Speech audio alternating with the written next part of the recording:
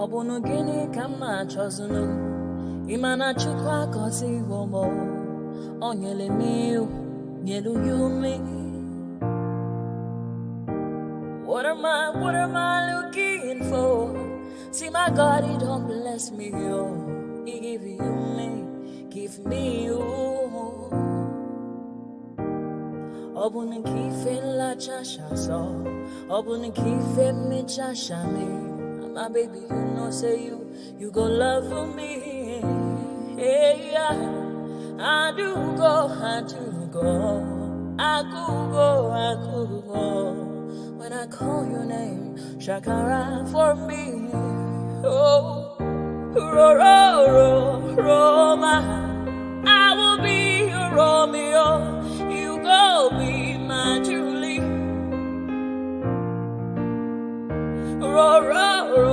Roma, I will be your Romeo. You will be my Julia.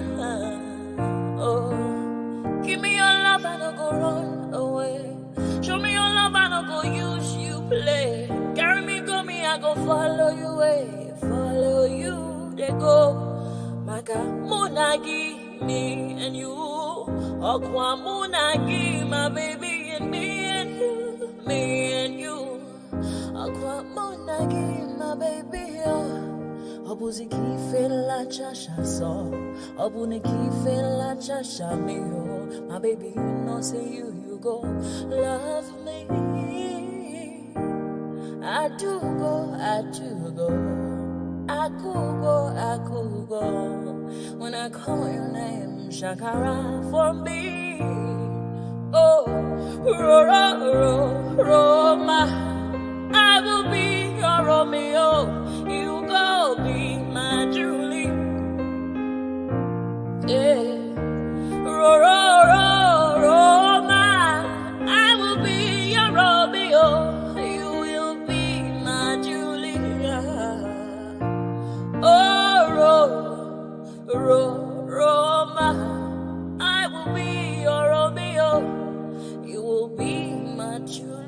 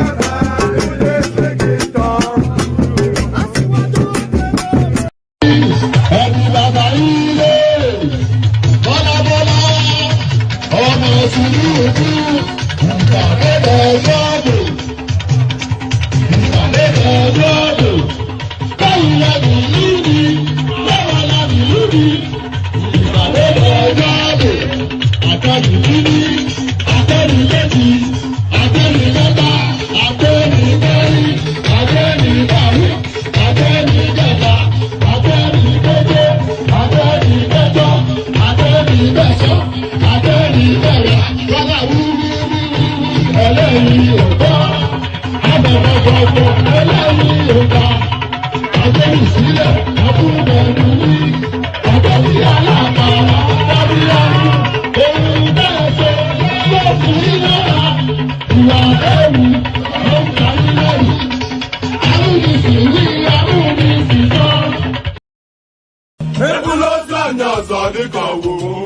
Okay now. To question between my bed. I see. I see what I want to do when you forget me. Okay.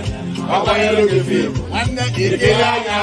I'm not saying I want me to go. I got no one to tell them back. Oh, where would he get? I got to do that, but they don't want them.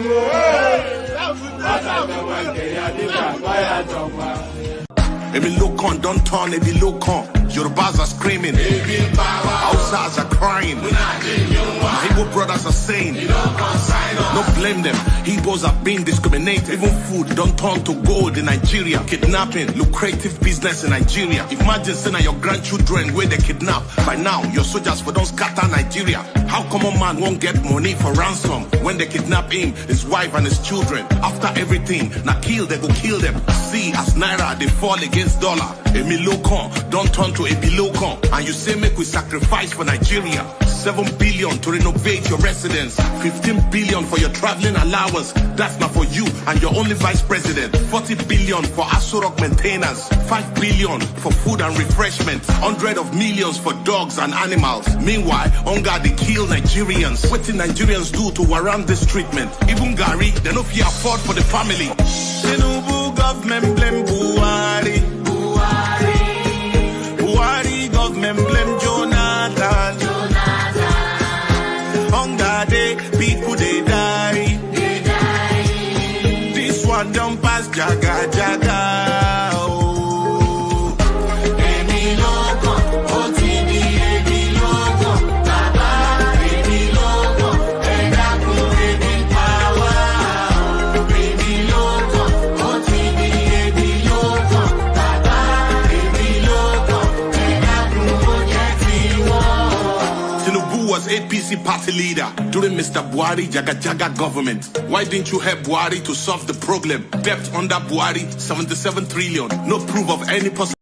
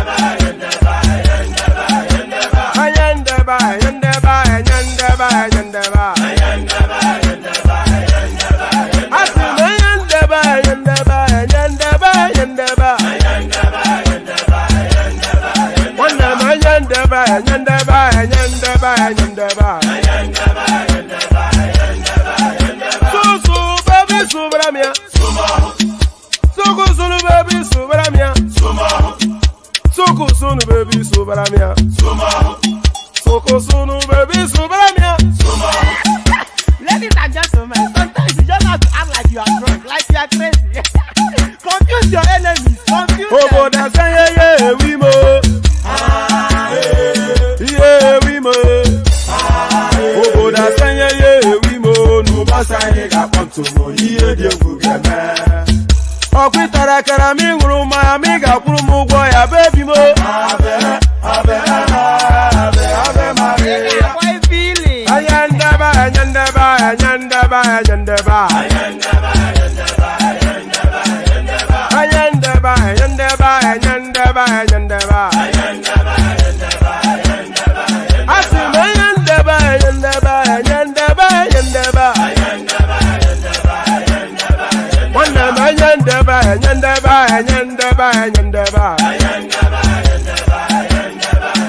Susu baby subramia. Suku sunu baby subramia. Suku sunu baby subramia. Suku sunu baby subramia. Ase kwa nefo jabani si akuna nyego bamkambasi ozo. Since I was born, but now I am getting youth. Akuna mota akuna koga book.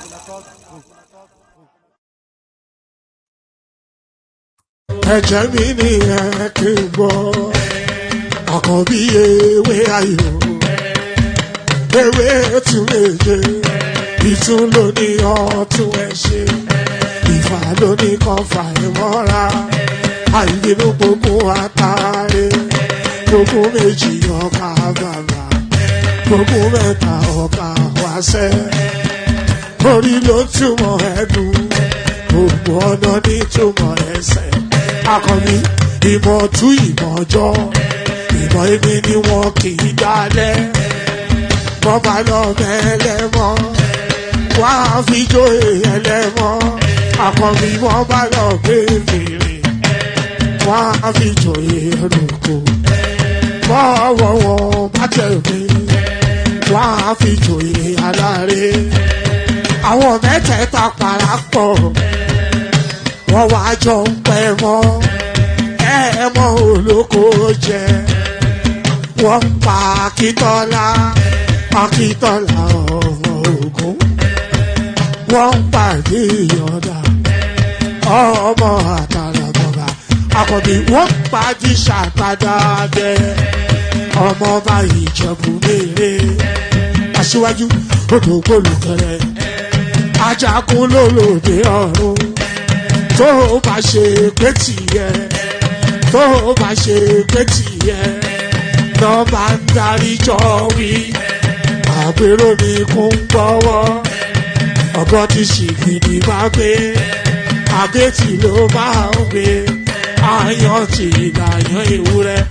Ọlọ́run dákun má padà lẹ́yìn ẹ̀, ó má gbàgbé ọ̀rọ̀ tẹ́. Aṣíwájú Ọlọ́run dákun má padà lẹ́yìn ẹ̀. Àkọ́bí Ọlọ́run dákun má padà lẹ́yìn ẹ̀. Ọkọ̀ olúrẹ̀lẹ̀ Ọlọ́run dákun má padà lẹ́yìn ẹ̀.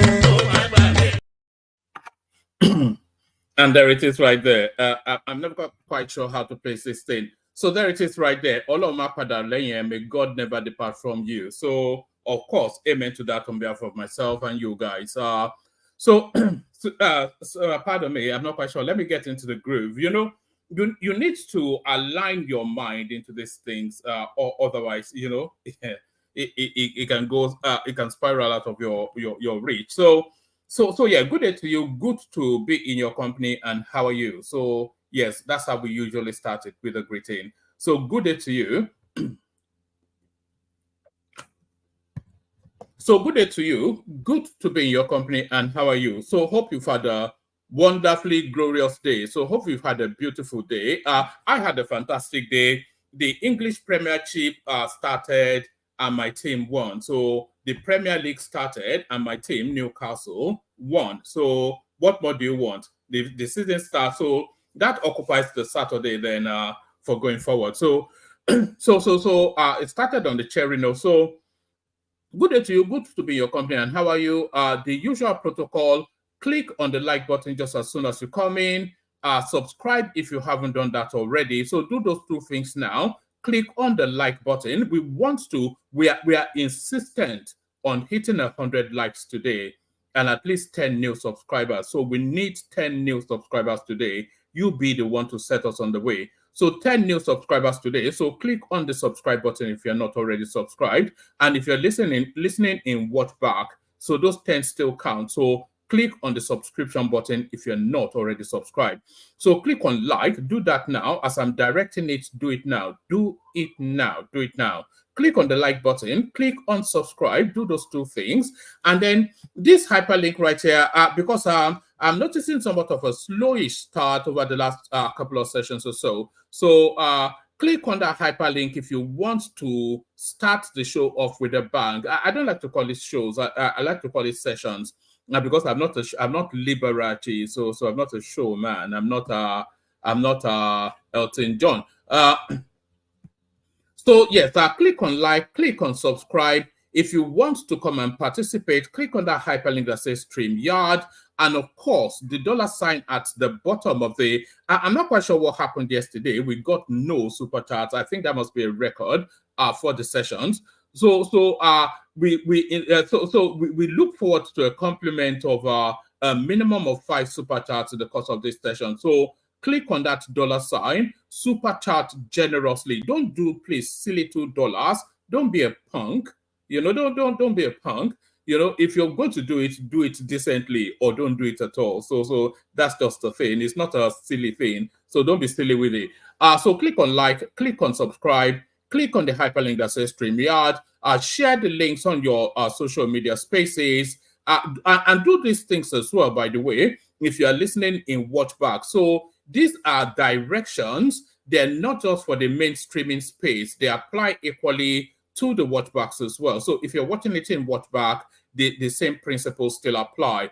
Click on, except of course the hyperlink that says StreamYard, because the studio will be shut by then. So clicking on the like button still applies now, and in the watchback.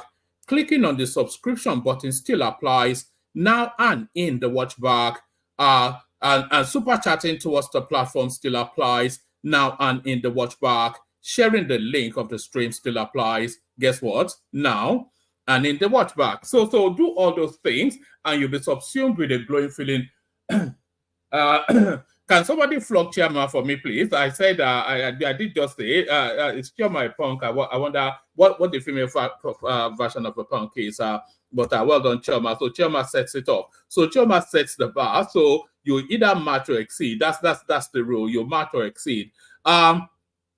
So do all those things, and you'll be subsumed with a glowing feeling of warmth. Good to see you, George Blueshell. So all of those things. So gather around, call your friends and frenemies, send the link far and wide, send it to NASA so that they can send it to the moon. We want Martians watching us. Martians. We want people from Mars on this platform. And I think we have a Martian in the person of Femi. I'm not quite sure what posture he has in the. Is this even right? Sorry, let me just digress for a moment. Is this even right? The way this guy sits, who sits like this for a young man? Look, I wish I could blow it up so you can highlight it. Is this right? Can you be sitting like that, Femi? You need to straighten up and look for a better avatar. But there it is. That's Choma applying the corrections there. So yes, do all those things. So we launch into the pork belly fat of the weekend. So we're in the deepest depth. You know the midway space. The pork belly fat of the weekend is a Saturday. That's when you have your barbecues. That's when you have your weddings. That's where you go and get drunk, and then you tell people what you really think about them. So you end up not speaking to them for years after that. So this is where it happens. The pork belly fat of the weekend, a Saturday. So the pork, pardon me. So the pork belly fat of the weekend. So let's just launch straight into it. There's so many things to go through, and hopefully, if Prestige turns up, I've got a clip that speaks to some of the things he was saying yesterday. So if it turns up, then we'll address that. Even if it doesn't turn up, we still address it anyway.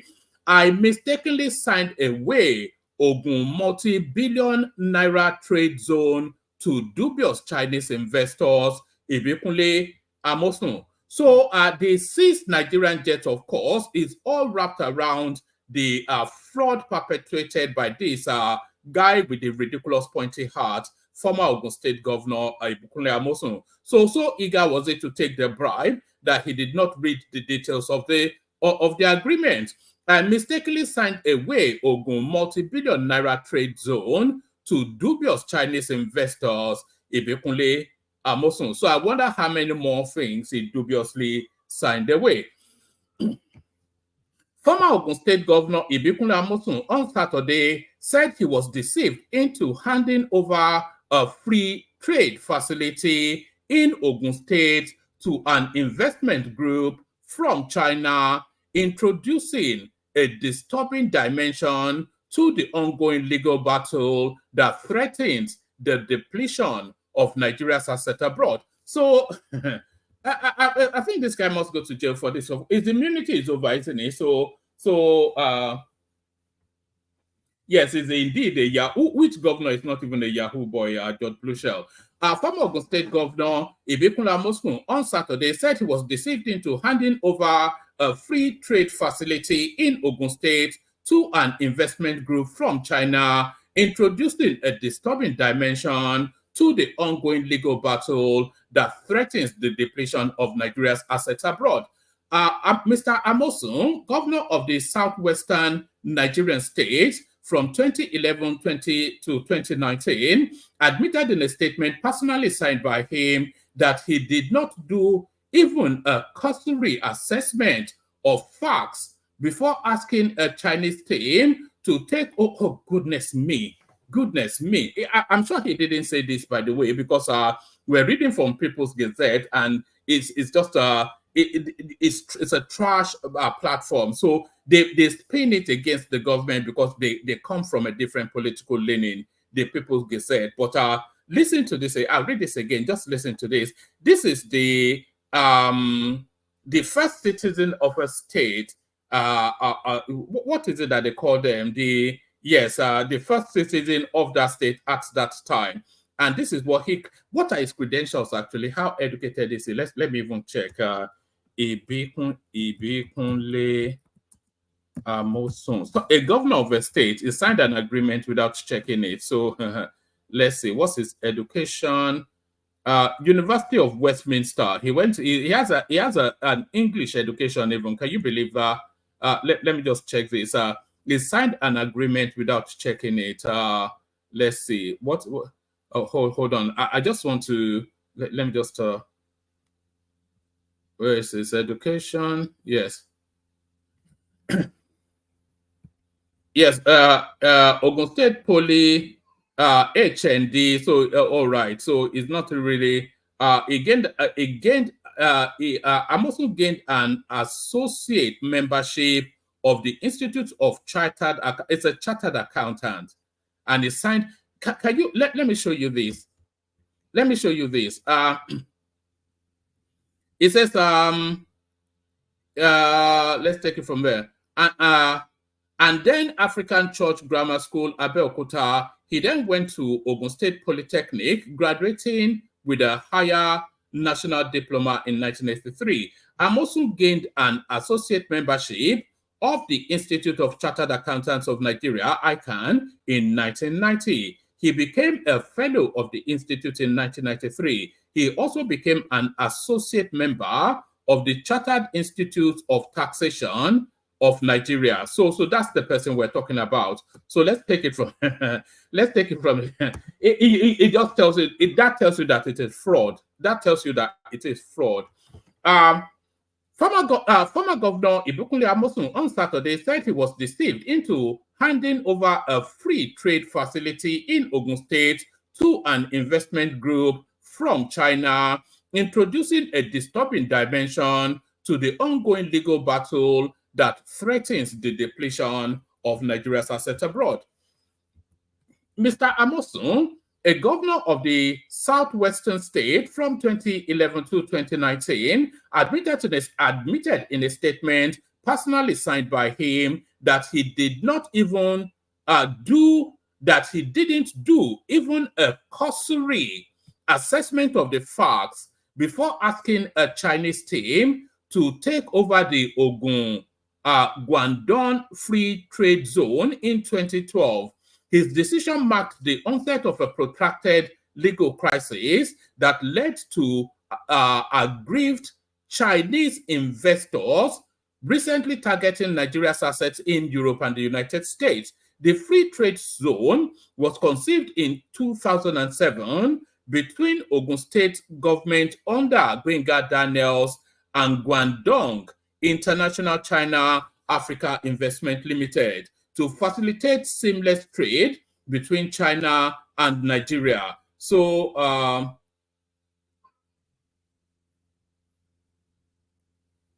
between China and Nigeria in Ogun State. So yes, China Africa, the major investor at 60% of the stake, was developing the 10,000 hectare facility when in 2012, a year after Mr. Amosun assumed office, another firm that identified itself as Zongfu International Investment Limited came in with tales about how the place was being poorly administered and thereafter sought to manage it. Mr. Amosun, in a statement, said he subsequently asked Zonggu investors to take over as the interim manager of the trade zone before his administration could find time to investigate the allegations. Zonggu International Investment, pretending to be a concerned and genuine tenant and zone stakeholder, volunteered very damaging and destructive information about the official representatives of Guangdong province, the joint venturer and lawful zone manager, China Nigeria Investment FEX, and subsequently requested to be appointed as interim zone managers. Based on the information at the government's disposal at the time, Zongfu International was appointed interim manager on March the 15th, 2012, pending further evaluation. The whole idea was to ensure that someone was in charge and thereby prevent unwholesome and untoward development in the zone pending the completion of our fact-finding exercise.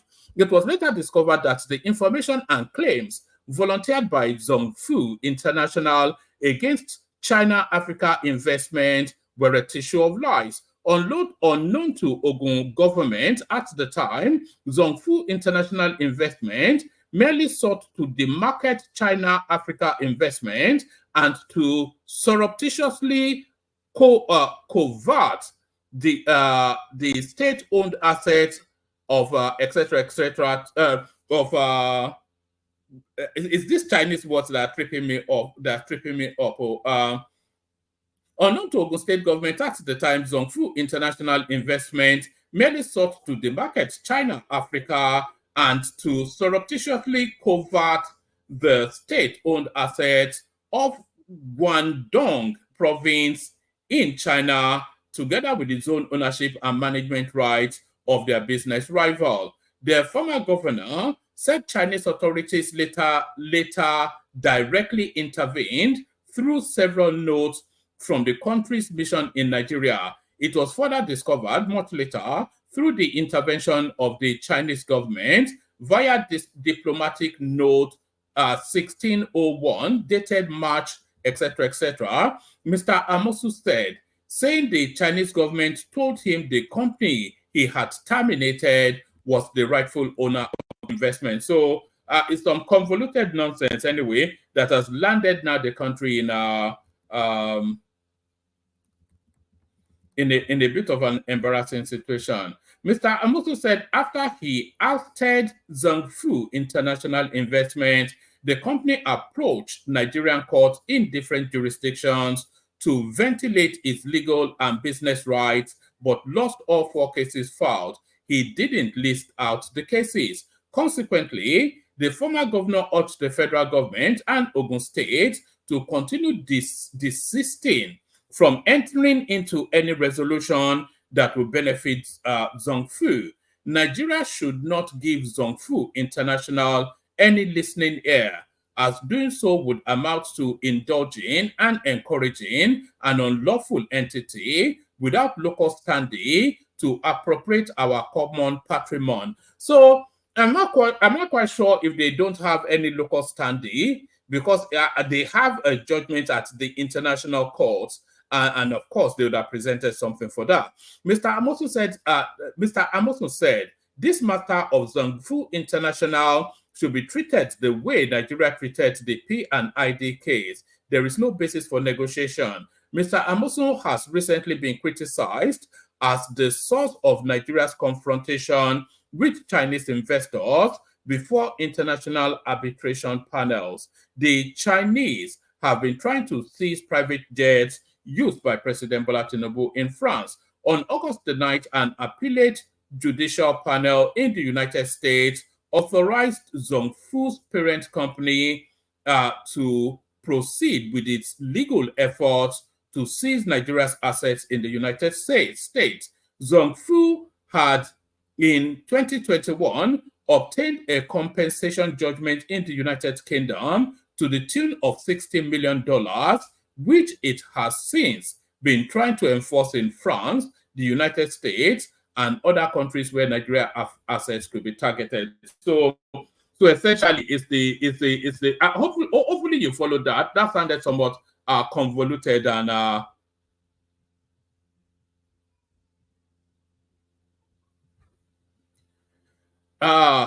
so yeah, stop. Can somebody please bump on that? I'm not sure this is the space for him. Let me quickly do that. Yes. Yeah, let's remove the idiot. So yes, that essentially was Ibekunle Amosun's looting.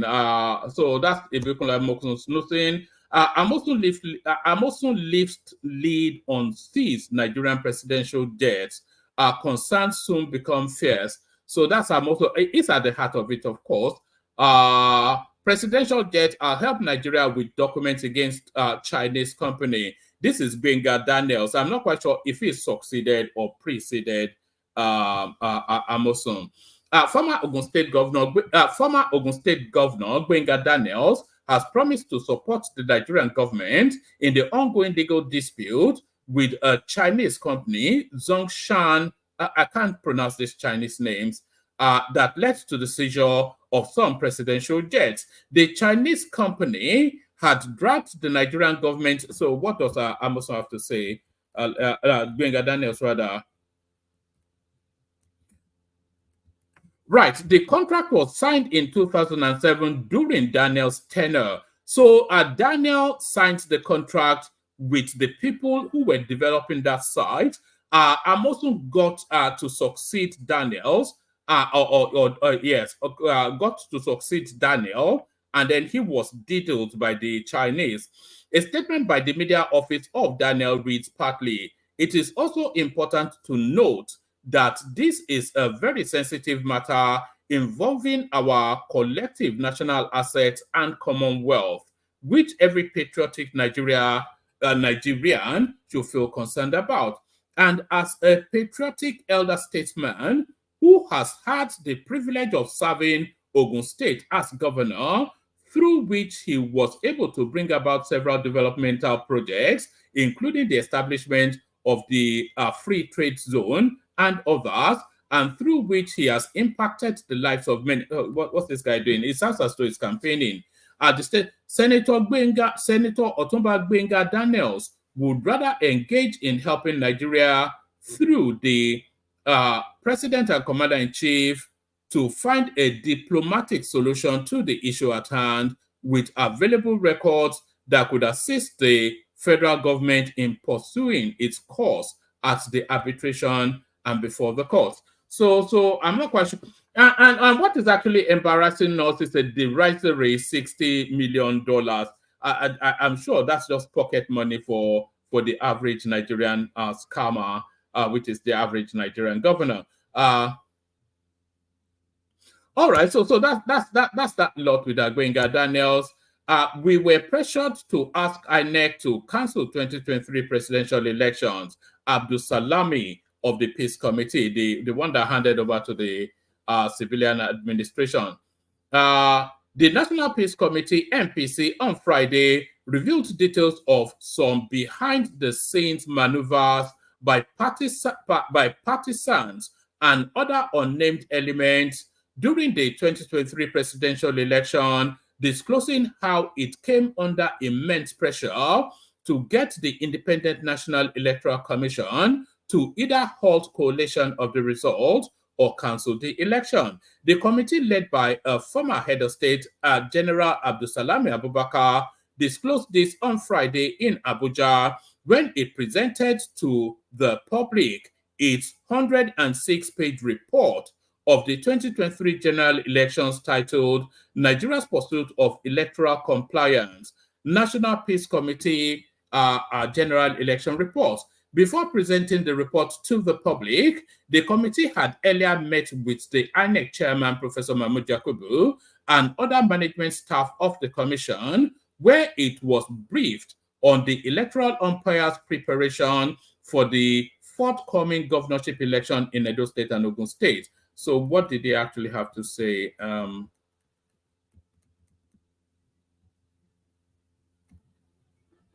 All right, I think I'll just leave that there. So essentially, they were under pressure to cancel the elections. So they were under pressure to cancel the elections. So let's go on to this one. Oh,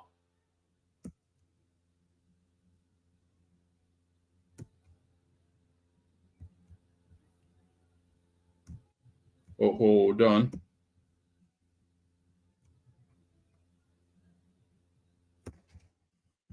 Oh, all right. Let's go on to let's go on. Yes, let's pick this up from here. So this is a narrative of a battle between Dangote and this guy now that is emerging from is it Matrix Oil or something like that. So let's load it up. All firms deny importing substandard petrol to Nigeria amid Malta blending plant controversy. You remember, of course, that it was it was Aliko Dangote that opened up this particular narrative. So, and by the way, the owners of this particular firm, they have associations with the government in situation. Pardon me. An indigenous oil company, Matrix Energy Group, has reacted to a report that it is importing substandard petrol into Nigeria, particularly from Malta, insisting its products meet the required guidelines. The spokesperson of the oil company, Ibrahim Akinola,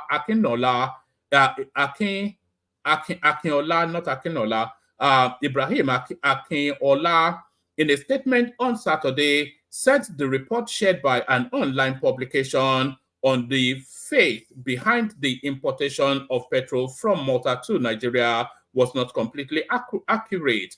Aliko Dangote, CEO of Dangote Refineries, recently alleged that certain oil operators were colluding with the Nigerian National Petroleum Company, NNPC, to run an illegal blending plant in Malta and European country for the purpose of importing substandard petrol into Nigeria. The group chief executive officer of NNPC, Milekari, however, denied any ownership or operation of a refinery in Malta.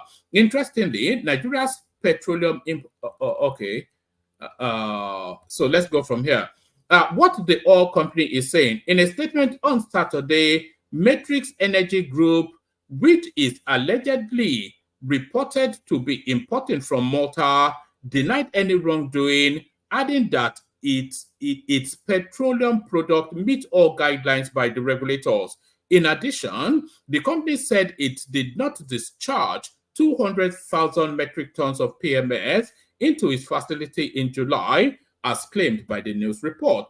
Our attention has been drawn to a recent online publication where our name was featured.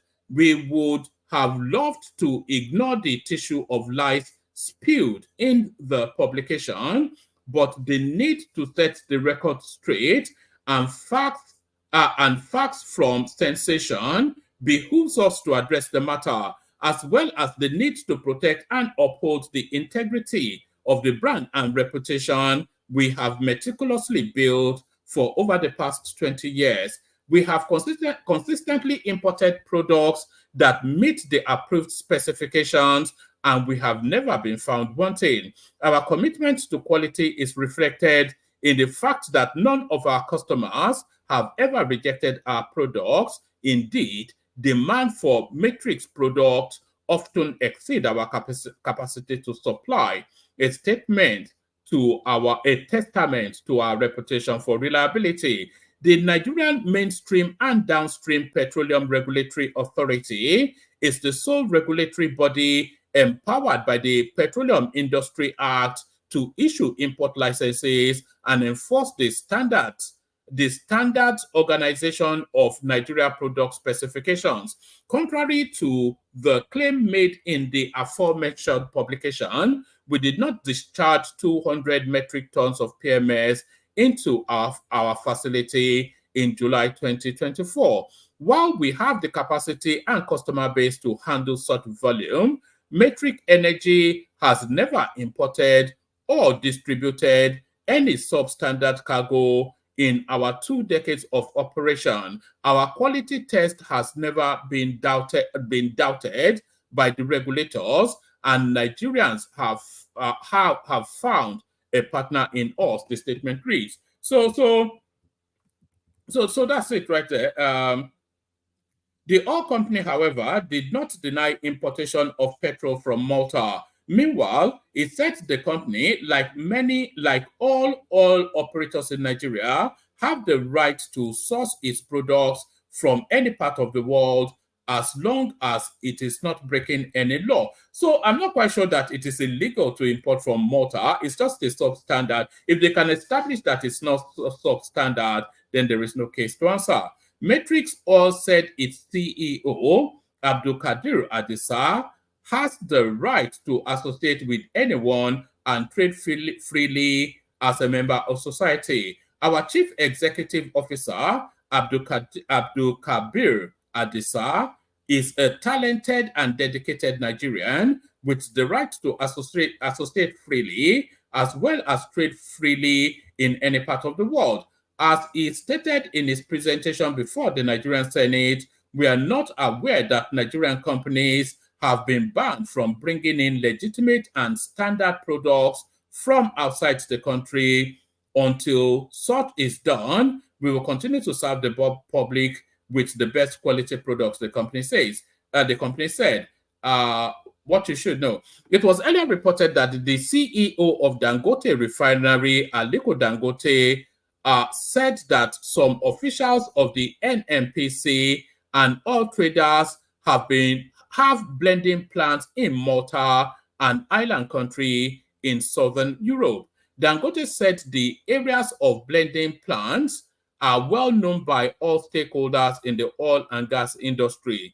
Some of the terminals, some of the NNPC people, and some traders have opened blending plants somewhere off Malta.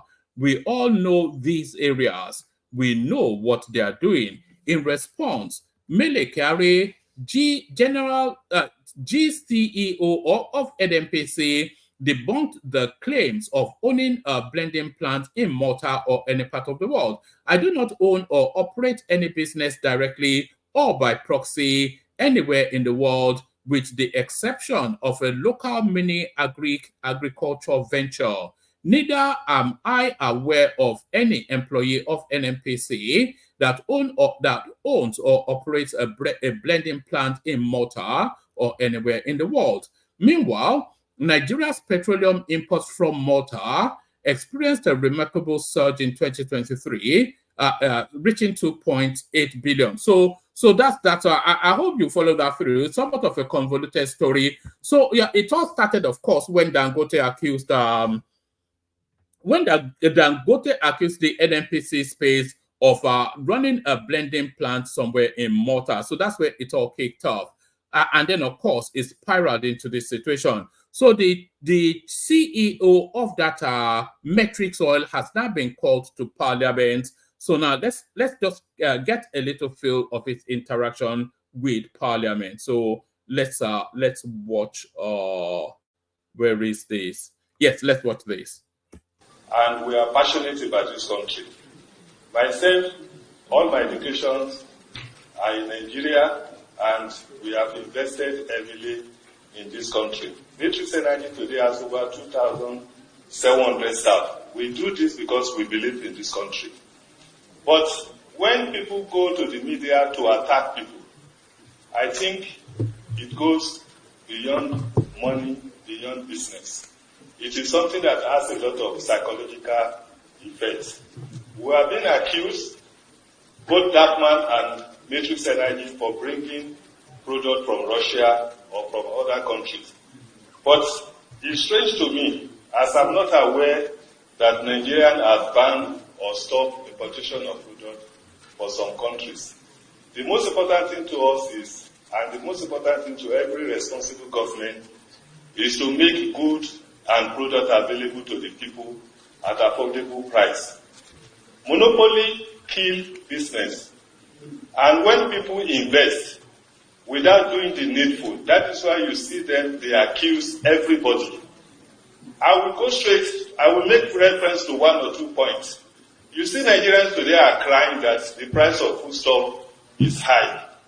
Somebody published the result of his company yesterday, making over 133 billion in 6 months. The profit is coming from where? Sugar. Nigerians are paying more because Nigerians are not allowed to import sugar. We buy from the monopoly. So sorry, I paused it only to point you in the direction of some. It's an open warfare between this guy and Dangote, by the way. So bear that in mind. It's an open warfare between this guy, the guy speaking here, and Dangote. So I want you to listen attentively to what he's saying. It goes on to say that somebody declared the results of their company and they made X amount, and a lot of that profits comes from sugar, which Nigerians are not allowed to import, and therefore he has a monopoly on it. So this is the CEO of Matrix Oil, who Dangote accused of blending petroleum in Malta and then importing substandard petroleum into Nigeria. So that's the CEO. So he stands accused, and here he is now throwing the punch back at Dangote. And we are passionate about this country. Myself, all my educations are in Nigeria, and we have invested heavily in this country. Matrix Energy today has over 2,700 staff. We do this because we believe in this country. But when people go to the media to attack people, I think it goes beyond money, beyond business. It is something that has a lot of psychological effects.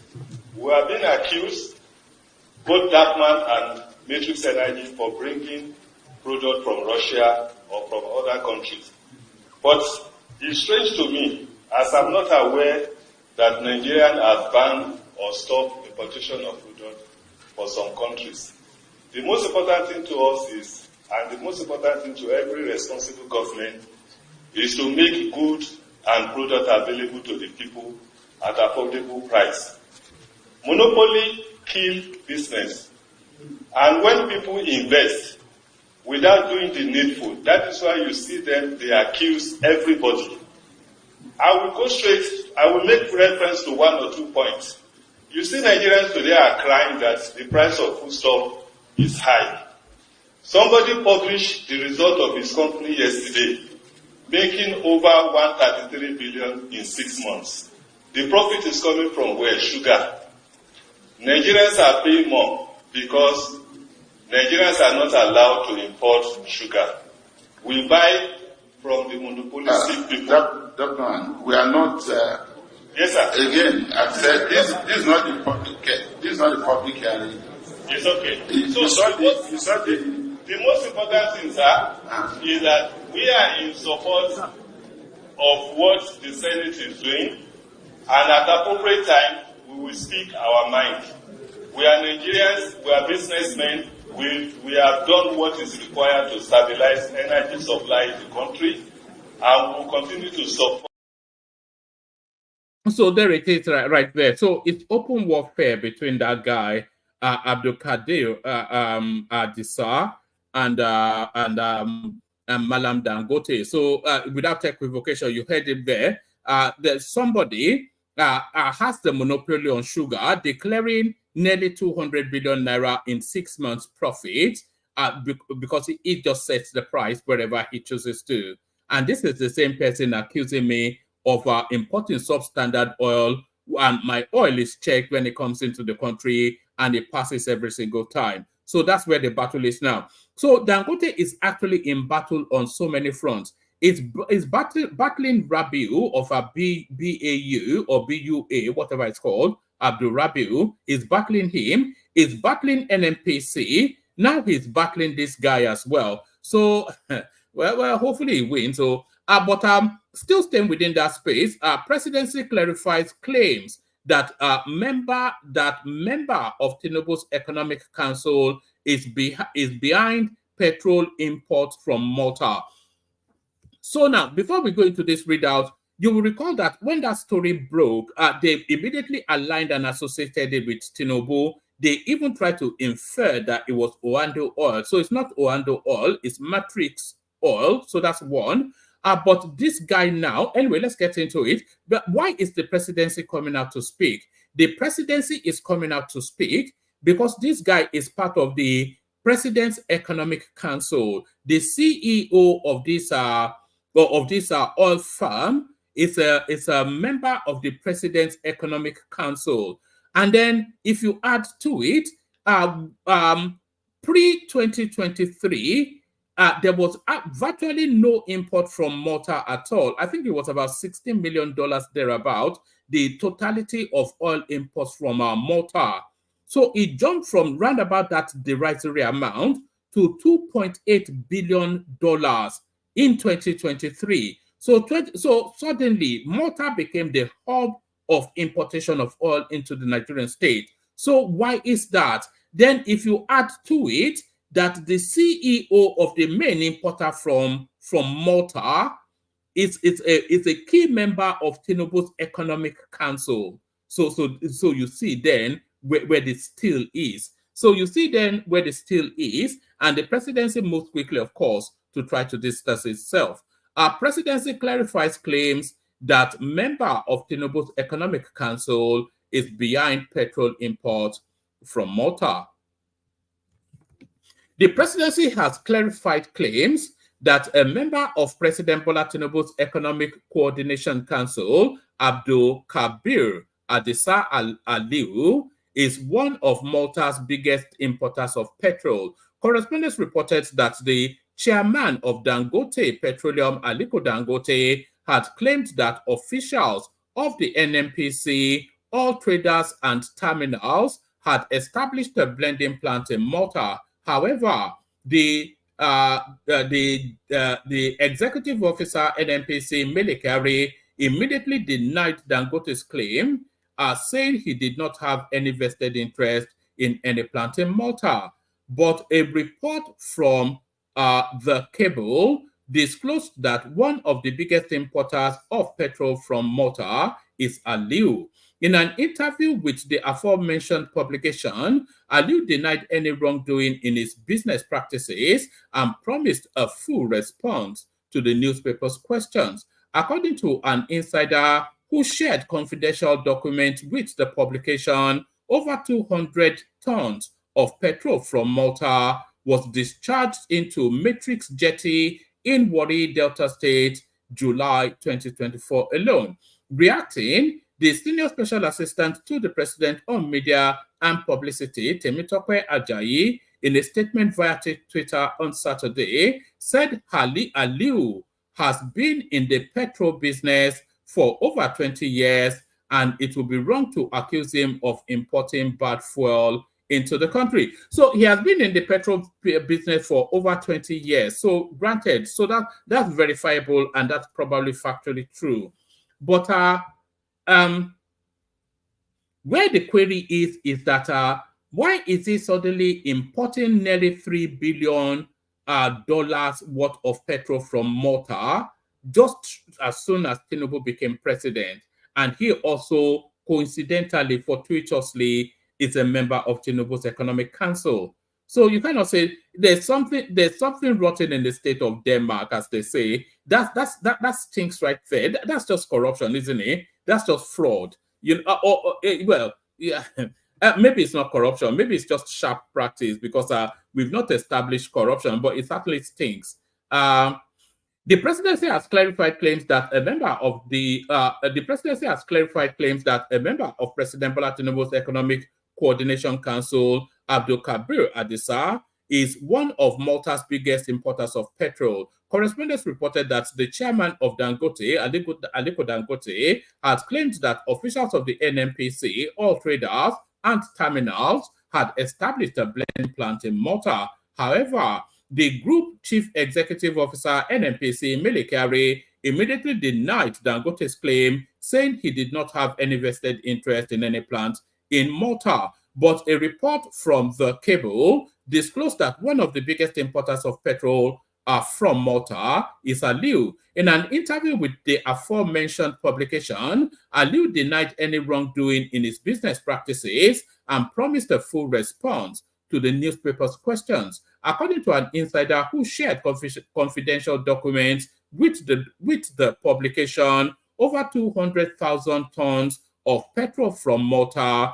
was discharged into Matrix Jetty in Warri Delta State, July 2024. Reacting, the special assistant to the president on media and publicity, Temitope Ajayi, in a statement on X on Saturday, said Aliu has been in the petrol business for over 20 years, and it would be wrong to accuse him of importing bad fuel into the country. Ajayi clarified that Aliu is an active player in the downstream sector, had nothing to do with his membership in President Tinubu's Economic Council, the statement reads. It appears that the cable just wants to create a storm in a teacup because I can't seem to understand the link between where Matrix Energy imports petroleum products from and the Chief Executive Officer's membership of Tinubu's Economic Council. The man has been in business for over 20 years.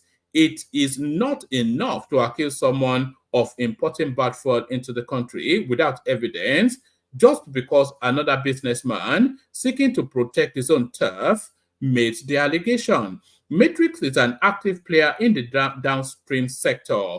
Whatever business arrangements the company has with NNPC has been on for many years before the current administration that is barely a year. Yes, the arrangement may have been on for many years, but how do you explain the leap from 0 to 3 billion in importation from Malta, almost exclusively by this company that just happens to be a member of Tinubu's economic team? The company runs over 150 retail stations across the country and is reported to have 3 vessels for its operations. Matrix Energy arguably owns one of the largest independent product storage facilities in Nigeria. Certainly, it wasn't the CEO's membership of President Bola Tinubu's Economic Council that made him an active player in the sector, where he has operated for over 20 years.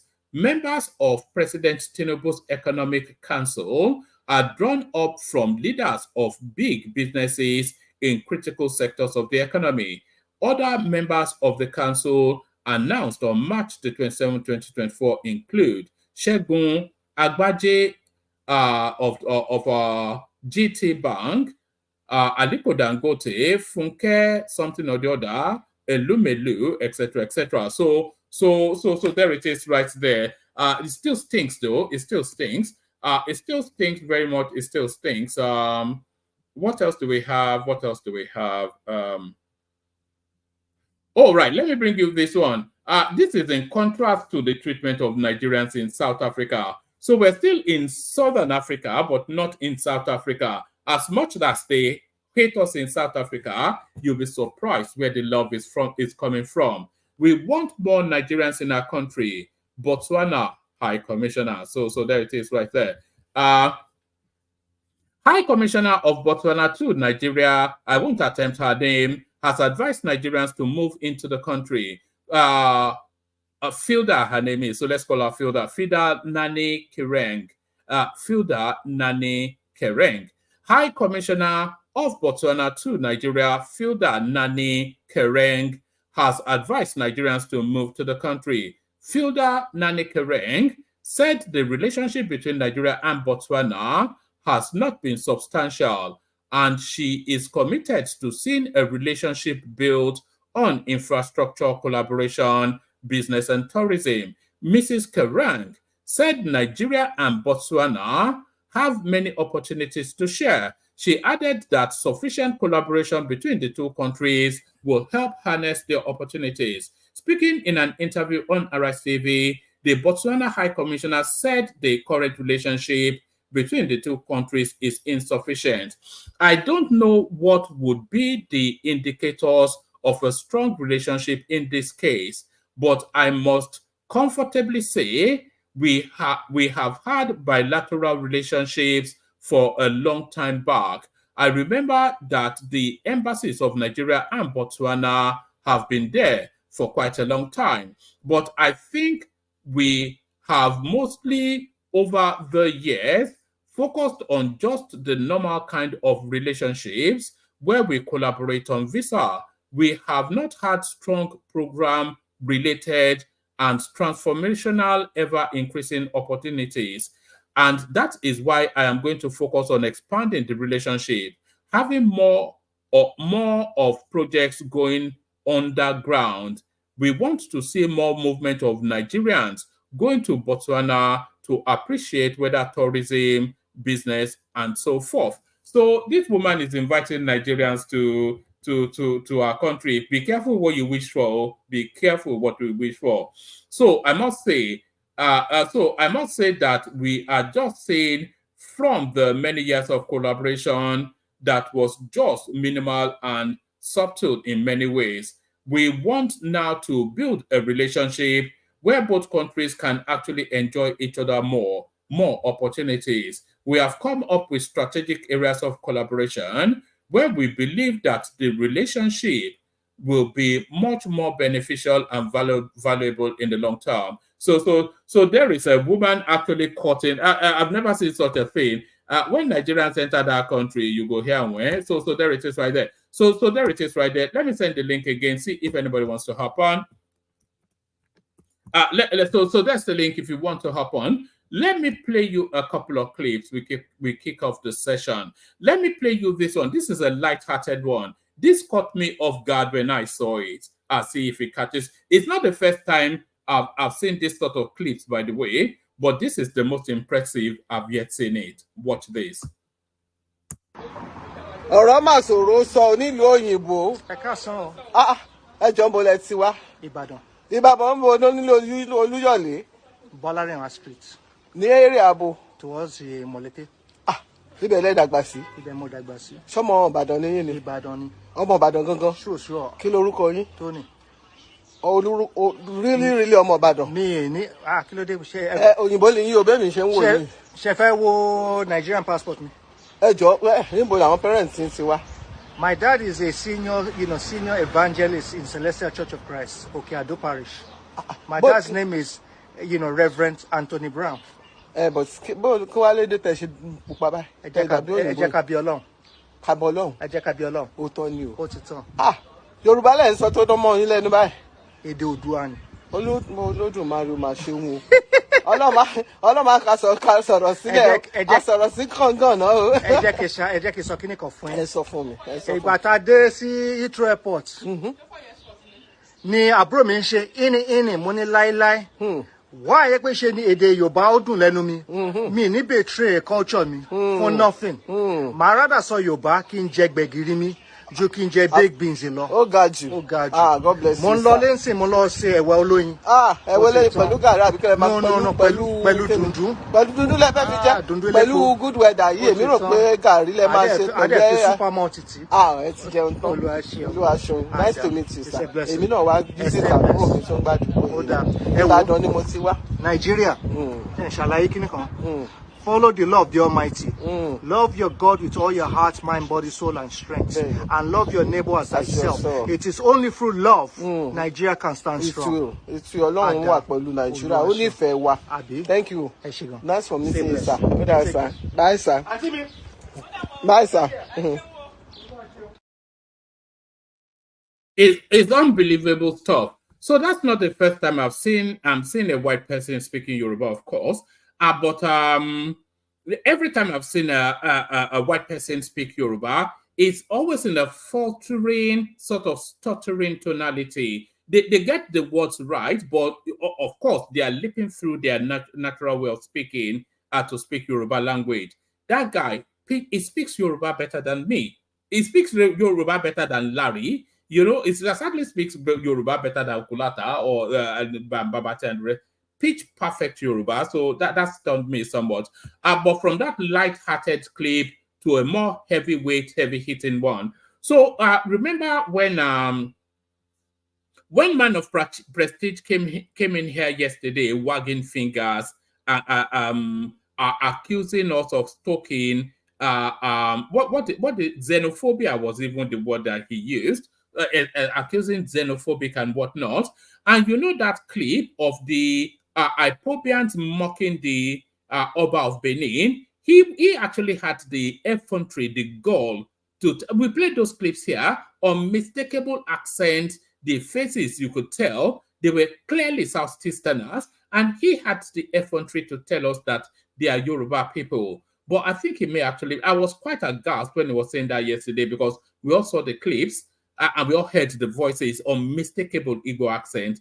But I think he may be right. So we've now found the Yoruba guy behind all of that abuse against the Oba of Benin. So let's expose the man now. So here is the Yoruba man behind all of that abuse against the Oba of Benin. The difference between these two pictures, these two people where they see for this picture, the difference between them is, I know they talk to the good Edo people, Benin people, now all these animals. Now I want to tell something. The different way between now the bad ones I want to talk to. The difference between these two people. Number one, one of them na evil man. One of them na good man. Called on Nnamdi Kanu. Nnamdi Kanu is standing for the truth of a people. He don't care whether in life one go, one lies or anything. Nnamdi Kanu, they talk truth. No matter how it is, they cover truth. He don't know how to bend down. They cover the fight. They fight for the freedom of a people from politicians. I don't like the way politicians are treating my people. I want my people to be okay, and my people must be okay. Politicians must work in Igbo land. That is Nnamdi Kanu. A great man. His Excellency, Mazi Nnamdi Kanu. His Excellency, Second God, Nnamdi Kanu. Oh, my people must be okay. But fighting for people to be delivered. Politicians, you must work. Or we divide Nigeria. For my people to be okay if your people don't want to work. That is when Nnamdi Kanu started. You meet all the governors. Work or I bring Biafra. That means he loves his people. He loves his people. Poof. And he's ready to say the truth, to deliver us. What of this Obaji? 419 Oba, Yeye Oba, where they using people, they enslaving people, they slave them. Follow politicians, they slave them. They use the money, they drive Rolls Royce, living a luxurious life. Singing evil, they talk truth, they cover evil. They follow the enslaving people. Person will get power to deliver in people, to talk truth and challenge politicians so that they will start to the work for Benin, for Edo State. If you do them. Politicians don't corrupt and finish. They use and do ye. Now a woman in B. Anywhere where they turn in head, you go follow. Anywhere where they turn this way, you go follow. Now be this man a criminal. Oba na criminal. Oba of Edo. Na criminal, na idiot. Na me talker. Na idiot, na animal. Which a king is for truth. Oba they talk truth. Waiting be Oba work for Edo State. Waiting be work to take money. A million people, person where they spend in dollar, in euro. Na nema MB. So Edo people where they talk say Nnamdi Kanu na this one, na this one, na no get respect. There is no way you can compare Nnamdi Kanu with anybody where there for Edo State or any Benin. No way. After they go say Nnamdi Kanu, Igbo no love themselves, on a decrease. Do you know that in Edo State, there are hatred between them in that state? Edo and Desha, they agree. The other ones and the other one, they agree. And the main problem in this Edo State, now Bini people. Now then they come online. They don't get anything to contribute in Nigeria. No, they know they do farm, they know they do anything, they know they do business. No need to come online or go out where. So there it is right there. Unmistakably a Yoruba man. So apologies to the Southeast. It was actually this Yoruba man that was behind it all the while. And we've discovered another Yoruba man also pretending to be a Southeasterner. You thought that word was excessive. This one takes it to another level. So here is another Yoruba man speaking to the narrative of Igbos must go. Fight to the last with the last blood. It's better you people rise, stop this here nonsense. Igbos who live in Lagos, open your eyes. Don't sleep with your two eyes. And when somebody push you, push back. You people should come together now. When they are shouting Igbos must go. Plan how you defend yourself. Plan how you defend your property.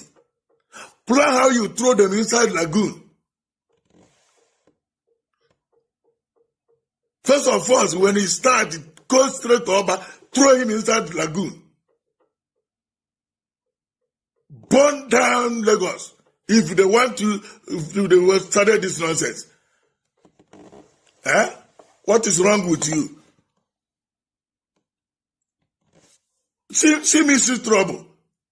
We came to Lagos to build Lagos. Lagos is full of water. Or the Mego Louis Ojuku them, Hebrew, all of them, they come to build Lagos. After all, Lagos belongs to the first power of Lagos is from Benin. Now you are coming to claim what you don't have. Why are you claiming what you don't have? You are claiming what you don't have, and you can't give what you don't have. Who said Lagos belongs to you? Enough is enough. Stop waking the lion, sleeping lion. Stop calling our name. Dismantle all this nonsense he is sharing in social media. And the one year people, I'm calling the elders. Elders, rise up. You can't be elders and this be moving around. Who is Sanwo-Olu? Who is Sanwo-Olu? This is an imbecile. Call himself Sanwo-Olu. Very wicked human being. Whatever you will do against Igbos, it will come back to you, hurt you. If it didn't hurt you, it will hurt your children, your generation. He said.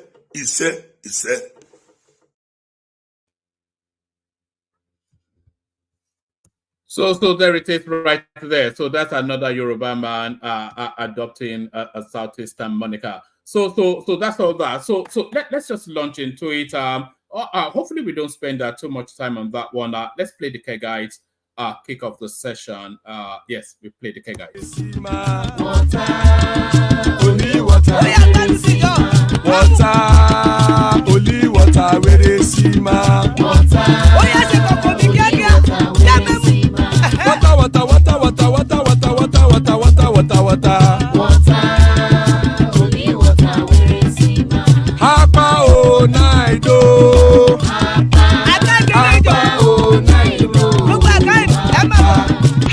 You don't come oh.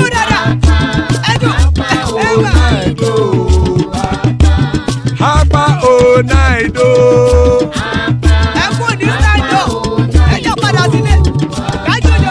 Oro keke elemuye oh. Ibe shodi ya kekere elemure oh. Bobby master kekere elemure oh. Chief white latif kekere elemure oh. Erukulele elemude. Erukulele egbe elemudodo jare o. Erukulele Ghana ti de egbe body o. Ọmọ ẹlẹ́yẹ ẹyẹ o odile o. Oduyela ẹyẹ o odile o. Petro Sodame ẹyẹ o odile o. Petro Soduke ẹyẹ rẹ odile o. Ẹlẹ́kọ̀ ọ̀run mú ìní o.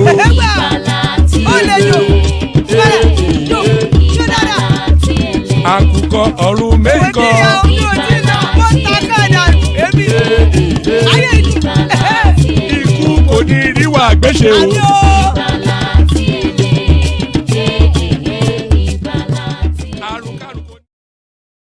And that is right there. You won't believe I'm still not in the groove of this session. I'm still all over the place. But let me get into the groove with the panelists assembled so far. That's Larry right there. Good to see you. Larry, Solly in the house. Good to see you. Solly is here to troll. Hopefully he's not trolling us today. Good to see you, Solly, of course. That's Adewale right there. He's a prince. Kenny right there joining us to spend this Saturday with us. Father of the bride. Ajane Koko. So there it is. Good to be in your company, gentlemen. Let's kick it off. Let's get the groove of it. So bringing us the funk, Ekene. So Ekene, are you ready to go? Oh man, Oga Kwata. I do. How about dinner? Man, I just come back, yo. I know now. Nobody say you the road when I last read you. What's the traffic like even? How far from the shop do you live? No, it's not from shop. I didn't go to shop today. I was just I'm having some rest today, so I just went to Yanasash area. Then I spent some time there. Then go to one area that there. Take my dinner. It's coming back. Do you have boys to run the shop when you're not there? No, I closed my shop up. Oh, you don't trust any, you don't trust anybody. They killed me last year. Really, they enter your body small, abi? They enter me well last year. So this time around, if I know that around, I close shop. A trustworthy person is like gold in Nigeria.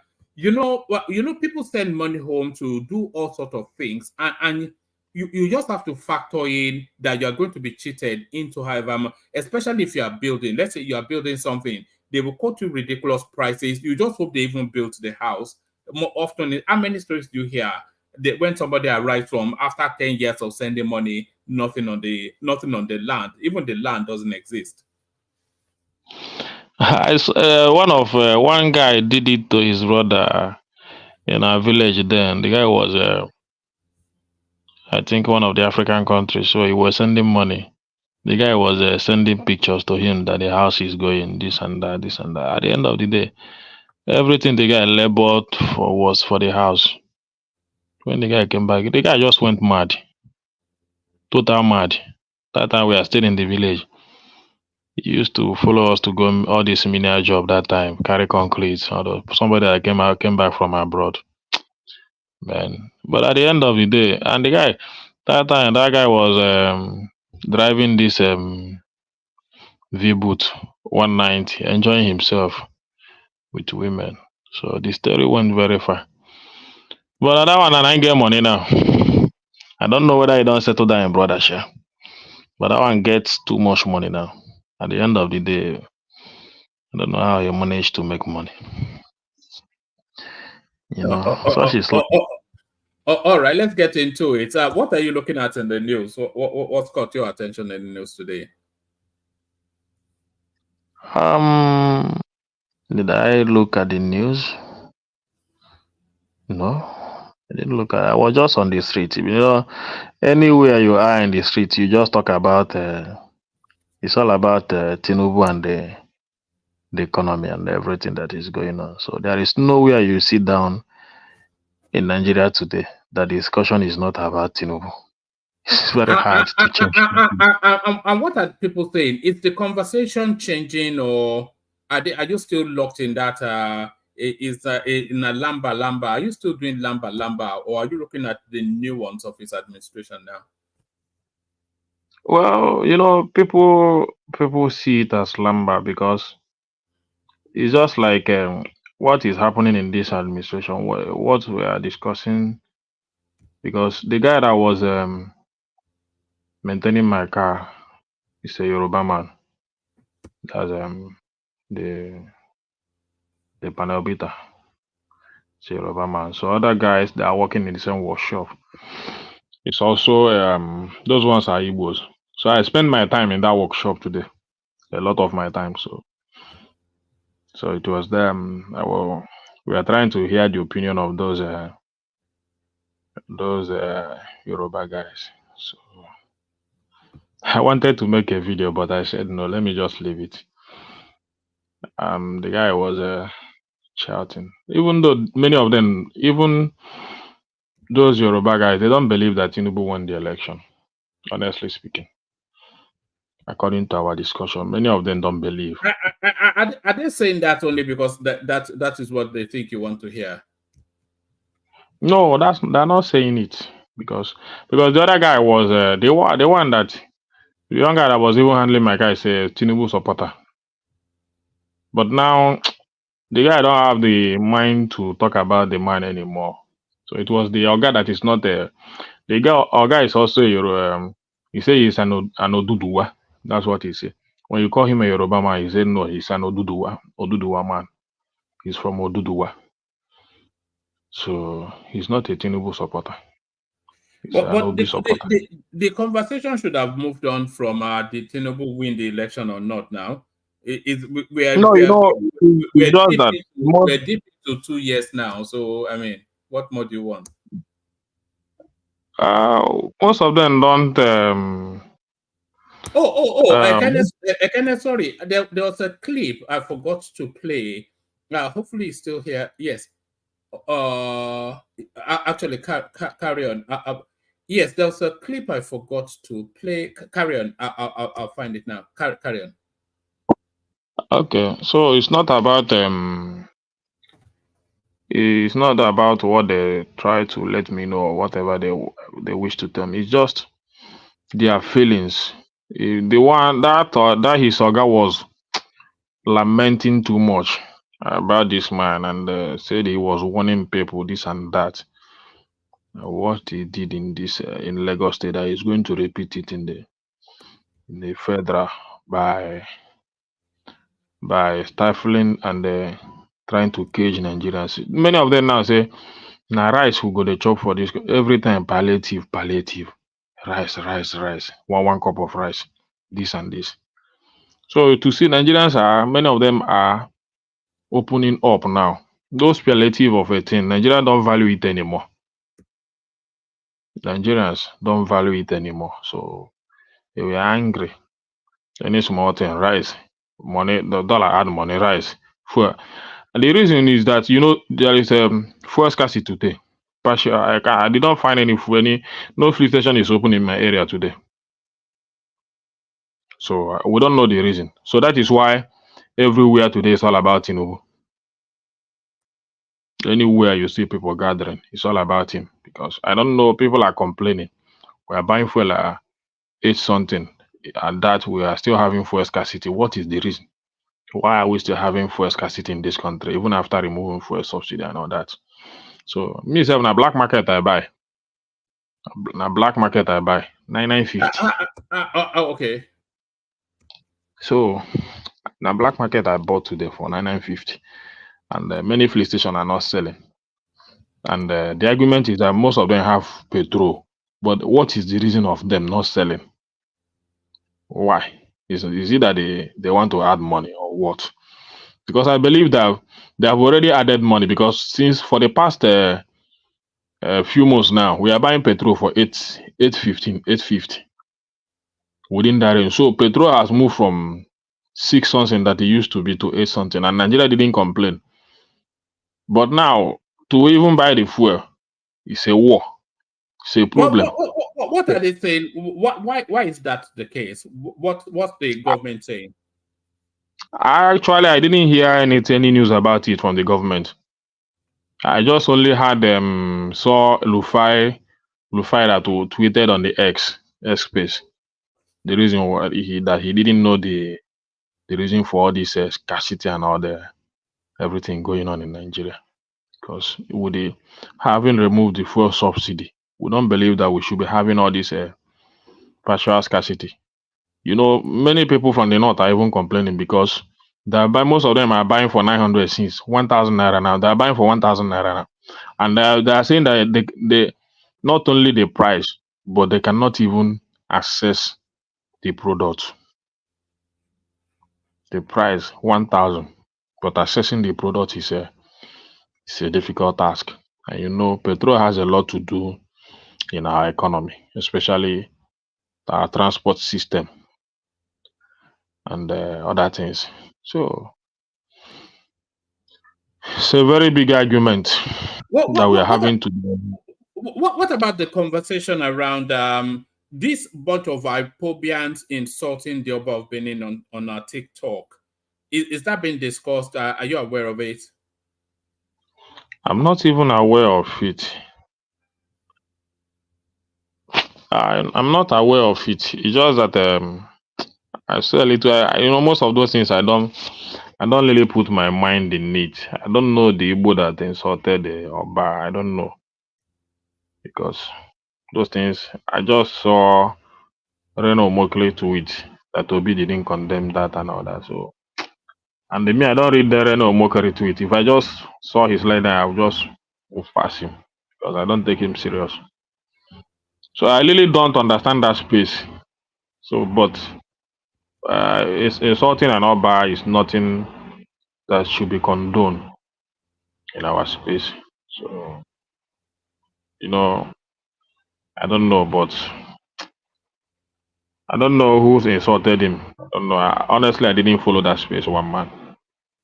I was just gallivanting around, just having fun with my former compound people, where I used to repair my car. So that's where I was today. And I met a strong Biafra supporter, an old man, a strong man, strong Biafra supporter. And you see, most of these things that you guys used to say here, this and that, the people that are even supporting Biafra are the old people. All the old men, Igbo old men that I know. But you are not old now. You support Biafra. Well, it's not actually in support of, but for me, I want anything that will be good for my people. Well, yeah, anything, because Biafra is not a Biafra. Hold on, you know that the leader of the movement even is on the run. Simon Ekpa, you know it's on the run. Whether he's on the that one, sir, I never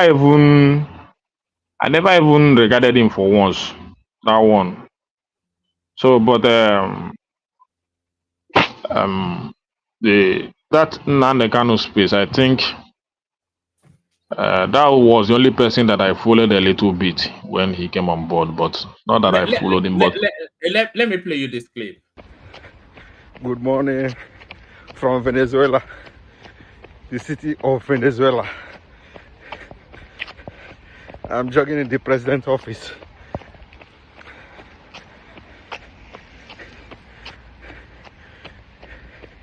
Venezuela this morning. Smelling of fungus. So there it is. So that's Simon Ekpa apparently in Venezuela. Whatever he wants, he run now. I never support him now, so I don't care what the government is doing about him. The only thing I know about Biafra space is that it's undeniable, because it is a space that existed even before I was born. My forefathers suffered for it. So when Biafra was declared as a nation, many African countries accepted it. You understand? So the Francophone countries and all that have even given their support for Biafra. So Biafra never fall from the sky. It is a space that once existed. So if people are talking about it, it's not something that you just wave away. You understand? So what do you want me to say about it? Something that I know that even my forefathers strongly support. They fought for it. It's just like the man I saw on the street today talking about it strongly, believing in it, hoping that one day it will happen. This is an old man, and I still have an old man in the house that also talk about it. I cannot be the one antagonizing it now. So if the good things that comes with Biafra will come to pass, why wouldn't I support it? Biafra has a lot of good initiative that if it comes to pass today, I will embrace it. Yeah, because the country, even itself, the one Nigeria itself, is not even working to the expectation of the common man on the street. So if the union is not working the way it should be, a lot of tribalism and everything destroying us, that we cannot even gather and vote a candidate because he came from a particular region, and you call him, you use Biafra or whatever to campaign against him, then it means that the nation is not united. So who am I not to support what my forefathers? Ekene, do you remember the narrative of the Igbo Must Go that we did a couple of sessions ago?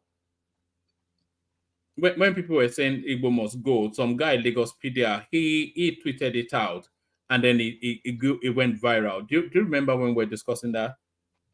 Yeah. Do you remember that Peter Obi came out to ask that for the arrest and prosecution of the people who did that? Did what?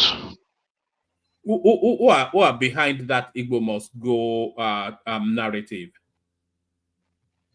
Peter Obi did what? Peter Obi came out, and you sound so tired. You said Peter Obi did what? I said Peter Obi came out and tweeted for the arrest and prosecution of the people behind that Igbo must go narrative. Yeah, then what? He's coming out to speak against it. He's not the only person. Atiku Abubakar first tweeted. So what does that have to do with it? All right. I just wanted to, I want to hold you in that mental space, and then I'm going to play you a clip, and then I'll read you a paragraph from an article. Then I'll invite your thoughts. Fight with the last blood. It's better you people rise, stop this here nonsense. Igbos who live in Lagos, open your eyes. Don't sleep with your two eyes. And when somebody push you, push back. You people should come together now. When they are shouting Igbos must go, plan how you defend yourself. Plan how you defend your property. Plan how you throw them inside lagoon. First of all, when he started, go straight to Oba, throw him inside the lagoon. Burn down Lagos if they want to, if they started this nonsense. Eh? All right. So there's an obedient right there asking that Lagos be burnt down. So the hold on, I had something lined up. So one of the special assistants to Sanwo-Olu, he has come out to run commentaries on that space.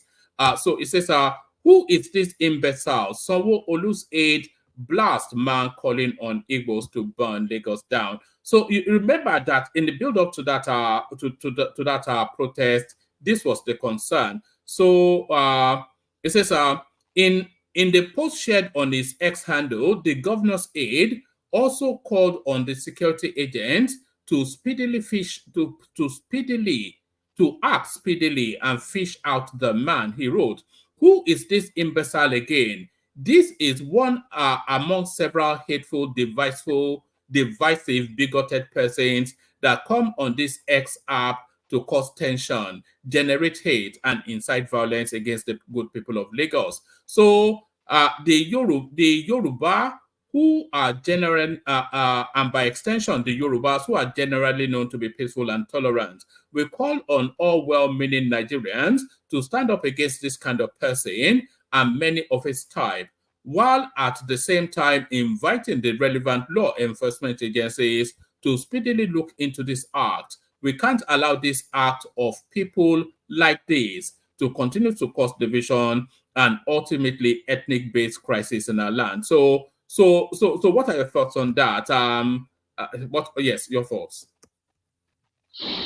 My thought is that anyone that preach violence in a space, as far as Nigeria is still one nation, should face the law. So I will not have any sympathy to him if the government should come against him. So, and the guy that even tweeted that Lagos must go, and the one that is even proposing for Igbo to throw Abbas and those people in the lagoon, those are the offenders of the law.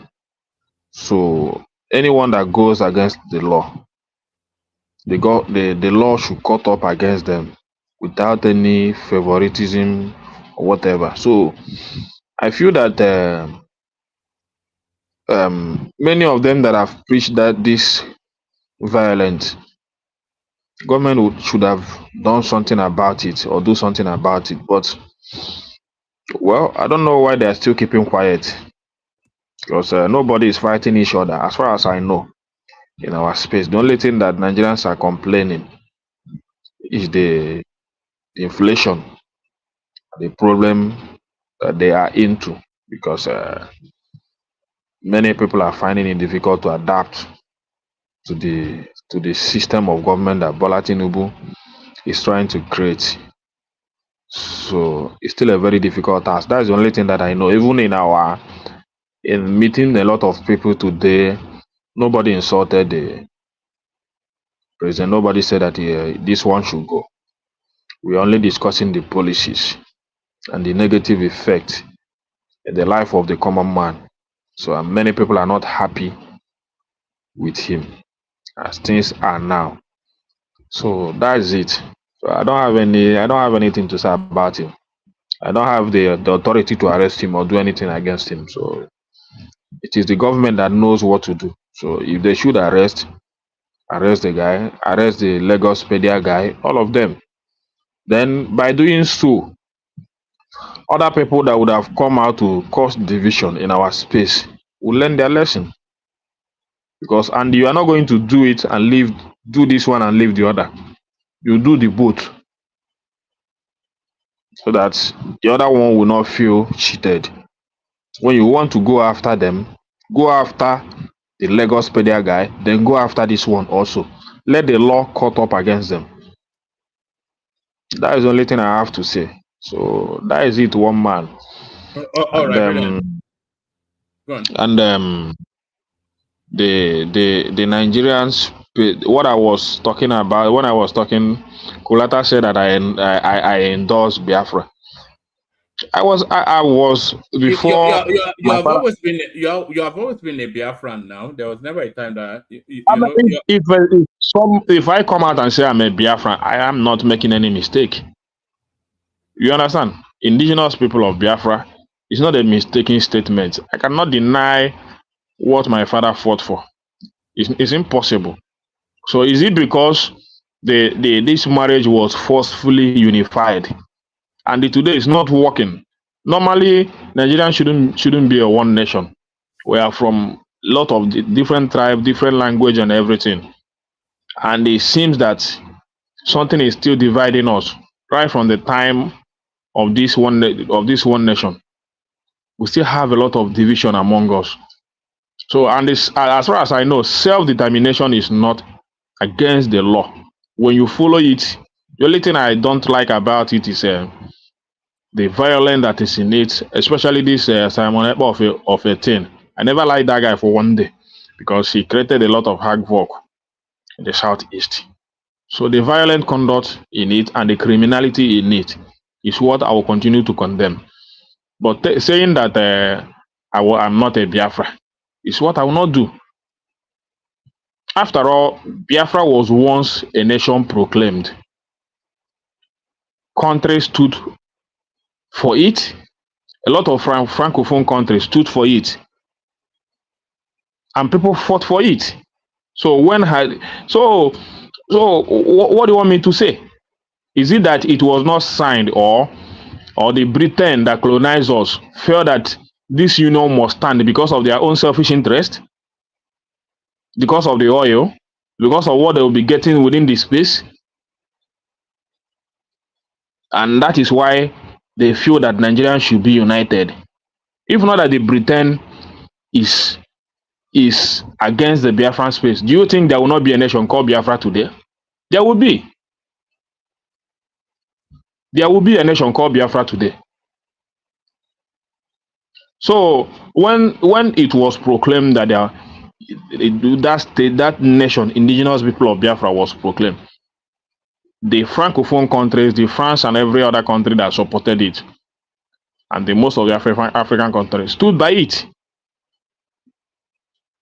They stood by it because right from those days, these are the people that think that the country Nigeria is not favorable to them. So let us start on time and go back and rebuild our region with what we have. Build our everything that we want to build. Let's do it. And the leader of that region then, Odume Gwojuku, attended a lot of conference. Even Gowon, who fought the war in terms of unifying this country, was avoiding many conferences then that was held in many African countries with the OAU and other people that wants to unify it. At the end of the day, they came into conclusion. Gowon stood against it. So that forceful marriage by the Britain, because of the oil or the resources they are benefiting, because these are still the problem we're still facing today, that oil space. These are the reasons even to have a refinery today in Nigeria is still very difficult, because we have to take it away. You have to take it away, refine it, then bring it back to Nigeria. It's either we don't have the capacity to run an oil company. We have. But these people has caged Nigerian right from the time they say that this union was formed. So for me, I have a lot of reason to say that I am a Biafran.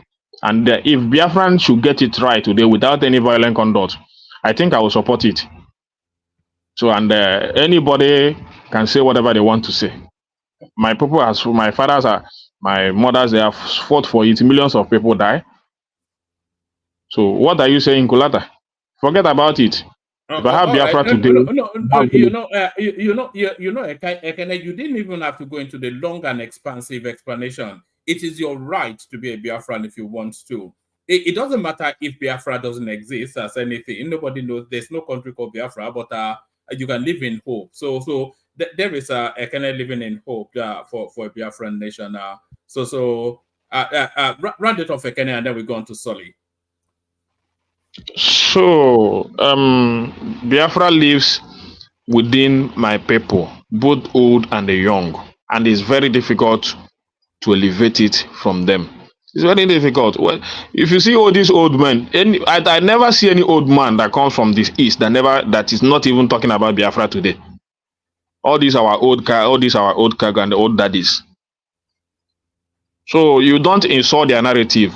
They know what they saw, and they still stand by it till today. Most especially when Nigerians are not doing the right thing, when things are still going south.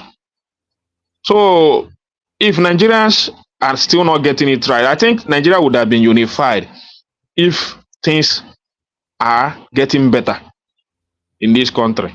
But people still feel that we still have a long way to go. And in doing that, let's go in a separate way so that people should go and develop their region.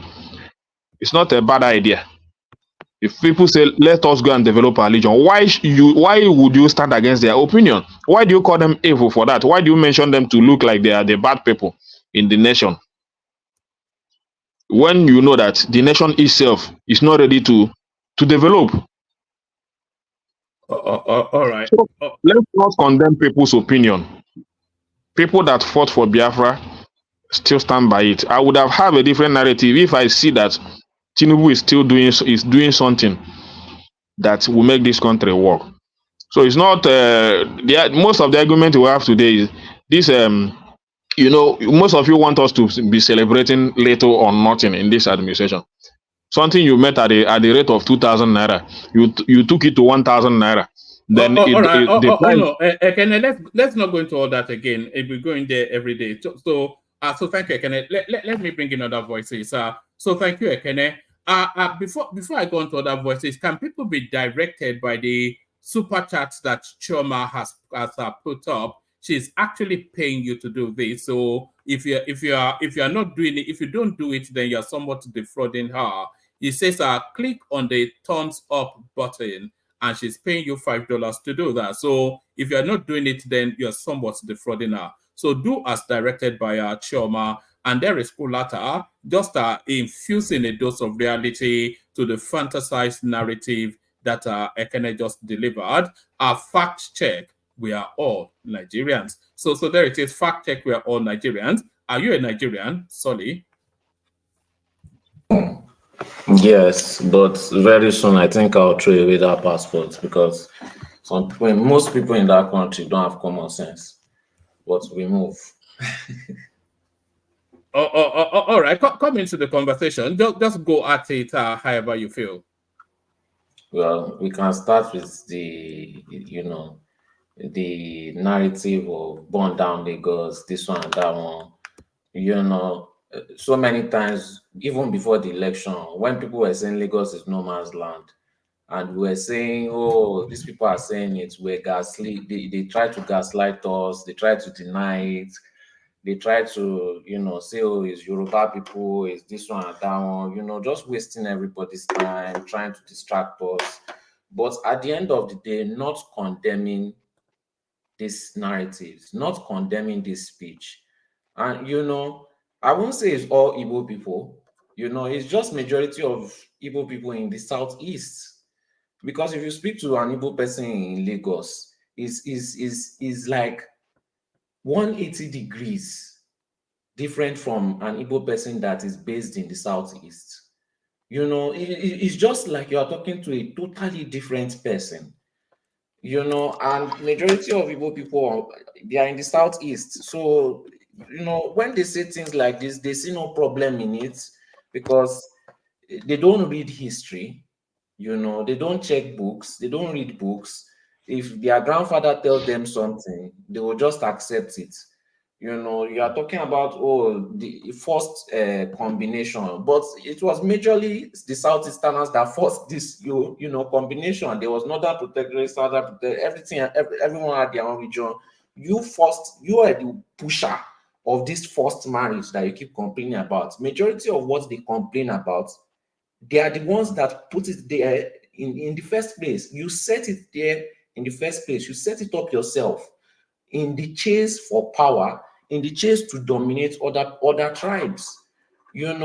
So majority of what you're complaining about, it is self-inflicted. Now, in this new generation, they are pushing another self-inflicted hatred, and they keep on shouting xenophobia, this one and that one, tribal war, this time. You are going up and down, insulting people's leaders. What you are doing, and you are striking them emotionally, which really doesn't do anything. Sticks and stones may break my bones, but words will never hurt me. That's just how it is. All you can do is insult people, but those people will bring sticks and stones to you all the time, every single time. If you want a united nation, you cannot have the people as your enemy, the politicians as your enemy, the security agent as your enemy. With over 300 tribes, everybody is your enemy. Everybody is insulted. Everybody is disrespected. Then how do you expect people to unite with you? If you go to toast a girl, even if that girl loves you, if you are insulting her, she will stop loving you. The more you insult her, the less she loves you. Even if she was willing to pay herself for you, her love will turn to hatred. And okay, now some people don't talk about it, but when they ask you, instead of condemning it, you try to dribble them. That is a show of support, because people are not stupid. They will see it as a show of support. You don't see Hausa people going up and down making videos about Igbo people. You don't see, Fulani. You don't see Yoruba. And even if they do, they caution themselves because they know the consequences. Nobody wants to be left on an island. So it's just very bad. At this point, before is when it used to emotionally hurt me, but I don't care anymore. You can say you built Lagos. We check the facts. We do not even have 10% development in Lagos. Doing private personal things is not an investment because it's only benefiting you. Building your house is only personal investment. Building shops to sell things is only personal investment. You are not, adding anything to the society. So if we check facts, they did not build any Lagos. If you check facts, they did not do any investment. If you check facts, so when an Igbo person says, "Oh, they built Lagos," I cannot be offended anymore. Let them say what they want to say. Let them insult everybody. Because at the end of the day, from history, it is just another way of Igbo people doing self-sabotage. They've been doing self-sabotage for years, for decades, almost a century, and they continue to do it. And when I said this before, we are not all the same. Some people got offended. You cannot tell me and a Fulani man have the same mindsets. We share the same culture. We don't even eat the same food. So it's the same thing. You have to respect other people's culture. Even if you don't participate in the insulting, you condemn it. Because we all condemn the bad things from our culture, but you don't want to. That is too much pride. That is too much ego. That is feminine behavior. You know, when I said the tribe is kind of feminine, so people got offended, but you display feminine behavior. You go through gaslighting, you go through disrespecting, you go through insulting, you go through, denial, you silently support everything, a toxic female does is what I've seen the culture do. I'm not saying all Igbos, but majority in the Southeast. And then you are complaining that your women don't respect you. If you don't condemn disrespect, it's only going to follow back to you. So if you think Igbo women are going to stop disrespecting Igbo men anytime soon, it's just going to keep on getting worse. You go, you insult other people, they see you do it, and they come back and they insult you too. So the more you disrespect other people, the more your women disrespect you too, because you are the closest to them. If you don't want to condemn disrespect and insults, you will receive it back from your counterparts. Plain and simple. Nobody suffers this except the Igbo tribe. Nobody suffers anything they do except the Igbo tribe. So they can continue. When you are done with Oba of Benin, you can go to the Oba in Lagos, continue. Then you go to the one in Sokoto, and you go to the one in Kaduna, and you go insult everybody, right? I'm not even going to condemn it. Carry on. You think you are doing people bad, but you are doing yourself bad. Because how can you say the person is a Yoruba person or the person is, just condemn it and move on. Plain and simple. Condemn it and move on. Nobody is going to, that's too much pride and ego for nothing. Just self-sabotage. So it's just quite sad. We're trying to fix the country and make the country work. But the attention seeking is becoming too much, because people that are trying to fight corruption, they are going to remove their mind from that and start focusing on you insulting them. So you are distracting everybody that is trying to do good for their environment. You don't want to do good in your environment. People are trying to do good in their environment, and you are distracting them. Now, the corrupt politician is no longer their enemy. You are their enemy. You see how you shifted the hatred that was supposed to go to the right place, and you shifted it to your side. Sorry, the one thing you have to understand is that a lot of I played that clip only really in response to what our man of prestige said yesterday. But you cannot. That's just a singular guy that is probably off his rockers. So one man. If I open Instagram tomorrow like this, and I just check few comments, I can open Instablog. The first few comments I see, they are already insulting somebody. You open another blog, first few comments I see, they are already insulting. Everybody insults everybody now. No.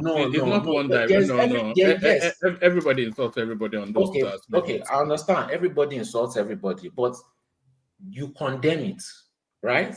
You see people condemning it. So that insult. No, you don't see people. You don't see people condemning it, though. Like when? There was this guy that was in UK that was going against Igbo people. Did you see Yoruba people condemning it? Yes. A lot of Yoruba people condemned it. What Nnamdi Kanu said? They were not condemning it. They were cheering him on. You mean Adeyinka grandson? Yes, and a lot of people were still condemning it. Yes. Who was condemning it? Did I support it? I don't think any Yoruba person on this platform supported it. We all condemned it. Every single one of us. He actually came on this platform once to try and sell it something. And who supported him? That is Yoruba on this platform. No, he had space to speak, but Yes, but still, anybody it was going too far, and then we kicked him out. Do you remember that? Exactly. So even me, if I No, go it too wasn't far, going too far in terms of his criticism. It was going too far by not being interactive. So that's why we kicked him out. so what you are trying to tell me is that when other tribes insult, nobody condemns it, just like the same that happens in Southeast. Look. The Southeasterners, you've heard Ekene condemn it now. Prestige a lot of Southeasterners condemn that sort of language, and a lot of Southeasterners endorse it. A lot of Southwesterners also condemn that sort of language coming out of the Southwest, and a lot of Southwesterners also endorse it. So I'm not sure that there is any real difference in this new condemnation only came after the election. Before the election, even before the candidates were brought out, it was never being condemned, according to my own knowledge. It is only recently I'm seeing. But your knowledge is not so. We've established you don't know this. One man, you know what I mean. I don't understand why you are trying to. You know what I mean. Is this condemnation is only recent. When Nnamdi Kanu was spewing all that nonsense against everybody, how many people condemned it? How many people on this platform condemned it? Even till now, there's still a wide range of support.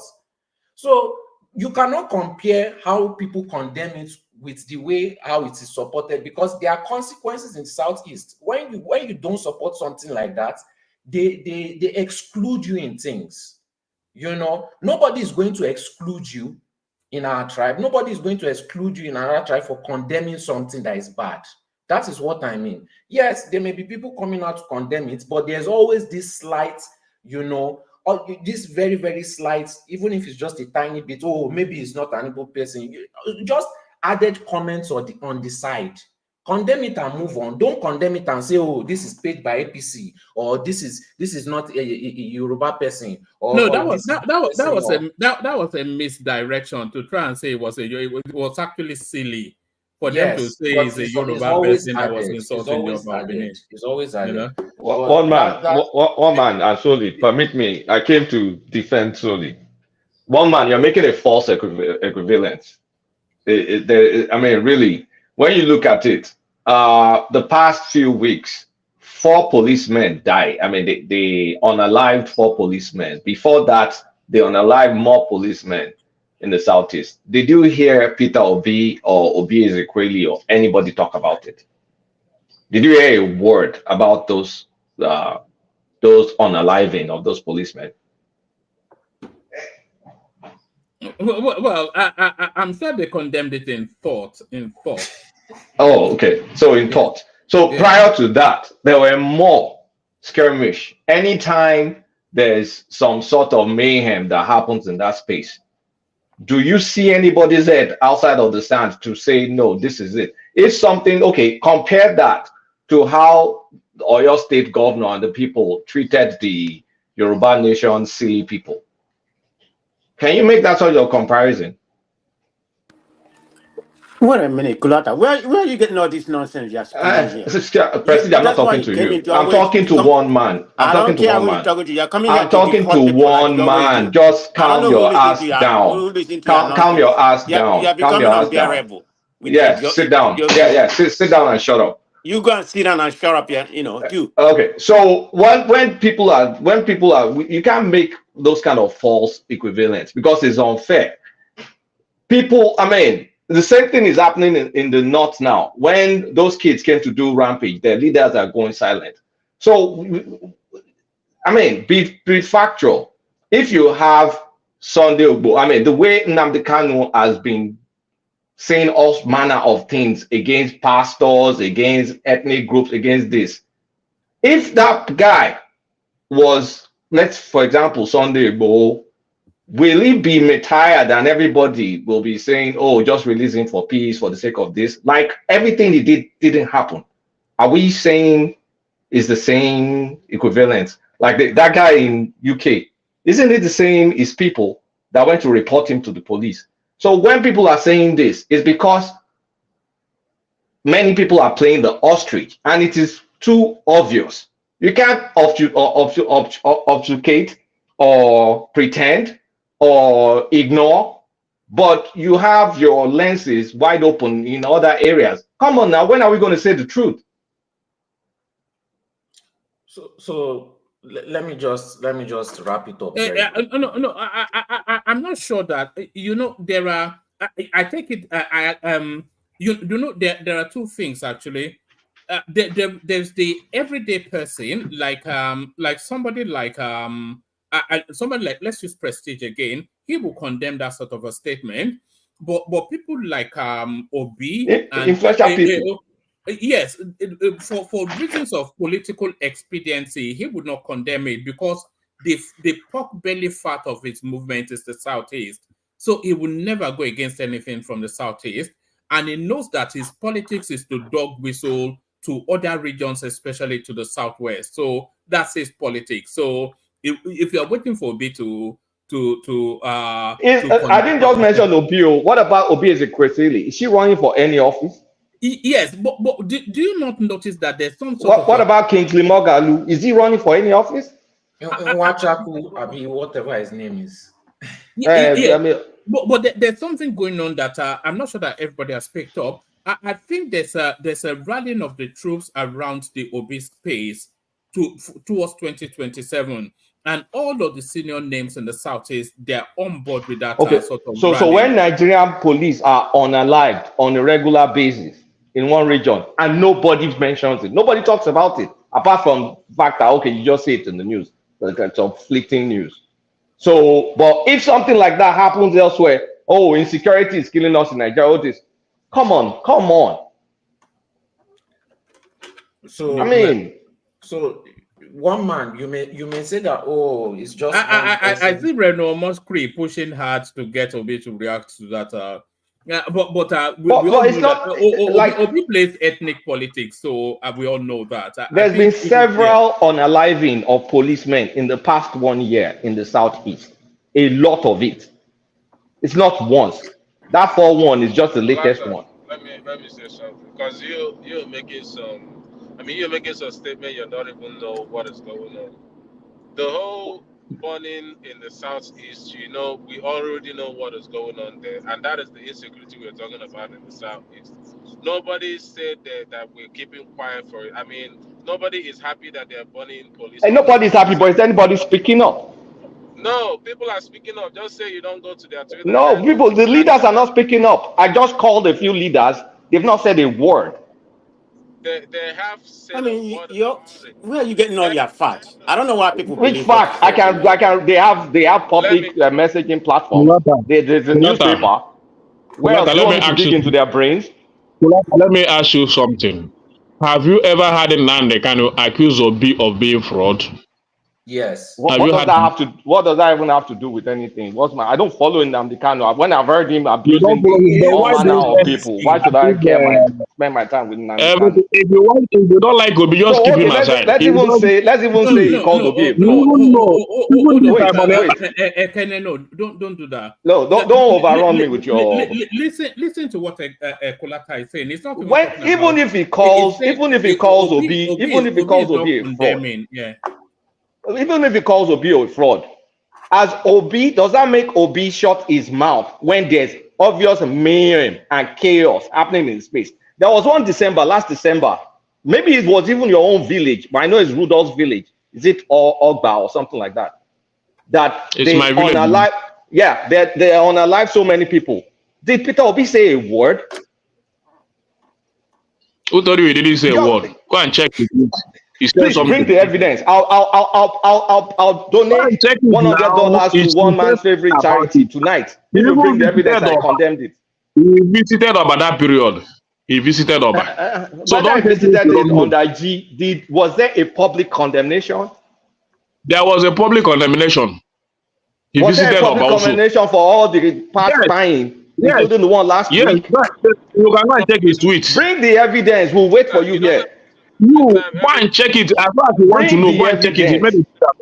Okay, let's establish on facts. How many? Wait. You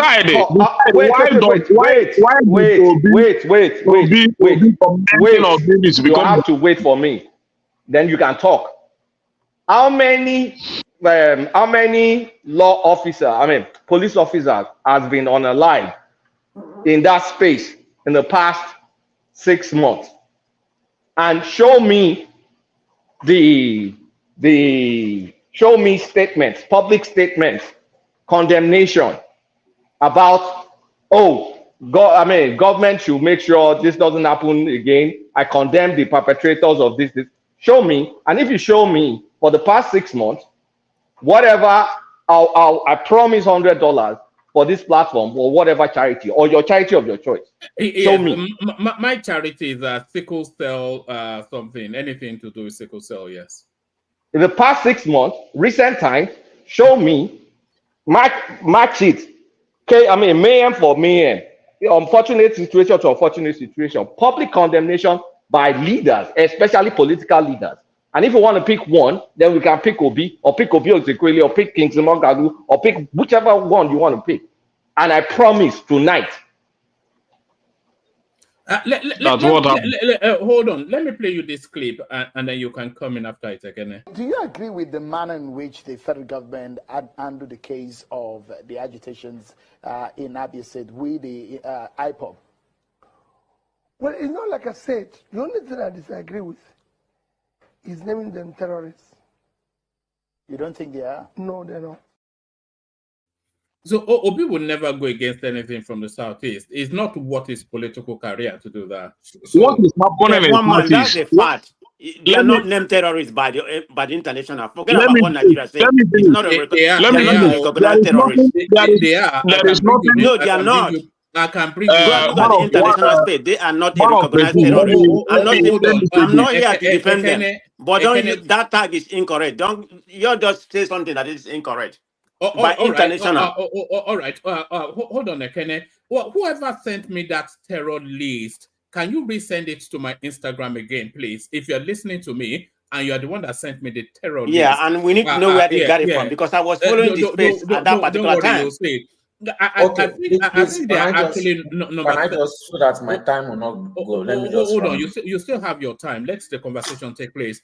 If anybody that yes, they are number 7 in the world terror list, along with ISIS and the rest of them. But yeah. Who is number 7 in terrorism? The Biafra or whatever. IPOB. Where did you get it, one man?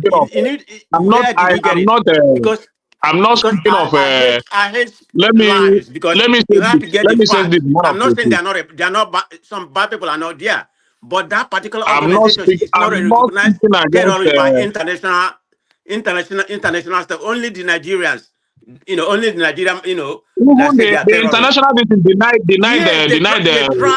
putting them as a terrorist. It's only Nigerian states that they are terrorists. Come on now. So whatever you guys are making up against Biafra or IPOB or whatever, maybe that is your mindset. You understand? So, and I have told you here, if you continue to make Biafra terrorist, Biafra is never a terrorist. This is a nation accepted by many Francophone countries when they were declared a nation.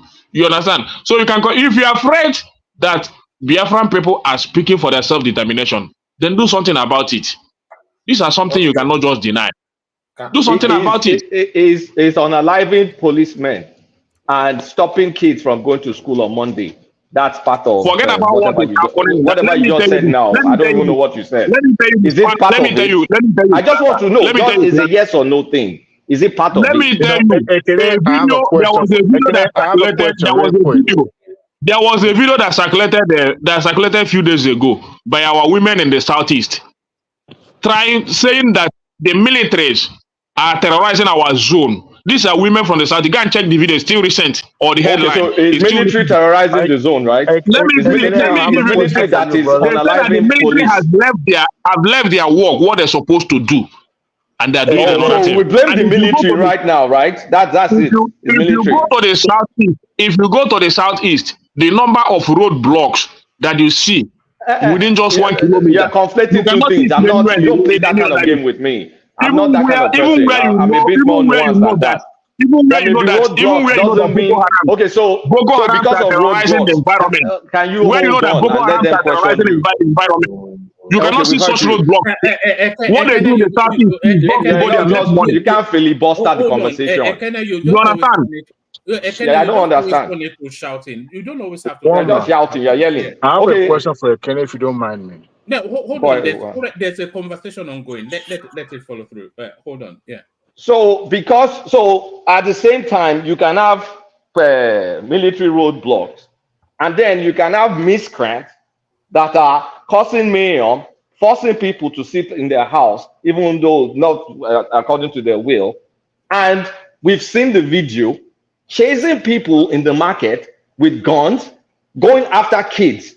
So are you trying to tell me a direct relationship exists between roadblocks and those other people? Those gang coexist in the same space. I mean, what sort of inference are you trying to make? So can I finish now? Sorry, my brother, if you don't mind, I want to ask. There's a conversation taking place. What's the importance of you finishing? Just let the conversation take place, and then you come after. Yeah, it's just a question. I've listened to my brother, Ekene. What do you call a group, that agitating for the annihilations or extermination of other countrymen, that chooses to go after, security forces and exterminate them? What do you call such group? Do you call them patriots, or what do you call them? I'm not saying that going against security forces are according to law. So anybody that goes against the security forces should be treated within the law. But my point is this. My point still remains that there is an ongoing agitation in the southeast, and people are making it to look like terrorist act, which is Biafra. And once other people from other region continue to make it a terrorist act, then you are creating more problem. If you don't know how to address it as a nation, let them have their way. Let them have their way. It is called self-determination. It is within their rights. It is constitutional. You understand? If you don't like, forget what I kill him. Let me tell you. Can I come in? I need to respond to that. Can I come in, please? I live in the southeast. I live in the southeast. I come from the southeast. See, the number of roadblocks you see in the southeast, you don't see it anywhere that Boko Harams are terrorizing people. And that women are beginning, when you know that when women begin to speak up against this, our women are beginning to speak up against it, then you know that something is wrong. Okay. Our women are speaking up against it. Can I come in? You cannot be mounting roadblocks every kilometer. Not up to 1 kilometer, you mount about 20 roadblocks. For what? Okay. Is it in a war? Are we in a war? People have to be agitated about it, and people have to speak against it. Okay, then why are you not addressing the fact that your leaders are not talking about the chaos being created by these people? Just hold on. So this is the terrorist. I'll bring it from an even clearer link. But that's Islamic State right there. Number 2 is Al-Shabaab, and then number 3 is Islamic State in something province. And then another one is Jamaat something al-Islam something. And then number 5 is something Liberation Army, Balochia, but something Liberation Army. And then number 6 is Islamic State West Africa, ISWA. Number 7 is Boko Haram. Number 8 is Tehran, Taliban Pakistan. Number 9 is Islamic State, some other province. And number 10 is the indigenous people of Biafra, IPOB, Deadliest Terror Groups 2022. Who published this? Yeah, where did you get it from? Look at where you got it from. Hold on. Let's make this a conversation now. Okay, my one man. The problem I have with this, I need to stick with the facts. I'm never, I condemn everything that's happening in the Southeast. Nobody's going to come here and say it's a good thing happening there. And for somebody to come here and say Obi has never condemned it, or some of the leaders has never condemned it, that's living in a la land. That's a complete lie. I know what Show me when Obi condemned it. I don't even want to have a conversation with you, okay? So don't make an empty vacuous noise. Show me. Just for I said I don't want to talk to you, okay? Let's move on. It's not. No, show the platform. Don't I talk don't to me. have Show time the for you, okay? platform. But anyway, No, no, so no, what no, I'm no, trying no. to You made say, a statement, then back it up. Show you with $100. I said I don't Back want to. it I don't up. want to have Back a it up. conversation. I don't have a I don't No, want to With have it's a not a $100. conversation conversation with you. me. Show the Yes, I platform. don't. Bring your links. That okay, I don't have I any so just right so to want to so show have a you. so so If I so show conversation you with by you. phone, on I If not live. I'm speaking to you, Obi I'm came speaking out to and other said, audience. "Oh, I don't have time oh, with this you. is not good. This is not good for Nigeria." But Blah blah anyway, blah. Show me. can you give me space to finish my thought, please? So what I'm trying to say, I mean, do you think the South is they're happy about what's going on over there? I mean, I had a lot of people, the governors and people condemn it. And people said they are not condemned. I even had Obi condemn it. This statement he made that, he was talking about IPOB specifically, which is my own understanding. The Nigerian government lobby, even there was a time the British government, they said they're going to deny the indigenous people of Biafra from coming to British. But later on, they resent, that idea. So as of today, they are not properly recognized. I'm not saying whether they're recognized or not. That's not even my issue. I'm trying to go with the fact. They are not recognized only in Nigeria. So if you want to go by Nigerian, narrative, okay, that's fine. But when it comes to international, who recognize this is a terrorist organization, not IPOB. It's not that I'm sympathizing with them because, whatever some people doing in that place, of course, that's where I'm from. But that's not even my bone of contention. But it's people coming here to spool lie, that's my problem. Okay. Okay. Look, when you have a leader like Nnamdi Kanu telling the group IPOB that they have to unalive 100 Igbo girls and remove their heads and place them somewhere, and that group proceeds to start doing it because he did all these things live. We watched him do it, say it live, and we watched them do it, follow his lead. If you cannot call such a group that does such an act a terrorist group, this is one of the reasons why people are afraid to have an Igbo president. Because Okay. imagine we have an I Igbo think president. this is going to a different angle. I'm No, gone. no. It's getting too much divisional. I allowed you to speak on my session, and I let you finish. So and you left, and I'm not even getting angry or emotional. I'm just stating. Hold on, Soli. So, Prestige, hold on, just hold on. Prestige, you left and you did not show any evidence showing Peter Obi or any political or political leader of that caliber condemning all the mayhem that's happening. Zero. And the people that are still defending on this platform, you still have the chance to show us, prove us wrong. And when you prove me wrong, I'm going to put that money to the charity. So one man, this is a prime Let example. me tell you this. Let me tell you this, No, okay, please I've allowed enough people to talk. Let me just finish. One man, we have had a live example of the different types of condemnation. This is not total condemnation. This is condemnation with excuses. You have to be forced to condemn something that is bad just because it comes from your tribe. And when people say, oh, they don't want Igbo president, you think it's because they hate you. No, people have valid reasons why. If you cannot condemn IPOB and they are committing those kind of heinous acts, you may accept it in your own area, you may accept it in your region, but we don't want our females for their heads to be removed. And then you tell me that, oh, they are not a terrorist group. Continue to do that in your region and continue to accept that.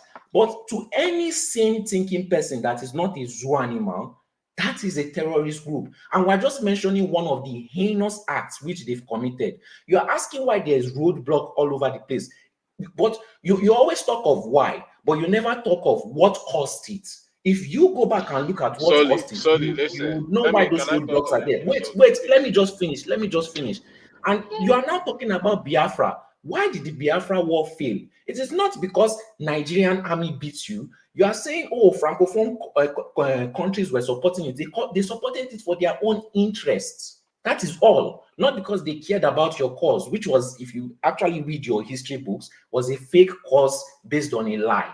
They just used his own people to go for a cause. But let's move on from that. The only reason why your Biafra war failed is because the minority of the tribes that were forced into Biafra, they were being oppressed.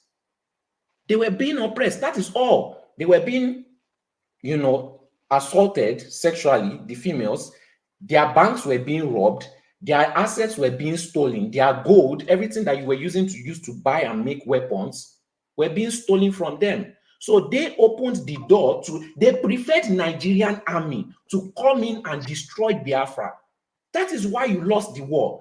And we are talking about condemning something, and you are still defending it. Okay, even if international community does not say is a terrorist group, from your common sense, the actions that they are taking, should I not tell you this is a terrorist group?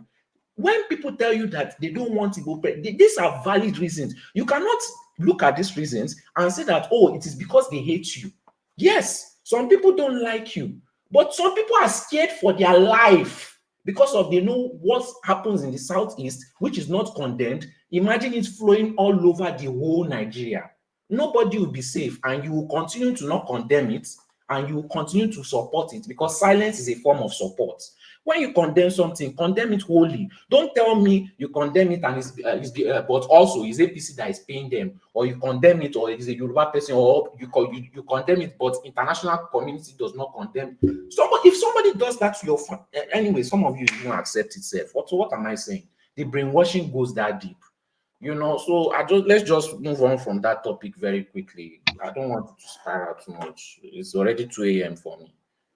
No, all right. I think we should move away from that topic. Let me say something, one man, please, real fast. So a lot of people are getting something wrong. Colata is just making some instances that I don't even understand if Colata is speaking. When you're saying that P2V hasn't come and condemned so many mayhems happening in Biafra or in Southeast, you'll have it all wrong. I've seen so many instances that's come and say something about it, either one way or the other. Please provide proof is all I ask. I will. I'm just not gonna do it now because I'm driving. But anyway, he's done that in so many instances. He's also come out and told the Southeastern governors to actually work together in finding a solution to the whole problem going on, which for a fact he's done that. But with that being said, people saying that IPOB are the people causing that problem are totally wrong. There's no fact to it. There's no atom of fact to it, because we already know that the people causing those mayhem in Southeast are called the unknown gunmen. The IPOB has come and condemned it, and people saying that we already know that when terrorist group do something, they're gonna come and proudly say, "Hey, we are the one that did this. We are the one that caused this bomb here or there or killed this person." IPOB has never come and said we're the one that killed this cop. They've never come and said we're the one that killed this person. They always denied it. So when you're saying that IPOB is a terrorist organization, you're very wrong. I don't get it. Can I just ask you a question? When Nnamdi Kanu directed them to remove 100 Igbo girls' head, and that group went ahead to do Did you see 100 whatever head? Nigga, they played it live. They were live streaming it on Radio Biafra. Stop this crowd. Don't gaslight me. Something that I saw live. Don't gaslight me. Don't gaslight me. It's very insulting. I'm not a 2-year-old child. All right. So sorry, I think we need to move away from this space. Something that we all saw live on Radio Biafra. What is wrong with this guy? Sorry, we saw and it's all Prestige's fault coming here to deny that these people called the Oba of Benin. It's so sad. One would think that you don't even care about your own people. Somebody said they should remove 100 of your own people's head, and you are here defending the person. What kind of sick person are you? No. Now your head, they say they remove. If they say they remove their people's head, now your head. Why are you drinking paracetamol? Guys, another person dead? Stop saying stuff like remove head. It's a bit sensitive. No, there's nothing like removing head. I'm not in support of that statement. If he said it, it's wrong. But what I'm saying solely is that if he said it, I've not seen it, but it might be true. I believe it's true for a fact because I know how Nnamdi Kanu talks. I've never really liked some of the things he said, but the fact remains that even after he said that, you never saw any 100. Okay, I saw it on Twitter because that was the only space that we were allowed to post it. When he talks about it, they post the results. Stop pretending like we don't know. Stop it. Come on, After he talks on YouTube, the results are always posted on Twitter. The results Don't are play always this possible. solid. If We you know can how show it me works. that, Okay, you know what, one man, please let's just move on. I cannot do come all on, bro. this. You're not that. I don't All want the to harm that insult. I You're saw not that that guy bad. did. All right, You want to let me gaslight me into believing that it did not all happen. right. I Let see me you are very sick. let me play you. One man, Yeah. just permit me 30 seconds before we move on. Here's the deal. I don't care whether it's autopilot, iPod, whatever. When there's issue in a space, there needs to be condemnation. There's no room for deflection. There's no room to say it's others or it's this. If you can't point and say, okay, there's a problem, and then you try and address the problem will not go away. I hate dishonesty and I hate pretense. If I'm going to use Obi as an example because he's a politician. If Peter Obi goes with the same fervor that he picks on every little news article across the country, apart from his own zone, maybe the space will be better. Can anybody tell me the man doesn't attentively pick every single news and comment on it, apart from when issues happen in his own area? He even commented on the Olympics. So what are we talking about here? Olympics is a national issue. Let me just round up so I can let me just round up. Ekene, please now ask for permission. When I'm done.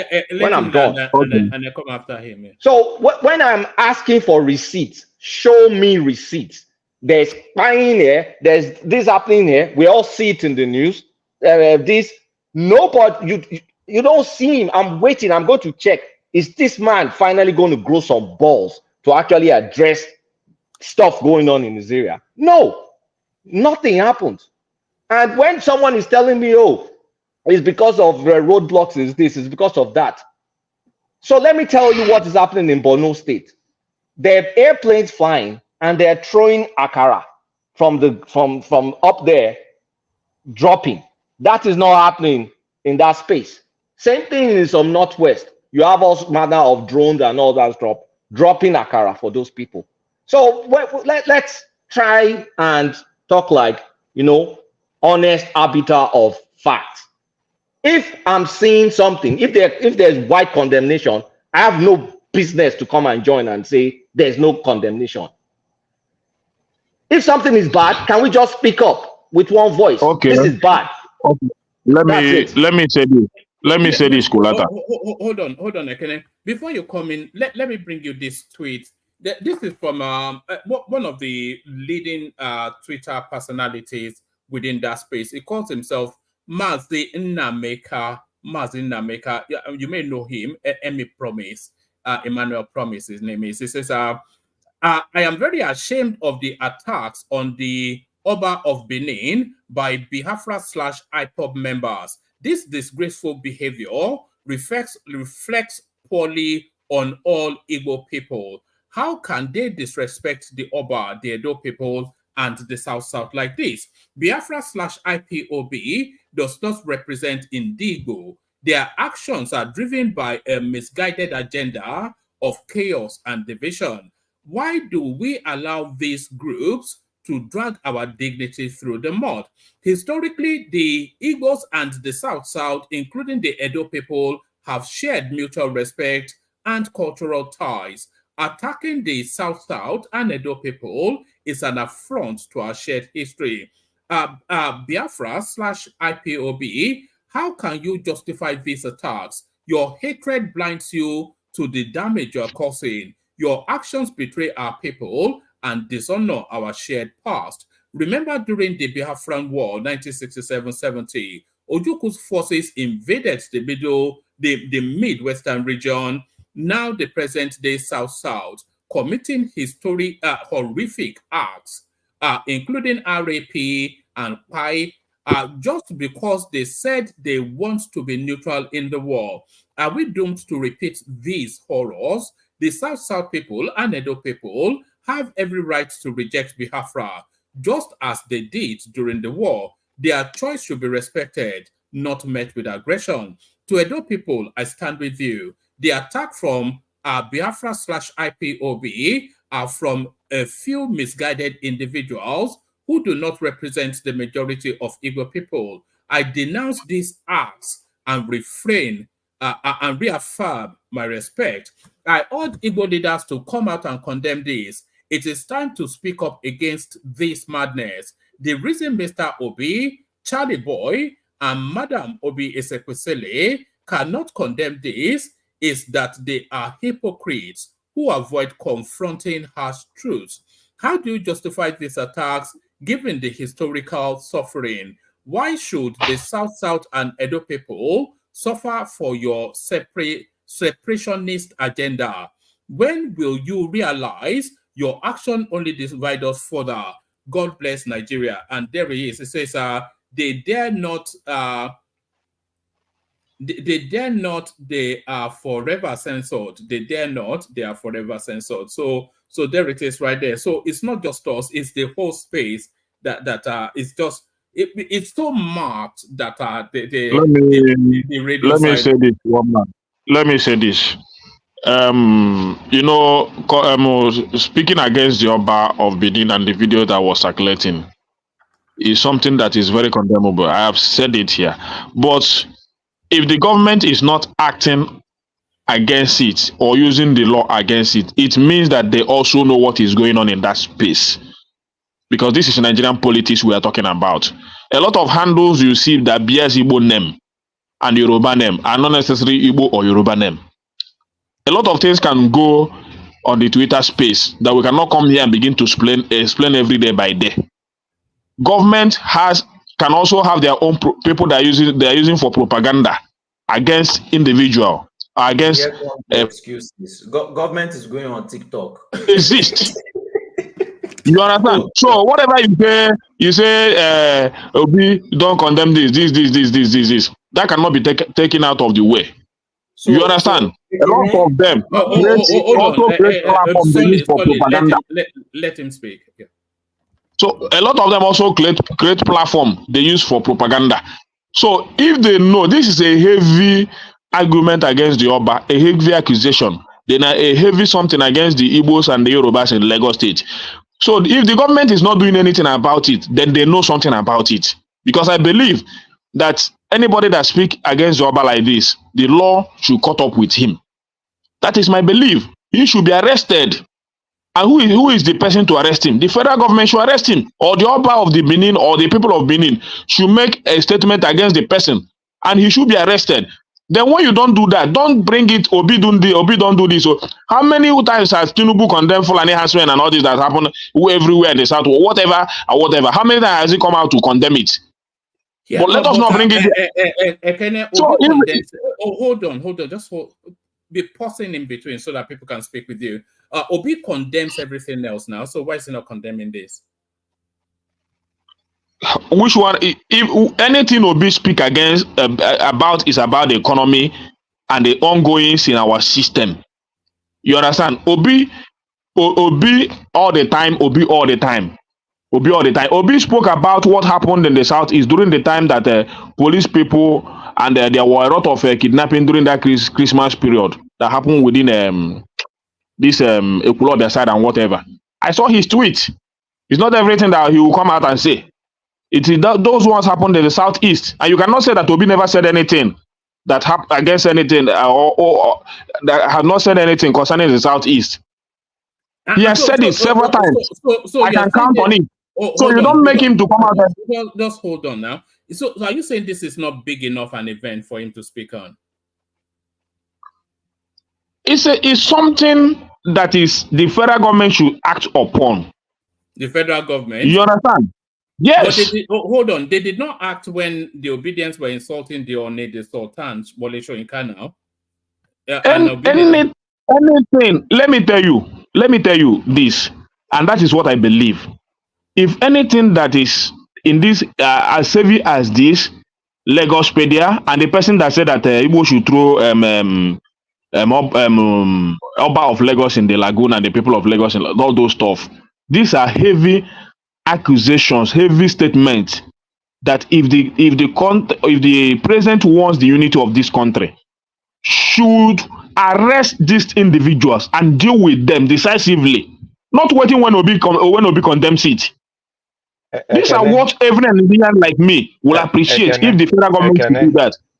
So if the federal government, let me finish. If the federal government is not doing anything against it, then I believe that they know something about it. That is my belief. Hold on, Kulata. Let me play this just to clarify.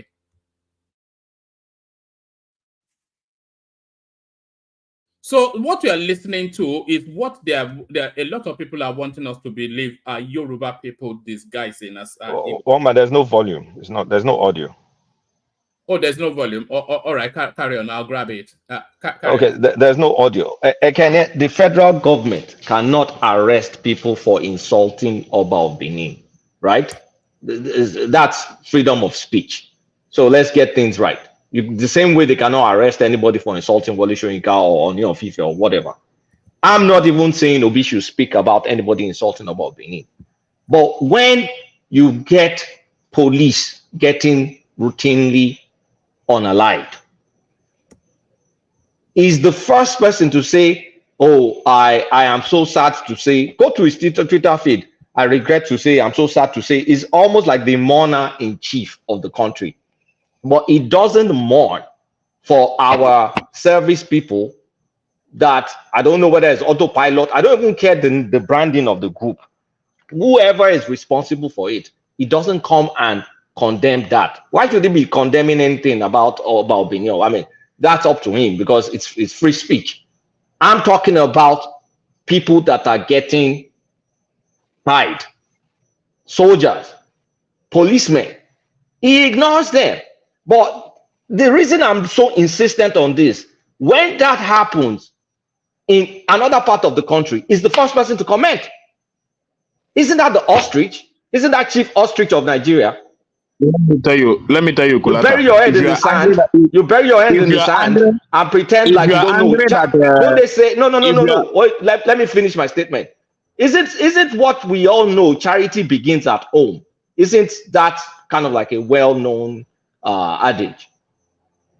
So don't conflict it with Oba of Benin. I don't care about whatever anybody says. Let me tell you this. Let me say this, Kulata. I will continue to say it. Oba of Benin is a big name that if you insult him, he has the capacity to arrest you. If Oba of Benin, not a crime. Let me finish. Oba of Benin. Oba of Benin is a big name that if he feels insulted, he knows what to do. He knows how to use the law. And the people of Benin and the government of Benin also knows how to use the law against the people that said anything against their Oba. It's not your right to say Obi didn't condemn it. You're deflecting from my core point. Forget about Benin, forget Ooni of Ife for once. Let's talk about... Hold on. It is not within your right. Can I bring the volume down a little bit? Let me play you this.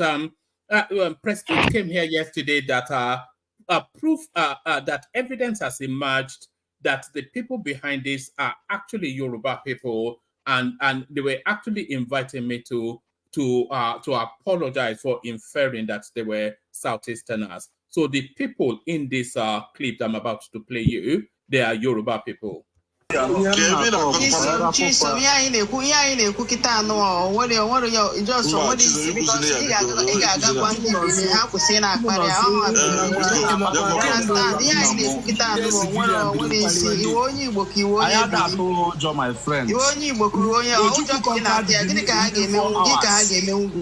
4 hours, Ojukwu conquered Benin and gave them Benin Republic during Biafran War. And originally, about the governor of the Benin Republic.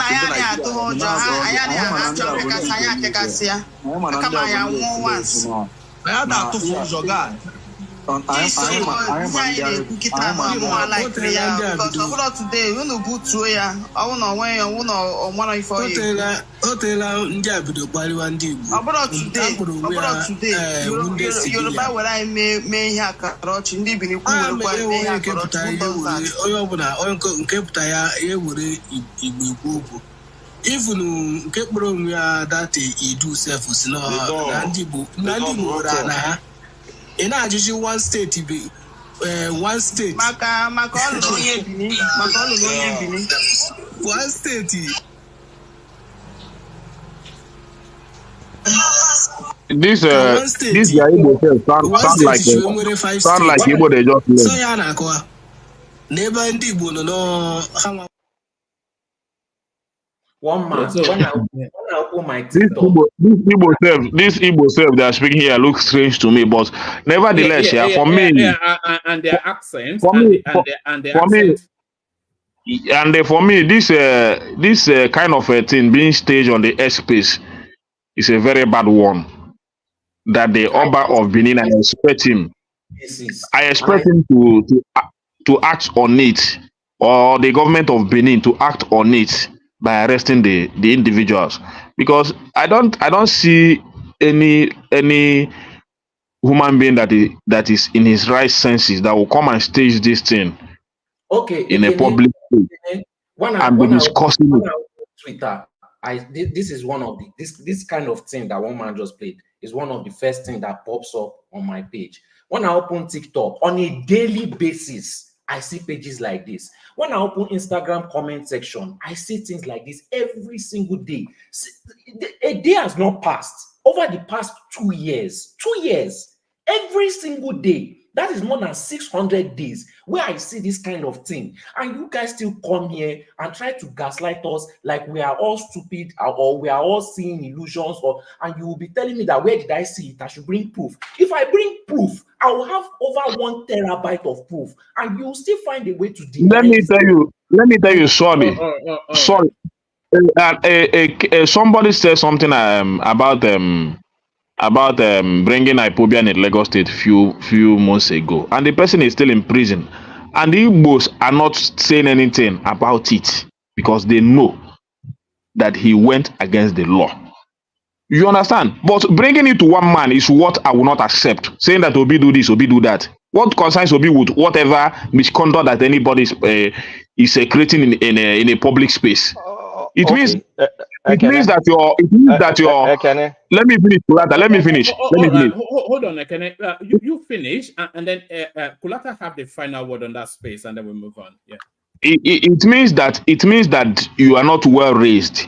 Somebody that can create this thing. I don't know why somebody should just wake up and create this thing and be doing it on the public space, whatever, whether used by government or whatever is used against it, whatever they are using it for. I don't know the narrative they want to create. It's very terrible. But using it and be saying this one don't call this one is what I don't accept.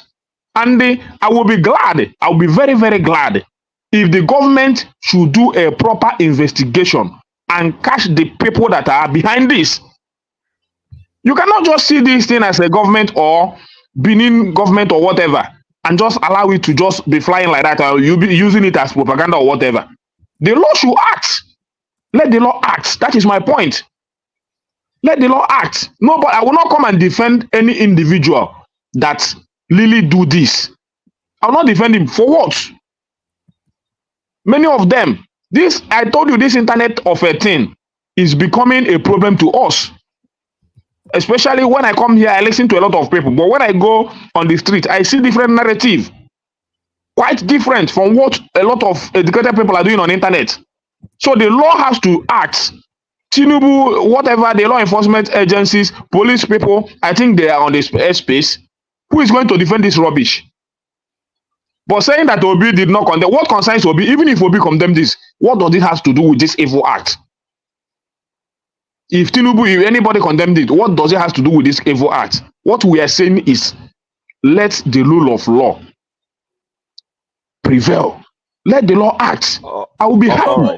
I'll be glad. Was it more important for Obi to comment on the Olympics than what is important about Obi and this thing? We are talking about the law. We are talking about people. This is becoming too much. That's my point. You leave a proper issue. Guy, just calm it down. What's going on? Settle down, man. It's a conversation. Is the chief condemner of Nigeria? He condemns everything. So why is he not condemning this? There is nothing concerning Obi and this. Obi condemning this is Obi the law, is Obi the chief security officer of the country. Is it not his followership that are doing this? You cannot say that it is his followership that is doing this. Don't bring it. That is why that is what I don't like. Am I not his follower? I don't like it. If you want to create all this division, continue to create it, and I will not stand with it. Any individual that do anything against the law of the land should be caught up with the law. Don't we have law in our land again? Don't we have law? Don't we have security agencies? Are they docile? Are they not working? What are you telling me? Every time this Obi do this, you bring an important issue like this instead of you to be calling on the security agencies to do something about it. Maybe they will hear your voice and do something about it. You say it's Obi, you say it's Southeast, you say it's this. One man can. Is that how to make a discussion? Can we come in? Yeah. And okay. That will be the final on that space. So you say, I mean, if you guys can hear me, you say, I mean, you are trying to stick to this Edo, Oba, whatever. And I keep telling you, that is not a crime. That may be uncouth or shows lack of proper home training or lack of respect. It's all manner of things, but it is not a crime. So there's no law to be enforced. But when I read the news, last week, 4 people killed. March 24, 2 people killed in Okigwe. April 22, 5 policemen killed in Imo State. November 28, 2023, 2 people killed in Imo State. June 11, gunmen killed 2 police officers. July 29, breaking news. Gunmen killed 4 police officers. POS operator 2 in Imo State. Used by the. Oh, sorry. I'm sorry. I'm reading.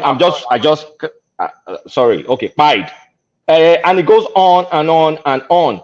So if this is not important, we've seen this is just coming from one state. If these are not important, we're talking about law enforcement people that are getting pied. It's not big enough for the murderer-in-chief and the complainer-in-chief of the country to comment on.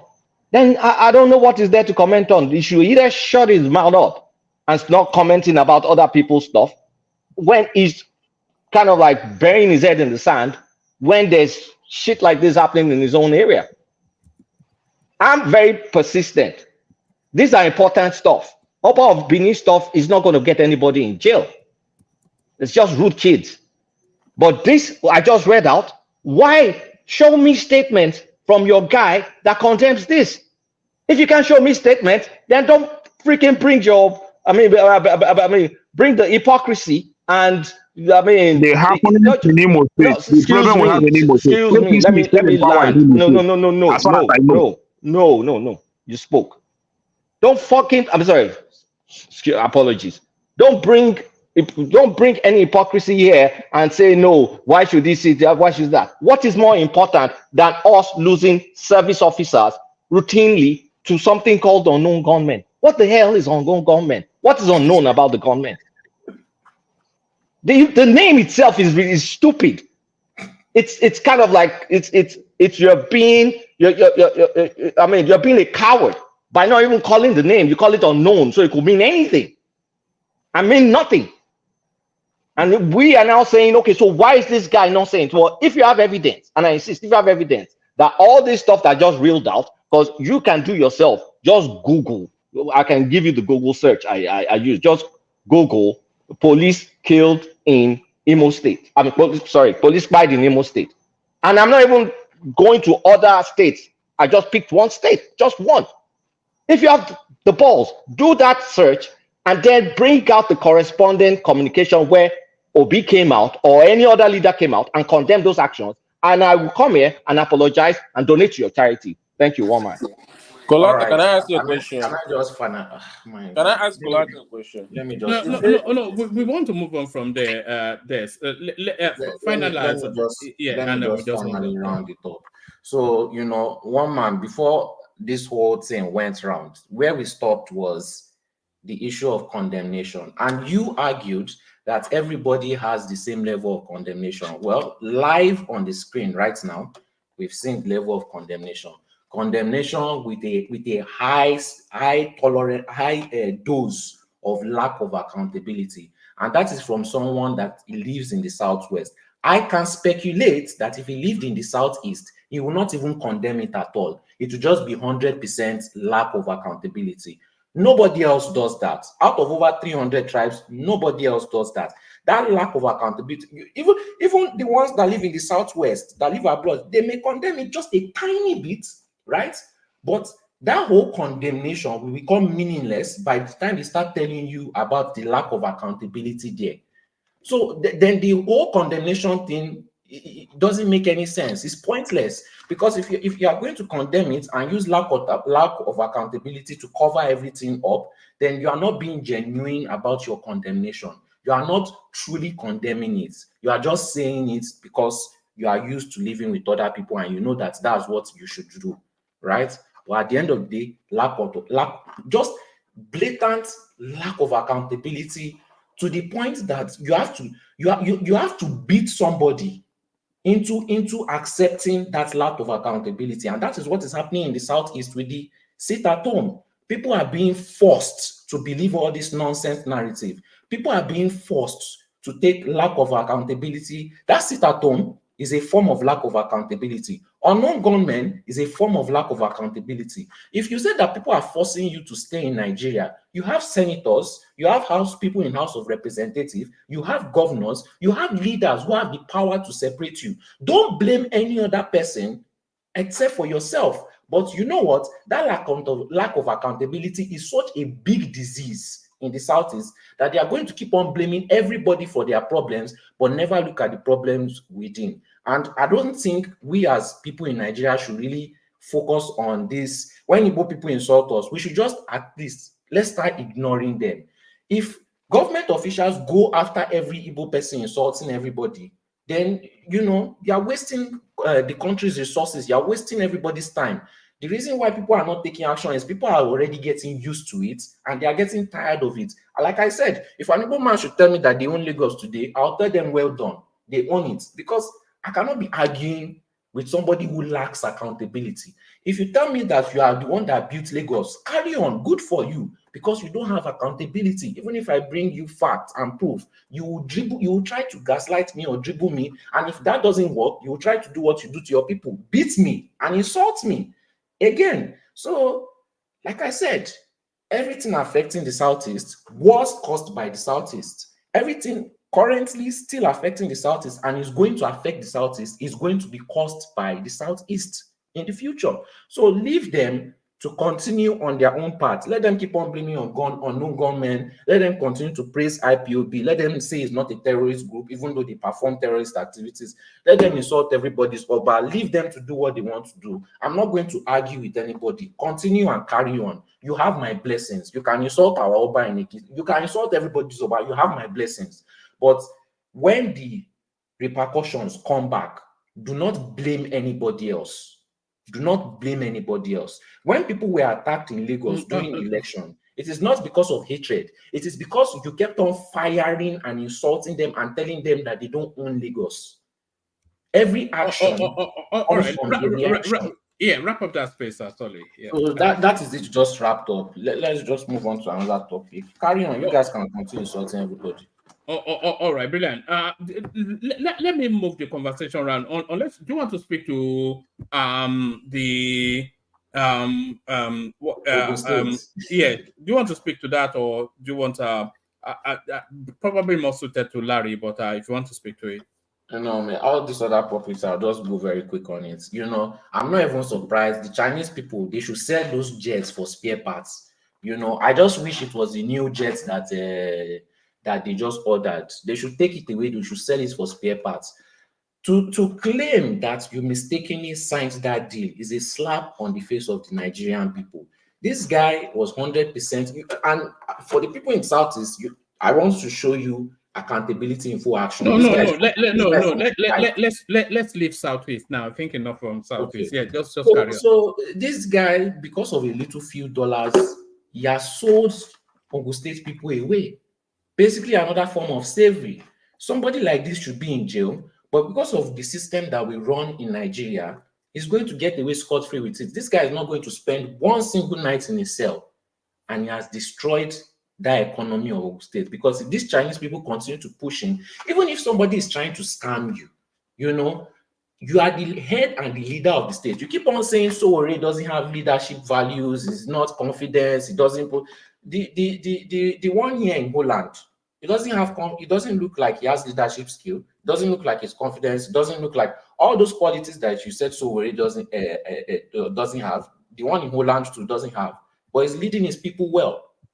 When you are there to do the right thing, you don't need to have the look for it. You don't need to have the words for it. You just need to do action. That is all it takes. Until Nigerian people are ready to fight corruption, they will continue to suffer more things like this. In fact, the Chinese should come and take the whole Ogun State and put their flag there so that people will start to use their common sense since they don't want to think. They don't want to think. They want to continue to insult each other. They want to have lack of accountability. They want to, because somebody insulted them, they now vote against the person. All those kind of stupid things. When the hunger has truly finished them and they are now beating them, like how the white people used to destroy those black South Africans in South Africa in their own country, then maybe Nigerian people will wake up and have common sense. Nothing is going to happen. You will see, nothing will happen. It's not a disgrace to any of them. They don't care. It's a disgrace to you as a Nigerian passport holder. You are the one, the citizen that will suffer from it. This guy will still cashing his millions. They will still let corruption continue. And this is corruption from over a decade ago. The ones that is happening currently in this APC government, by the time this government is removed, I don't even think we'll believe all the kind of corruption that is going on now, because nobody is being checked. And when you have criminals in power and nobody is being checked, we can see what criminals do when they are being checked. Imagine a country where they are free to flow and lead the people. It's just utter chaos. So I'm not surprised by this news, and I'm sure worse things may have even gone below that we don't even know about. So more to come. I commend the Chinese for doing their best, and I hope they continue to seize more assets. All right, brilliant. All right, brilliant. Sorry, let's move the conversation to Larry. Just to vary the voices somewhat. We've not yet heard from Larry. I'm not sure if he's fully there. Larry. Yeah, good evening, woman.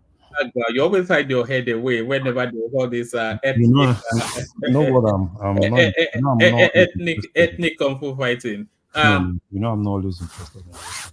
Yes, to take it to a saner conversation, but is this even anything like sanity? All farm. So woman. Yeah. So now, let me start with that Ogun State conversation. So I always like us having a balanced conversation, right? So you've read from People's Gazette. So I dropped something from Sahara in the private chat. Probably you click on that too, so that we'll have a kind of like balanced conversation.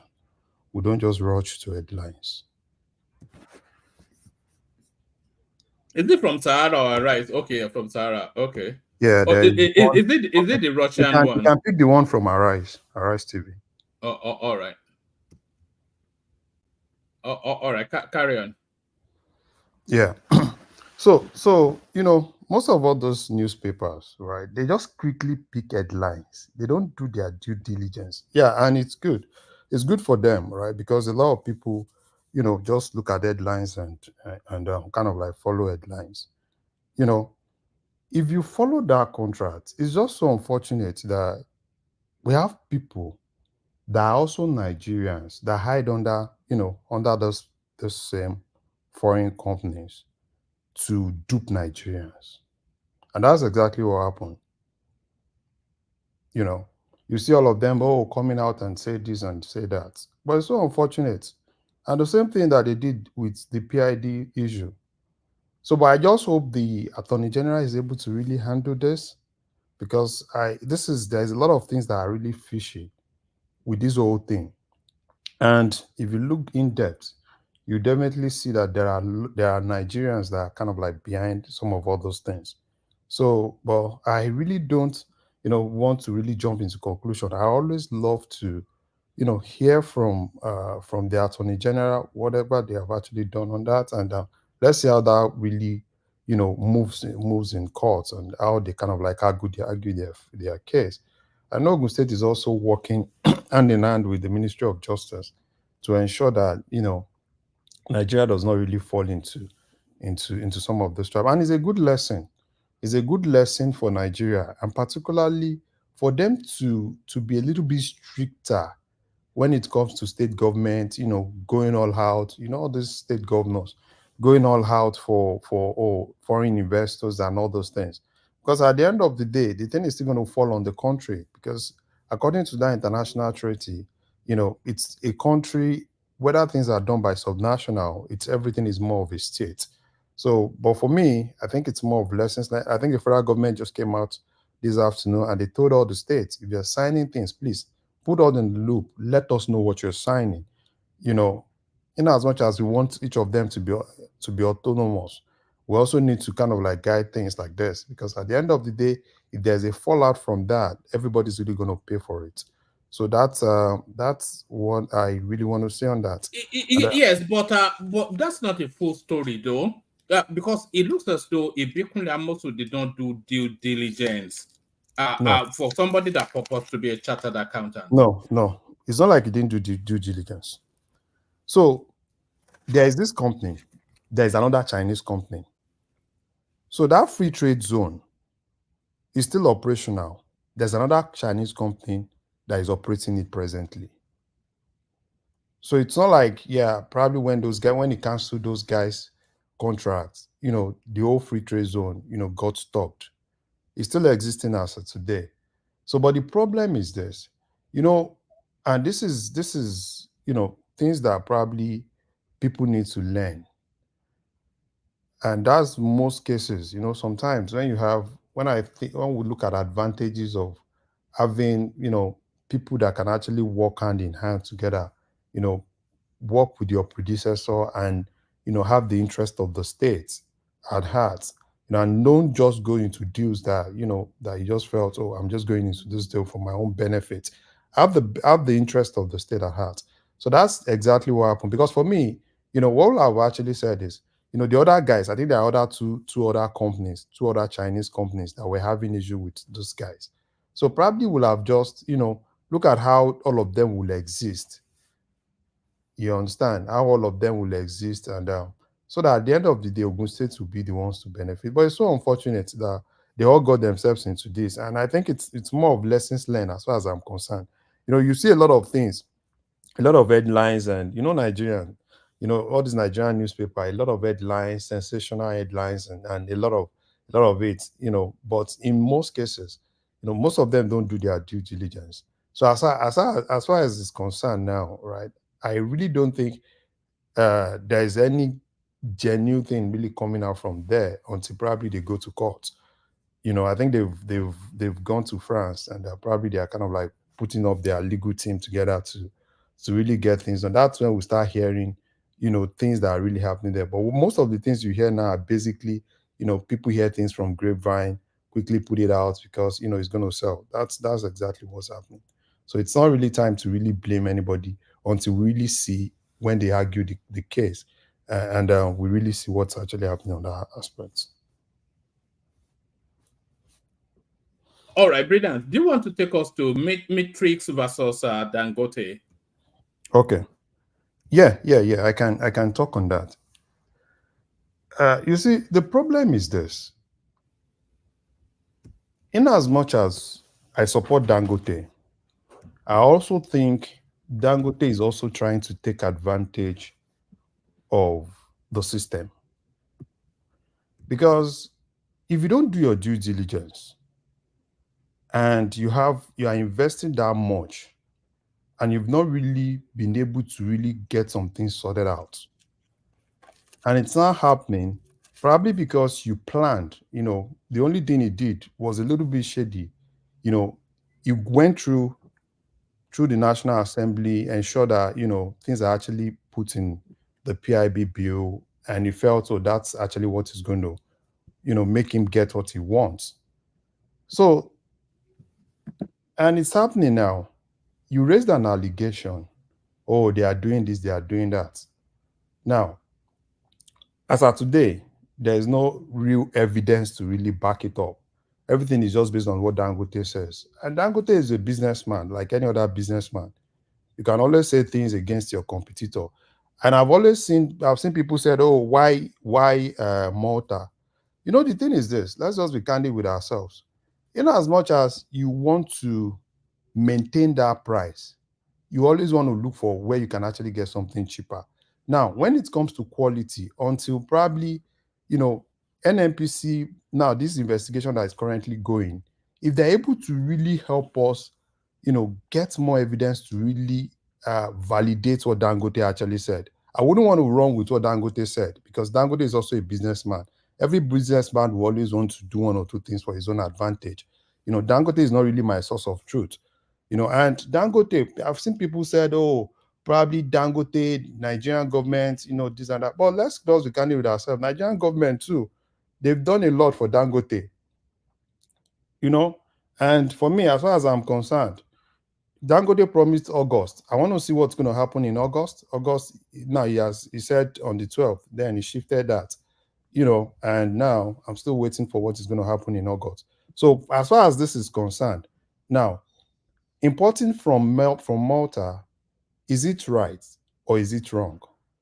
It's a normal, legitimate business, right? To import from Malta. And the thing is this, even when Dangote starts, now it now depends on the agreement they have with Dangote. If the agreement they have with Dangote does not result in us having, at least reduction, that will definitely impact people.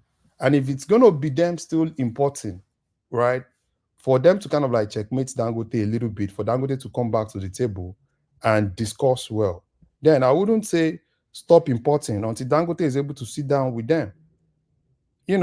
So for this other guy, the guy is importing some blended thing. Now, Dangote is just a businessman.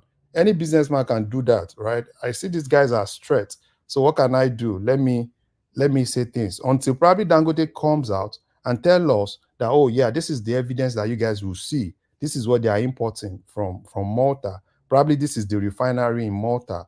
And then we can run with that. But as far as I'm concerned, I'm not even running with all these things, because you still see a lot of those things coming out, right? In August. What did you make of the clip that came out from the CEO of that Matrix Oil, essentially accusing Dangote of being a monopolist in the sugar industry? No, Dangote is a businessman, and every businessman, is always involved in one or two sharp practices. You understand what I'm saying? And that's why, for me, right, one thing is for you to say, oh, probably you want to stop importation. Another thing is for you to know that you are able to really gag against monopoly within the system, right? And in terms of monopoly, now, one of the things that people say, oh, they give a lot of people license and all those things. But we can't dispute the fact that there is economic of scale, right? Because of economic of scale, Dangote can actually be a big player, and the small guys in the industry will not be able to operate well. You understand? Like what the guy raised is something that is cogent, right? Dangote, within 6 months declared over 150 billion dollars profit, 150 billion naira profit in 6 months. And if you look at what is happening within the sugar space, right? It's not like sugar they are not allowing import. Sorry, if I can give some specifics that I know based on what I know. Okay. Nigeria, NNPC is owing Matrix and Vitol. They both do swaps. Okay. So 30,000 barrels of crude from another OML. I read this on some guy's Twitter, and one of my friends also mentioned it. And one man, if you remember, this Matrix guy, we went to school together. He was a quiet guy in school, and he worked in Access Bank before he left to trade oil. I think he left like 15, 16 years ago with some friends too. So kind of like there's some few inside gist that I've heard, and including something I read in public. So they owe Vitol and Matrix 1.5 billion, and they're going to pay them. That's from the shortfall of revenue from 2020 when they still had to supply their energy needs. So the NNPC committed 30,000 barrels of crude oil from one of the 100% owned oil mining oil, what do they call those things? OML, whatever, oil blocks. So it's the swap of that 30,000 barrels that this metric guy is doing. But the thing is getting a deal from Russia. The Russia, I mean, Russia is supposed to be banned from trading, but people still And it's trade with them cheaper. It's anyway. cheaper to get from Russia. So it's getting from Russia, and they take it to Malta and to Lomé to mix it. So there's no refinery in Malta or anything. There's no refinery there. They're just mixing. The spec coming from Russia is not up to par. So they mix it. I'm not a chemical engineer or whatever, but they mix it and they bring that into the country. So the part that I don't know is getting oil from Russia. Is it business as usual, or is it something Nigeria is not supposed to do? I don't know. In terms of like the quality that gets sold to us, I think that's where maybe there's an X factor. But outside of that, this is just business as usual. Because this is NNPC doing their business. You know, I've been talking crude swap since that there must be something with this crude swap. Anyway, it may not be the only magic bullet, but this matrix is doing legitimate NNPC business. But is it bad? Is legitimate NNPC business? I'm trying to word it in a way like NNPC is not really kind of the end of the stick if they allow substandard products to be imported into the country.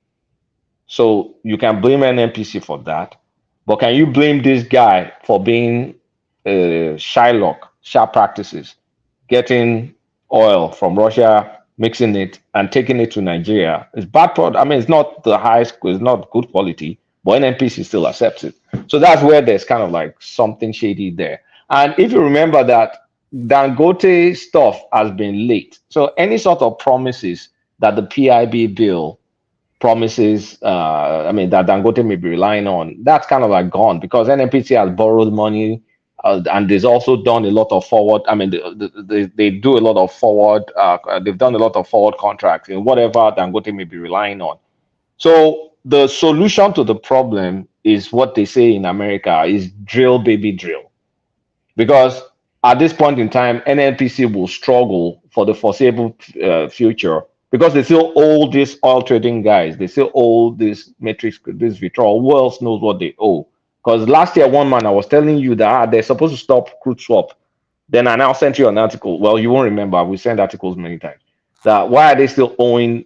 I mean, this folks that they need to pay them back. So this 1.5 billion is what they owe Matrix and Vitol. Vitol, I think is it Vitol, VIT, whatever.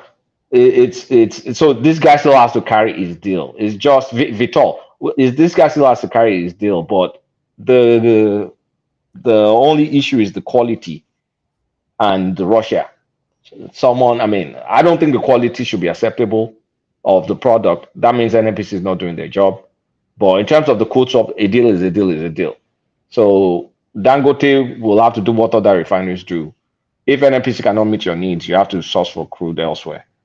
And if Nigeria wants to satisfy the entire Nigerians, then we need to drill more. We need to drill more. And NNPC, I mean, we need to certainly get past the production capacity we have so NNPC can satisfy their external customers, their JV partners, and also local refining needs. So that's kind of like what I understand from it based on what I read from one guy, and it's a conversation I had with a friend today. Yeah. Thank you, Kulata. You know, for me, as far as I'm concerned, if you ask me, I think Dangote needs to do his business the way other people are doing their business. Right? He needs to understand something. You can keep, gaslighting the government. They are not giving you everything. Imagine Dangote sent someone to National Assembly and the person said something else. Right? Now, NNPC has been giving you what they are supposed to give you. The only thing you are saying is just that the other multinationals are not really, doing what you guys want them to do. And forgetting that those guys too also have their own legitimate business. The only thing government can do to help Dangote is like, okay, fine, foreign exchange, with the way they are doing with all those Dutch auction, right? Give him access to foreign exchange and let him go and get his business done. They also say, okay, fine, let him get some of all those things in Naira. So for me, I think as far as I'm concerned, even though I support Dangote, I also think Dangote should also be a better businessman. You can run business like this. You've not really made the arrangement for the richest black man in the world to be a better businessman. No. Better business. No, you can be a good business. You can be a good businessman making profits and not a normal, better businessman in terms of how truthful you are with your business. The fact that you are the richest man, right, does not really make you do the right thing. Doing the right thing is what I believe in, right? In as much as Dangote, right? Dangote can, you can do all sort of short practices and get as much as you can. And this is all about, sometimes when I sit down and analyze, when people say, okay, fine, should we stop importation? Now that's dependent on the conversations they have with Dangote. Because in actual sense, what concerns Nigeria is not Dangote or NNPC or Port Harcourt refinery or whatsoever. The end product and the price that people are getting things is what concerns them. So Dangote, as far as I'm concerned, he also needs to sit down, because for me, I expect him to start having those conversations. They're supposed to start having those conversations. And Dangote cannot be in an industry. This is an industry that he just got into. You can't fight everybody in the industry. I think the bigger question is, should we break contracts because of Dangote? And yes. I think we can't. We can't. We can't break contracts because of Dangote. That's why Dangote also needs to go and sit down. You can't be fighting marketers. You can't be fighting depot owners. You can't be fighting everybody. Because the basic thing is, if Dangote wants to refine, he should just stay refining and selling to those guys. It's in a three-way fight now, isn't it? Fighting NNPC, fighting Rabiu, fighting now this new guy. Did you see the clip that guy put out? Or that was put out? Let me play you this. And we are passionate about this country. Myself, all my educations are in Nigeria, and we have invested heavily in this country. Matrix Energy today has over 2,700 staff. We do this because we believe in this country. But when people go to the media to attack people, I think it goes beyond money, beyond business. It is something that has a lot of psychological effects. We have been accused, both Darkman and Matrix Energy, for bringing product from Russia or from other countries.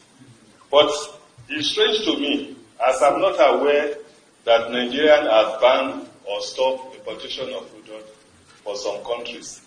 The most important thing to us is, and the most important thing to every responsible government, is to make good and product available to the people at affordable price. Monopoly kill business. And when people invest without doing the needful, that is why you see them, they accuse everybody. I will make reference to one or 2 points. You see, Nigerians today are crying that the price of foodstuff is high. Somebody published the result of his company yesterday, making over 133 billion in 6 months. The profit is coming from where? Sugar. Nigerians are paying more because Nigerians are not allowed to import sugar. We buy from the monopolistic people. That man, we are not. Yes, sir. Again, I said this is not. So that's an invitation to a fight right there. They won't let him finish that thing because yes, the fight is on, is what he's saying to Dangote. Exactly. Dangote cannot. But, Larry, did you observe the first word Dangote used, where he claimed firstly that there is a refinery in Malta? Mm-hmm. And we all know they don't have refinery in Malta. So he's fighting dirty. That's what I'm saying. You know, he's Carry just on. fighting dirty. He's using gaslighting. He's using blackmail. He's using all those things, and he doesn't even know that he's even new in this business. There are a whole lot of people that are in that business, and if you look at the whole value chain, it's a whole lot. Now, Dangote, what he wants to do, he doesn't just want to refine. He also wants to, you know, sell directly to people. Dangote has been silently buying filling stations. Buying filling stations here and there. But you were in support of him initially. When I was against it, that this guy, he has Kulata to. was too. Kulata was supporting. I remember what Kulata said to me then. But go on, Larry. Go on. Continue. I'm not saying I don't support Dangote. Ultimately, why should we not be producing our own refined? Yeah, Kulata, do you realize now that we know where that intervention fund is coming to cover Yes. the differential? Because But you know, I've always said it now. I've always said crude they are swaps. owing Vitol, Matrix, and several other people 1.5 billion. You know, Vitol own a refinery, or if they own refineries, actually. In Europe, several yes. of them in Europe and I think Asia also. Asia, Middle East, Middle East too. So the problem actually is let them fight. We will all benefit from it when they tire themselves out. But Dangote cannot think he will just come to lunch and clear the table. No way. He must wait to be served. Carry on, Larry. Baba, you know me, I've always been pro Dangote. And my being pro Dangote has a limit. Right?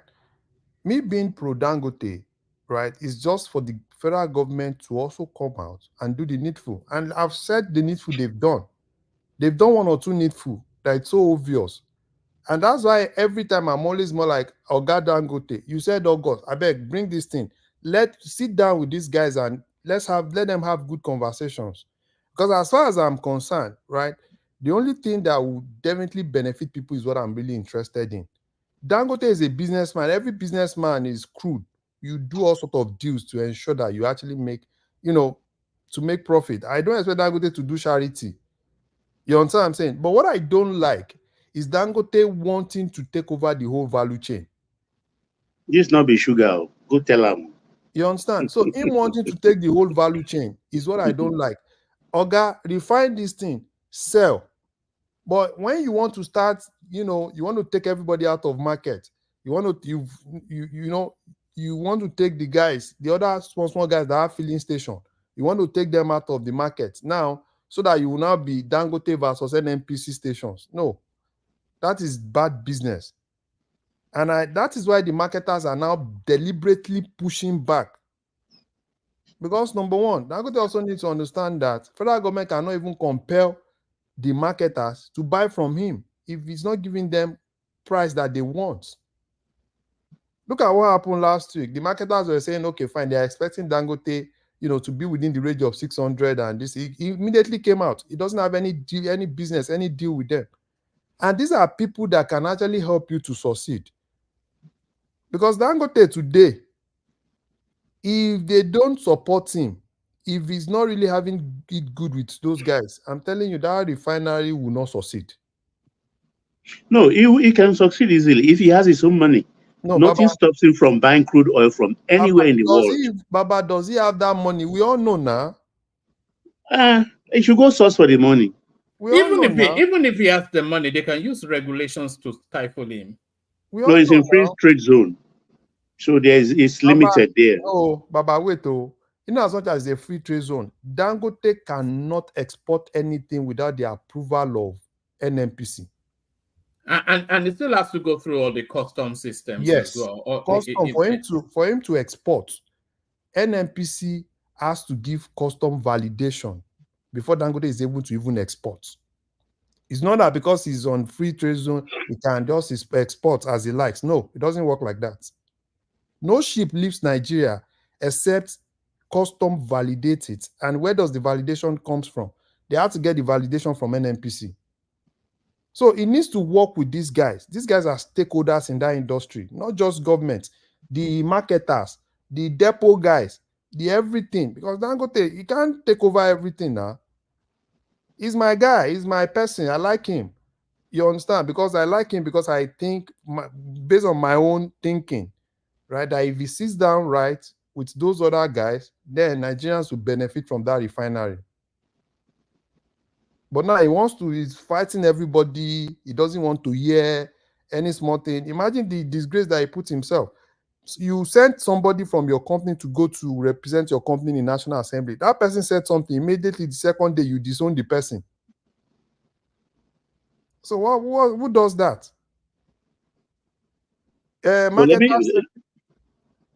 Just give me a minute. Let me tell you one thing. If you're in a free trade zone, the interference of the local regulation are limited. Limited in the sense that NNPC's role there is to give him certificate of quality to cover the products he's exporting and some of his export papers. You understand? But there, of course, there will be no excise duty. The revenue accrued to federal government will also be limited. They can bog him down in bureaucracy. It's unfair now. You can't do that. Yeah, no, that's the thing though. Him being in the free trade zone, it doesn't mean that he can escape But if we supply him the crude, then NNPC has a say because they supply him the raw material. But I've never been a fan of selling to him in Naira. I had a small tete-a-tete with one man a few weeks back about this Naira thing. Everybody was really excited about, except we want to make him an Elon Musk overnight. Yeah. The Naira thing, Nigeria, that means our revenue will reduce now, and they all know it. Exactly. No, Larry, let me ask you this. These are metric soil. It's been going for 20 years as they are pains to explain to us. But from 2023 till starting from 2023, suddenly they started importing.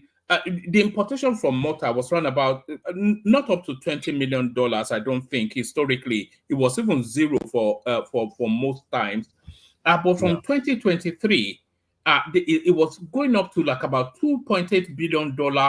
So that leap, and this guy now the main importer from Malta, who also happens to be on Tinubu's Economic Council. Okay. So hold on. Yeah. One man, I heard you making that stuff like it's a jump. It doesn't stink? No. They all. I mean, look. The main thing is they owe them money. So this guy has just found a way to get products cheap, and of course, we have talked to one or two people in NNPC to be able to get a good landing cost. So nothing Dangote also can do. Debt is debt until they owe them, and NNPC decides on what to do going forward with crude swaps after they fully paid them. There's nothing that can be done. There's nothing they can do. One man, it seems you like some of these conspiracy theories too. You like that. Now, look, put yourself in those guys' shoes. You said, what they get from... No, wait now. One man, wait now. You said, what is coming from Malta increased geometrically to so. Have you forgotten that NNPC is the only institution that is now importing into Nigeria everything that Nigeria consumes presently, and NNPC is using that metrics and Vitor, or what are they called? So what exactly are you expecting? So this is basically, these are the guys getting what the whole Nigeria consumes. And the fact that they have deals with NNPC, can NNPC pay them? NNPC came out the last time and said, okay, fine, if government wants this, government is owing them this, they should pay this so that they will pay the other guys. So this is just something that is so obvious. So the whole thing, let me not deceive you. We all know what happened. Dangote is just trying to play smart. That is just it. See the You whole. know, Larry, I'm really enjoying this because for the first time, Forbes lists billionaire is engaging non-Forbes list billionaires, and man, is shocked at the kind of punch that they are throwing at him because these are just big players in the market backed by Vitor. Is it fair to say they're throwing in punch, or Dangote is just acting like a spoiled brat? Dangote is. I don't want to Baba, demean him. we all of us know what is happening. No, I think Dangote is trying to rattle them in order to get the concessions that he needs. That it No, he that thought he would be spoon-fed. It's not going to happen. Dangote is just trying to. You know what Dangote wants to is do? playing hardball. He's playing hardball. He wants to Which tie hardball? everybody. He wants to gaslight all of those guys, tie their hands, then be that guy that takes over everything, which can never even happen. It's not possible, and he knows it. He knows it. That's not even possible. Now you are saying Kaba everywhere, Kaba everywhere. Where are the Kaba? The Kaba are everybody. Even that guy that owns one simple filling station is a Kaba for you. Because if you allow Dangote wants to run everybody within the value chain out of business. I think he has 3,000 trailers or more than that. No, he has more than that. You know, he also has a trailer manufacturing company now. So that's And don't forget MRS also, their family. So if the moment I hear, because I heard this from a reliable source, that Dangote is secretly buying filling station, and I'm like, why is Dangote buying filling station? I said it last week, Larry. I said it. Yeah, you said it, so I had to go and confirm myself. You know, but it wasn't secretly though, because I think we've discussed it here before. No. Long time he's been doing that. He's been doing, but now he's We talked about it last year. Yeah, exactly. Baba is just beginning to buy filling They stations. tend to buy it in pieces and consolidate, so they make it like a, Is that woman? sorry, You know the ones he's sorry. buying close to borders. That's what he's buying. He's Close buying to in Ogun borders. State heavily. Is that not concerning though, that the guy, apart from extraction, buying up filling station controls almost the value chain up to when it gets into the car? Yes, now. I don't have problem with that, but that cannot be healthy. I have problem with that. Larry, I have a question. Is oil and gas a fast-paced money-making venture, or is it long-term? Because I don't know why this greediness. I'm trying to wrap my head let around. them give you 10 cents on a barrel and see whether it will transform you overnight or not. Do you know the thing? The thing is just like, when you are the richest man, the problem with Dangote is when you are the richest man, at every point, you want to maintain that status. And immediately you see that status changing, you want to do everything to maintain that status. And if you've checked all the top guys, look at Elon Musk, look at Jeff Bezos and some of all those guys. It's a normal thing. Right? That's why you see that most times you just say, oh, Dangote dropped. Oh, now he has to do something to go back to that thing. And the bottom line is this. Dangote is doing well, right? The basic thing is you can't collect the whole value chain, because that value chain, it's a whole lot of people within that value chain. And immediately Dangote is able to control that value chain. What will happen with this? NNPC to just be Dangote filling station versus NNPC. Because every other person would definitely be, immediately Dangote comes in, he's a big player, he sends everybody out. Now it will not be, because presently people know that, okay, fine, NNPC is probably 600 or 590. Oh, there is MRS, there is this one, there is this one, there is this one. There is a little bit of differentials. But because he's a big player, he can only play at that level that NNPC is playing. So which means that you are not a Dangote, this thing, you are automatically out of the market. So it doesn't even need to go to that point. It doesn't even need depot. All he needs to do, refine the crude. If you want to sell to NNPC, sell to NNPC and let NNPC distribute. And he can make his money from exporting. But if he thinks the money is Nigeria, no, Dangote needs to have a rethink. That gray hair will have double. He will have You're double very, because you're these very people wicked. are supporting Dangote now. Let me tell you, immediately Dangote released that fuel, and people see that Dangote is not even making sense. You will see that they will all be against him, and he will have double. He will run away from Nigeria. So all he needs to do is basically sit down with those guys, work out things, so that the other guys, and forget about collecting the whole value chain. He should just focus on build refinery, refine the petrol, refine the E4, and sell to those guys. It's simple, you understand, Larry. But Look at guys, Larry and Baba, refinery is very, very low margin now. It's low margin. Look,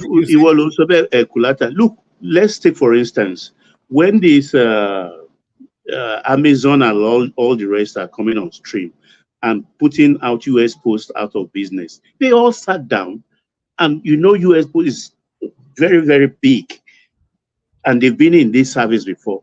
So right now, it's Trump that let us know that for every of these Amazon and all the rest, you pay, they give to US Post a certain percentage so that they don't run out of business too. The world is live and let live. Baba, to add to what you said, I have one of my business here, right, is selling on Amazon, right? And for you to sell on Amazon, in terms of shipping, right, in most cases, the only thing the company does is probably they will buy the shipping from Amazon, and Amazon pay FedEx, pay all those other guys. Now imagine Amazon now telling us that Amazon will now have their own shipping company. Those other guys will you get my point. So you understand? Because for me, I know that, okay, fine, everything that goes to the company, FedEx have their own quota. If we are using USPS have their own quota. Even though I'm paying Amazon, I'm still using Amazon accounts to do all those things. So, and that's exactly what is happening. So Amazon could now sell you that, because the margin, because Kulata, I know you are a capitalist, and you want to get everything. It's all about margin. This capitalism you are discussing that's what it entails. You spread. No, that's Kulata now. You hear what Kulata said? The margin is small. So probably to get a higher margin now is to. What about all the butter that's remaining? The low margin makes it. The margin is small for refinery, so that's why it can make his money. What about the crack? The leftovers? It's still small. Refinery operation, you can read about it now. It's low margin, but the core of the matter is it will make more money from the filling station, perhaps if it sells more from that refinery. Now, Kulata. Low margin. Saudi Arabia refinery is doing very well. It's Saudi. Look, Saudi Aramco is not just it's every chain. Kulata. So for him to get that higher margin now is to take over everything. Kulata, make Nigerians no go knock you something with this thing. Where they talk? I they tell you. So Dangote, you won't even, because the bottom line is, I even like the fact that he's not on the same page with Tinubu. I like it. Because if Dangote had been on the same page with these guys, you won't even be hearing everything you are hearing. It will just be silent. Boom. And even Dangote. Now, Dangote is saying, because another thing that I have problem with is this. Now, Tinubu coming out and telling us that, Dangote, even the local, they are going to make them as pilots. They are not even thinking of Absamad that is in his own refinery. They are not even thinking of the other guys, because those are things that you need to sit down and analyze. Uncle Dangote, this other guy, probably in 2020, Absamad I think he's talking about end of 2025 or early 2026, because those are things that you need to start thinking of now, so that the whole local consumption, whole local, allocation does not even go to Dangote alone. Because Dangote needs to understand that in as much as we want him to succeed, at the same time, we don't want him to, at the expense of Nigerians, maintain his number one status. He knows, because if you are going into a business, you know the margin, you know everything. He's not a small businessman. So he knows the margin. It's not now that will now tell us that, oh, the margin is there, so he wants to know. He knows the margin. He will have calculated everything. Let me tell you what this is what happened. In my opinion, this is how I see it. Originally, Dangote had this all figured out, right? He pushed the PIB bill. They pushed it on his behalf. NNPC was supposed to invest 20%, and they were supposed to give him discounted crude in Naira. This Naira idea is not new. It's not Tinubu coming up with it. It's Buhari that came up with it in Naira. So, from Dangote's standpoint, Dangote will meet local needs, and in my opinion, you'll be also able to export. So if you cornered, and the PIB bill kind of like allocated a certain amount of crude for refinery, so it was supposed to be settled. But that's just theory on paper. At that point in time, there was a defining delay. Nobody knew NNPC will need to borrow money, all those stuff, all those COVID period that the traders covered up for Nigeria, all that money that they owed, that's kind of like gone away. So the crude that was supposed to be earmarked for them, Dangote, is stuck with swaps right now. So that's not going away, swaps and loans, because all the OMLs, 100% owned OMLs by NNPC, is what they're using for loans, for swaps, for all this one thing or the other. So on paper, this wasn't supposed to happen because Dangote was supposed to kick off, get all this stuff. So the only bailout Dangote can have right now is for NNPC to increase production on the 100% owned oil blocks. Otherwise, I mean, it's not going to be law on paper. That oil production is another budget that I'm still not able to understand till today. Those guys told us that they are doing 1.6, 1.7. OPEC came out and said 1.3. No, it's not budget. The numbers the government reports is oil plus condensate. They should report the normal one. Because that normal OPEC doesn't report the condensate. We sell condensate now. OPEC doesn't report condensate. So that's the difference. Well, if you count the condensate, it's like 1.6, 1.7. But without the condensate, it's like 1.3. But the thing is, I think we'll get some oil production without increasing capacity very soon because according to them, they're supposed to be installing the meters. And if they install the meters, that will give more transparency. So if they've been cheating us, maybe our production numbers will swell in the next 6 months by just installing meters. So what about the 2-point-something billion that this guy said he wants to borrow so as to help us increase production? That Kari said he wants to borrow because that one is not going to fly. Borrow money to increase production. That was what he said now. He said 2-point-something billion. And there has to be some investment into that sector. Blah blah blah blah blah blah blah blah. That guy can lie. I don't trust that guy. Oga, one. Anytime it's convenient for me, let me come in. Thank you. Tony today. Larry continue. Me, I Google like hearing Mr. Tony because me, let him come in. Let him come in. Tony, just come in as you will, but don't stay with the conversation. It's just what it is. Yes, sir. Thank you very much, sir. I greet everybody. Hello. Let me just tell you something. I'm one of your fans on this platform. You say what? I'm one of your fans on this platform. Oh, thank you, sir. Thank you very much. May I know your name, sir? Yeah, this is Larry. Oh, Larry. I don't like you, Tony. I don't like you. I don't like you. I like you too, you know. I don't like you. I don't like you. But you're my arena, no wahala, you know. I mean, anyway, you know. Thank you very much. So, anyway, sir, I have been listening to you guys. I didn't listen to the readout tonight, but it's okay because, you know, there's always something there's always a way for me to jump in, you know. So anyway, you know, first of all, I want to thank Wama for making us know. Sorry, Tony. Mike, check the private chat. Carry on, Tony. Okay, sir. Yeah, thank you very much. Also, Mike. Oh, thank you very much for last time. I listened to you the other time where you were battling with the other guys there. That then I can have to jump in there now. That first of all, to Wama, I say thank you, sir, for letting us know that things have been that so bad ever since the current dispensation, 1999 to date, that things are getting worse by the day and by the hours and by the minutes, which means all of them combined. So that means the government is not working. We don't want this government any longer. We don't, this democracy is not paying us, it's not favoring us. So all this grammar what we speak here, they will not lead us nowhere. So, and then, first of all, the reason why we are in this kind of problem right now is because the people that actually own the oil are not in charge. So, hence, Tinubu should do the right thing now.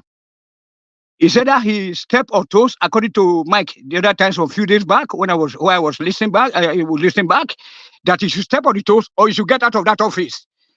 You know what I'm saying? So because so what the hell is going on? This restructure the country immediately to the regional levels and let everybody control whatever is found in his or her backyard. Then those people will not let somebody come from far away to come and be stealing their oil. You know what I'm saying? So you see the military going to there to make peace, and then under the guise of making peace, and then they try to hold some oil wells. That should be that should be a thing of the past. Let us destroy the country abruptly, if need be, because we have been talking about peaceful separation so that we can live together as a fellow African. We say no, but why are we in this kind of problem right now? Because things are not working, and then people that own the oil are not in charge. Your farm, your yams. Somebody, you cannot plant your yam, or you find some natural foodstuff that are deposited in your backyard, and somebody is coming from England to come and be. So hence the vested interest, that Michael said that Tinubu should step on their toes. The vested interest. Why should we have a government, and then we are talking about somebody that is setting up a refinery to go and be negotiating with the mafias? That is like like stupidity.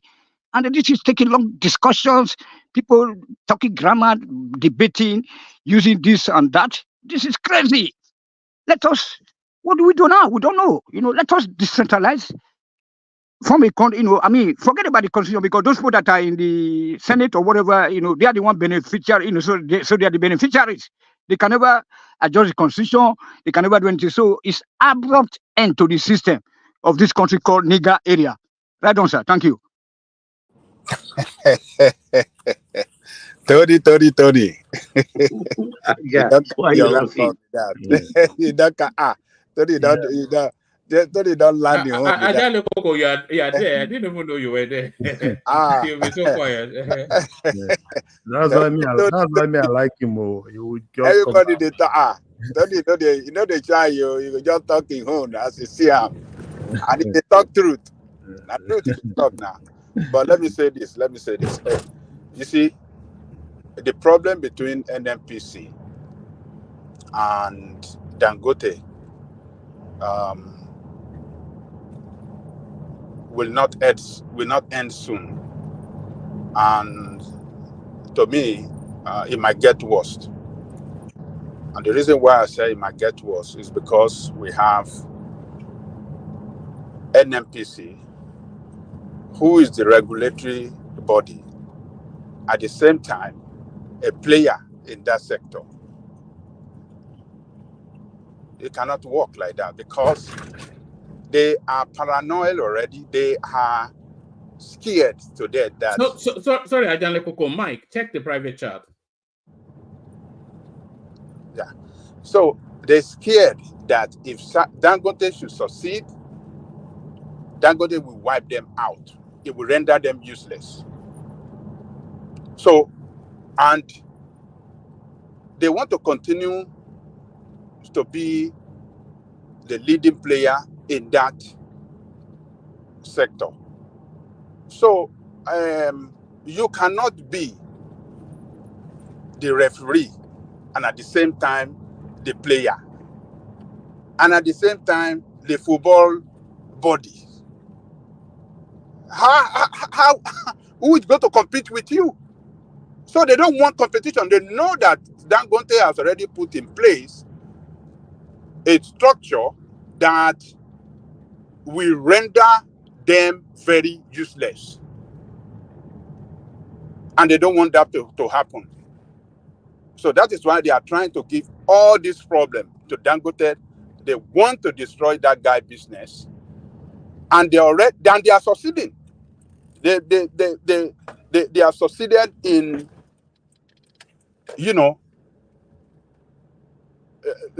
number one, for that statement that guy made that Dangote, the test they did on the product was inferior. They are not, the quality does not meet the standard and something like that.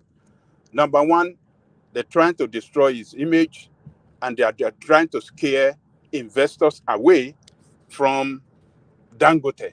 And it's happening already. And that is why you see Dangote trying to fight back in such a way that whoever got to be destroyed among these NNPC officials, it will destroy them. And that's why you make that statement that they are mixing up inferior petrol and with other things in Malta. And that has really hit the NNPC very, very hard. So Dangote is playing a hard ball against them too, as they are trying to destroy him. So if Nigeria as a country, or let me say Tinubu administration, if it doesn't, all they just need to do is all this infrastructure of NNPC across the country, like all these gas stations, they need to sell it off. NNPC should focus on the regulatory function. They don't need to be a player. They should leave Dangote's, Bua, and others to compete in that sector. They should leave them. They should regulate that sector effectively so that all the players can, follow the regulation in the best interest of the nation. And all they will just focus on and is just to make sure that they follow the regulation well and they develop well to the best interest of the economy of Nigeria. So this NNPC being the player, being the regulatory body, it cannot. We can't get it right. We continue to have this problem, and they will, and we continue to have this, and it's going to get worse. And they will kill investors they will scare away rather investors that are trying to invest in that sector. So it's just unfortunate that they are doing this, and Nigeria should start looking inward, seeing how they can collaborate with other African countries that have succeeded in, mining sector, and in other like South Africa, like Botswana, like all those countries that have a very, very strong mining sector that,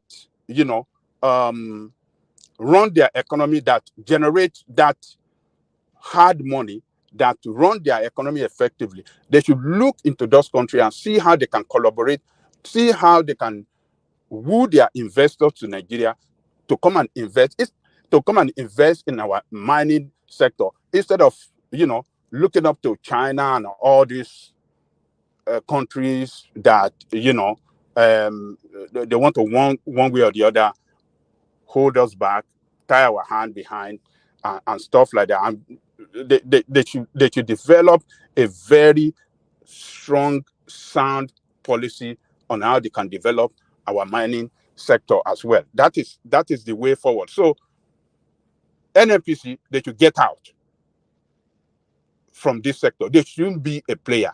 They should focus on their regulatory function and do it in the best interest that the players can follow, the regulation and, play very well in the best interest of the country. That is how we can woo investors into that sector. Because we have seen all of them now. We have seen a lot of investors that have invested in what do you call it? In refining this crude what do you call all those small one? Modular refinery. Modular refinery. One of them addressed this thing, addressed the congressional hearing, and I almost cried for that guy. He said they have completed their thing, ready for production since 2022. As of today, they are running 3% at 3% capacity after spending over $500 million to build that modular refinery. What kind of country is that? Wait, Aja, may I come in just for 10 seconds? Yes, sir. I think this industry is a specialized one. It's not your run-of-the-mill industry. Most of this refinery, Dangote's inclusive, the module and everything, none of them were completed on schedule. Some were even 2 years behind. Dangote himself is about 3 or 2 years behind. And when they schedule products for you at the time initially, when you projected you will finish, if you don't meet that timeline, you are putting the oil prospectors, oil explorer, whatever, you're putting them in trouble. You understand? And I think that's one of the problems Dangote is facing right now as we speak. Because by the time they were ready for him, even including the OICs, you understand, he was not ready. And if they are not ready, it's very difficult to put their stuff on the market just like that. Because the market is also highly regulated. Don't forget, Nigeria belongs to OPEC.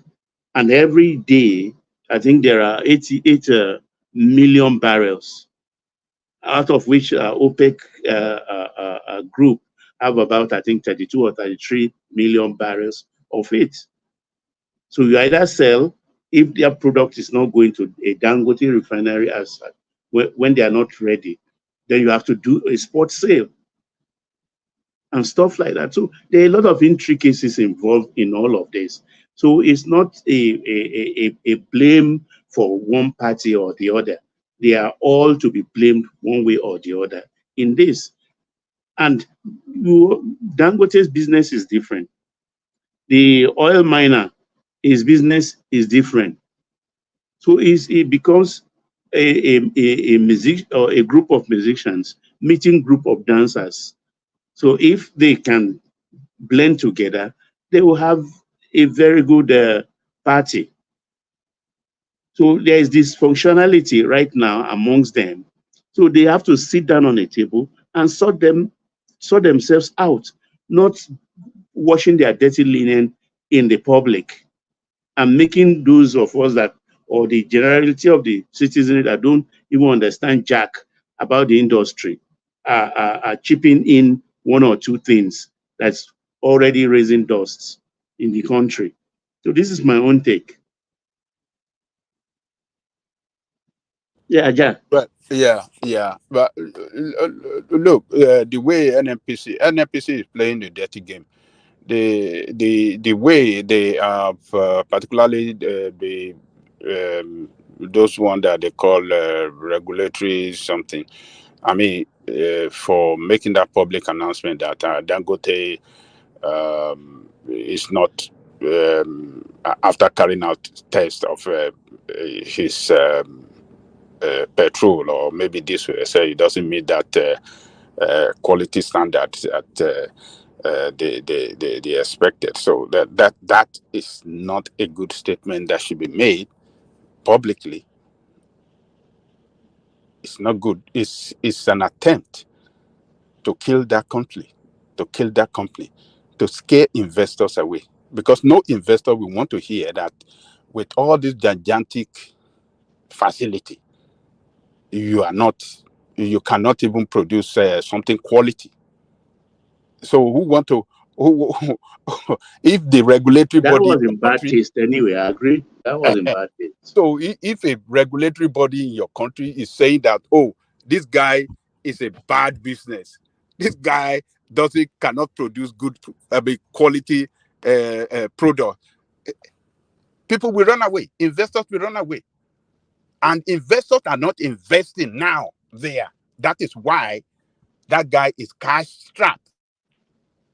Because as of today, if we were to be that Dangote is functioning well as expected, investors will have,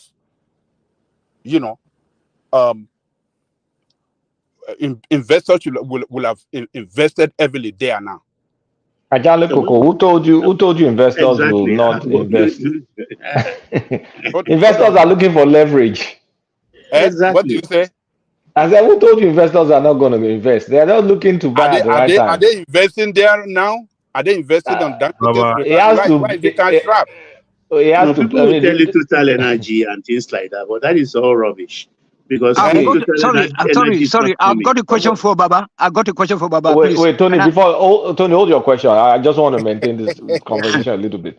So, Ajane Koko, see, I mean, NNPC's tactics, you can call it whatever, like it's bad, it's, I mean, we've called it the obvious. But the fundamental problem, what Dangote wants, NNPC cannot give for now. What Dangote wants is steady supply of crude from NNPC, which NNPC does not have in the volume that it wants. And the problem Dangote is, I don't know, he's so relied much on NNPC that I suspect right now is buying a lot of crude and maybe selling on the spot market. Because I don't think he's secured. Explain. Hold on.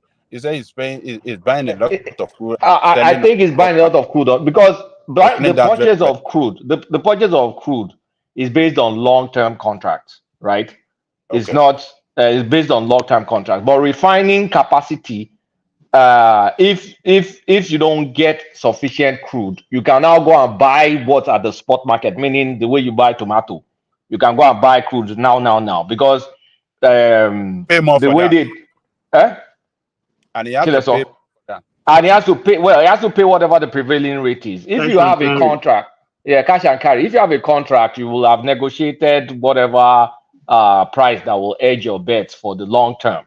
But I think he purposely just relied on NNPC to be able to meet his needs. But right now, NNPC is owing all these crude swap companies. That's where this matrix came into the picture. They're owing all these people crude because they pay them in crude. So, I mean, this matrix one, like I said earlier on, maybe you weren't listening, they owe them $1.5 billion. Matrix and Vitol, they have to get their money back. So they're paying them 30,000 barrels a day that they're using to lift. That was the normal deal they had.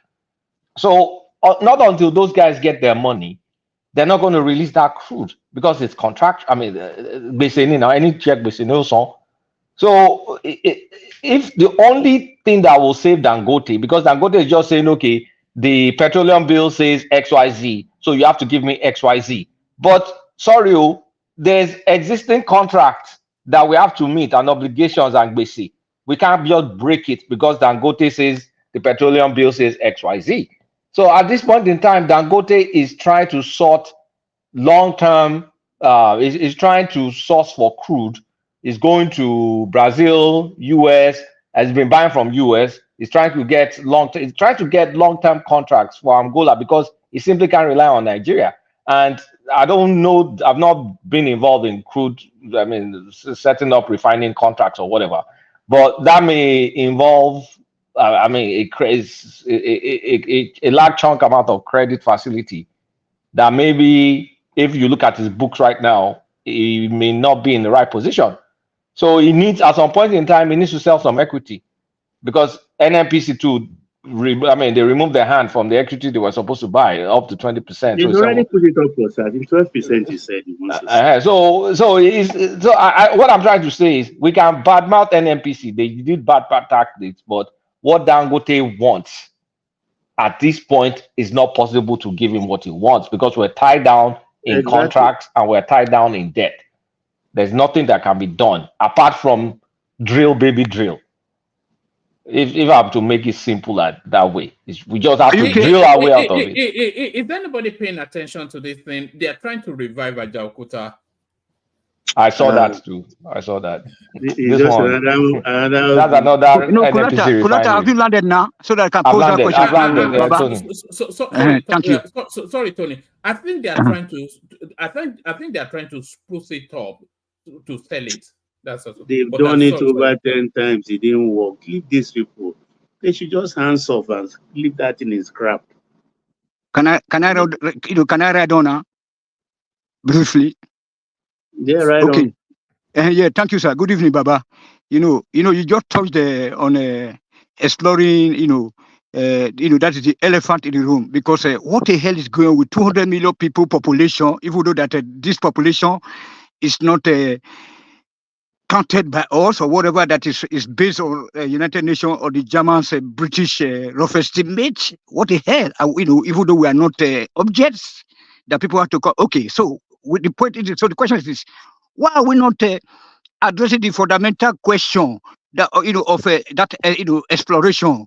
What is happening to our graduate? The graduates that are coming out of the University of Benin, the Efuru Petroleum Institute, and other institutions?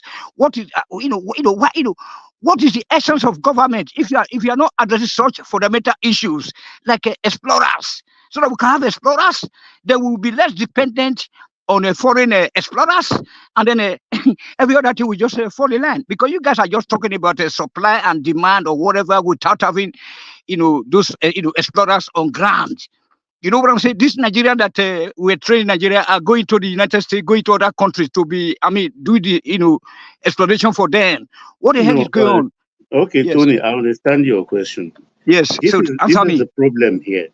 A lot of us don't know the operations of NNPC.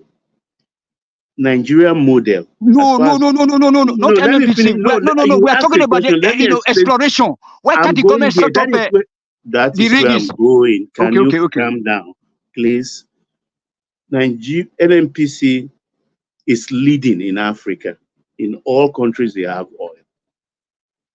In the model, that is the model a lot of African countries are applying. We have very good model. NNPC takes their hold on. Nationalization is what we call good model. Hold on, sir. I'm sorry. Nationalization policy. Tony, this is the thing now. But you have the conversation. It's technical. You get NNPC use their own money for exploration to find oil wherever they can find it, wherever available in Nigeria. They've already mapped Nigeria. When they find it, they map it out. They map it out and segregate it into oil fields. What they contain, the prospects, whether it's 60% viable, 70% viable, 80% viable. They put them in papers like ballots. At any given time, when the market is not saturated or the fields are not saturated, they put up some lots for sale. That is what they call the acreages. They invite people to come and bid for it. So we are not lacking in exploration. That is why people like Abacha could have the OPL 245, because he's seen the exploration result, the works that went into it, that this is a very rich oil field. So he thank you. I get you, sir. Let me just add something. You are still avoiding the question. Nationalization. No, you are not allowing me to answer. Hold on. You are trying to make it some cover up. We are talking about the technical know-how by Nigerians, black men, or at least Ghanaians, we have it. Or at least Kenyans. What the hell are we doing with the white people? All these international oil companies then? Okay, wait. I'll tell you where they come Right in. on. Yes. Nigeria happens to be the only African country where they do not give you 100% authority on any acreage. It's always in partnership with NNPC. Always in partnership. And in some fields, NNPC have 51, 52%. So what you are coming with is with your oil rigs to get it out from the ground. You get my point? So Nigeria I haven't got your point because we are not involved in that. Try to get that process of getting that oil out of the ground. That's what the area that I wanted to address. Please. Look. When you need partnership in this. When those people come in, they are the people to bring in the rigs. And each of those rigs, the smallest you can find, maybe a little bit under $500,000 a day. A day. Sorry. Always give me a chance. We are talking about people that are involved in that processing. That process. How many Nigerians are in it? That can. I mean, if you say we invited the Germans and the Dutch to come and participate in our oil exploration, how many Nigerians are involved? And then what are the quota of Nigerian people that are involved? And then stage by stage, then this white man will be going. Hold on. The white man will be going back to their country while we are taking over bit by bit. Let's say we have 10 explorers. Technically speaking, right now, then we have then at the end of 2 years, then we now have 2 Nigerians that are qualified. Then 2 Dutch or the British will go back to their country. Then the next 2 years again, another 4, etc., etc. You are telling me about NNPC. I know that NNPC is a Nigerian company, like the Petrobras of Brazil, but it's owned by Nigerians, and then it's a Nigerian company or whatever. But why are they not going into the university, sponsoring the brains to become petroleum engineers, etc., etc., then the weathers of the pipelines or whatever. So tell me that, sir. You are not following our country very well in that sector. Why? Nigeria. Why? Let me answer you now. Tony, now let him answer now. Yeah, okay, answer. I don't usually know where Tony takes these conversations to. I just Nigeria. Let me just bail out because I might end up kicking Tony out instead. Sorry, Baba. Let me acknowledge super chatters. Only Choma brought her wallet to school today. That's Choma right there. Choma still. That's Ayo right there. Still Choma. Still Choma. And there's Kulata right there documenting himself, and still Choma, and still Choma. So thank you everyone. Gentlemen, let me bail out. We'll do it again tomorrow. Over to you, Mike. Conversation carries on. Tony, you have to allow them to talk, please. I beg you. Make your conversation and you you have to focus on fixated on your own mind. Be open-minded, okay? Listen to what they are saying, and then all right, Baba, sorry, go continue. Yeah, Tony, in the whole wide world, I'm not picking Africa alone. Nigerian oil engineers are one of the best you can find. They are everywhere in Arab oil fields, in South America, in Angola. At times, if it's in Africa, Nigerians engineers are the first to arrive on those oil fields as experts. And Nigerians are active in the oil industry. Oranto owned, Fafa owned, Chrome owned. I can mention, I don't want to put names to all these companies. Dozens of Nigerians are actively involved in Nigerian oil fields. Southerners, Northerners, retired generals, politicians alike.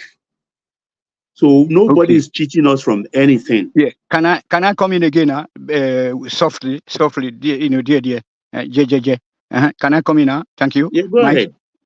So you just took me to another very positive side now by saying that by pointing out that there are a lot of Nigerians performing wonders abroad. Why can't we bring them back home? Why the government not coming in from the day they are being sworn in and start to say, okay, the Nigerians abroad, please come back home to come and No, there participate is, in your we have country's here is the development. surplus that is exported. No, no, hold on, It hold on, is hold on. This surplus. no, hold on. So the idea of say that $1, sorry, $1, €1 is equal to 2,000 naira. Everybody want to come and buy a piece of land to build house. That era should be discarded right now. That let us invite all the qualified Nigerians abroad, identify them and bring them back home. Let them come and participate. So from the way you just spoke in, so it means that we have got enough of them outside. Like my uncle was, his name was Pius, and then he went, he was a petroleum engineer. Then in first area, the town, the satellite town where they built this for those petroleum engineer settlement area. That's where we were housed. So why are we not, building secure the accommodation for people like that to come back home and then run our oil industry instead of letting our people japa abroad, and then we are now inviting foreigners that we know that they No, don't. no. We are not inviting foreigners. Yeah, but who are Nigerians, doing the oil? When you talk about Shell, all these Italians and the Dutch and the British BP, why those are can't we get those? investors. No, hold on. Let me just land now. Why can't we go get those equipment? Why can't a government, the richest country in Africa, got those equipment for exploring and then refining and everything, and then we tell that nationalization? Okay, for sure. It's Okay, one thank you. thing. It's one thing to find the oil.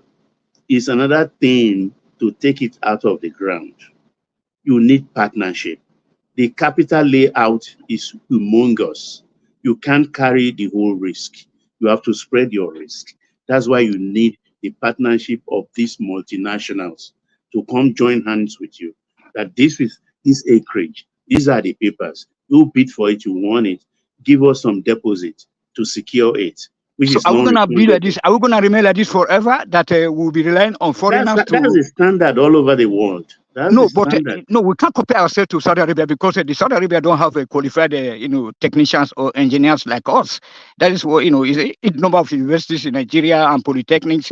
You know what I'm saying? So we can't compare ourselves to those other. And which now led me to, why should our money be less valued than these Arab countries that have not to offer in terms of technology?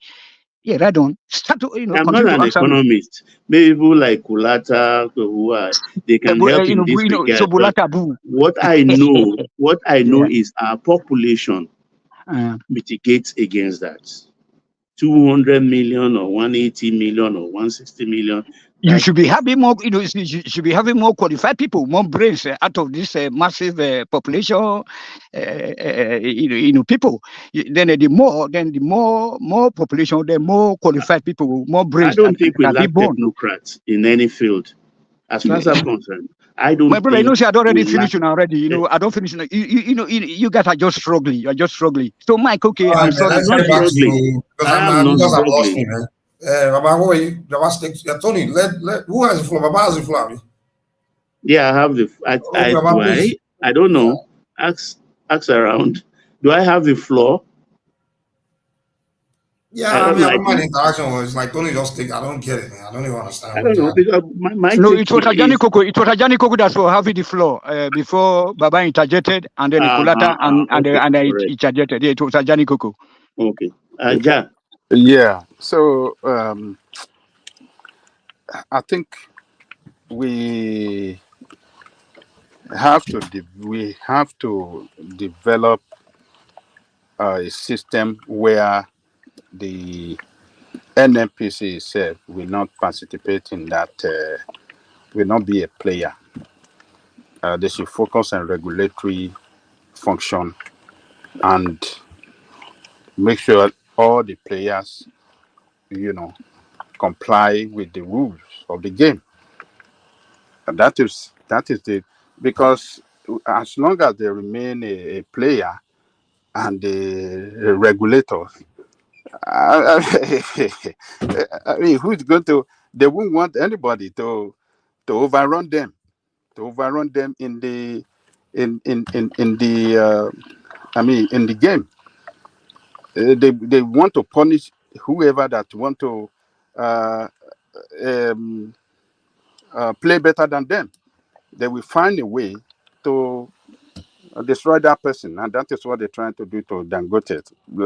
Just like Lukulata said, oh, because we have commitment to, I mean, to our creditors, using our crude to pay for our commitment, financial commitment with them. So, and other thing, because if Dangote have to run his refinery and sell its product, if Dangote have to source for crude from different parts of the world and refine it, he have to sell it at a price to make profit. He's not going to give a damn about Nigerian people, whether they want to cry about the price or not, or don't cry. You won't care. They want to sell it at the price that is profitable for you, because his business interest is at stake. He won't want the investors' money to go down the drain. He has to show to investors that he's running the business at profit. So, and who is going to suffer it when he sell it at high price is with the people. Government is not showing capacity at all that our refinery is going to work. They've been promising, we don't know when it's going to do. So when it's going to start running. The BUA and others, all of them are facing similar, even more, the worst challenges more than even Dangote. So they too will have to source for crude from outside the country, and selling the product after refined, it's not going to be cheap. So, okay, let me ask you one question. Yes. Aja. Take a scenario. Dangote has money. He buys his fuel his crude outside. Quietly, he starts refining and exporting, selling. Maybe we get our own charges in form of taxes from whatever he sells. Nothing stops us from being a customer. The government, even NNPC, buying from him, that is refined products. Take, for instance, the petrol. We buy from him at the international price he presents, and the government, already we all know, they are intervening. They buy at that price, which is at what they are buying now, but selling to the public at reduced rates, which some people call subsidy. I call it intervention. So nothing stops us from paying full sum to Dangote and taking it into our own storages and then selling to our people. How about that? Rather than all the noise. He owns his refinery after all. Yeah, you see, this your idea of intervention, or what you guys call intervention, is not intervention. Intervention Leave that apart. What stops you from buying and refining and selling? And just you shouldn't look at the side of Nigeria at all, as if Nigeria doesn't exist.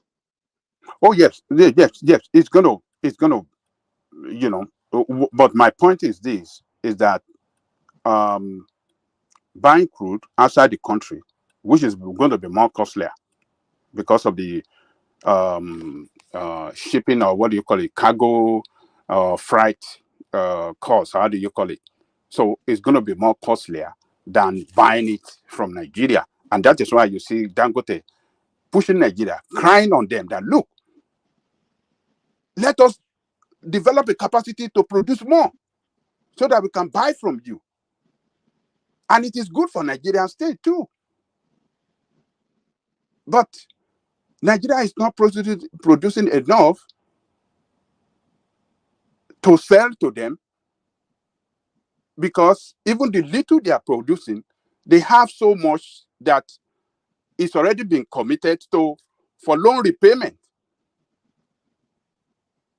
So the way it is now, we are going to have a situation next year, or let's say next year, or after some month, the price of this petrol will go higher in that country. It is not sustainable. What the government is doing, or what is doing, which supposed to be called subsidy, and which the government should have, came out clean and tell us that they are doing subsidy, but which, and some of you here are described as intervention, is not sustainable. How long will they continue the intervention? And my whole meaning of intervention is when there is crisis, you come in, intervene, the government come in, stabilize it. It's a short period of time. They come in with an intervention, stabilize the market, and then let the market get back again, leave the market alone to operate normal, the way it should be operated. It is not sustainable. This intervention that you guys are talking, intervention, it is not intervention. Intervention comes for short period of time. Now But we have subsidy been now. intervening, as you call it, since the president came in. Ajaligo, we They just have call it been subsidy. doing this intervention. Intervention never ends. Oh yeah, satisfy yourself. They say call it subsidy. Baba, when is the intervention going to end? Ẹ má pè ní intervention mọ́. Eléyìí ò ṣe intervention. Àbí mo purọ́ ni. No, I can't call it subsidy because I didn't see it in any of the budget line item that this has been earmarked for subsidy. It's not there, so I cannot call it subsidy. Use World Bank terminology. But practically, we implicit know that subsidy. Implicit. This is even more than intervention. It could be called intervention because it's not budgeted for in the subsidy. But this is going, the direction is going, this is way beyond intervention. This is not intervention anymore. Okay, he has said implicit subsidy. It's implicit account. So yeah, we put it on implicit account. Come in, Larry. You see, sometimes I look at even Dangote. I was looking at something this afternoon. Dangote, from business perspective, Dangote self did not even plan all those things well. In this same Nigeria, we've seen Nigerians gone out of Nigeria to other African countries buying oil blocks. Take, for instance, Alakija in 2023 It's in Senegal. Went Alakija. I said Alakija. Titi Alakija. Yeah, went to Sierra Leone, bought 6 oil blocks in Sierra Leone in last year. Do you know that Innoson has oil block in Sierra Leone? Mm-hmm.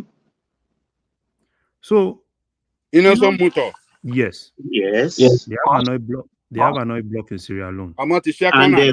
And Chrome has in Ghana. So and these are neighboring countries. Even Atoezi has in Uganda. Yeah, so these are correct. Atoezi Oranto.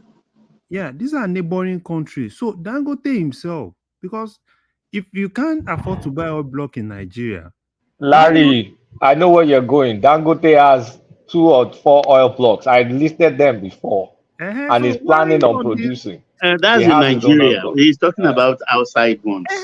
Outside ones. Okay. Yes, now he can go to Sierra Leone. Go to if somebody. Do you mean Larry? You say you cannot afford. Are you trying to say? No. I'm not saying he cannot. I'm saying he didn't even plan all these things very well. Why would you put all your egg in one basket? Nigeria today, Nigeria tomorrow. With that kind of mega factory has put down. I think it's the guarantee. I think the guarantee. But nothing is guaranteed in life. Mr. Larry, I think he thought the northern hegemony will continue. You know, technically, I think the guarantee during the Buhari's time that exactly, available for you. Babajale Koko, you know that it was through sheer stroke of hard work, little bit of spice of luck that Tinubu won that election, that power will have actually gone to the north again if it's Atiku. All these ones that we are talking about, they will crush anybody and get that wall for him. They already knew what they are planning also. If he's a northerner, he will have, we are the one that is curious that we normally query ourselves. In northerners don't, they will not give, you saw article coming in to defend him. They will not, although I don't think Tinubu will sabotage him because they talk him to bring it to Lagos. They showed him, oh, come, we have a platform, we can sell to you. And I don't think Tinubu will sabotage him anyway. But I'm saying that all the back and forth that we are saying, if it's a northerner, because natural, you look at the build up to the election, it was almost like a northerner will actually emerge. Sorry, I want us to stop one thing. We're saying sabotage. It is. I won't call it sabotage anymore. Nothing like sabotage. It's nothing like sabotage. No, Let's stop it. I'm not saying sabotage. No, I said some people were saying there's a rumor in town that people are saying that Tinubu wants to sabotage him. I'm not saying no. Like outside of that regulatory body, that guy that was saying nonsense about quality, this is not an issue of sabotage. This is an issue of capacity. NNPC's capacity. You know what Dangote is banking on, and what he's not really getting from Tinubu. Dangote actually wants Tinubu to come in, crush every other person for him. You can't do that. We have contracts. Yes, and that's the problem. He wants, normal thing is what normal thing that Buhari can do. You understand? If you have a very good thing with Buhari, you understand. Hey, you are talking now, Mr. Larry. You are talking. Buhari, during Buhari now, he can crush anybody. Kulata, Larry. You know what surprised me? He's been getting away too long with just a handshake thing. When you build that kind of refinery, you should have contract. Where are the contracts Dangote signed with NNPC? No contract. You don't run a country like that. You don't run a big company like the Dangote refinery like that. Things should be without crude long-term contract. That's what I was saying earlier. Signed. Sealed. That guy, that correct guy. That guy where there's always a slap for face. You said they promise in business of $20 billion. Please give me a break. Because Dangote himself, because sometimes some of these business guys, you just sit down and analyze them and you're like, okay, what's happening? You can't stand something on nothing. And that's exactly what he wants to do. He wants to stand something on nothing. On nothing. Because we all know now, NNPC is even trying, let us not deceive ourselves. Because he himself came and said, NNPC is doing their own. The only thing is the other guys, the other IOCs and the fact that the IOCs are not selling to him here, they want him to go and, deal with some of their third parties somewhere outside Nigeria and all those things. And see, NNPC has been giving Oga Dangote, at least NNPC has been giving him to a particular extent. For NNPC may not, give him everything. And I think what NNPC is basically telling him, guy, chill. Let's try and see how we can actually augment him so that we'll give you everything. It's not like NNPC has not even given him. NNPC they've given him some. So the only thing is just that Dangote himself, I'm sure he didn't even plan some of all these things because he believes that, normal big boy now, that always have government and all these things, crush every other person, ensure that, I have everything I need. And to me itself, even if you ask me, Dangote is not even being truthful with all this dollar allocation. But I think what Tinubu just did was like, okay, fine, let's not go back to It's owing us now, Larry. Emefiele stood on that day they were inaugurating this thing. Baba, yeah. Did you watch? If you go back and watch that commissioning, Dangote was basically saying Emefiele. You see the way Dangote was praising Emefiele. Mm-hmm. And Emefiele came on that podium to tell us he has paid almost all his debts to Nigeria. So you understand, but I think what Tinubu just did was that, okay, fine, let's leave all those past. Let's move ahead. And Dangote himself, all he needs to do, we've always said it here, he needs to sit down with all those guys, sit down with all of them. if he doesn't have a contract, look for a way to get a contract. He needs to start looking for ways to get contracts. He doesn't need to go to US. If he needs to talk to some of all these African countries, they can talk to them, even talk with some of them and see how he can actually at least augment, what he has. Because what he's saying is that, he wants the start, he wants to ensure that there is consistent. Alaye, the one you have, Alaye, do now. Remove some. Even if you are buying sports oil, a parcel of cargo, you need a contract. Yes, now he needs a contract. You sign a contract, even though it's cash and carry, you still sign an oil contract because of force majeure. Baba, is that Dangote's reliance is PIB bill, that 400,000 barrels per day allocated for local, that is entire premise based on, that's his premise to make a killing. But that crude is tied down. Crude swaps, you still chop basic.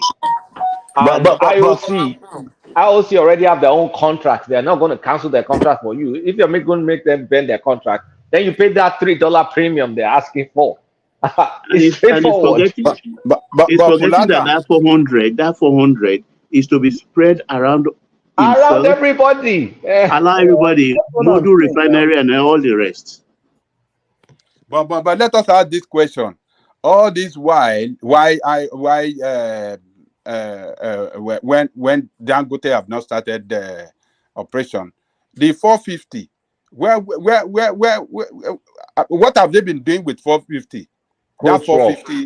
That 450 barrel a crude day. Swaps, they give, Lord, they use it to get petrol. That's what we've been saying now. That's what I've been saying for months. What the fuck do you, man? That's what I've been saying for months. Oga Johnny Coco, that was the 400,000 barrels they said that were unaccounted for, that have been stolen. That's a huge corruption right there. Yes. They said that. Our own swap, apart from the Swiss companies, the foreign companies, and Shell, the people are super connected. Super. Is that part that this Matrix guy just came out? He does swap. And there are a couple of guys that I know do it too. They're super connected. They give them crude oil. And they make, if they want to make you a billionaire, or let me not exaggerate, a millionaire, comfortable multi-millionaire in dollars, they just need to give you one of those gigs. I'm telling you. Just one. 10 cents. 10 cents on every barrel. 10 cents, nothing 10 cents coin. Do you know one thing, Kulata? If you look at every billionaire in Nigeria, you see all of them, their source of wealth is connected with oil. Of course. All of them. If not substantially, but somehow is connected with oil. That's true. That's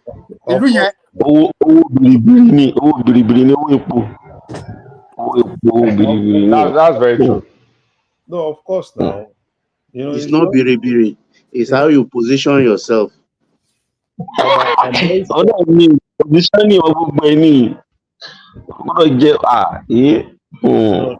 Yes, I'm actually sure if they go and check very well, I'm very sure Dangote will pay heavily for that PIB. Pay heavily. Because see the rate at which they did everything, with that PIB, everything is actually there.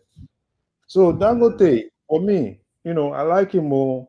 I want him to succeed though, but at the same time, Alaye should he said August. I'm anything outside August. I'm not pro Dangote. I just like that he's rattled, you understand, because he's gotten his way all his life. For the first time, he's meeting his match. It's good now. See the cement this thing now. See manga cement. Everybody they are shouting manga cement now. And I'm now like, okay, manga cement is out. 6,000. People are now shouting manga cement. So, but that manga, what I don't understand is when did they give manga license? Is it an imported cement? Is it an imported cement or what? No, now is this a manga that has this airline now? He has oil. He has vegetable oil too. Vegetable oil There's company. 1 year line. Manga has 1 year line now. Is another I think so. I think. It's another now. Mm. Kulata, do you know the airline that belongs to Kulata? Do you know the I airline that think belongs to Manga? I let me check again. I saw it like I was arguing on Dr. Damages about it like 2 weeks ago. But I don't forget all this stuff. Because it's brand new. I think it's in Benue or something like that. They gave him something like about 3 years or 4 years. I think he already have the something for some time under Buhari. He got it under Buhari. You know, he's one of those rich guys up there in the northern state. So it's in Kogi. It's in Kogi. It's in Kogi. It's in Kogi, okay. Babajale Koko. That Manga is the owner of Max Air. Is what? Max Air. Max Air. Yeah, that's the owner of Max Air. And that Manga, do you know how that Manga, you know, that man, if you know, look at that man's history. That man, what this guy is doing in Ogun State, this guy that is this all this firewall, all this this thing. That's what that guy does. So was a big guy there. They just said, okay, fine, stop all these things and let's give you something. Yes. That was what he was doing. Yeah, they gave and now so. But it's good though because Dangote is now facing real threat though. It's not just Abdulsaman now. Manga is there now. So he needs to look that power is not there. So is that is that Manga cement cheaper than Dangote now? I think so. That's what we want. Competition. Nigeria will get 6,000. How much for 50 kg bag? How much? 6,000. 6,000 and Dangote is how much? Dangote is around for 7,000 plus because the one that they bought something that this Manga guy is from Katsina, so you know his Buhari connection. He's from Katsina. Wọ́n ti gbé fún. Then àwọn kan wá pariwo Lagos connection pé àwọn kan Lagos connection. Honestly, ẹ wo bó ṣe ń ṣí àìlú yẹn bó ṣe bolíkàkù ṣe ń ṣètò ààrẹ look at the way they. Bàbá wọn ti ṣí ìlú yẹn tán everything wọn ti Tinubu náà láti correct díẹ̀ nígbà kí ló dé a rí gbogbo ìtẹ̀yìn náà ṣe náà. Airline ẹ ti pín gbogbo ẹ̀ tán gbogbo ẹ̀ tán. Manga from Katsina. You know that Tinubu stood his ground for Innocent, for this guy, this earpiece. Those guys, earpiece is not just facing outside down. Those other guys, Max here, all of them, they are also big in that place. No. Earpiece got lucky because Herbert Wigwe died. Herbert was going to float the airline that will fly Nigeria's flag to Heathrow. That was a plan. Was the plan.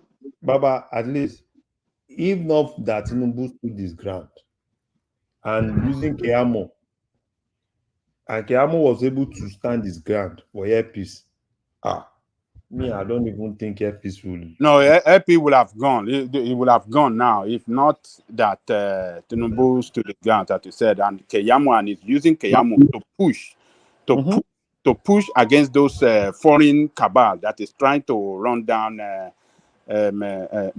earpiece. Look, they really try for earpiece. So, and Keyamo is very, very, very up and doing. In that regard, is really fighting hard. Look at the statement he issued to Britain recently. We will stop you from coming to Lagos, Abuja, and we will take you to Ilorin. No, but that's not empty threat to Aja. No, it's not empty threat. So don't say this. Let him try it. No. Look.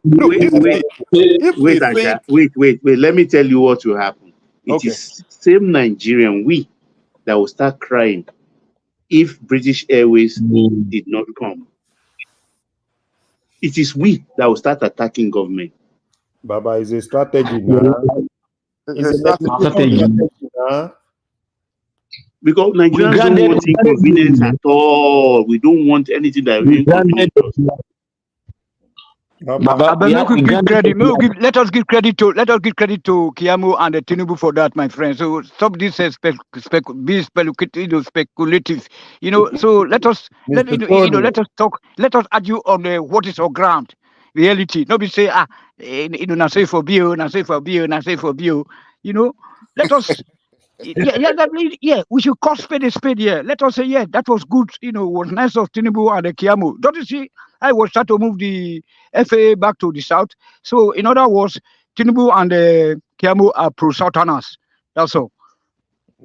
And I think what Tinubu is trying to do, everything is basically skewed to all those guys. Buhari has distributed everything. Probably Tinubu is trying to see what he can correct a little bit. At least put some little things to the south also. Because everything, license, everything, those guys, they dominated everything. Didn't you hear Tony Elumelu complaining that that guy that died wasn't Abakari prevented him from buying oil block? Not even from Nigeria, from an OIC. For an OIC, OIC that is trying to retire just to sell that oil well to him. Okay, OIC, IOC. Nigeria is a real turn-by-turn nation, honestly. IOC. You see what is happening in the north. I also love the innocent thing. Innocent being brought into the game, into the mix. I so much love it. At least if you give our Southeastern brothers, I think, because they have been crying that they did not bring us in. Of course, I know that is not true. Under Buhari, they got Innocent got some help. He got about $10.5 million loan from BOI and some other support, but bringing him into the CNG thing, at least it's a good thing also. At least it's not meant for Nigeria. It's not meant for just one set of human beings now. Let the thing flow up and down so that everybody can at least add value to the country. So, that's a good thing. When I saw him at the airport, is there any vector that those guys are? Yes, not true you talk, because the first time ever since I was born, I see the Northerners cry. I see them in tears. There's credit to Tinubu for that. You know what I'm saying? No one is perfect. It's dealing with it's dealing with us economically. All this, But at the end of the day, for me to see Northerners cry, first time in my lifetime, I'm very, very happy. Thank you, my people. You are so wicked. Why did I give you joy now? Now, before we talk to do one, they say, okay. Now they say, okay, Alice Clark, let us I say Alice Clark, okay, let us let her go there, because right now they are ready to go now. They know say person did there, they know fit threaten them, so they are ready. So they are now making things easier for us, to peacefully separate that country, so that we can live together as brothers and sisters, our fellow African neighboring countries. I'm not a wicked guy. I'm not like you that is coming from Kwara State. You don't know where one leg in the north, one leg in the south. I'm from Edo State, and then I grew up in Ibadan, and then I love the Southerners, and then Western Nigeria, it's my, that's my life, It's about self-preservation here, my friend, Not be say I did wicked. But to see an Hausa man cry, I'm very happy. Thank you. How about that? When you see somebody cry, why can't you tell the person, Pele, Mabinu? So it shows that the North. When would they cry? When would they cry for a long time? What did they use quota system to deal with us? They tell us Pele, and make you no cry. Answer me now, my brother. Carry out guarantee or Aja. But I was saying on a lighter note, trying to decentralize things. Do you know when they were doing this protest? One thing that came to my mind was the service chief. Look at the situation where it's still the same thing, right? Tinubu did not take that bold step of decentralizing that appointment, at least sharing it across the whole country. Like he used to be during Buhari, that is everything is skewed towards the north, almost, from chief of army staff to this to that. Do you think Tinubu will be able to sleep? They will be planning. to take power from you. And the person he get from the north is even a Muslim, is even a Christian. I don't even know why one man didn't bring this Bashir story. Like the people that are plotting to take Tinubu down. I mean, it's a serious matter, even though it's not going to the public press. There's some northerners, the gold mafia, the gold mafia in the northwest. That's the Bashir guy. They mentioned some other names, top names in that Kano Katsina area that funded this protest. Did you follow the Adija issue? Yeah, the 50 million. No, I did not. The Adija. I saw the 50 million thing. Which one is Adija issue? The Adija guy that they arrested. That's the guy I'm talking about now, Bashir Adija. Yeah, that's the guy I'm talking about. That guy. Did you see all the gold from Libya vault? From Libya, with everything from Central Bank of Libya that guy has in his custody. So all those guns that are coming from Libya, that is coming. Those are the people funding it. For them to have. So the Northerners are the ones. I saw. For them to have gold. Well, but hold on. How can somebody have so much gold like that? Zamfara gold, you don't notice that anywhere we have mineral resources in the north, that is where we have heavy insecurity. And we all hear about one miraculous helicopter that comes ever now and ever often, comes, takes stuff, goes away. And I don't know this Libya connection and this guy having access to Libya gold. I'm still yet to piece that together. But this guy is being interrogated with SS or whatever they called SS now. It's a serious stuff. Oh, I don't know why people are not talking about it. It's very, very serious. I've not seen a single individual that can display another country's assets. And if you look at each of those gold had Gaddafi's, picture on it. Oh yes. That's a hard gold. That's a serious, solid gold. I think is it not 24 karat? 24 karat. See all of them in their boxes. Serious of Libya. That guy must be highly connected to criminals. Serious one.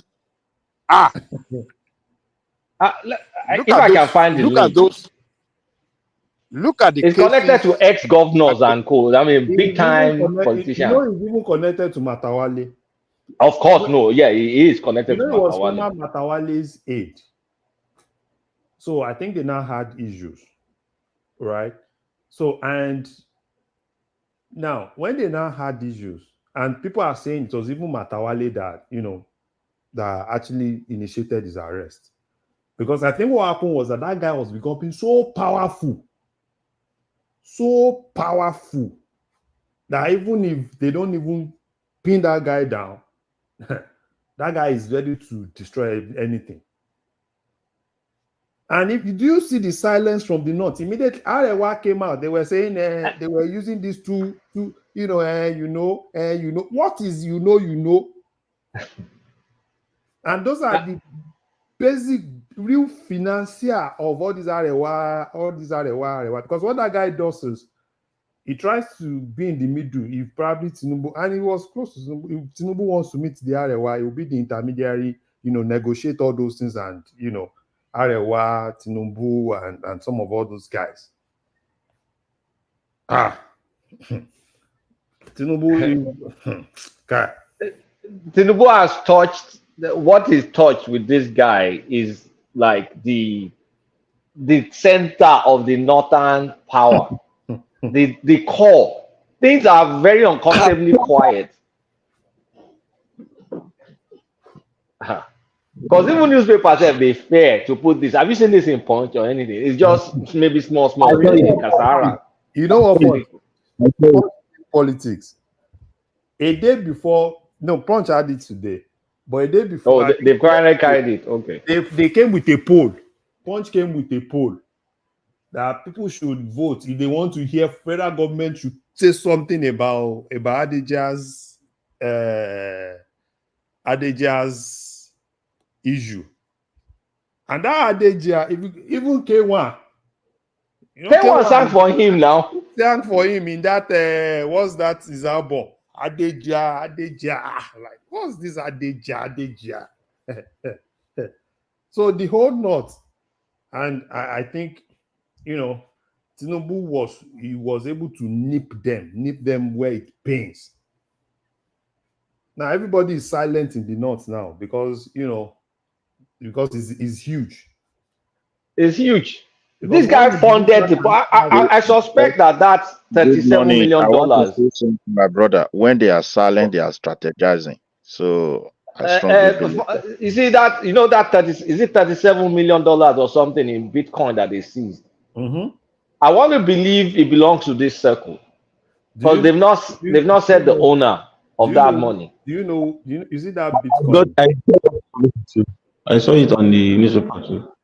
You saw it that on money that they were using it to disrupt, to fund the protest. They were planning to use it to fund the protest, but it backfired. Kulata. And you see, I saw it today. You see that Bitcoin? I saw it today that Nigeria is spending so much on defense. The kind of money, although it's good for us, but the kind of money and so many other underground things that we are spending, money that we are spending in defense, is because of this insecurity thing. Meaning that some people are just there. Of course, they buy some of this equipment, and they have something to share on it, and they continue to siphon the resources of that country. I don't understand why Zamfara would not have an investor. We have Thor from Canada that is. Oh, we lost him. Yeah, I think we did. Yeah. So that Bitcoin of it. A lot of people are saying, "Oh, how are they able to trace Bitcoin?" In Tinubu's government, right? This guy in SEC, Agama, their their head of SEC. That guy is one of the smartest guys when it comes to crypto. Smartest guys. And I'm very sure he will probably be one of the key guys that is helping them, nip a lot of things. As far as the North is concerned, I think the thing is just that, because these are guys that they are key financier. You just see them, they are silent, but they are silent billionaires. Because I'm not even sure that guy can even push that thing alone with that volume of. No. This is a big ring now. Even like Matawale too is in this ring. Even that terrorist guy was saying Matawale is one of the that is also sponsoring terrorism, and they do it to cover up the mining. Yes, now. So that guy is not even Matawale, even Badru. Badru too. How did Tinubu do like this now? Even in that Wasiu's, if you go and listen to that Wasiu's, this thing, Wasiu basically said it. That this guy is close to Badru, is close to this, is close to that. More. I'm very sure that probably Libya will have reached out to Nigeria. Okay, these people don't finish us. This is reached a scale that let's see, Sha. They basically went into Libya Central Bank and looted it. More. Now, wow. All in the name of this money. You know that before Gaddafi was hacked down, Libya has the highest gold reserve in Africa now. Yes. And one of the highest in the world. Highest gold reserve in Africa. And just look at what they've done to that country. All the gold have been looted. Huh? And that is the asset. That is a huge asset of that country that been looted. And this guy is a criminally connected to some other criminal network around Africa that he can even have some shares of those gold reserve in Libya. He must have been sponsoring some terrorists that are No, that's it now. terrorizing. Baba, do you remember that they said most of the arms they use, Boko Haram, all those things, most of those arms are coming from Libya. So, Oh yeah. Even the president said it. These Buhari guys are. said it that time. You remember when he came to US? When he was addressing the media in US with Trump, he said it. He said it. So basically, these guys are the negotiators, right? They are the negotiators. They negotiate some of those things. But you see, these northern leaders, they are not faithful to Nigeria.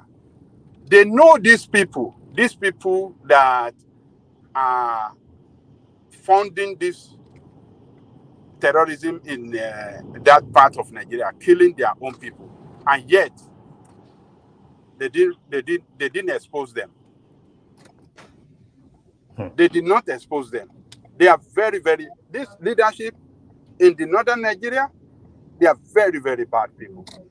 And they are all benefiting from that rot, that, maybe there is some kind of financial benefit they are gaining from it, or I don't know. They know them. Remember that, what do you call it? Abubakar Malami said that they came out with the name of some people that were funding them, and all of them are northerners. You remember? All of them. It released the name of those that they describe as people funding terrorism and banditry in the north. All of them are northerners. And it's they said UAE government that released the names. Oh, UK. Okay, thank you. UAE, Dubai government. UAE. Yeah. All of them are northerners. And boom, we didn't hear anything. Throughout, no trial, nothing. Oh man, those people are very bad people. They don't like their people. They are very, very. They are. I want to love. See, Ayale Coco. Good morning. Yes. They even prefer people from Saudi Arabia than us. They prefer, just like myself. I prefer people from Uganda and Mozambique. I love them past Hausa people. Hello, are you people hearing me? Yes, I'm hearing you. Okay. I thought my network is having problem. Good morning, the house. I greet everybody. You see, one thing I want to say is this. If Tinubu is smart, this is the time to restructure Nigeria. And if he fail to do it, no matter what he has accomplished, I keep on saying it, by the time the power will shift, less than few months, everything will return back to the same. Their own, when they are doing their own thing, there's no room for argument. They just go to their secret meeting. This is what we want to do. And you see them pushing. Okay, look at the way Buhari ruled this country for good 8 years. There was no space for any form of demonstration. So they made sure they silent everything. So if we restructure Nigeria, every Nigerians will be happy. The youth in the north are the one that will go after all these guys. No Nigeria government. Nigeria government is powerless to go after them. They have pushed us to that point. That is why no matter the name you mention, even the president himself understand how solid they are. That's why they cannot go But after. Midwest, can I ask you a question though? But how can Tinubu restructure Nigeria when all his enemies are southern regions? Most of his enemies are southern regionals. So how can he do something? I mean, that you can see it that way. Like people that The are problem opposing him the most are from the southern I regions. think we have not been able to separate enemy from those who are trying to tell you look at things from this angle. That's just the problem. Everybody can clap for Tinubu, and it doesn't mean they hate him. That's just the truth of the matter. Yes, Ah, yes, Especially Midwest, yeah, no, Midwest no, no. people, Midwest people, yeah, I think that is very correct. They hate him. That People from the many many Southerners, they are, they love Tinubu, but they are just great pretenders. They don't want to let it see like, I see the Southerners, I guess, that is why. So they are just trying to be yeah, diplomatic, it's not, okay? people are not able to separate that. They just think that when you don't clap the way the other man is clap, Tinubu is this, Tinubu, you just No, hate no, no, Tinubu. but most Southerners are just expecting him to dismantle the country right now. They are The work. You can see more, some prominent not people coming to TV, national TV, to talk about even like this evening there was a guy they call a Liberos Oshoma. You know what I'm saying? If you listen to him this evening, go to Nigeria World to see that he was just saying all what we are talking about right now. He said that the country is finished, that nobody will come unless we restructure. You know what I'm saying? And that is structuring. These people from the other side, they said they don't know what is structuring. They don't know what is called a regional government. They don't know what is called this. So I think it's abrupt dissolution, peacefully. That is the only way. Not peacefully, Yeah, abrupt. the northern youth you are talking about, they are just a victim. Just likewise, every Nigeria is just a victim. But if you give them chance to know that their problem lies in the hands of their leader, I tell you, those leaders will not last 1 month. They will chase them away. Even this strong network will run away.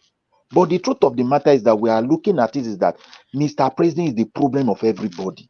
And it has sunk into our bones and marrow. The Tinubu average not Northerner that consider you, even hold in on, that consider us to be infidels. Hold on, my brother. Temela Mudia. So an average Northerner that regard the Southerners as infidels, that regard the people from Niger Republic, from Algeria, from Saudi Arabia as closer to them. That you Tony, are just. I mean, what the hell are you talking about? So I said most Southern Nigerians are with Tinubu secretly. No, see what I'm saying. Not that not Satana will fold their hand for people to remove Tinubu for power. Have that one in Tony, I your don't mind. know what you No are matter smoking for you to say what you said, man. Do you know that? me. No, Tony, you said most Satanas are with Tinubu secretly.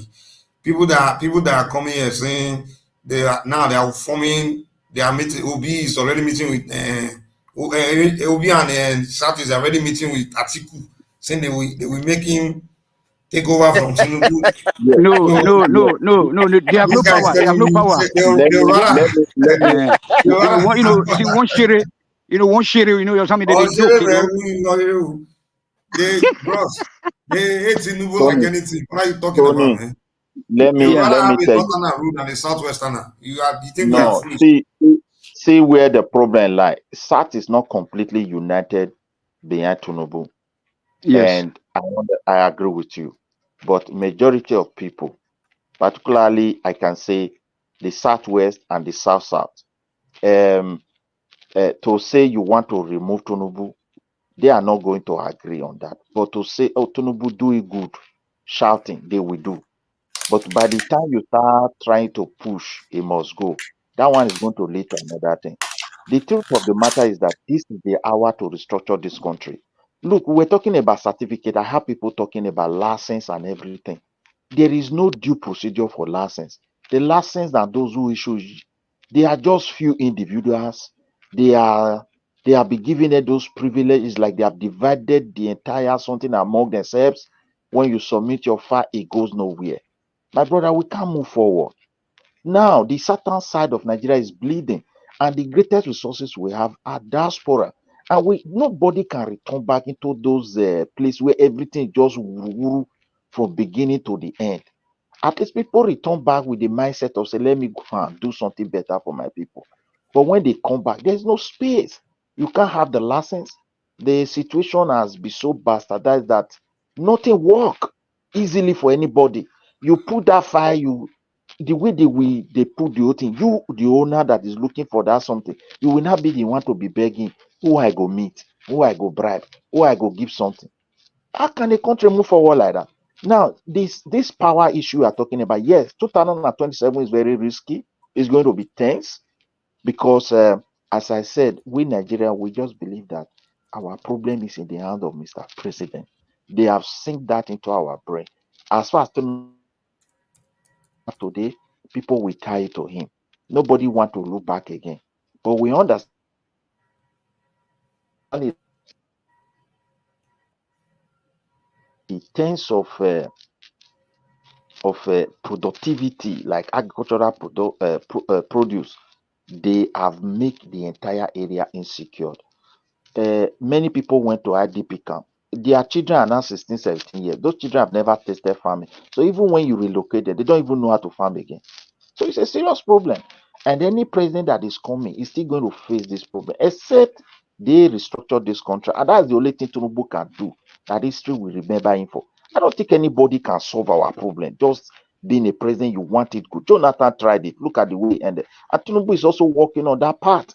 The entire 36 governor, you keep pumping money to all of them. No proper chain of accountability or system to checkmate on them. And there's nothing you can do. You must surely pump it to them. And as you are pumping it to them, they are silent, no proper communication. You see, so the problem is complex. And again, we can't just fold our hand for these few individuals to turn Nigeria to Democratic Congo. Because when citizens are they lack information about what exactly is going on in their country, they will they form information by themselves. And when they have too much hunger, these few individuals can just hijack it, and you see crisis everywhere. And there are so many players across the globe. Now we have government, we are not even enjoying our resources. Imagine when we are in crisis where people will sit in Dubai discussing Nigeria issue the way it is a Libya issue, or go to America, they are debating Nigeria issue, or go to Turkey, and we are not even there. Now that we can even manage to be there, we can't even fetch for ourselves. The best thing he should do is to restructure this country. Let people consult what they want in the South, most especially. This is just the truth. We can't control those guys. But 2027, they are not the going to truth, play their hand. Midwest region, Midwest man. The truth is that these people they are not ready. So that's why we are saying that They are they not should be. ready. No, hold on. We should, we should start giving them a signal that we want to dismantle dismember the country so that they will get our message, and then they If start we to give do them a signal, they may even defeat us. I'm just No, telling you. they cannot defeat us. They cannot defeat us. No, my brother, they are so connected in what they are doing. We have been looking for good governance, development, and we soak ourselves to that ideology. Why they were looking for power and control, they have gotten it. Then should we just remain like this forever?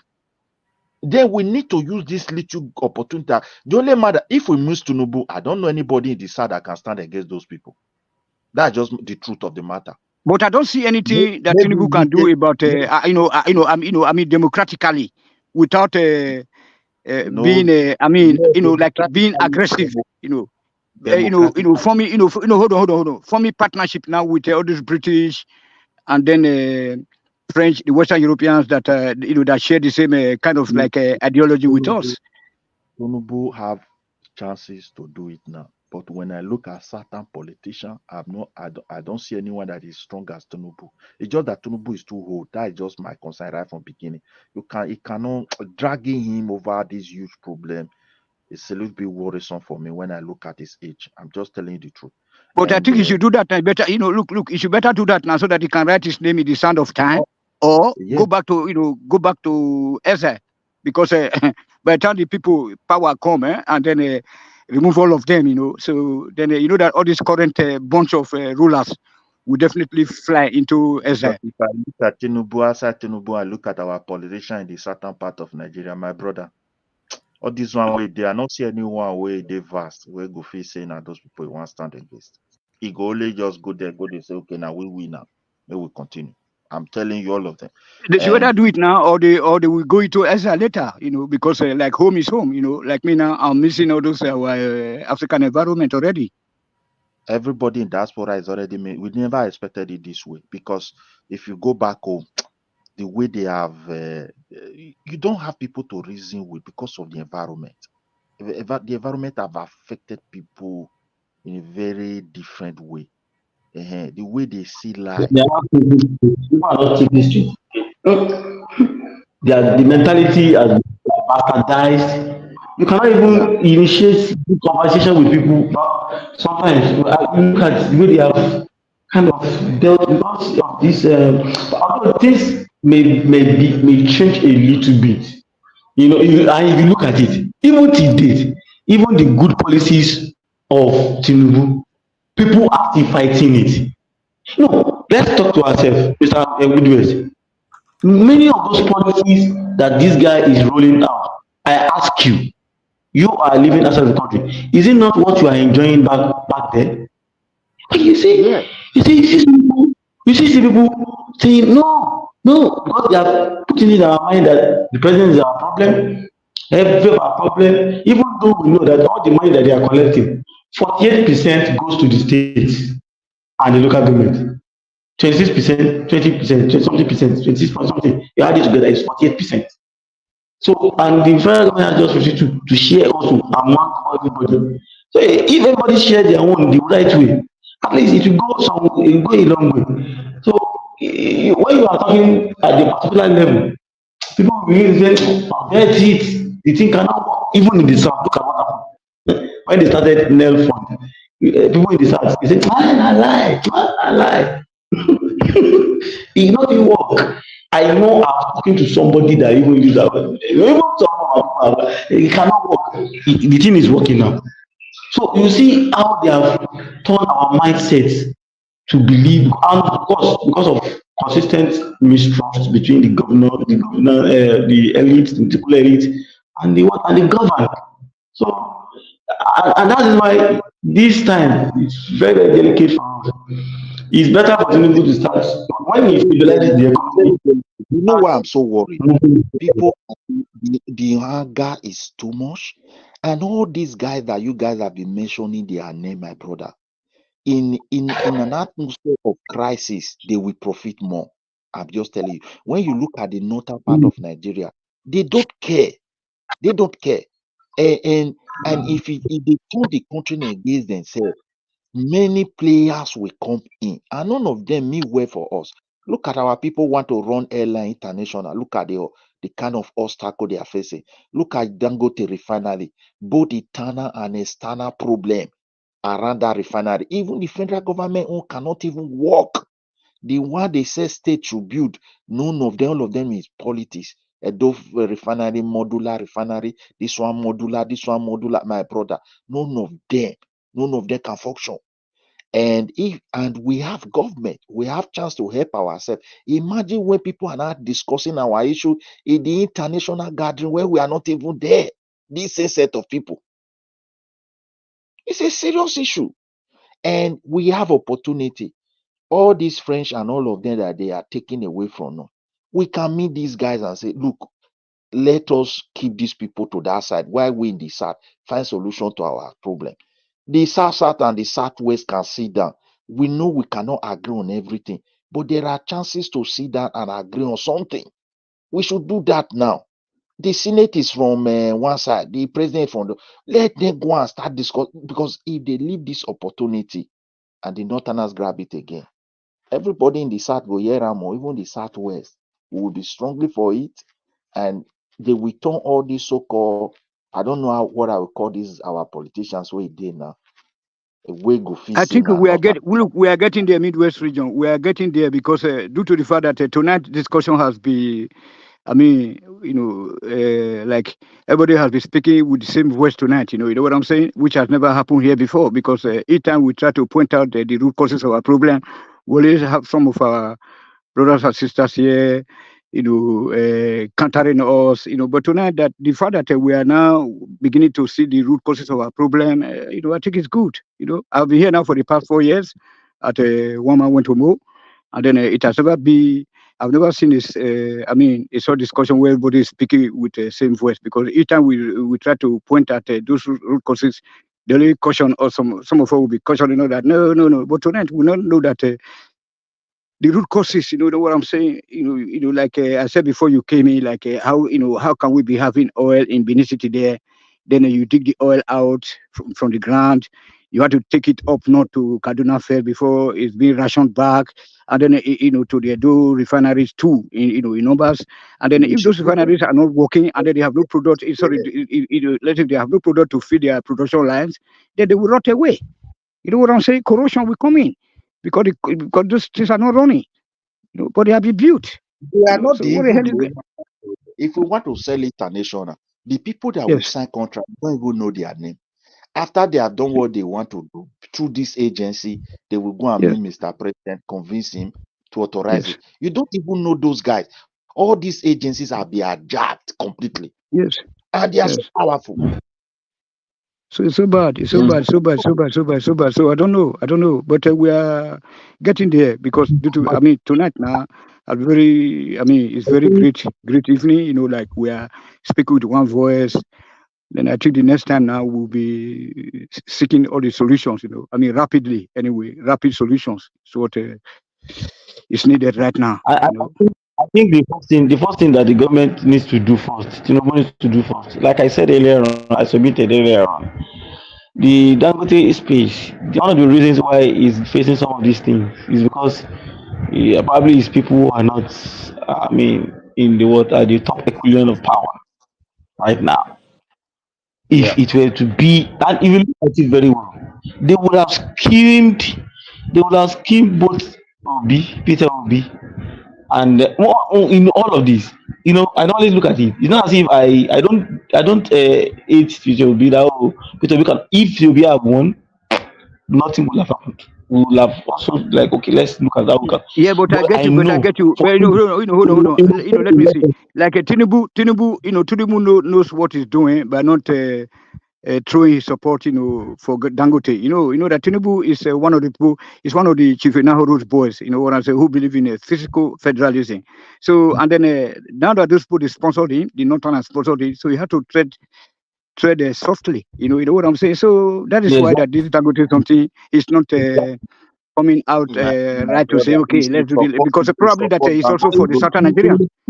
So he didn't want that refinery to also work because know that the money at the end of the day will No, still go back to the north. no, Tony, he's doing his best to make sure that refinery work.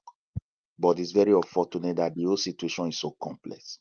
The Yeah. wishes of Tinubu you is to see us producing our petrol so that this economy, his own administration, can have a space to breathe.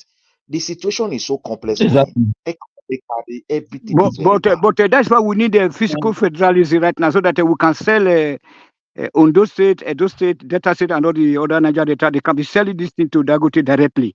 Not be say federal government will come get the oil west or some Let us mullahs. let us put Yeah, but that now it does refinery not work that way. let it produce. At least the entire federal government ones, those ones No. is like The structure. Let the various states or local government own their own oil. no, You the know what I'm oil we saying? talk about is a different thing. But for me, that refinery particularly should at least because that one will even support his administration. If by the grace of Exactly. God the oil price is down, that will go a long way. No, Because the but at the federal end of the day, we're going to start afresh again. So let us just do it right now. Let us forget about the advantage of getting the refined product right now. Hold on. Let us decentralize the system. Let us restructure so that let us do it once and for all. You know what I'm saying? Please. It's my not as worry is easy that as you are saying. It's not the as easy as you are federal saying. it's a very delicate situation. It's This a very restructure of delicate thing. There are political the reason is, consequences. the reason is That's if it goes the other way, it will ignite what we have been trying to prevent. You see it now. prevent. And that is the reason why many people they need to do the own work I first. beg a man die but once. A man, we are not No, cowards in the Tony, south. there is a way you prevent crisis. You see what they are exploiting. All these states they created, whereby they divided us to a point whereby sometimes we can't even reason together and see ourselves as one again. That is the real obstacle. Since we have a Senate from South and a president for Southwest, let them do homework. When they see sense of unity, these people will keep their sword. I'm telling you, they understand they can't even And die. Midwest, the little gains that this government has been able to make, Don't you think is one of those reasons? Because when you have because we are able to have the south because before you know before it doesn't used to be a cordial one like that. I mean, you have okay the two of them gel together. I normally tell people that the Senate will not work with the presidency. It's not a good thing for any country. The major thing is if the policies that are being pushed are the things that will help the country, so be it. Who says they should not collaborate? Look at the way they collaborated for the minimum wage, passing of the bill for the SS supplementary budget to make sure that they be able to pay that money.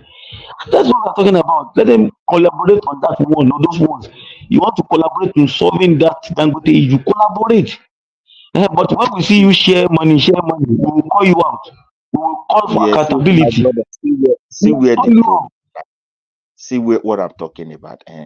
No matter the good we are doing today or the policy you are pushing, definitely many are not going to work because of the structure that is on ground. Some will work. No, even the ones that Mm. manage to through and work less than 2 months, by the time power change, these people will be taking us to a different direction.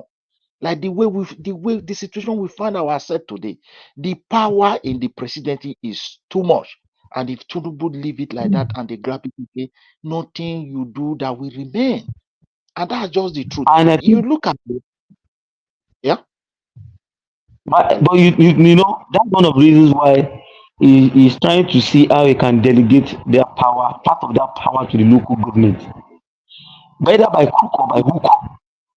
They are going to Yeah. expunge that part of the constitution that is giving the state the leeway to hold that account because they have already negotiated now that 3 months everybody will have gotten their election done.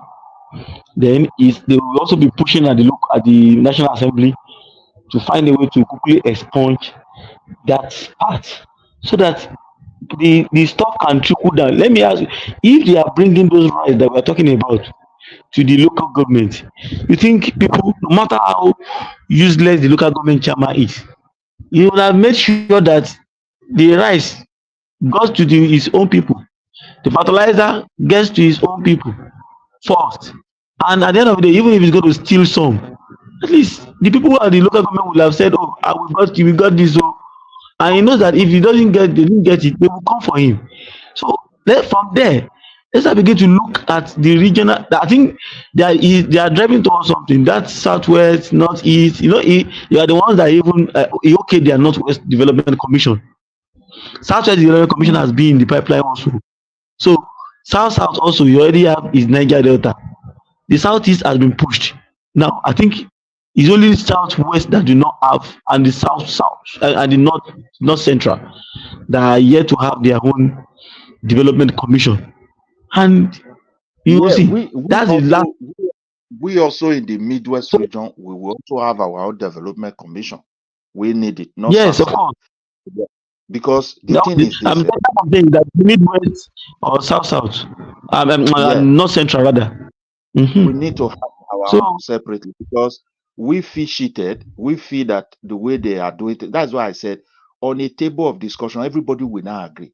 Because this is what we want to do. Until we have that in the South, they have hijacked all the entire institution, my brother. All this agency. If Tinubu want to change it, he will sack more than if he's not taking million people safe.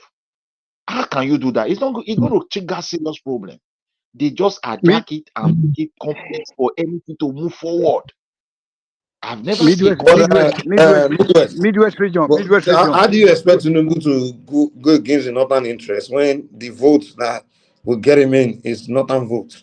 wait. That is the danger now.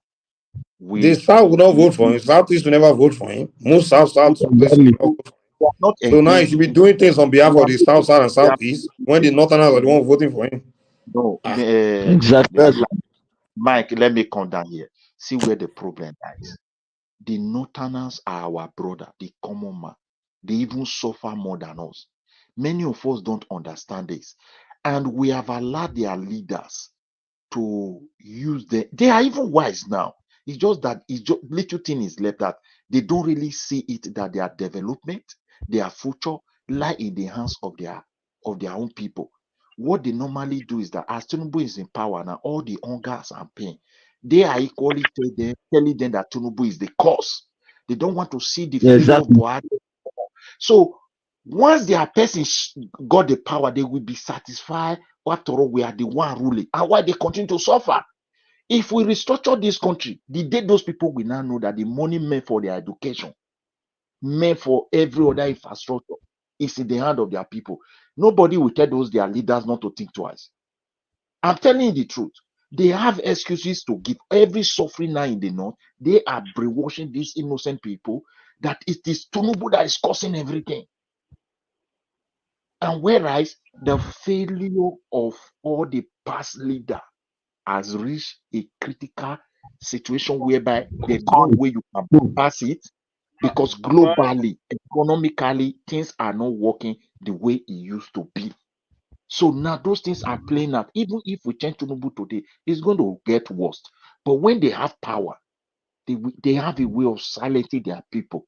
So that is just the truth of the matter. If we want to build ourselves and develop that country generally, let somebody be bold to the structure. I know Tinubu is bold enough, but as you said, a lot of people, even in the south, are confused, particularly the southeast of a kind of people as well.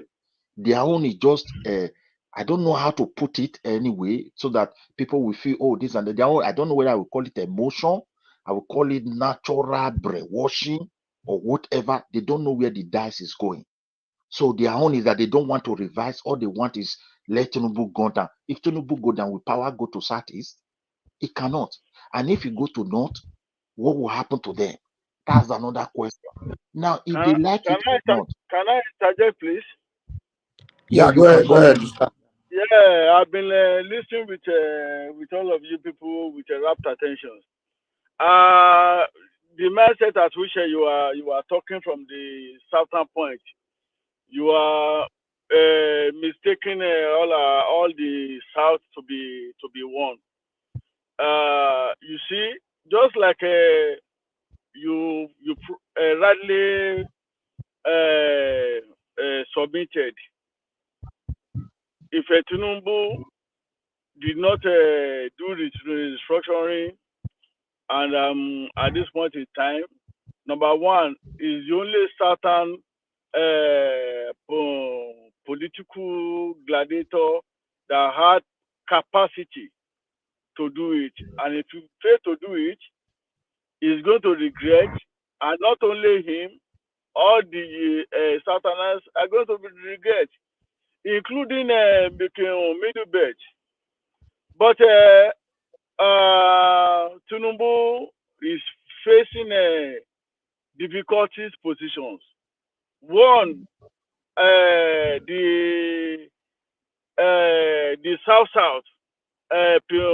southern part of the country, they are more a little bit liberal in their orientation, in their thinking, in their mindset. And if you look at it, all these your discussions tonight, that South are now speaking with one voice in this platform tonight, it is not true. Who are the Southerners that are in this platform this night? My brother from all our brothers from the southern part of the country, some of them, all of them are not in the platform tonight. Being that they are in the platform, you will see that their own thinking will be quite different. It has been like that. Even if a Tinubu turn the economy to the gold or to American economy today, I'm telling you, 90% of Southeast, they have natural hatred to the Southwest. Go and check it. And Emeka, Emeka in this platform. Maybe because of the exposure and education of Emeka, you cannot see if you put if you gather southeast southeastern 100, you cannot see 5 of Emeka among them. It's exceptionally different because of his exposures and maybe because of his education as well too. So my brother, sorry. Emeka is not from the southeast. He's a northerner, but he's very fluent. Let him speak now. Leave him alone. Let Okay. him run. You have been talking, Tony. Let our brother talk. Continue, Jare. Let's hear you. So I give you look at Baba Jale Koko. Most of the time, at times, we criticize Tinubu. It will be objective. It's only Yorubas that have that mindset that I can criticize my own. I can do where I'm supposed to praise. I praise. But when it comes to every other when it comes to the Northerners, they don't want to know. They support it their own. And when it comes to say Southeast, my brothers, go and check the history. What do you want? What else could the Southwest have done to Igbo that they did not do? In the First Republic, go and check. So, an Igbo Yoruba man established, founded NCNC. They brought in when Sikh was in Ghana. He was called. He came into the country. They accommodated him. At the end of the day, as an intelligent, as a powerful Awolowo was, as a quality with all the quality Awolowo had, not in Lagos, in the heart of Yoruba land. That is Ibadan or your state. Sikh beat him hands down in Yoruba land, and all the Igbos, all the southeast in the Yoruba land, all of the united, they voted for Sikh, and but Yoruba, they were divided. They don't care. It was at the end of the election exercise that they now discovered that Ahmadu Bello is governing northern region. Okpala in the southeast is governing there, while it was only Yoruba that did not have anything, that have a external Igbo that will be that wants to govern them. Then that was when the issue of cross carpeting, and even with that cross carpeting, Sikh became opposition leader, which in Yoruba land there's no any religious such thing happen that another tribe became an opposition leader. That means anything that happens to the government of the day, opposition Sikh will have been coming. But did our Igbo brothers, did they even appreciate that for magnanimity of a Yoruba person, they created their party, their party, and they broke it, and their man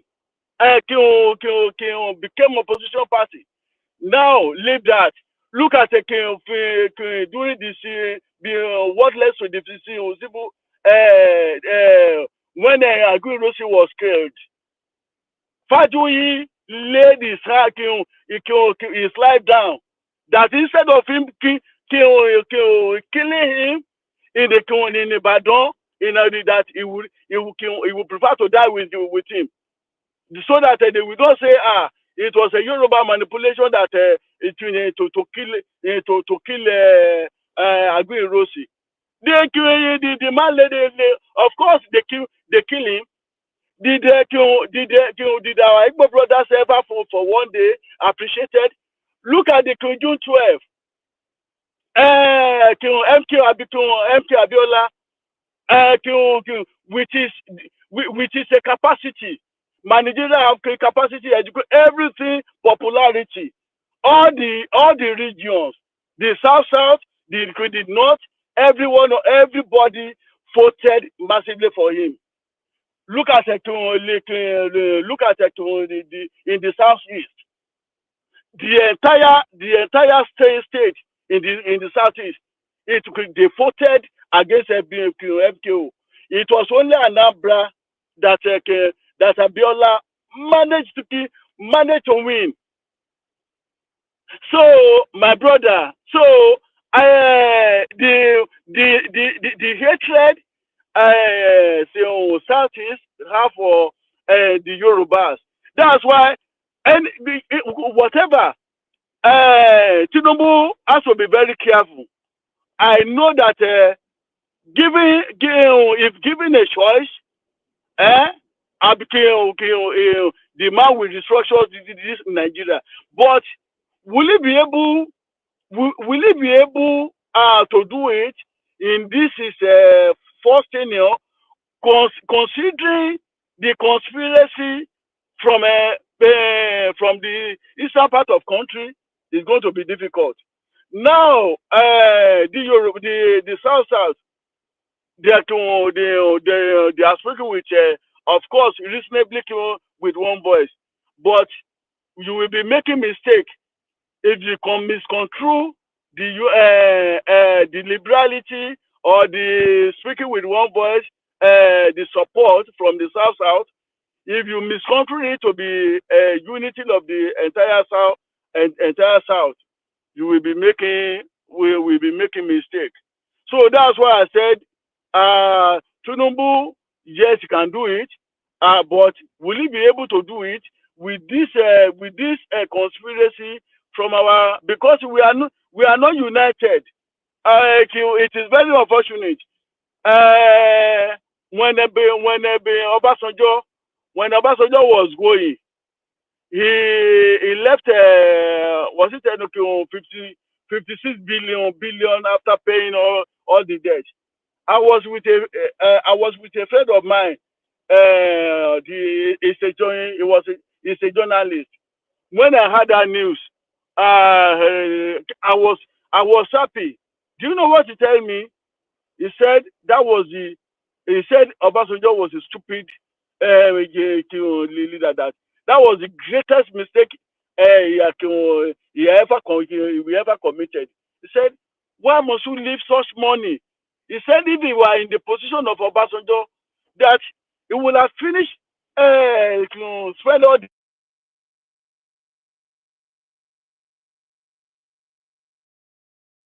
when they resume, take the mantle of leadership of Nigeria, that money. Can you wrap it up in like 20 seconds so we can hear other voices? Yes, actually, I'm all okay. I've concluded. What But I no, want but bring he it was back gone for home, some he time. said, You didn't tell us what Obasanjo should have done with that No, money. Tony, you gotta get enough. he said that money that Obasanjo left behind, he said when the Northerner comes in, they will finish the money and we go back to the square one, that he should have used the money to spread it in the government, the whatever infrastructure, whatever that he wants to do, that he should have made sure that he did not leave any money. That the way we reason is quite different from the way our brothers reason Okay. from the northern part of the country. That's why I agree with you people that if Tinubu did not do the needful, he's going to regret, and the entire South too is going to regret. But will he have a God to do it in this first? That is the million question. All right, cool, cool. So that is my Let's hear submission. from Madam Zita. I think she's been waiting. Is Madam Zita there? Okay, Adiwali.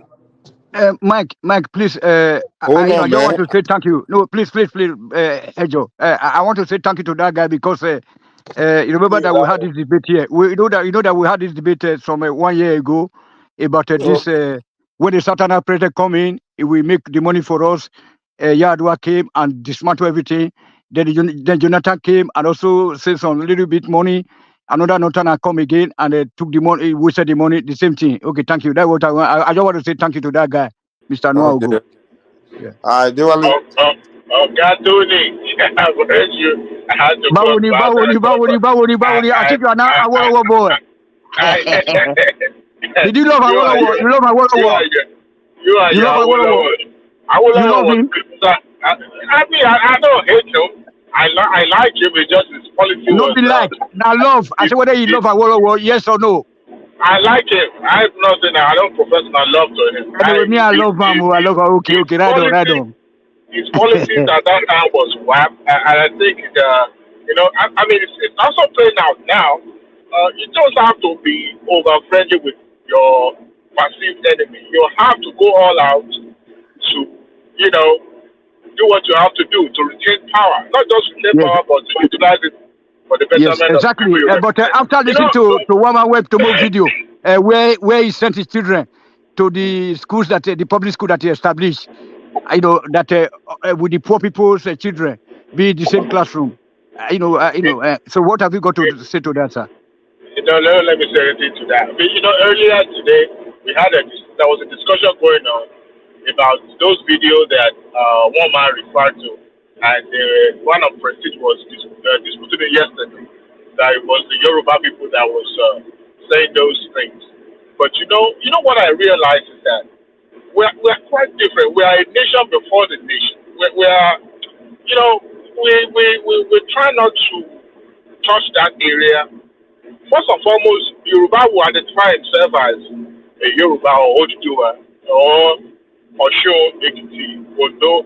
People will see themselves in that way. Maybe it's more of an identity, and then before we start seeing ourselves as Nigerians. And it's a shame that no matter how we try to use constitution, I don't think there's any constitution in this world that would, make us more patriotic in a way that will be more identified as a Nigerian first before we see ourselves as different tribes. And that's actually played out in politics. It's bound to play out because we first of all see ourselves differently before we see what brings us together. And it's a change. And if one thing is I've observed is also that social media is probably going to be it's probably going to end democracy in the world if care is not taken. Social media has become so bad that over the years it played out in Europe, it played out in America, in South America, where it becomes inimical to the growth of democracy. People no longer see democracy as the best, and people believe that authoritative or authoritarian government is a good example or good alternative to democracy. And when you have different people that now use it as a platform to propagate their mindset, their opinion, that are not really good for democracy. And it won't take much time before even the most powerful. I'm telling you, if USSR has been in existence now, probably social media would have helped to speed up the breakup of that country. And that is the reason why I support regulation of social media, especially in that area, in that climate called Nigeria or in Africa. It's not about suppression of human rights or freedom of speech. It's the monster that is fast becoming. If not checked, the time will come. I mean, who has time to be taking people to court every time? It's brewing monster. It's brewing, hatred of people that would not ordinarily face people or talk back or talk trash to people. Now have the boldness. The next thing you see people typing on the social media is, you are a momo man, you are stupid. You know, those despicable words. And they cannot, engage in an intellectual discussion that will, provoke good answers. People resort to calling names. And that, honestly, those few examples that one man brought to the platform in the evening, there are some worst scenarios, worst, exchange that you see on the social media and you shake your head. And it's even some people that you expect that they would know better. Maybe probably because of their misinformed or they are poorly educated. I don't know. I mean, not that the days where people used to gather around vendors and people would read the same thing. You may say that the information being pushed out there were not credible, but at least things were not this bad. All right, it would take much time before information get out and people would talk about it. But now, because of the access to information in your palm, you believe that you can say you can do things anyhow. It's unfortunate how many resources government has to use to prosecute those who engage in misinformation. I believe social media should be regulated because if care is not taken, probably going to be the end of democracy, if not just in Africa, in the entire world.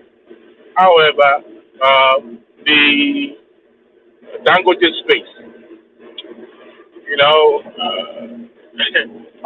before that, there was a night, Nigeria was the moderator of this platform, and it was talking about the way Nigeria should be, federal government should be patriotic enough to see through to the Dangote's refinery to ensure that. And I asked that should Nigeria nationalize Dangote as as part of. I was told that it has to be protected. They make reference to other big companies in other developed countries, how the government protects them. Yes, government protects, but in the face of protection, how do you ensure that one person does not be greedy enough to monopolize the market? The man that was his picture of the video was shown earlier. It was actually going outside the scope of the fact finding when he was talking about the company declaring profit of 100 billion naira. In an economy where one person is given license to import sugar. And I was asking myself silently that, okay, what is the rationale behind government, rationalizing license for importation of sugar? How is that even helping the economy in the first place? And honestly, it's outside the scope, but it's a prelude to the question of the subject matter. Now, Dangote, as patriotic as he is, how do you foster ensuring that one individual does not control the market? This is someone who is already, mopping up small retail store across the country, trying to buy gas stations so that they can consolidate and then have his own retail store like NNPC. And look, I think I support the NNPC when it talks about one person cannot be left with, refining the crude. That at least for now, importation has to continue. So maybe in the long run, those other refineries will come up, and then there will be a level playing field. And I support that. And also the argument that NNPC could not meet up with the obligation of supplying crude. In this case, obligation is already on the table, and they have to fulfill it. And so therefore, they now reduce their stake in his company, and now you are crying foul because you are unable to get what you wanted. I think the previous administration have really coddled this man for so long that people see him as the only alternative. To be honest, it cannot be the only. I mean, you should have done the due diligence. It cannot be the only person that the entire country will be looking up to save the country. That should be the because by the time other players started coming in, that was the argument on that, and I could remember very well that when the other players started coming in, what else would they be able to meet when one person has already cornered every aspect of the entire sector? So So is he doing it legally or legally? He's not doing it illegally. It's just a matter So why are of you getting in his putting, way? So no. hold on. Let's address your logic here. So you, Dewale, you become a entrepreneur, you become a businessman, trying to give in your best, and then you start progressing, you're climbing the ladder, you're moving, and then somebody now say, "Oh no, you're doing everything within the ambit of the law." Someone's now coming to say, you're becoming too powerful, and if other players come in later and start holding your hand, are you kidding me? That's illegal. Come on. Well, the thing is that NNPC cannot, except if they start, producing more crude. But as of now, they cannot go beyond just for one person. Yes, there's an agreement. And don't forget, the other players too, the other But when importers other too. players come in, and then you can hold on. When other players come in, and then you can, you know, put whatever you are giving Agote and then help the other Mr. player, or Dewale, put in policy to allow other players to Mr. come on, Dewale, I wanted give to the say other players something. advantage to catch up. You're a government, you have all the power to do that.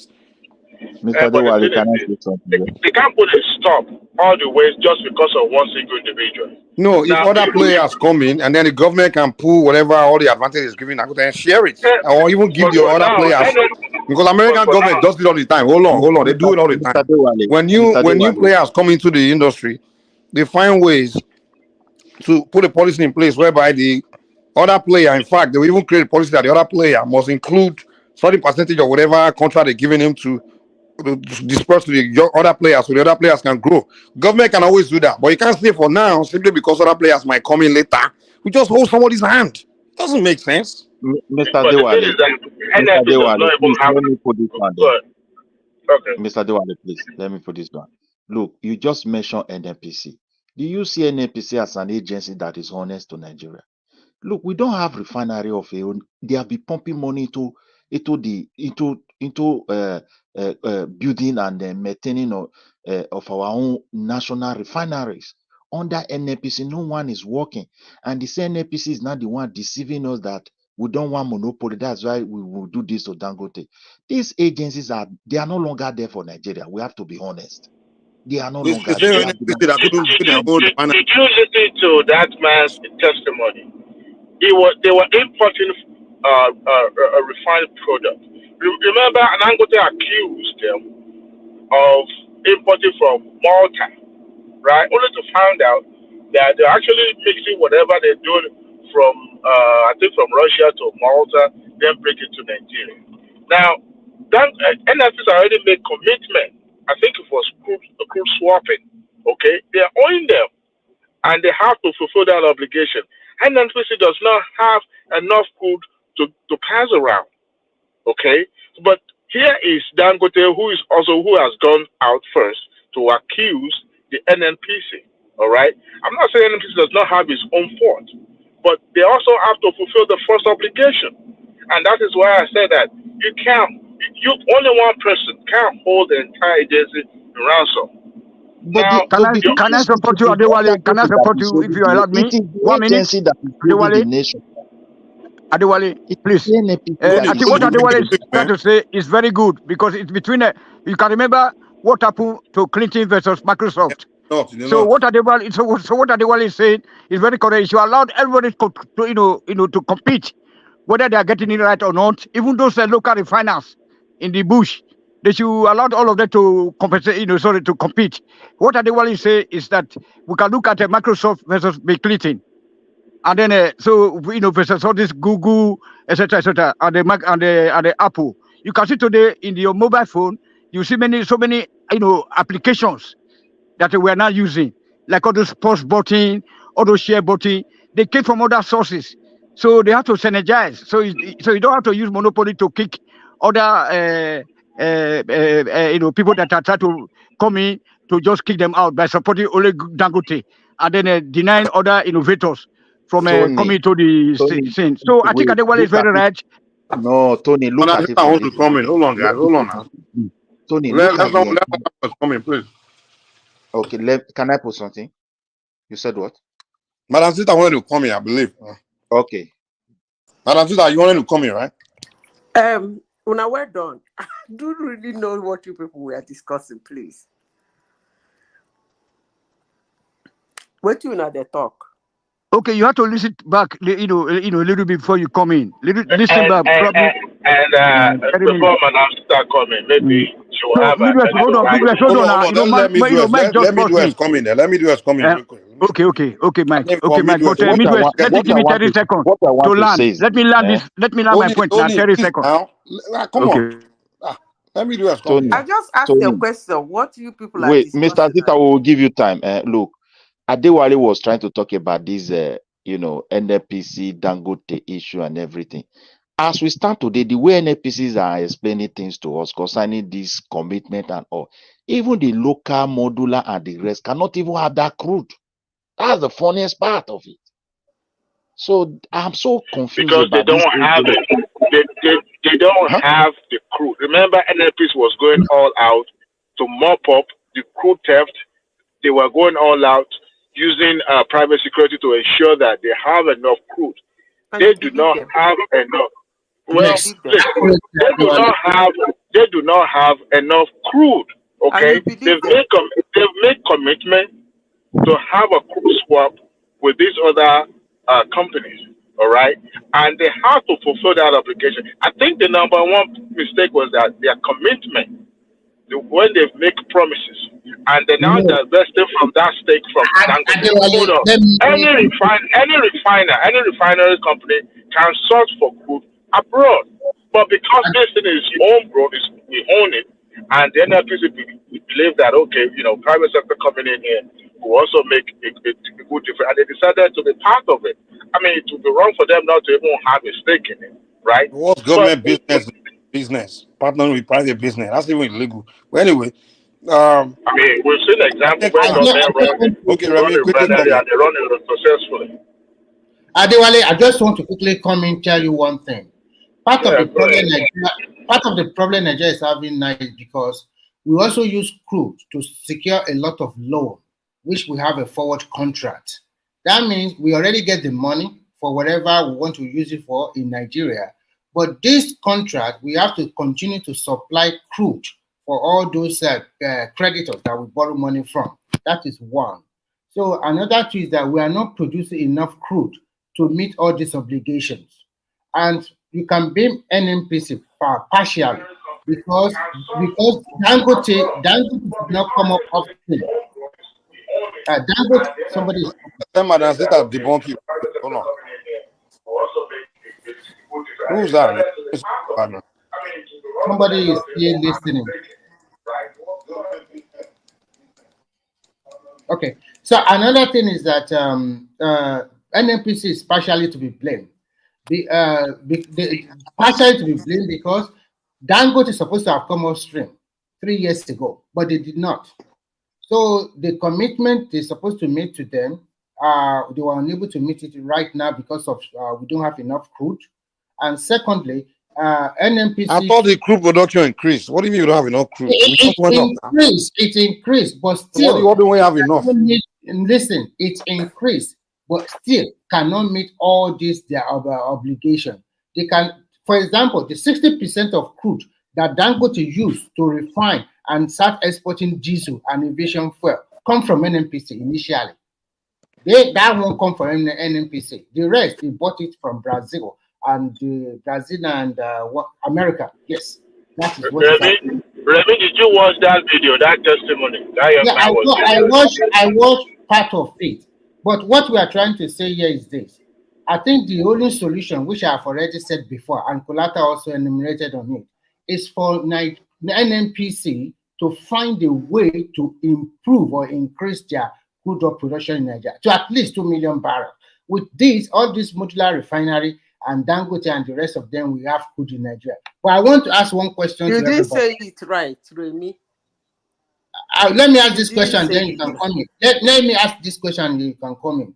Now that if at the end of the day, NNPC is now selling crude to Dangote at in Naira, are we going to be giving crude to Dangote the exact amount of PMS that we need in Nigeria so that he help us refine it and we pay him the money? Or are we going to supply more than what we really require for PMS production in naira, and at the same time, this man will now refine it and now sell it to other countries all over the world. That is double game for him. Please, everybody, ponder about that one.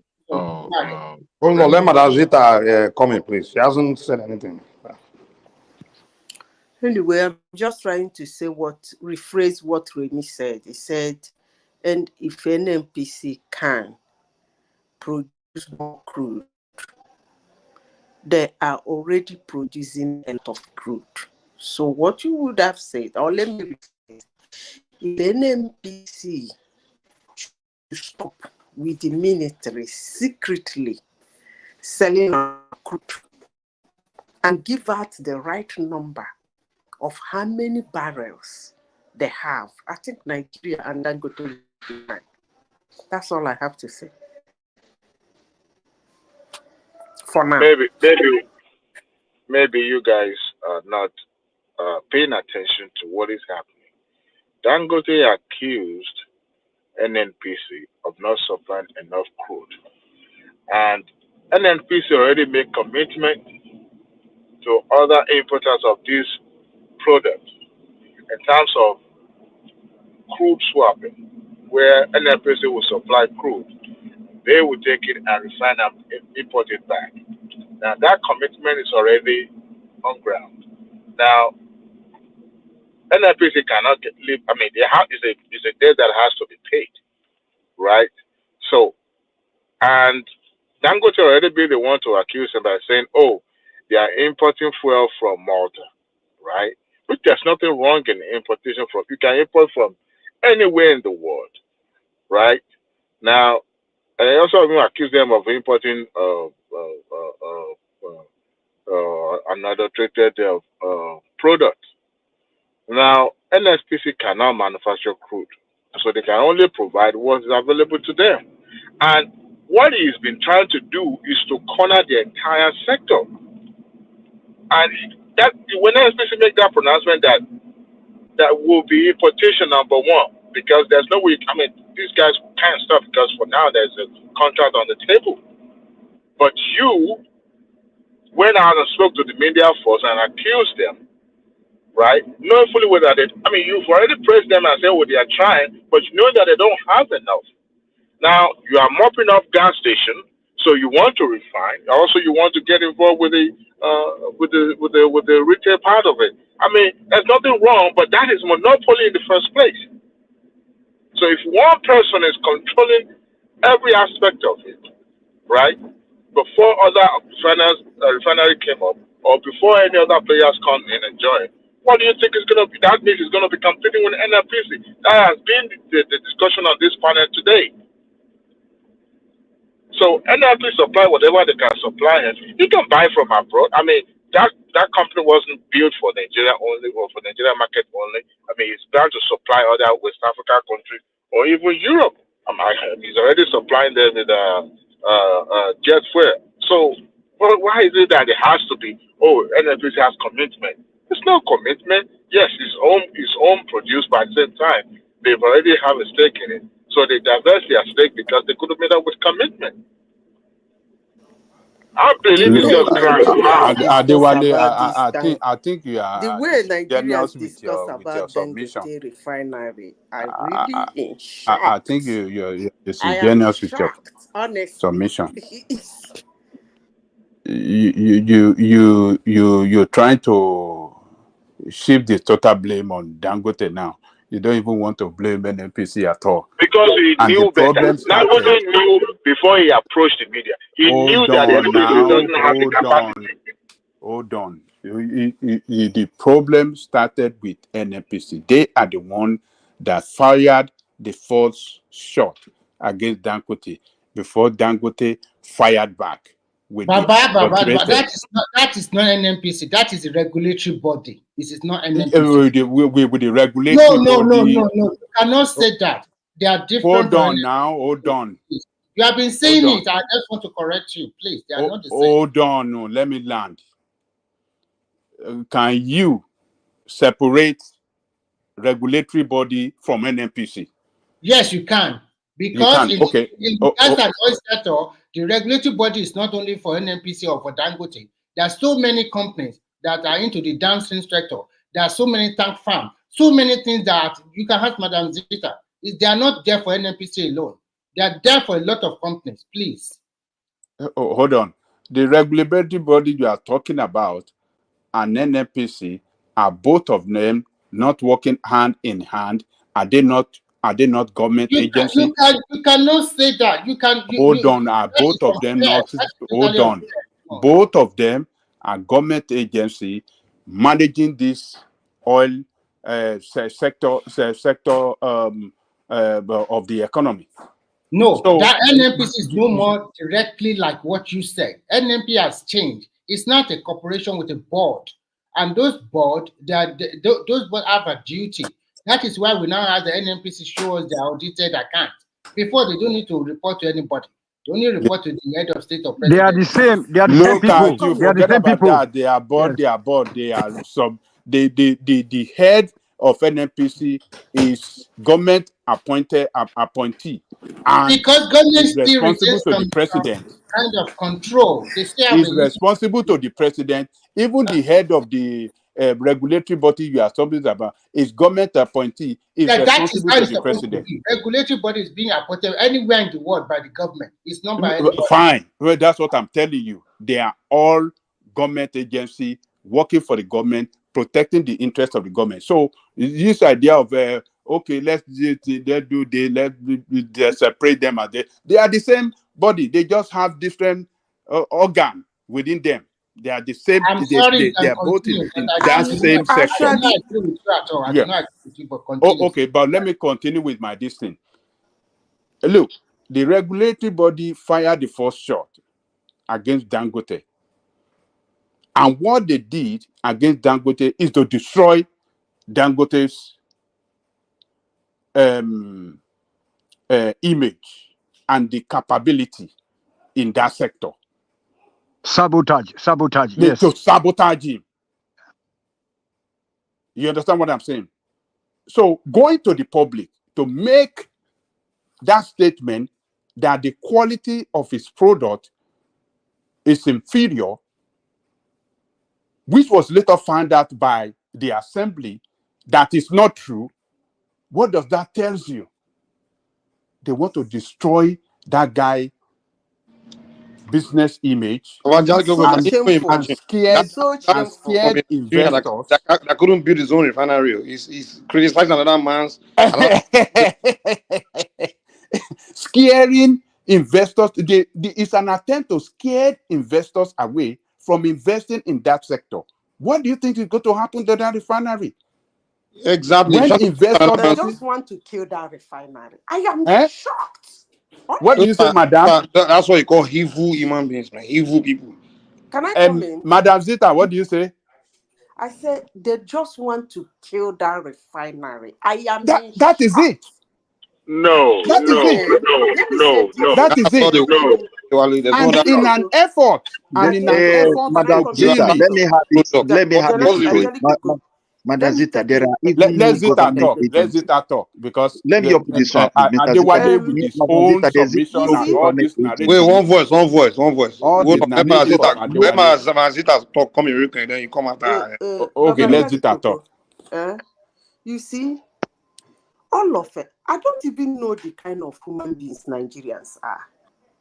To even hear that people come to this platform and are saying nice things about NNPC, like, let NNPC do this. Turn around. NNPC will do this.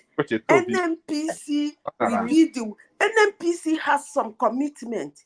NNPC will give way. NNPC is not. I said, who are we?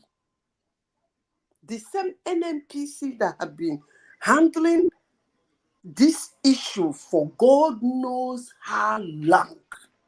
And For 60 years, they couldn't deliver anything for Nigeria. And all of a sudden, some people in Nigeria are not believing NNPC. NNPC did it. So NNPC did. Who are we? You see, let me say this, and I will continue saying it, and we keep doubling down on it. The world is watching. The last time I came here, I said, Shell said the same. Oh, it started with Virgin Nigeria. No, Virgin Airlines. 20 years ago, he complained about one thing. He left. Today, Shell, Ajip, Mobil, and which other one? Halliburton, Michelin, they complained about the same thing. They left. And all of a sudden, and Nigeria decided to say, okay, now let me put this thing here. The same story is still coming out. Who are we? The whole world is watching. And these are the people saying, bring investors. We need investors. Can you imagine that people in Nigeria are okaying? He's a monopolist. Get some percentage from him. Let him have what he has. Can I ask somebody a question? How many Nigerians do you think Dangote refinery can employ? They already said it now. Over almost 500,000. Nigerians are here. I'm just saying. I wanted you people to say it because I know. What's the question, Madam Zita? How many what? How many Nigerians can Dangote refinery employ? Carry, like, that's my own focus now. That's why if it's running in full capacity, how many Nigerians can it employ? That's the question I ask. If it is allowed to run, because I think it's the largest refinery in the southern hemisphere. In the world. The largest single train refinery in the world. Single train. That one was fabricated from India. I'm asking if that refinery is allowed to run in its full capacity. I ask a simple question. How many Nigerians, make a rough estimate, can that company employ? Close to 500,000. Let me answer that question. Let me answer the question. How many? Okay, as we have now. No. Dangote already employed. Dangote already employed. You can call any number. No, I won't call any number. Let's see what it is. As we have now. What I'm saying is that up to 50, let's see the answer it's giving us. Let me answer it. There's up to 50,000 Nigerians working on that refinery. And in that refinery alone, there are appropriate room for Nigerian workers to live there. Almost 20,000 people can live there. Then indirect job that are associated with it indirectly. That's about 150,000 Nigerians are benefiting. Then anticipated another 500,000. So we are talking about close to 1 million. Okay, now he has answered the question, Madam Zita. Okay. Close to 1 million. And then Shell is going to downsize. Ajip is going to downsize. Mobil, Halliburton. I don't want to talk about the ones that are already gone. And some Nigerians all of a sudden find love with NNPC. Look, actually, my head is blowing off. Even me. Madam Zita and Mike, I'm beginning to think, look, I will comfortably say that we don't deserve that refinery. Madam Zita, I want to ask you a question. First and foremost, I don't want you to look at it from an emotional angle. Please, that is number one thing. Everybody, this is purely on business and purely on basis of where we find ourselves. Whichever angle. No, I want to say this. I want to say this, please. Purely where we find ourselves today. I think Tinubu government should find a way to settle this thing as quickly as possible. The another question that is in my mind is not all these things you have been talking about. How much, even if they give Dangote all of these things he's asking for, how much is he willing to sell to the marketers? Because if you are talking about this, other people that also invest in this industry, they also cry out. Are you saying this to say what? That's why you're starting with. Can I come in? No, I'm not citing anybody. Let me. That's like you've been sounding. I mean, you've been the reason why I asked that question. The reason why I asked. Excuse me. Let me come in. That question is very simple. Because if you are going to sell for what is your question? My question is this: Hold First, on now. Hold on. The my, Well, marketers let are him even ask the once. question first now. Hold on. Okay. Go ahead. my question is simple. I hope the presidency, they can find an amicable solution to it as soon as possible. Just ask the question. You already said that, My man. question is, how much will Dangote Refinery is willing to sell petrol per liter to the marketers? Why would you? But the Hold marketers on? already Why said would that. you? Why would you peg his price? Let me say this. What I'm is not your business with his Hold price? on, before I answer Remy, him. Remy, what is your business with his price? Hold on. Let me answer him. Remy, Listen, it seems you guys do Let me not answer get him. this thing. Let me answer him. How many refineries are in Nigeria before Dangote? Please answer me. They were there, they were not working. Your question. How many refineries are there that Dead. All Nigerian of them are government? dead. All of them are Hold dead. on, hold on. And you want to kill this one? Hold on. How many refineries were there that they were selling crude to, and then were they asking them how much they are supposed to sell to the marketers? Okay, can I respond you to see, can I we are respond to just you? impossible. Honestly, Can I respond? Let Diwali come in, please. Diwali wanted to come in. Okay. Thank you, Mike. The marketers, this is a fight to finish. You know, I said something earlier. There's nothing wrong in Dangote doing what he's doing. He's a good guy. I mean, nobody's more patriotic than he. But it's a fight to finish. Remember when the marketer says they projected that, by the time Dangote started refining that, at least the market price will be around 600, equal to almost 600 roughly. And the Dangote came out to attack them and said, "Who told you that's the amount we earmarked to selling it?" Look, they know what Dangote is planning to do. And these people do not want to be left out in that market because if unchecked, that man will be able to corner everything. And the marketers are not willing, they are not, they are, they, Oh, they are, okay. So, when, Diwali, is that your reason for siding with? no.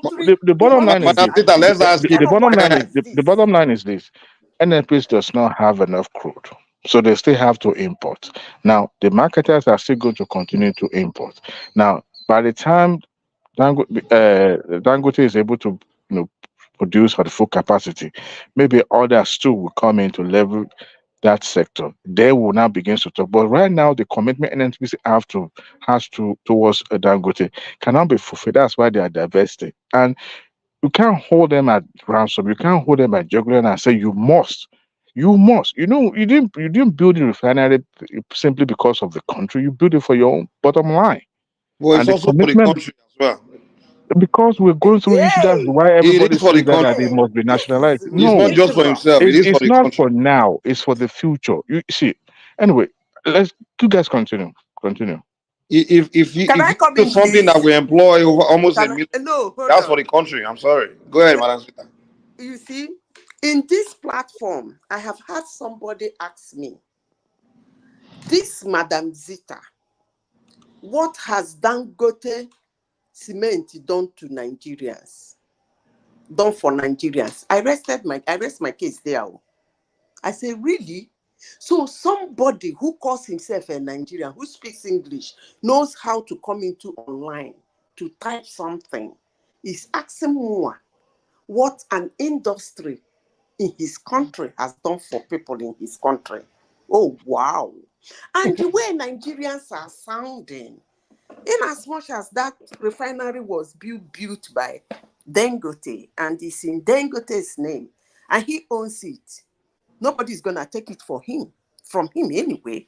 He owns it. It's his company. He was the brain behind it. It's his child of his brain. Most Nigerians have more than he had. They didn't make a way. They stacked it out somewhere in the world and pinching it and eating and buying private jet with their children. But this man built this thing, and all of a sudden, people are asking. He built it for himself. Then I ask, if that is how it works, why are you asking investors to come to your country? What are they going to do? If they're coming into your country with their business, and you say it is their business, and so what? Is it not their business? Is the business not for themselves? So why are you inviting them to your country to do exactly what? If it is I their think, business. Madam Zeta, you are on the right path, because no matter how you flip the coin, this guy have done wonderfully for the nation. Look, we don't deserve that refinery in Madam Nigeria. Zeta, I let me tell don't even know why he built that kind So of. at the end of the Remy, Remy, hold on. in a country like Nigeria, I don't know what he was thinking.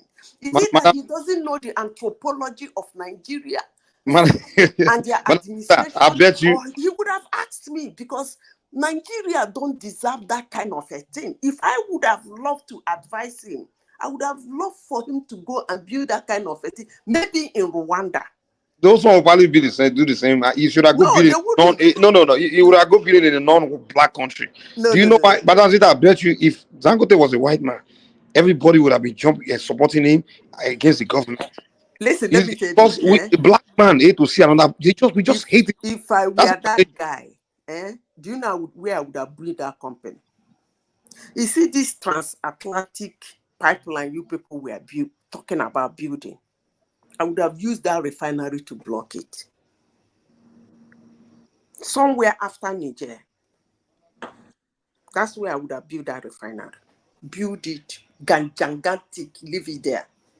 So you come this way, everybody will be interested in selling. Are you sure I can do that? Because that pipeline is not for Nigeria alone. There's a lot of controversial, You don't understand what I'm saying. I understand you, but they won't allow me to do that. The production would have been in him, and then he sends it wherever he wants to say. And the mistake, you don't understand what I'm saying. You don't understand what I'm saying. The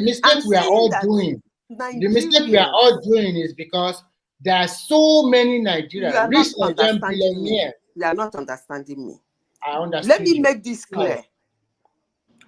As humans, if you go outside and somebody pick a fight with you, you fight that person to finish. You win, you win. You lose, you lose. More especially when you do good and they pick up fight for you with you. You win, you will fight with everything you have. You win, you win.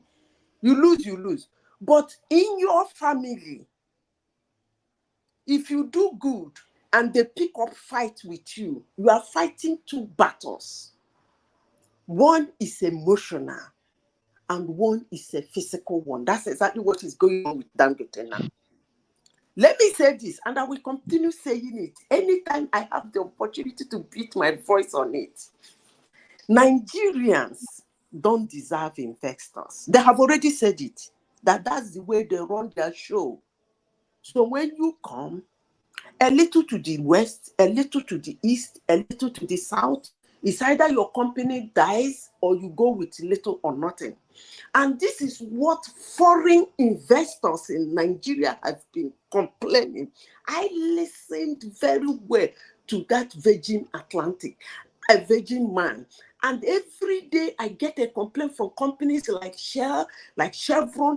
I match his complaint with their complaint. And it boils down to one thing. He made a comment like, you have to bribe the House of Reps, you bribe the Senate, you bribe the ministers, you bribe the federal government, then you bribe the okay, Madam Peter, with all this analysis you have been saying, what about we now have ERPs? Why is it so making an important point. Why is it so you can't dismiss what she just said, man. No, I what did do you not think about, wait, what do you think about that? What she just said just now? Is that not pathetic? Like a company has what she said, I'm not disputing it, but I'm not. Is it pathetic? At least you have to tell us. Can I talk? Let me talk. I understood her. And what she has said, I agree, but you cannot also exonerate all this multinational, because they also have their own game. Look at the place they have year in, year out. Now, the question I want to ask is this. So because they have their own game, so it's justified to be bribing them. They have to bribe. Don't cut in, because I don't normally cut into it. Just let me finish in another one minute, and then she will come back. So the question is this. Now that all this, you talk about Virgin Atlantic, fine. At the end of the day, the guy did not invest, he ran away. Now that we have our own ERPs, and British Airways and the other airline from Virgin Atlantic, they are flying 7 days to Nigeria, to Abuja and to Lagos every day. Why are they not saying we have our earpiece? Why are they not allowing our earpiece to fly into Heathrow every day? Hold on. So why are they playing double game? So please, just balance your analysis most time. Listen, let me tell you something you don't understand. Your country cannot be killing businesses and want their business to prosper outside. That's not gonna happen. The world is watching. What I'm saying is this. Now, you make a very good again. analysis, and I gave you a very good example. Why is that British Airways and Virgin Atlantic, for almost more than 15 years today, they are flying daily to Abuja and to Lagos, and then we have our earpiece. Why are they not allowing us to also fly daily? Yeah, you are making a wrong analogy. No. I say I'm not making a wrong analogy. Yeah, let me tell you, you are making a wrong analogy. No, that is not wrong. In the case of Dangote, no, hold on. In the case I'm not talking about, he gave an example of Virgin Atlantic. That is what I'm trying to ask. I'm not talking about Dangote now. And I said, equity, fairness myself again. But listen carefully. This argument to what the multinational company is doing wrong. Who's talking about? Carefully. The world is watching. I repeat myself again. As long as you people keep killing businesses that come into your country, they won't let your own function. That's not gonna happen. Mark my word. That's not gonna happen. Those guys are. That's why I used to tell people, when somebody said somebody is a billionaire, it's not a joke. They might not fight you physically. They might not fight you face to face, but they can put their feet down for certain decisions and certain get back. So if in your country, you people are comfortable that if somebody comes to do business in your country, it has to. I hear people in one man platform keep saying, that's the way we roll. That's the way we walk. If they're not going to do it, let them go. And somebody said, the Dangote refinery is for Dangote. After all, it is his business. What is he going to give? Or whatever, he get out. Madam Zita, if why are you inviting investors into your country? Those investors, that businesses are their own. Madam Zita, let me quickly comment. First and foremost, I'm not condemning Dangote. I want to. And wow. I also work on his factory. I did a lot of research. Remy, you're not siding with him, though. I agree on that. I'm not siding with Dangote. What I'm trying to say is this. Dangote, for all what we need him now because of the mess we find ourselves. I don't think you do. And I regret that. No. You cannot say that man that kind of business. Madam Zita, hold on. If some Nigerians are against him, you cannot use that analogy and say all Nigerians are against him. Everybody have a reason. Remy, why would you make a statement like that when it's very obvious that me and Madam Zita are not against? Let me tell you, Remy. I don't know how people. Come on now. This might, because you don't allow people. No, you have to respond to the ridiculous thing you say. You're saying she's accusing all. Oh, Madam Zita, wait. He's saying Nigerians are not against him. Let me tell you where I said that a majority percentage of Nigerians are against him. I've said this here. I don't think so. Wait, that's not factual. How do you come up with that? Because they would have been protesting. They would have been protesting. That was what we're protesting about now. It won't be about release this person. If they are all aligned with him, they would have been protesting for him. No, but there's more to this, though. Nobody is writing there's anything more to in this. his favor. I think we're just looking at this from the surface. There's more to this. He's building a refinery, and according to people that analyze this issue, they said in order for you to, if you build a refinery like that, and you need supply of crude oil, you need to have make contracts with different.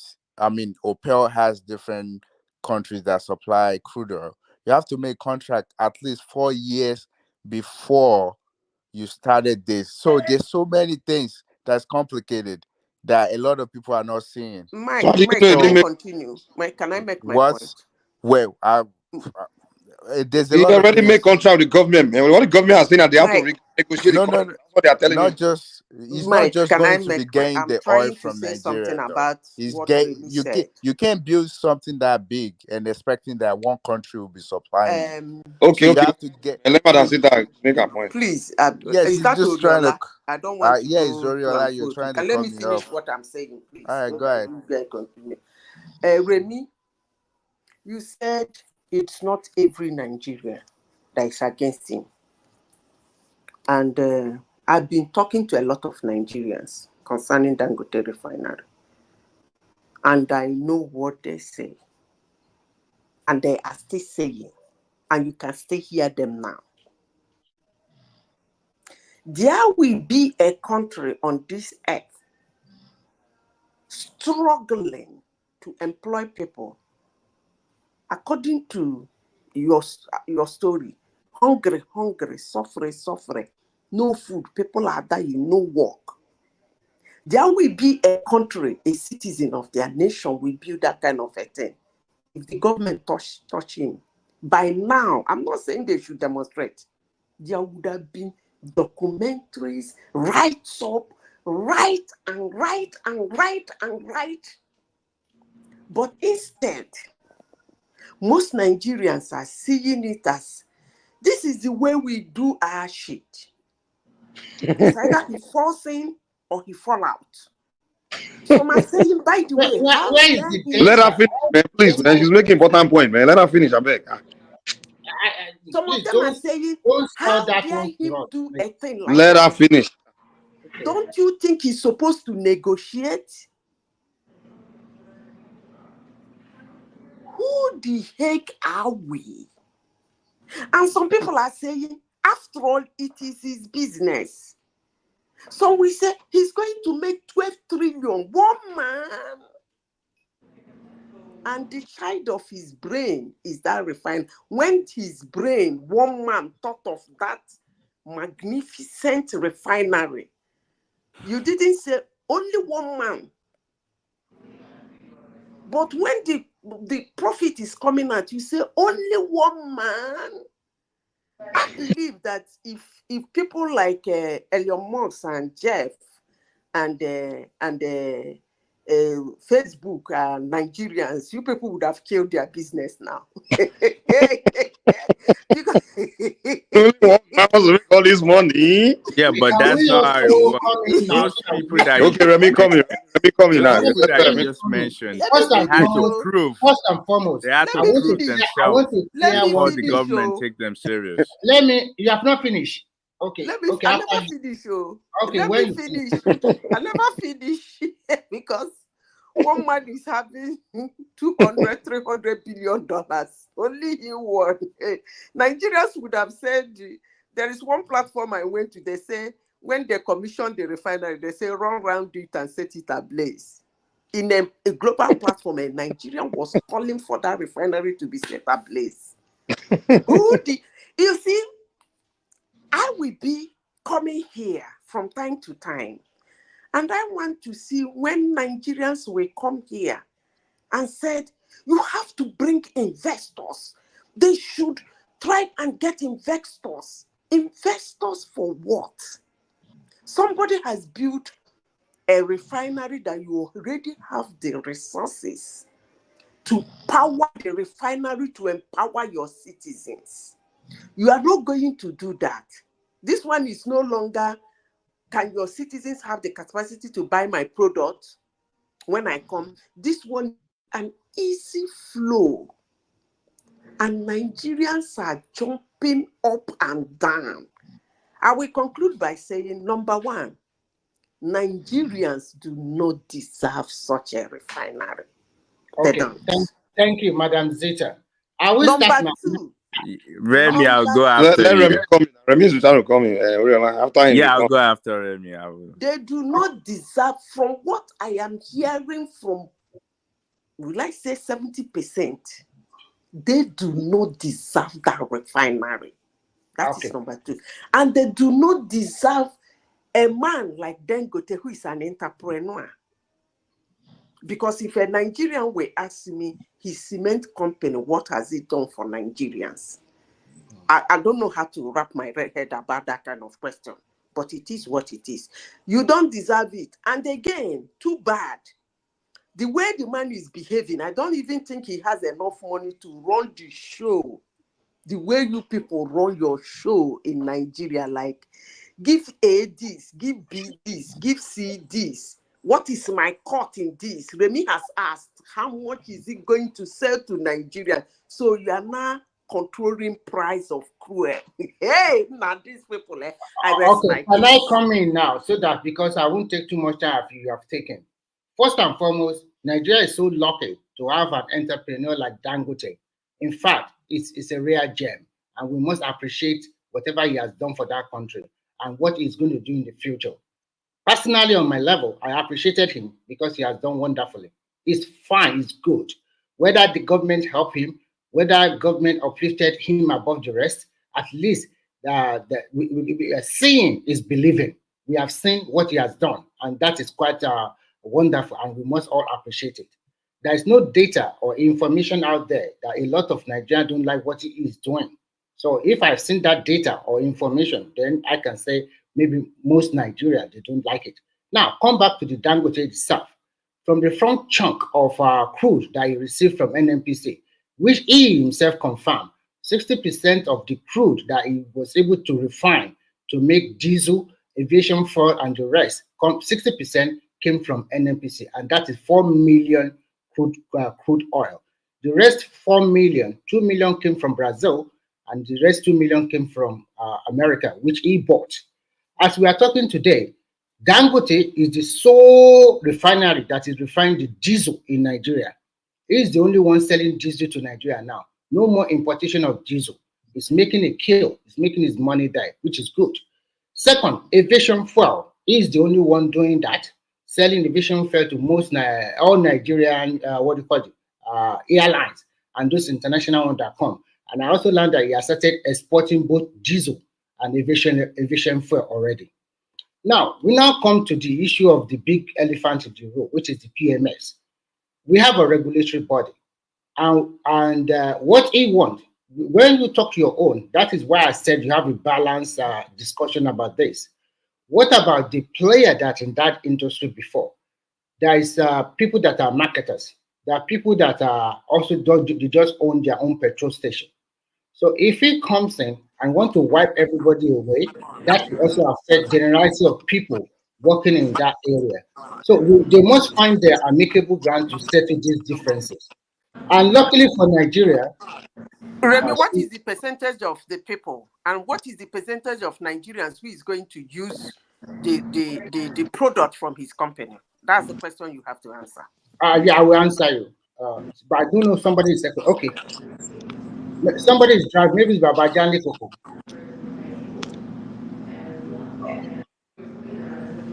Okay. It's not me. It's not me. There we don't know. Okay, to continue, because to continue, you have a very good point, but at the same time, we must not say because Dangote is coming on board, these people that have also invested millions of naira. I know Dangote invested billions.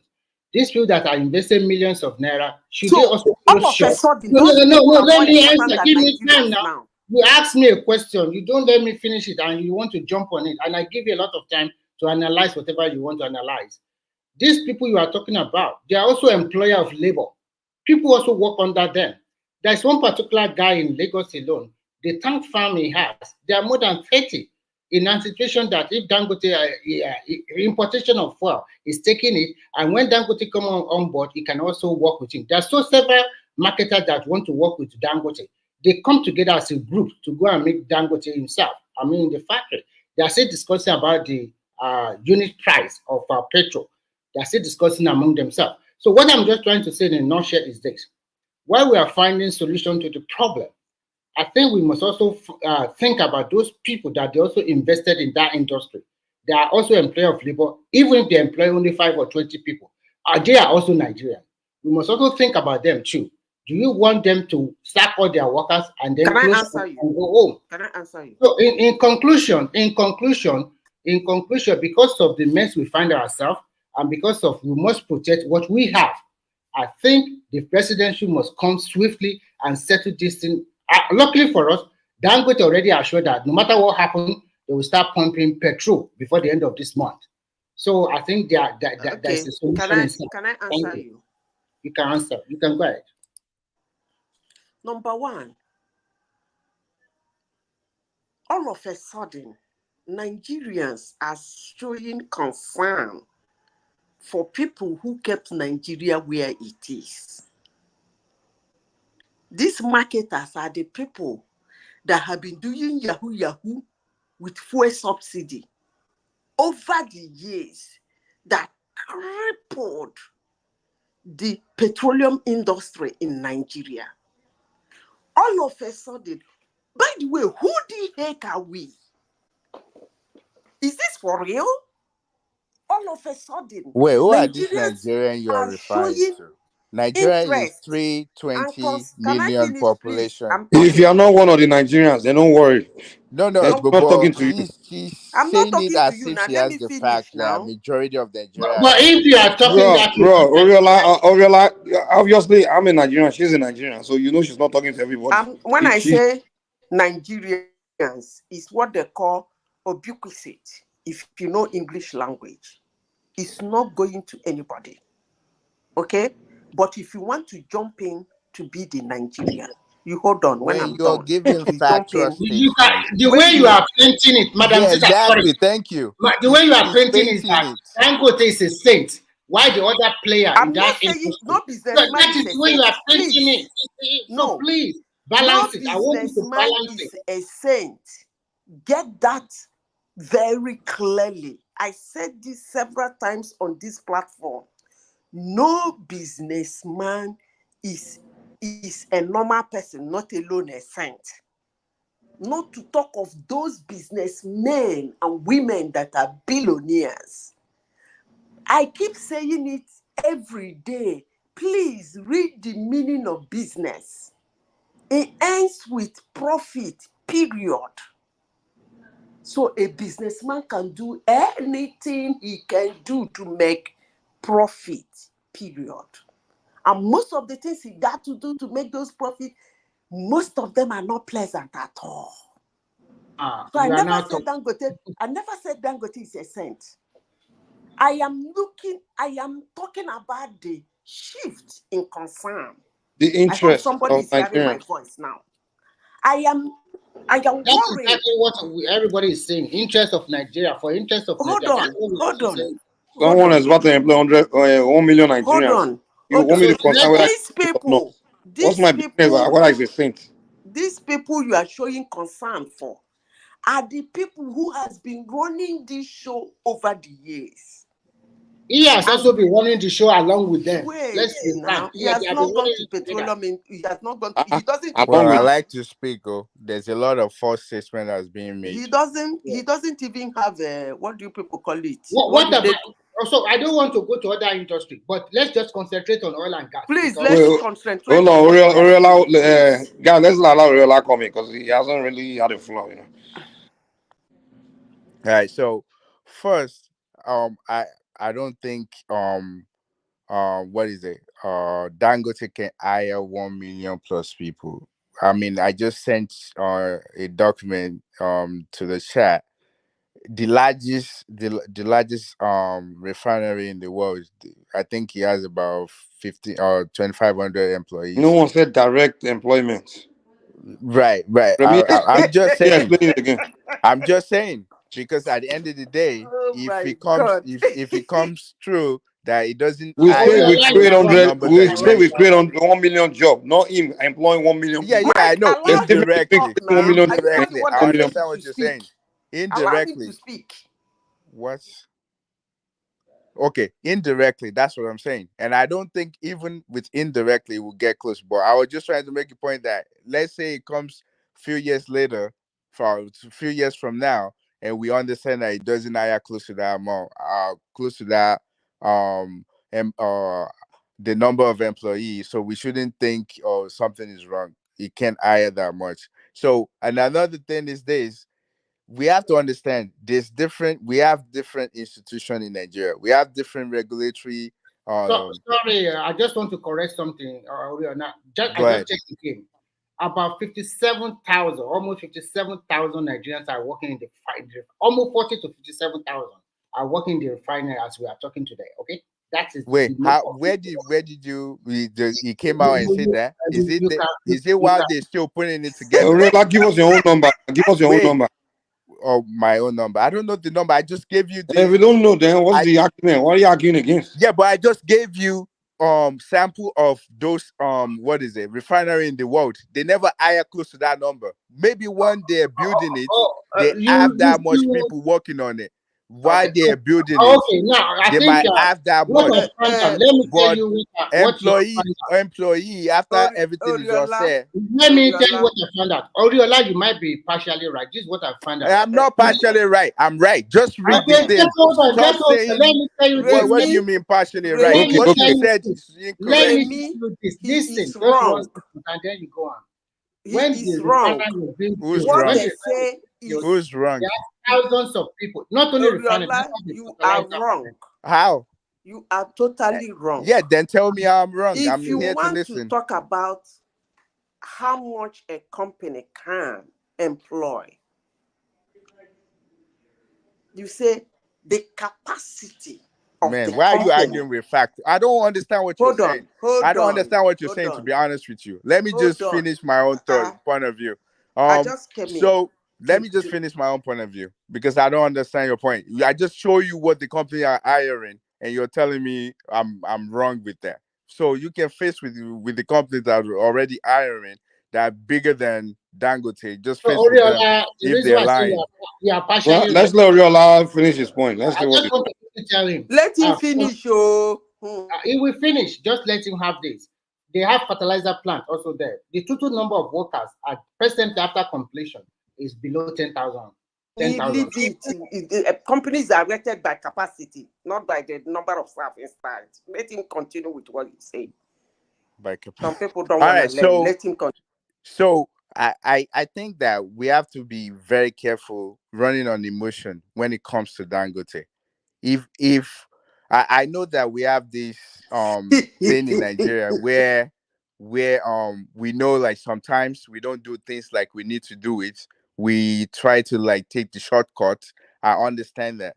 But we have the regulatory standard that needs to be complied with any company in Nigeria. So if Dangote is trying some people are saying, oh, he's not doing it like he should, and he's saying, oh, I'm doing this, there's saboteurs. Of course there's always going to be saboteurs when you have somebody big like that and he's going trying to take over the entire country. And number two, there's already modular refineries in Nigeria. They have about two or three. They came on TV and saying that they not they're not even getting any oil from NFPC at all. So it's not just him. And they're also letting us know that for him to be able to get some so amount, you can't get everything from just one country. You have to sign contract with different countries under OPEC that will supply you this and so. And someone also mentioned that the marketing stuff. You have to understand, um, Dangote cannot directly sell his oil to the customers. He has to go through marketers. So there's no way those marketers will lose out. They won't lose out because at the end of the day, he's working in he's an international player. So he still have to sell the oil through the marketers. So they all these things are complicated. And I think that sometimes we run on emotions. We were trying to everybody is running to TV so they can have the pity party from people that people can pity them. I feel like a lot of things that he's doing. Okay, before he came out a week or a month ago, wasn't he running through problems when Barry was there? And wasn't he running into problem? How come he wasn't coming out and letting us know everything that he's going through? So I feel like these people, we have to be careful. We are trying to worship him now. Later on in life, I hope it doesn't become a problem. So let them do things accordingly to the law. Follow the regulatory standard. Make sure they comply with it, and from there, yeah, that. So us trying to run on emotions and all of that, I just think that that's not good for us. I mean, I don't wish him bad. I don't, and I don't think any Nigerian wish him back. Because there's no data on people. If there's a sensor on how many people are supporting him or people that don't want him to be successful, I'm definitely sure probably majority of Nigeria, but I don't have that fact, so I can't say that. But I just want us not to run too much on emotion when it comes to these guys. It's like they will profit as long as they go, and that's what we want. We want people to go through different institutions that we have in Nigeria and follow the rule of law. That's what I had to say. Remy, and Mike. So in Nigeria, you guys follow the law and the route. When is your refineries working? When is it going to start working? The last time I checked, Nigeria still have their own refinery. Okay. I'm still asking. I don't know that in Nigeria, you don't do things. You must follow the law. You must go to get it so that you will not be a problem. Then I ask. Before that refinery came, Nigeria, they have in Warri, they have in Port Harcourt, and they have in Kaduna. I asked Remy and Mike, when will it start working? They never work now. People have been I followed that. We will start working from tomorrow. I followed that. I followed that Port Harcourt refinery. I see the audio and the visual, but unfortunately, I guess at the end of the day, that guy is lying. You see? Also, no, listen. Don't crucify him totally. Really, they are doing a total new turnaround maintenance. But he coming now saying that they will start pumping petrol at social date. They did not realize it. He has said it twice now. So unfortunately, we will not believe in him anymore. In reality, they did really a lot of new items, a lot of new things. Unfortunately, I don't know why they are unable to pump it. Remy, please listen. Remy is talking as an insider. He's in Finland, though. What's happening? What I know, you don't know. Remy, what you know, you see this thing. You see this thing you just said about. I'm here, so that does not matter now. Remy, you see this thing you just said about this refinery. The way you run this commentary now, this commentary has been going on for the past 10 years. You see the way you just said it now. They are doing something, they have republished something, they are working on it, but I don't really know when they will start producing. This is you are right. So that is the but I thought you people do things normally and straightforwardly. Or is it only on Dangote you it's a complex country with so many difficulties. You see? Yeah, it's true. Because, for example, when you see that continue the complex, continue, but stop inviting investors into your company if you are complex. If you are able to, okay, go ahead. The enough is enough. The way federal government coddled Dangote is enough. In my head, as you guys were talking, and I was reminiscing on the Kenyamo's effort with Airpeace. You remember when Airpeace, the UK route became open and everybody was celebrating, and Keyamo was jumping up and down trying to help this particular airline. Number one, because Airpeace has the capacity. Other airlines as well could as well join in if they had come with one voice or trying to, form what do you call it, an aviation where you have different airlines coming together. Yes. But you see, because that airline has capacity, the federal government was able to come in his defense. Now, government would not allow earpiece to dominate. You can imagine when that UK route becomes open, African government now allow earpiece to now making landing in every state in the country, Lagos, Ibadan, all the way down to the south. You will realize that the other players in the sector will become irate. Even right now, they believe that the federal government is cuddling earpiece for too much. That they should have given them.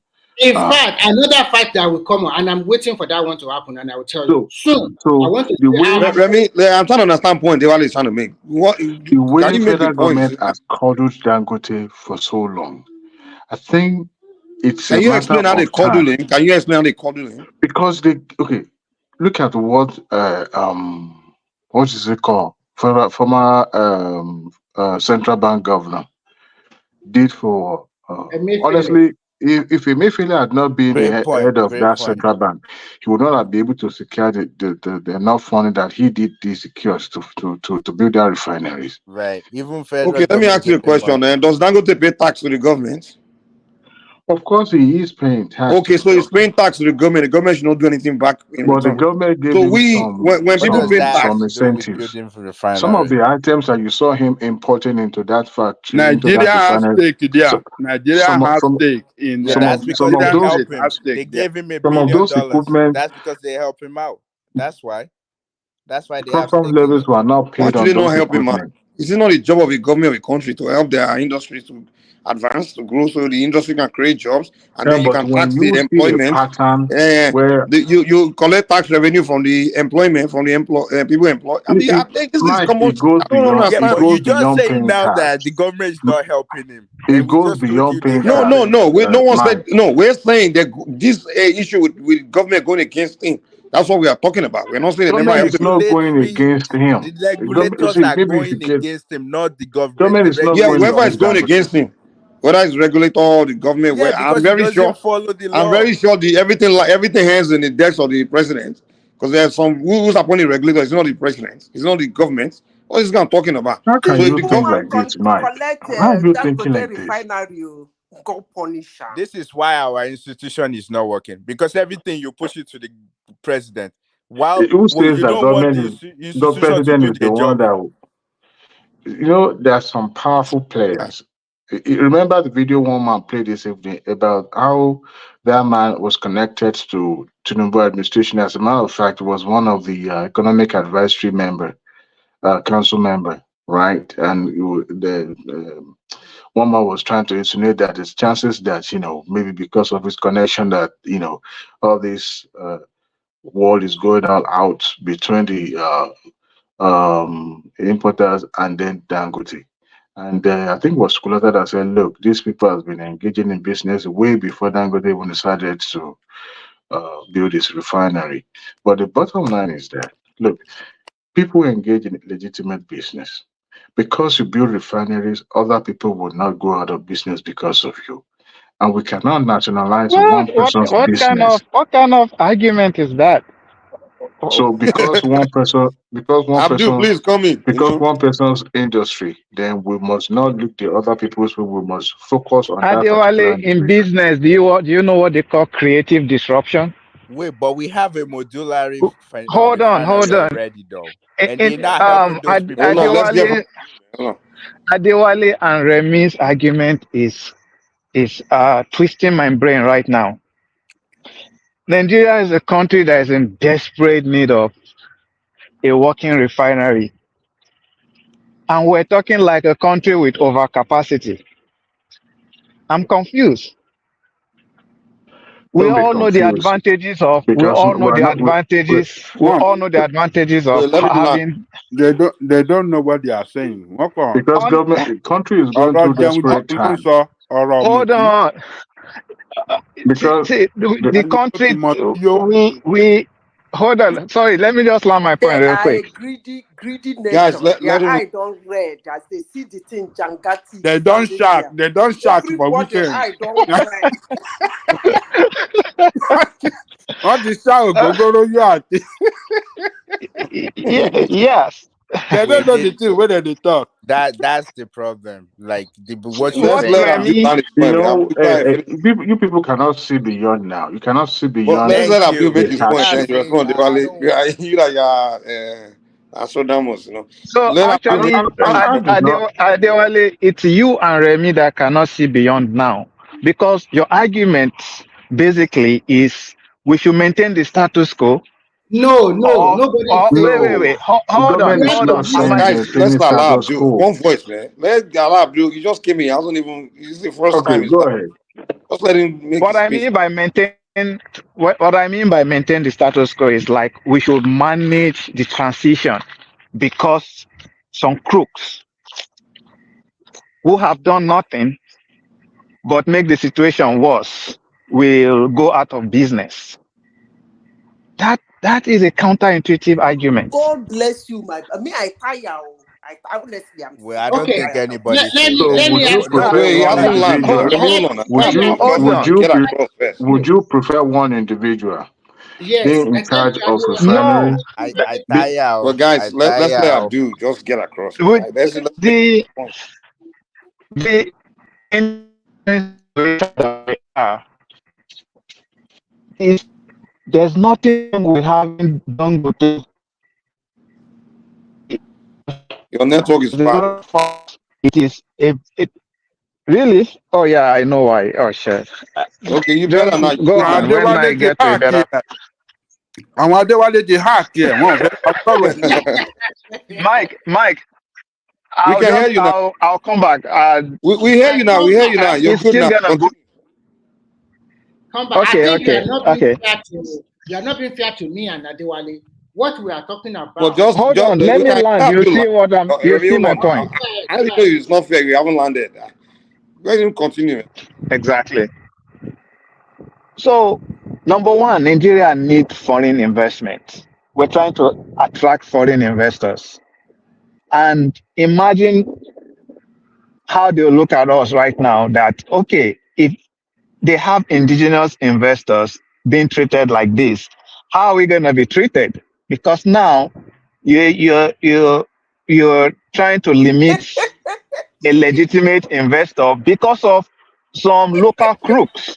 That doesn't make sense. It doesn't look good for the country.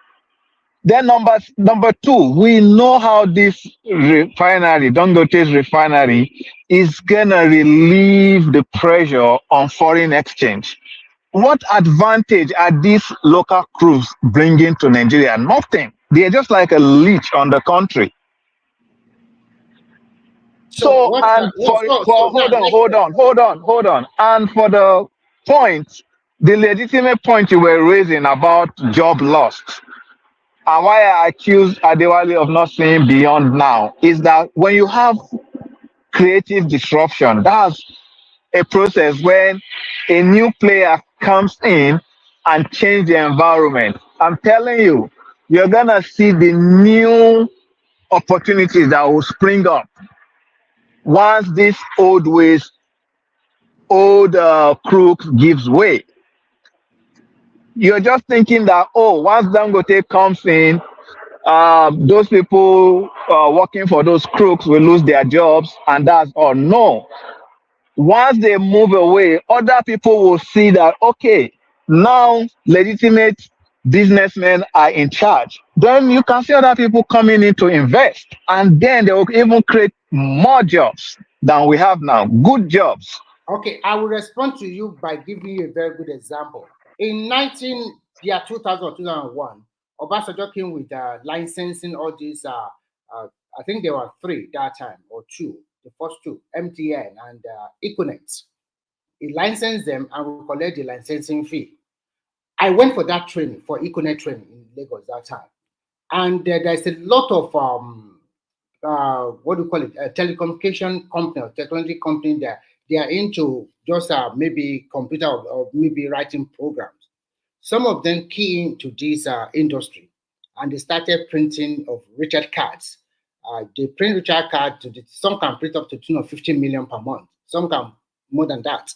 So what I'm trying to say here is that those people that in that industry before, they change their tactics. Why they are still they still retain some of their old way of doing their maybe programming or whatever. They came into the new system. But what I'm trying to say now, let's talk about Dangote itself. Dangote that came up on board now, he wanted to be, it's a refinery. He's going to refine a lot of produce. It's not only about that and fertilizers. And at the end of the day, he also wants to be the marketer. He also wants to be control all the petrol stations all over the country. So the reason why I said that there are so many people in this industry that are doing all this kind of business. So if you want to control all the value chain by yourself, then you talk about Is not fact Dangote. that he Hold on, wants to be Remy, the marketer? I'm I not don't just think there's fact to asking that, the though. question I want to ask you. There's no you've fact landed. to that. He What you wants to just be said the now, let us marketers. correct you. You see, we have a petroleum law that allow him that, I mean, to have all those things that you mentioned. It's not that he's just doing it at his own will without any law allowing him to do so.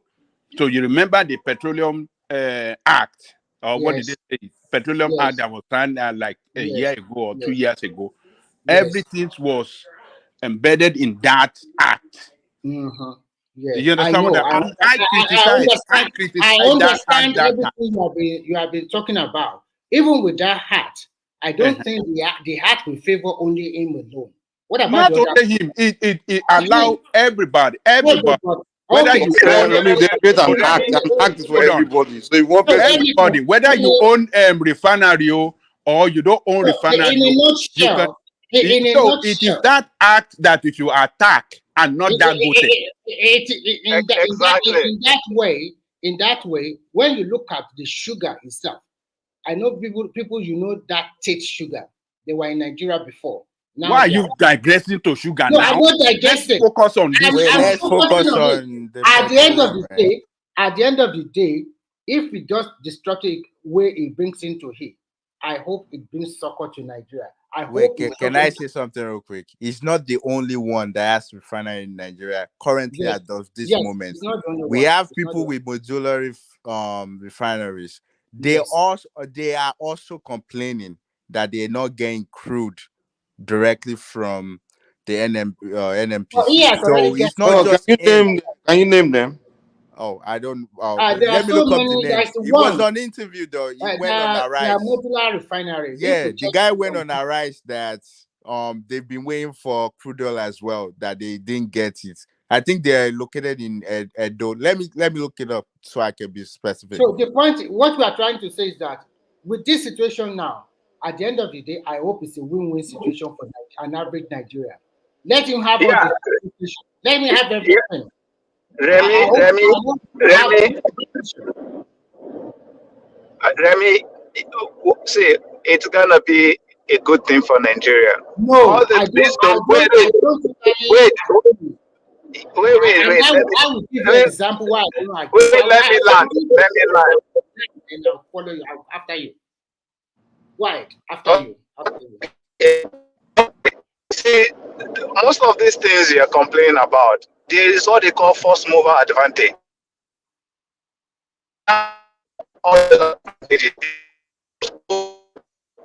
Oh, it's quite unfortunate. Your connection is not good enough. Maybe you come back in again. Sorry. Okay. Okay. What I want to give you one example.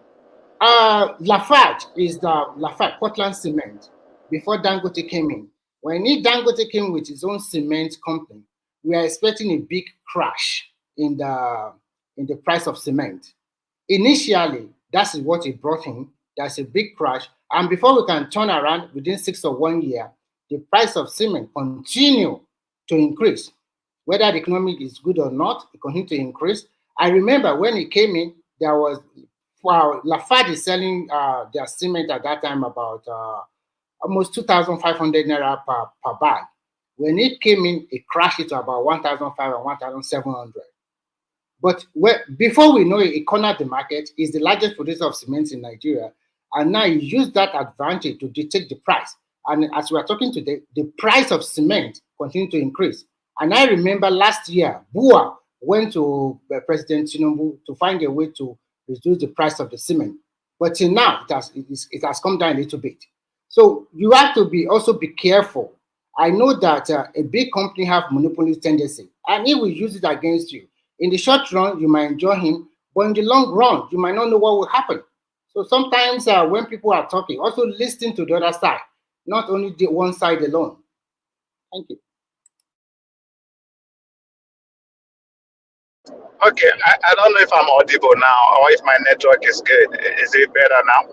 You are good to go now. Good to go. Good to go. Okay. So I get your concerns, but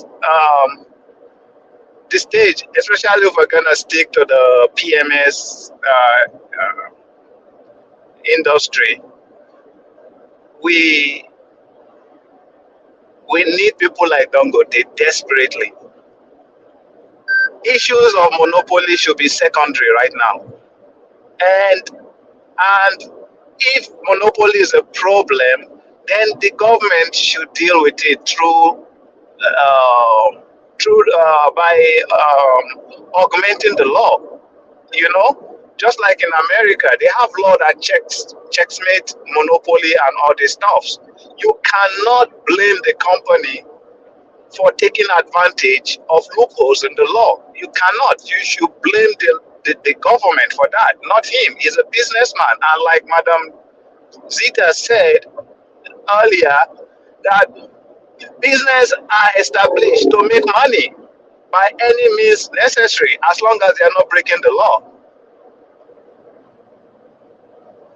So it is not fair for you to lay your blame exclusively on Dangote. No, you blame the government. I'm not laying any blame on him. You have to get me clearly. But you are accusing him of monopoly. That he's trying to monopolize the market. He doesn't want others to grow. He's trying to monopolize that thing. That's what you are saying. I want to ask you some questions, because sometimes I'm not clear where you are sometimes. Because let me be frank with you. I'm a player in that cement too. So I know what I'm talking about. So I know what he did. And I know, but at the same time, we are not talking about cement. We are talking about the refinery and the oil. On this so refinery, let's focus on that. Don't let us go to cement. On this refinery, I've already told you the truth. The mess we find ourselves, no matter what we say, and he has done it wonderfully well. The government of Nigeria should find a way to continue to supply him crude. Whether we are going to pay fine. They didn't say they won't supply him. The amount that they have. They never say that. They never say that. So the what amount that they have is not enough. I think as we stand today, if we want to do something, if Nigerian government should do something, it's like we also have to pay fine. Give crude to this guy. Our forward contract, maybe we renegotiate. This is unfortunately this, and then we pay fine on it, so Nigeria will not cry. Good point, Remy. Good point. So we make our golden son to be happy, and all Nigerians are happy. And then when we pay fine on our contract, nobody should come here and complain at that time. That is the only thing they can do now. The other alternative is that they find a way to improve the increase in crude that we are producing now. And we don't have time. Time is not on our side. Our people are complaining. Hunger is killing them.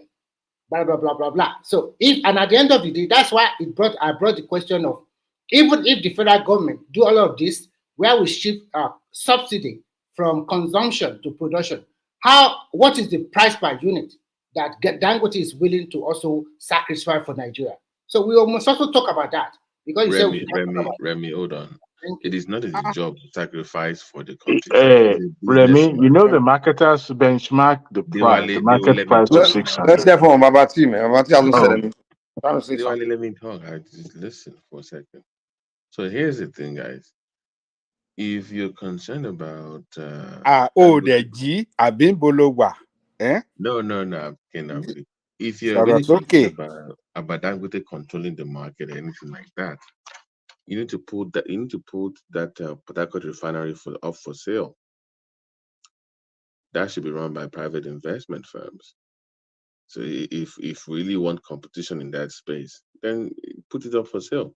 It's not worth crap anyway. Abati, before you continue, ask Babajale Koko, does he agree that we should put all that refinery, all the asset, Nigerian You asset, can't. ask them You if we should cannot put it all for manage. sale, whether they agree or disagree. Ask him now, whether they agree or disagree. Ask them before you continue. Because they will tell I you, no, know, don't sell it. Remy, I know his position. He wants government run, but the reality is that that place cannot be profitable without private investment. That is, I can't go into numbers now, but that is just the reality. We want more refinery of that capacity. We want 20, 30, 40 of them if possible across the country. So if we keep pumping money into those refineries, they will not make money for the country. They cannot be run by government officials. It's been proven time and time again that Nigerian government cannot run anything at that level. So put it up for sale. And those that were concerned about supply and demand from Dangote refineries is not exclusively to Nigeria. It can get crude oil from anywhere in the world. The concern is our own demand and supply, the local consumption now. And they've said before that they already made a deal. We thought it was 20%. Apparently, it was less. I think it was 7.4 that he said it was the actual Yeah, figure you're that right. About was 7.4, reported. 7.2. Right. So if you meet, I think here's the fear, guys, that you're not paying attention to. If Dangote starts to supply the local market, it will expose the real figure of what Nigeria really consumes. Because remember, they were subsidizing the fake figures, right? So if Dangote starts supplying, we can literally track what they supply in Nigeria. So you can then see the disparity in numbers. So you will see that disparity. But Nigerians don't consume that much. Babati, before you continue, there is an accusation. People said it now that Dangote is buying refinery, petrol station close to the border. Why that? Why is it buying petrol Do station close to you the do border? you Are do you you sure? Where have You you know, seen that concrete? even if he Where have you seen concrete anything, report even that if There's is he somebody done? that said it in this platform. even Somebody if said he it has just it, a few minutes ago. Remy, even if he Speculations. That could be speculation now. even if he has it, what is the job of the House of Rep? And don't you have regulatory bodies in your country for Custom Exactly. nìkan. Good Yeah, point. but you Good guys point. just accused them though. The regulatory bodies they came out saying that there's something with the diesel that is spraying now, and everybody went against them. So that's what I'm saying. No. They later discover the assembly waded in. They took tests and they discovered that the regulatory body is lying. That Um, Yes, that's Dangote true. that's not how it's That's done. correct. That's is not lying. how it's done. That Because look, the outcome of no, their own test show that Oriola, the product, the Dangote product is of high what is the quality. it's best? one of the Is of best. high quality. So don't argue about that one. He has already started exporting it. So don't argue. This guy has already started making money. So Babajale Cook, have they fired that man that lied? The regulator? They're supposed to have Yeah, fired him no, now. he they should didn't He fire lie didn't get him, his though. job. He honestly. never lied. That's the He thing. need to See, be. Kí ni this is the Adéọlá yìí ń sọ problem. yìí? Àbí bo This is leléyìí planet wo lo ti wá that wait. you This never is lie? this is the problem. This You this is know, the problem we're having. guys, You guys can we are we like, Oh okay, can't God. trust our regulatory bodies. Like they come Trust. just because You should trust them. they These guys are counter him. Americanized, man. You think it's America that will be trusting? I uh, tire. my The point is this, regulatory guys. body that does not have a No, it's not standard just laboratory Vale that Coco. can Okay, even wait, test Exactly. anything. okay. Eh? If you accuse a company of not meeting up to standard as a public regulator, you're supposed to provide proof to public. You release records like, okay, this is our research, this is what we found Exactly. out. You make it Exactly. public. But have you seen any records? Did they put anything in the public that you've seen? Nobody knows. You can just say, it's bad, or it's bad. It Or was what is all it? You don't know. conjecture, just pure conjecture. That is, they can even sue him because you are putting that business in jeopardy. That is against his reputation. Yeah, So it can affect his then they business. should sue him. That's defamation.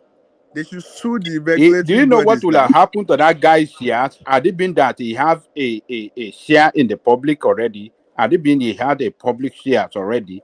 Do you know what will have happened to that share? they will have crashed Well, this is after we are running that on statement. emotions here. That's what I've been saying. We are running on emotions just because It's not someone can emotion. accuse Forget my about it. company.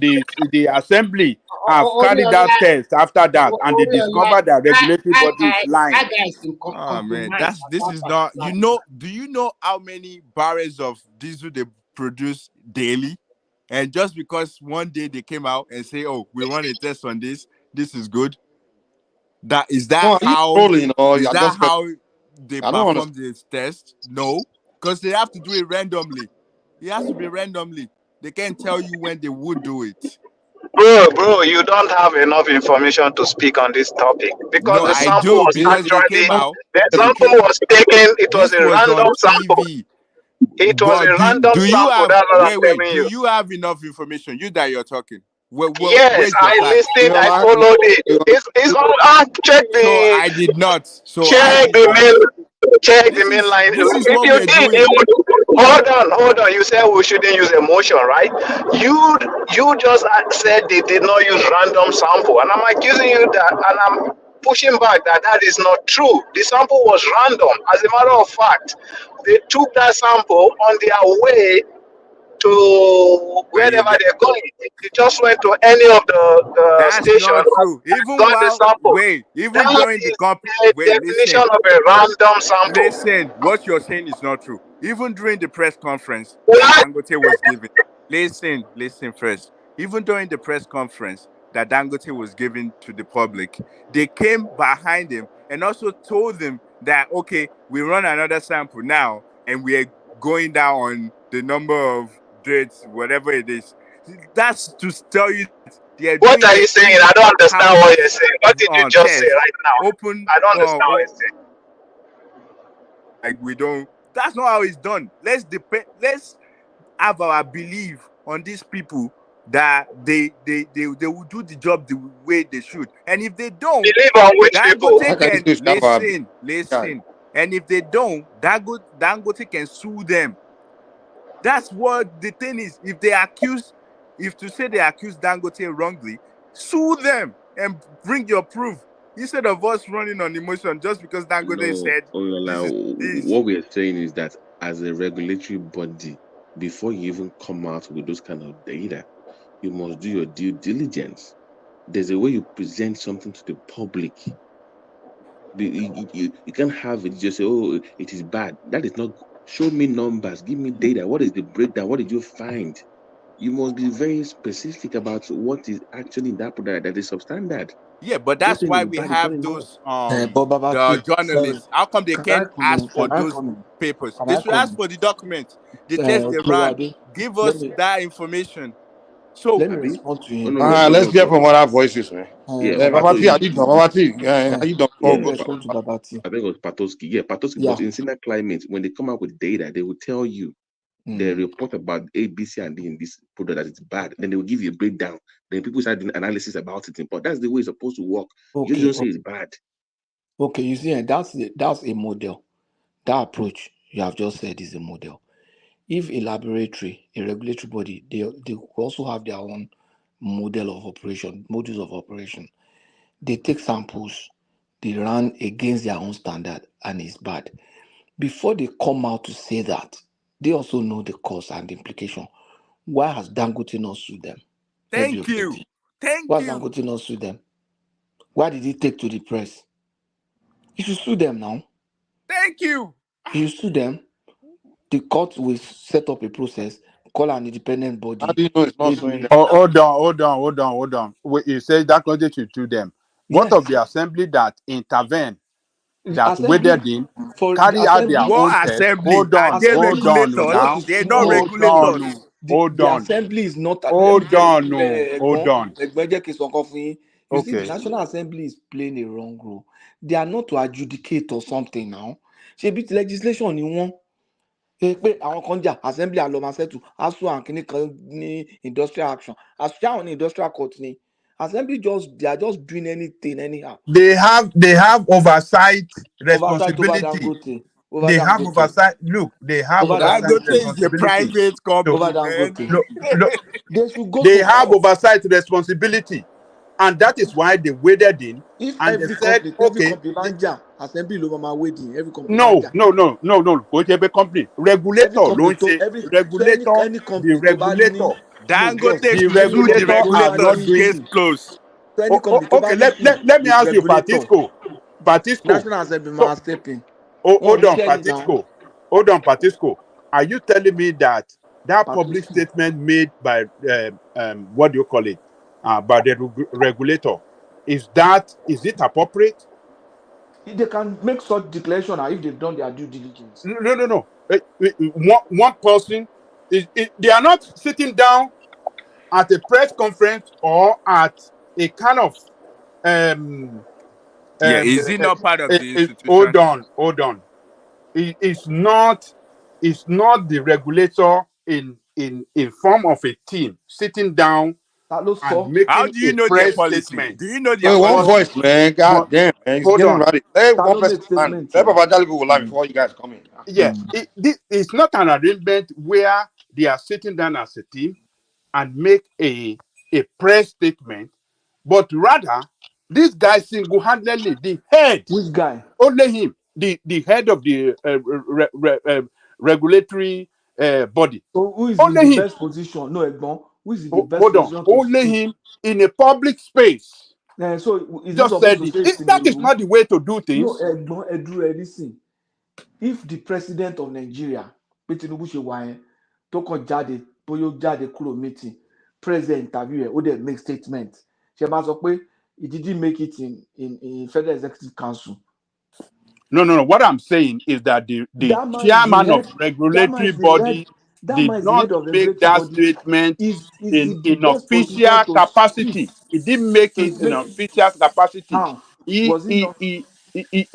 You know, No, what do you mean by Big official Aja, capacity? Baba, he should stop What do have. you mean by running on Hold official? on. emotion. This is not how No, it works. what do Don't you mean let us official run on capacity? emotions. What do you mean This, official capacity? Was he supposed to wear uniform before he made that statement? No, Or was he that is supposed not to? the issue. He That was is not supposed to the wear issue. tie and suit. Look, when they carried out the test, let's say okay, they carried out that test of Dangote's product. Okay, if they want to make official statement, we should have a kind of arrangement where it's going to sit down with the media, like in a capacity with its other members of that regulatory body, and they Nǹkan will tẹ́yìn feel release. nìyẹn. They Nǹkan will tẹ́yìn feel release. nìyẹn. Yeah, that's what I think. That is the way it Can, should be. can I give an It's No, not example it's so not I just. go? always like that.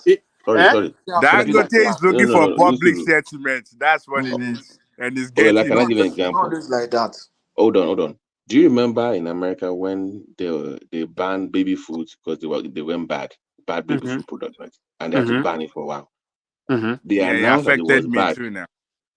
They said it was bad, Mm-hmm. but part of the announcement was details of what they found.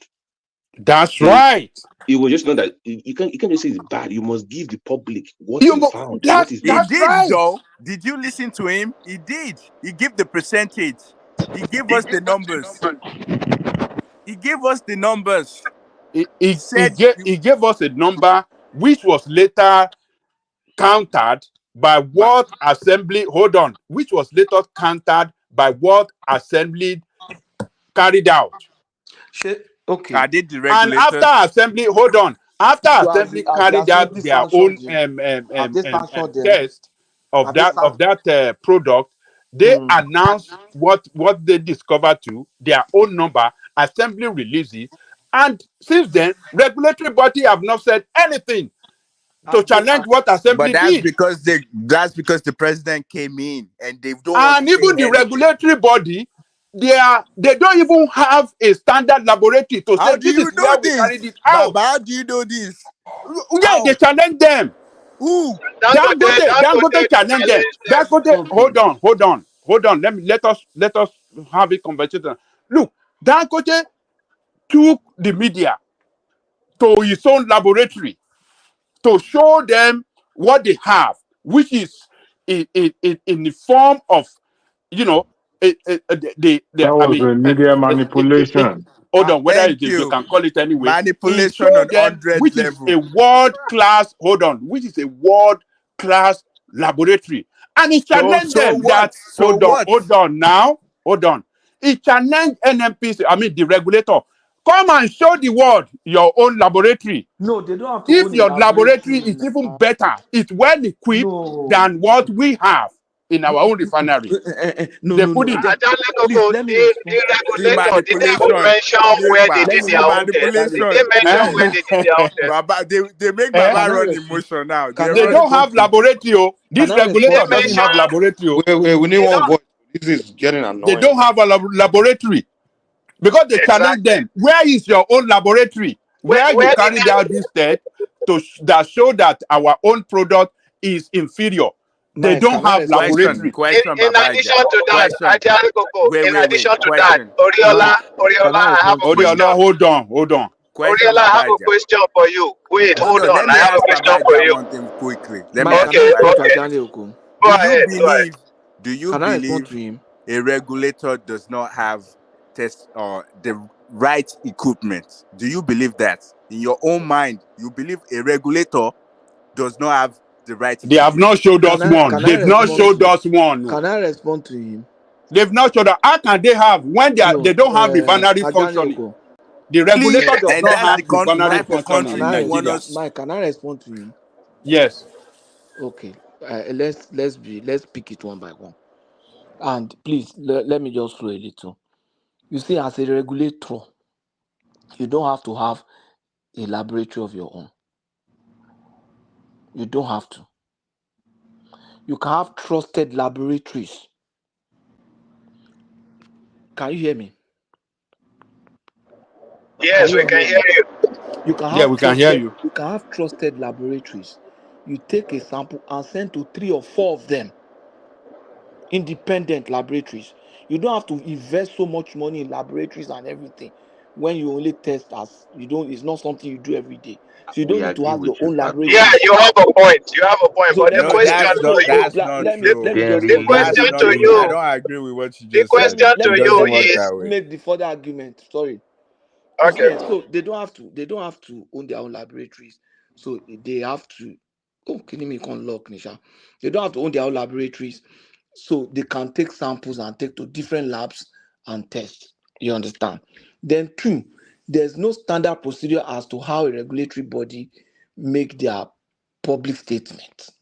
Yeah, they have to sit in a team. They have to call the media. They don't have to spend all that money calling media and say we want to give a press conference. They start spending money. They can make that statement very clearly. They're not serious in buying as the country Three. buying. No, no, no, Pato, no. no. That's the If standard. that's the case, they were not Let serious me at the let country me buying here. let me land the Serious in buying third now. point. Well, unless that's their Let me land the policy, third but I point. don't The believe that would third be point their is this: policy. since the National Assembly has identified that okay, the regulator is wrong. Has the National Assembly sanctioned the regulator since they have oversight function over the regulator? Have You're they, speaking like you are in the US. What do you mean? Have they done this has or this? National But Assembly sanctioned the if this regulator? if this works So fine in Nigeria, all we, these we, things we that will be where we are Dangote today. is doing, Dangote is just blackmailing. No, That's just the how truth. did you see? You're coming to a conclusion based on a false Look at premise. his Dangote is conclusion. No, He no, says no. it's blackmailing. Look at your Can you hear conclusion. it? You Eh? just make up To stuff me, it's just and okay. came to a Let me biased not say conclusion. let me not say blackmailing. It's just being sentiment, playing on sentiment, showing them I have laboratory, I have this thing. Oh, If stop Dangote, that. no, Stop wait that. now, It's not the sentiment. fact that the fact that Dangote has a laboratory, does that preclude him from producing substandard products? You can have a laboratory now, and your product will go through your laboratory, and it will fail your laboratory test, and you still release the product to the market. that is not when already is supplying the world, is supplying Nigeria all the Don't they needle. supply fake All fuel the to the needle. world? Okay, hold on. Don't they All the supply fake fuel diesel. to the world? Hold Which on. one is world? Hold on Are we not now. part of the world? Oh, Don't well, we buy hold fake on. fuel? Hold on. Hold on. Is already supplying Nigeria the diesel Mm-hmm. substantially that we are Mm-hmm. using in Nigeria now is the Mm-hmm. major supplier and Mm-hmm. is exporting this product to other parts of West Africa and other parts of the world now. And does that And there preclude has not been any substandard? hold on now, and there has not been any complaint from any other of these things. So what are we talking about? Why did It he could have it why could did be he selling have a world substandard to class us hold now. on Why did he have a world-class laboratory? If, as you are saying it, it doesn't mean anything. What does that You even see, mean? What World are you class talking? two things. laboratory. What The, does that even mean? the fact that you What have a does that even mean? laboratory, It the fact doesn't that you Okay, make have a I do okay, sense. know laboratory. what it means. You may Oriola, want to rubbish me. Oriola, can you tell us, please, where did the regulator did their own test? Where was the test carried out? Can you tell us? Well, how would I do? Whatever he says is what is a they are regulators. We are supposed to believe whatever they say. So how would I counter? I'm not questioning them. That's the job for the journalists to do that. That okay, sir, we need the report that you carried this test out. That the sulfur in the diesel is But that's way what I too was high. saying. So where is the report? That was what I was saying. That it's not okay to just announce. You're supposed It's to what announce and journalists provide the supposed to public with ask the all those report. How things. come the journalists didn't ask him But for the That's report? the I don't problem of the understand. journalist now. That does not make what he's saying true. And that's what BT is And telling that does you. not make it As a credible. matter of fact, let us even look. We have representatives. They waded in. They asked for their own report, and they carry out their own test. And their own test showed that Dangote's refinery or product is far better. I mean, the outcome of their research show that what the regularly said or their own figure is not true. That the product is way better than what the regulatory claim. Baba. So, true. Babaja. so what are It we talking doesn't about? meet. It doesn't meet. It doesn't actually. Even after they run the test, it doesn't meet. It never met the standards. So the standard for the sulfur level in diesel, I think it has to be below 20% or 40%, whatever it is. Even after, and the guy said about that the sulfur level in Dangote, the regulator said it's about 80% or so. And Dangote came out after they did the press conference. They said it's about 50%, that he's kept going down, that he's almost there. So while he was speaking to the people, then they came behind him and said, oh, he has even went down now. So, Okay, but it now. never So, meets the Oriola, standard. just listen to your argument. Listen to your argument. A regulator comes out to complain, to tarnish the What are you image of a saying? Why would local. the regulator claim? Hold on. Now you have not landed. Already replying me. Come on, just The- listen. no, How can because what you just said, listen wait, to why your? you I'm trying bring to show you yours? the. Hold on. Look at the logic in your argument. The regulator comes out to complain about the purity level of Dangote's diesel, while the one that is being imported, that this so-called regulator was supposed to check, is even worse off. Why would he come out to complain about Dangote's diesel? That's the question I'm asking you. Why Did he wouldn't come out to why complain would about a the imported one? wait, Did he why come out would to complain about the imported one? exactly? So that's when we need I to just ask want you to see the sinister. That's what you're not listening to. That's the sinister motive we're trying to let you know, no, are that you these saying regulators cannot be trusted. okay, so are you now saying that just because they're bringing diesel to us that doesn't meet it doesn't comply with the standard that it needs to be, the purity level, which is the sulfur level, is not below whatever percentage it is, the what they're Mhm, importing in. So does mhm. that mean it doesn't have the mouth to now tell Dangote that okay, your Exactly. diesel. He doesn't have that moral ground to say that. He Wait, doesn't. we can't be If the doing same this like regulator this, is bro. allowing, We can't if be the same acting this way. regulator, what do you mean we can't be acting this way? If the same regulator is allowing a product that is worse off than what we have locally, and he comes out to tarnish the one we have locally, How do you know that the one that they were importing was stuff? How do you know that they didn't meet the sulfur level? we're talking based on the information given to us by the House of Rep members. We're talking based on that. That let's assume what they are telling us is accurate. Then the regulator have no moral ground to criticize Dangote in a public manner like that. It makes no sense. Wait, are you saying you're not okay with the way the regulator said it? Or you're saying that even if the regulator has to say it, he should say it in the closed door? Is that what you're No, saying? to no, no Are to you saying clear the no way no he no. put They it have out no is not Let okay? me business saying it. clarify. That's the fact. Let me You don't clarify buy, you one don't thing. demarket someone's Yeah, business. just don't That's come out and that's say that's against something the law. without You don't demarket providing. someone's product unless the product is illegal. Then they can talk about it. You don't demarket somebody's products. If you own a company and then a government here starts saying, what Oriola's restaurants they sell bad food, you can sue that person. I mean that's just wrong. But Well, let's say when they said that it was bad, right? They now come out with proof and data. Guess what will happen in the media? The media will now find their own experts to look into those into their data to now discuss it in public. You make it open. What went wrong? Then you now call Dangote. This is what you've been accused of. Well, yeah, come and explain yourself. That's the way it's supposed to go. yeah, but how come the media didn't ask for the reports? That's what I'm But saying. that's what I'm asking too. I'm with you on that one. That's the way it's in a sense society. Forget That's the it. way it's supposed to Forget be. Nigerian media. They are brown envelope. What do you expect them to say? They won't do nothing. They don't do their investigation very well. They come up with a flamboyant headline just to tell the story.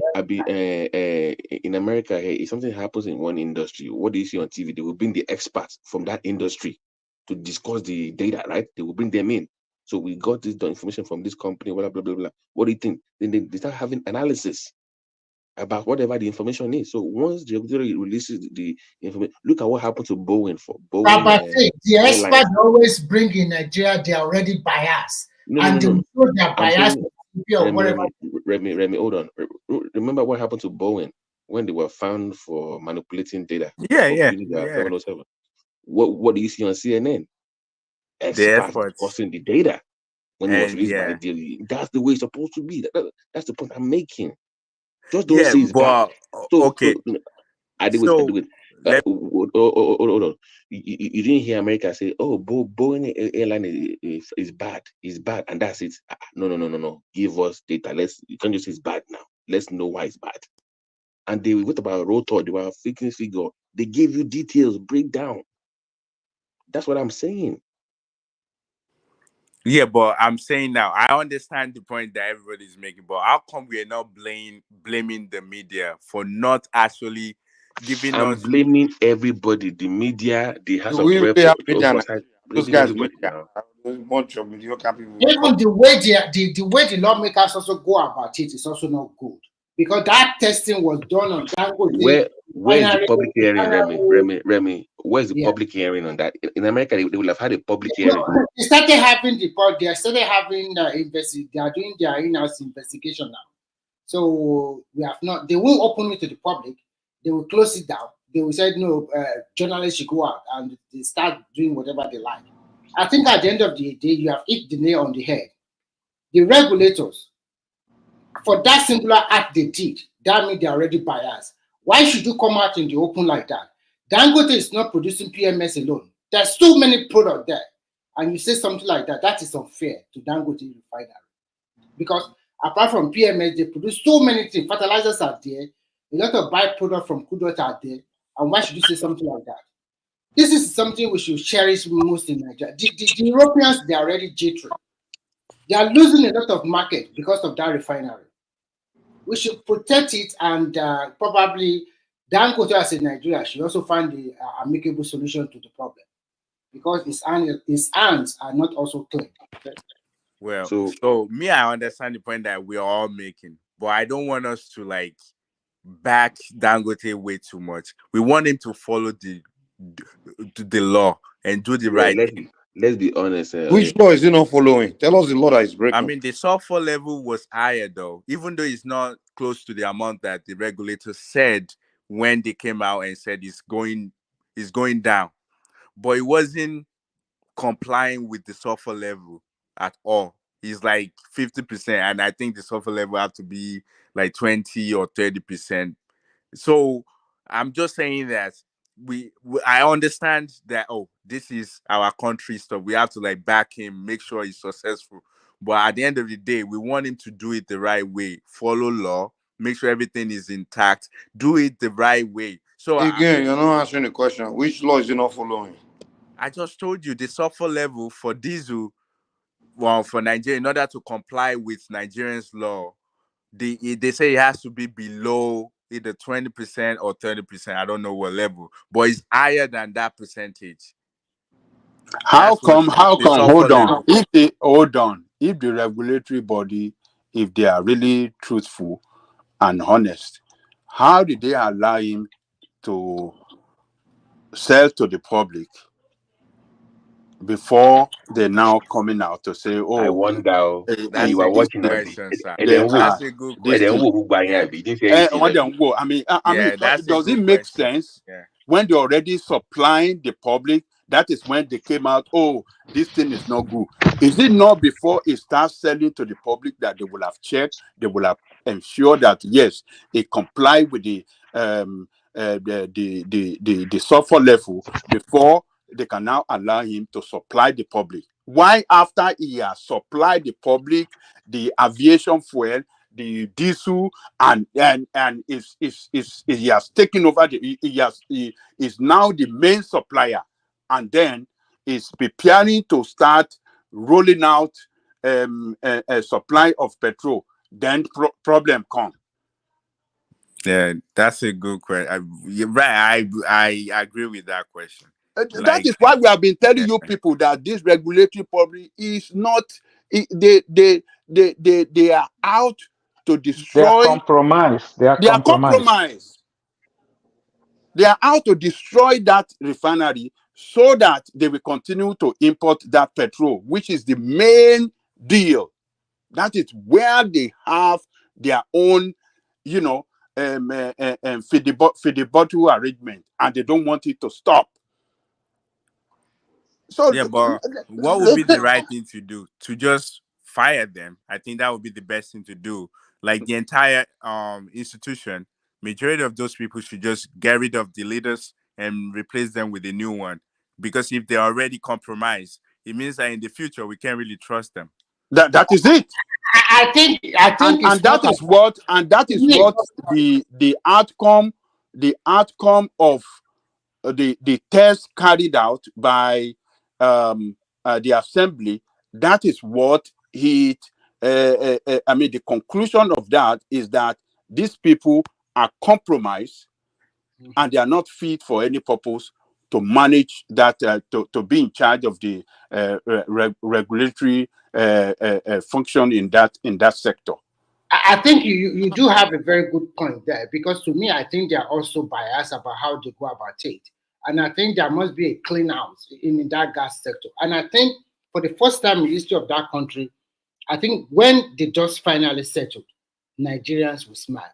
I can guarantee you that. It's just my own personal opinion. Because they need to, if you're really honest, because whether you like it or not, that refinery has already started working. And no, Remy. Yeah. If we want to take it further, they need to sell those public refineries. So I don't know why I asked you a question. Babajale Koko is here, and they will say you should not sell the refinery. So you should answer that question. Because I also support they should sell those refinery away. Explain yourself. Hey, Remy, don't say at the end now we smile. Considering the historical antecedent, nothing has ever ended up being a smile in our country. Like they always find a way to collapse everything.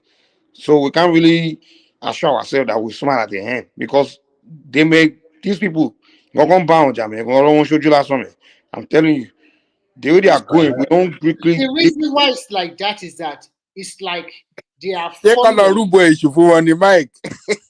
No.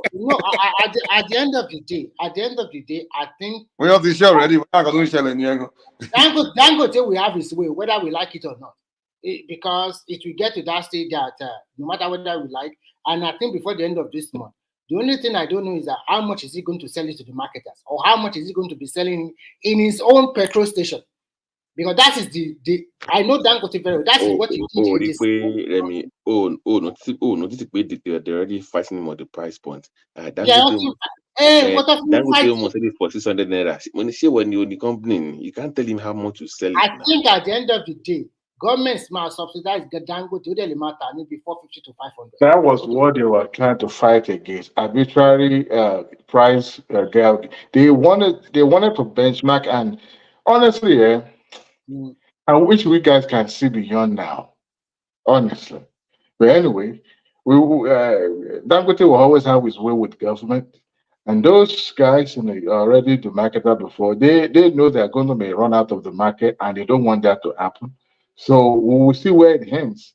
Uh, Sometimes Wait, patriotism sometimes does not mean that we should, I mean, Dangote has done well by building a refinery, but we should look beyond. Some people saying that, uh, right now, the commitment of government cannot be met. That's simple as ABC. So Dangote will have no choice than to sort You it cannot outside. allow this to escape. Babalago could explain to us why government should still keep running those refineries. Because that is what if we really want things to be cheaper in that sector, like I said. So explain to us They want why to Port Harcourt should not be sold to us private. those sit around, it won't work. So why are we keeping it? no, but they can contract it out. If you look other like You see, what is it? The I'm discussing U operations. whatever, AU whatever. They contract No, it out now.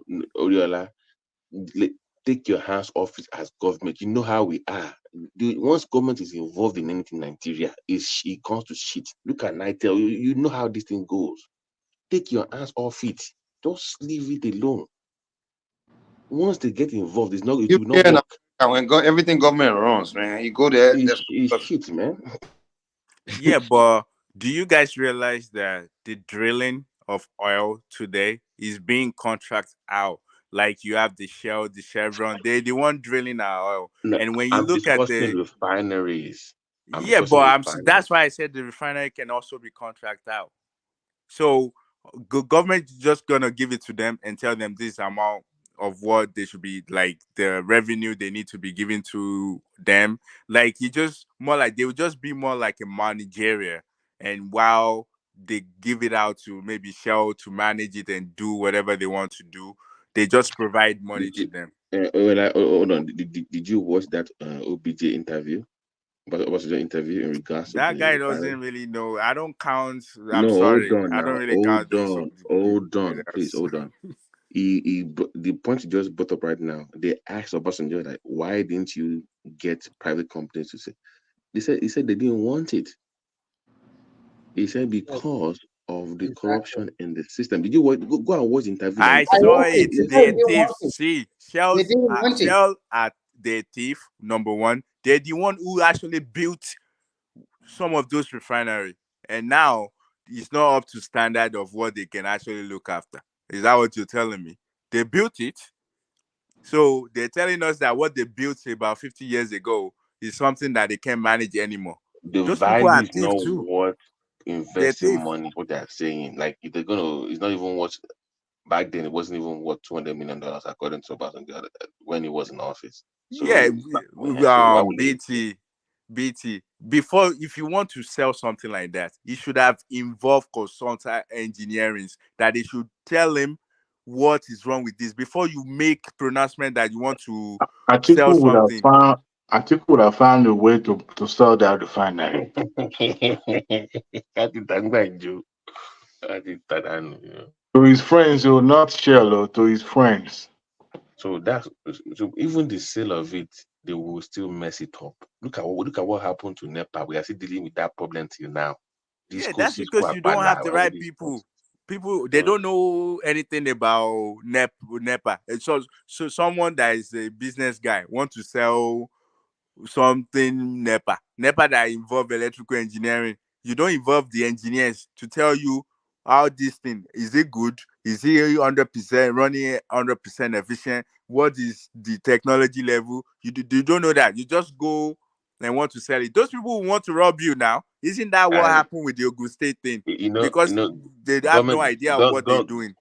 government is still bailing out Gencos and Discos and Cisco and whatever they call themselves. Why did you buy the power company if you cannot manage it? You know you're going to buy meter, hello meter. How are you distribution and you don't have money to buy for meter for your customers? You know, I don't know what kind of who sold you this deal? Who sold you the company? They don't have the right people to But tell see, if them. you want to know the truth about that NEPA, if I tell you something, everybody will just be shaking their head. Those NEPA, they just sold it among themselves. Abu Salam, Obasanjo, all of these top leaders, they sold it among themselves to not make matters worse. Initially, they said they are going to pump in money, but they did not pump in money. But as blackout continued to continue in Nigeria during Buhari regime, it continued to give them money to solve the problem. So at the end of the day, most of them became moribund. They are But they into don't know how electricity works. How can they pump no, in it's not money? about how They don't know electricity about the works. business. You It's see, not even about how electricity works. You know, Nigeria, very greedy set of people.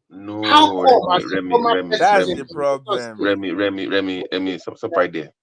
So you're telling me that if you are sold it to CMS or GE, they actually know what the hell it is all about Thank structure. you. Come on, it's different now. You can't compare go the and two. ask Jonathan. Shebi Jonathan was there. Obasanjo also participated in all of these things. They don't know GE or they don't know all those big companies all over the world that can help them. They knew now as technical partner. They wouldn't dare do it. You Well, see me, I all don't support this corrections. international partner that you're going through. Outsource. You have Nigeria No, Association of that Engineers. Put refinery them in together as a team and put they do business what? to run our electricity. Why did they went to school? Why did they go to school? I So beg. they went to school Let me tell you something. to waste our money. Most of our engineers sometimes, if we He went know to evening school. practical one model do. Those guys that went to school to chase girls. You think they went to school? Tí Nàìjíríà bá gbéwèé sọ̀kalẹ̀ fẹ́ báyìí, wàá rò pé it's the number one. Gbé sí practical, ó ti tán ni. I know. Yeah, but don't we have Nigeria outside the countries that are willing, like you guys? If they want you, some of you guys now, you can go back and do these things. Hold on. I've told you before on this show. One of the biggest head of power down in Texas, that region, is a man from Benin. The man will not stake his reputation to help Nigeria. I'm telling you now. So Yeah, about because getting off in Texas. I got off in they Texas. will buy him. He's Because the scared. guy no, listen to what I'm saying. Because they've approached the guy said for me to work with you, this is what my demands A, B, C, D. Because when you work in the West, it's more than money to you. Your reputation matters a lot. So once you know your people, they trust the one now. So there are, like you rightly said, there are Nigerians that are abroad that can help out to, but one for good reputation, one or it at stake. They don't want to sacrifice their reputation for Nigeria. What any? I don't buy that excuse. That's our country. Let's go back. Okay, but Whatever okay. it takes. Yeah, okay. What's it about? It just no, I'm telling I you. know what you mean. Because okay, if he says that, okay, I will help you, and he gets there and they start playing games with him, and Right. we are sorry, and let's do this, let's share this. People like that at that level, they don't want that. They want something. Yeah, we even have now. example now. Remember that accountant, whatever she is, that they had to they sold him out, or they sold her out. So Kemi, I guess, Kemi. Yeah, one of those ladies. From Just Ogun State, yeah. So I know, I understand. Like a lot of people know how things work in Nigeria, and they're scared that if I get there, they don't want to give me the leeway to do my work. You don't want me to, so they don't want to put their reputation on the line at all. Right. But you can't In fact, I'm even disappointed in Buhari that time. That came here, Josh. I don't know why Nigeria, because of just simple NYC stuff. You cannot tell you can do it after the ministerial position now. But she's the one that resigned now. It's not like she was. I know, because the government did not also help. Also, they should have helped her. They should have said, okay, fine, it's here now because she's. She wanted to do the honorable thing and okay, so I've been accused of this one. Honorable. Since that woman left, that is the problem of that country just started. Because at that particular moment, she's wonderful. She is doing a great job as a finance minister. Immediately they put that, I'm sorry, I'm not saying the Hausa woman it's not good too, but immediately she was there, nothing, everything just. Do you think if Ade Oshun is there up to that 8 years of Buhari, do you think he will allow Emefiele to be doing stupid things like that? They won't. But the Hausa woman they put there does not know nothing, just continue. In fact, really. Yeah, but how can we fix it? I mean, I mean, Let me be it frank. can't be like this forever With you. now. Let me be frank with you. If they want to fix it, to tell you the truth, that country must go. Everybody must carry their cross. It's either you go to state, control your resources, no more money for Abuja, or you go back to your region. Because there is no way you still remain as a country as in Nigeria, and people will always, that sentiment will always be there. That division will always be there, whether you like it or not. We don't trust one another among the three major tribes.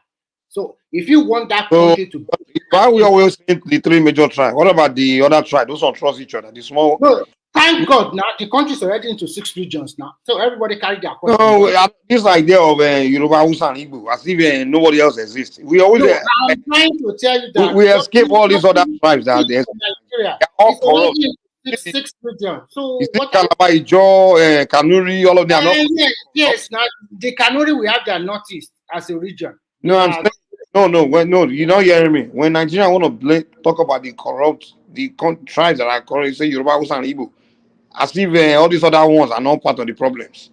They are also part of the problem because they are also as corrupt as Yoruba, Hausa, or Igbo at the same time. So what I'm suggesting, but I don't know whether the rest of Nigeria will accept it. Total resource control. What you get in your state is yours. Just pay 20% to the federal government. Chicken up. Let's see whether they will accept that one. You will see that everything will turn around. It will be like a miracle. Because that at that particular time, you shift the body Kulata State will go bankrupt. So let them bankrupt. Let them bankrupt. That shows you that if you work hard for your state, people will move there. If I am like Taraba, What about I will give a lot of Zamfara? incentives. What about that? Zamfara that have gold, let them continue to kill themselves because Are of you gold. sure?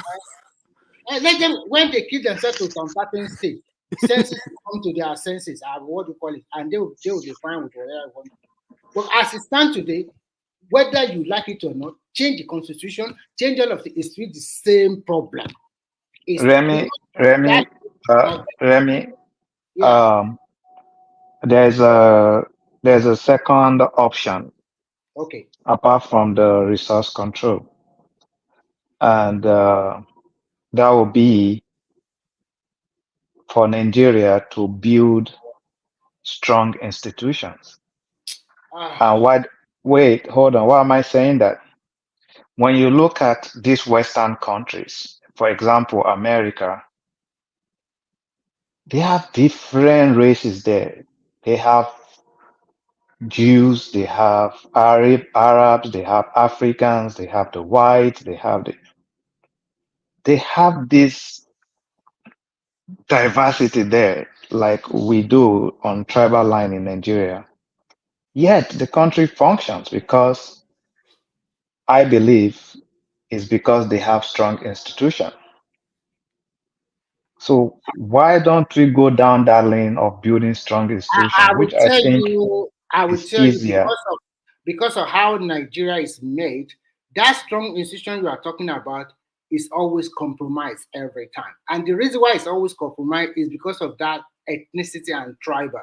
For example, if they pick a Yoruba man now and they want to sentence him there, now Yoruba people will say, what about Hausa man that did that one in the last year, 3 or 4 years ago? What did So they do to him? that simply means the institution is not strong. It simply means it's not strong. In America is immigrant country. It's easy. Some countries, instead of going Why is it easy? Why is it easy? It's easy because their great grandfather prepared the ground for them. They are immigrants, but they follow the rules and regulations from the beginning. But in Nigeria, from the beginning, there is that tribal sentiment there. What are you talking to me? Don't use that. Let's focus on Nigeria. The example. So from the beginning, that tribal is there. Another thing I would say, that, like for example, here in Finland, what they did is not like a state. What they have their capital city, Then some small city in the outskirts of Helsinki, which is their capital city, is under the capital area. And then they have their northern region. And their northern region, they have like 3 or 2 provinces, very big, okay? So that's what they do. In that way, they cost the cost of governance. But in Nigeria, if you want to do that, then that tribal sentiment will also come into it. But luckily for that country now, with that 6 regions, everybody can go their way. So I'm not saying to divide the country if they cannot control their region. The easiest way, the disadvantage of Can I ask region. you a question real quick? Let me ask you a question. Before you ask it, let me conclude in 20 seconds. The disadvantage of regionalism is this, because a lot of people, a lot of region already want to go away. They can use that way to go away from the country easily. But if you now say total resource control for all the states, which some states might not like, but that is the best option. You control your resources. Don't go to Abuja to go and beg for money again. Just send royalty 20 or 25% of what you get in your state. Send it to the central government. The central government will talk about foreign policy and economy. It's over. That way, you will see competition. You will see development. And even in so-called America, we all know that the East Coast and the West Coast are very rich, and why the central plain is not very good. So the same thing will happen in Nigeria. We are going to have poor state, and we are going to have wealthy state, and we are going to have one in the middle. That is the one that can save that country. Then we can now be talking about institution. So that everybody will know that, okay, I'm in your state, the resources belong to me. So I don't need to care about what is coming from the state. My governor is the one I'm going to hold responsible. So with that not in place, I don't see anywhere we are going. No matter the decision you want to create. Okay, so I see your point. What you're proposing is we'll first go down the line of Look, regionalism. yeah, Then from Resource there, control. I prefer that resource control than even okay, that. resource control. Then from there, we'll now build strong institutions. Yes. With that way, it has to everybody will know be they are equal Abdul. parts. So Abdul. The point is, it has to be local. Like for example, in my local government, if I were to address my local government council chairman about a fund that was stolen or missing, we are both Ekbas. Nobody will say I'm attacking an Igbo man or a Fulani man. We are both from the same area. I probably am married to their cousin or they live down the street. So we know each other. We are from the same tribe. So it will be easier to build from there than always focusing on the center. That will be a better approach. You get the point? So it has to start from the local print. Yeah. Wait, you kind of like bring it out of my mouth. That's exactly the question I was gonna ask him, because I know like local, like you said, that will be the best way because you're from the same tribe. Like you can what else can you use against each one another? Nothing. But Yeah, like even if it's regional or state wise, in a state you have different tribes, they will still complain. Yeah, Egba can tell you that, oh, Ijebu people is there now. yeah. I So don't like them. Egba, but if it's your local government, right? exactly. But if it's local Uh, government, no, what else do you want to say?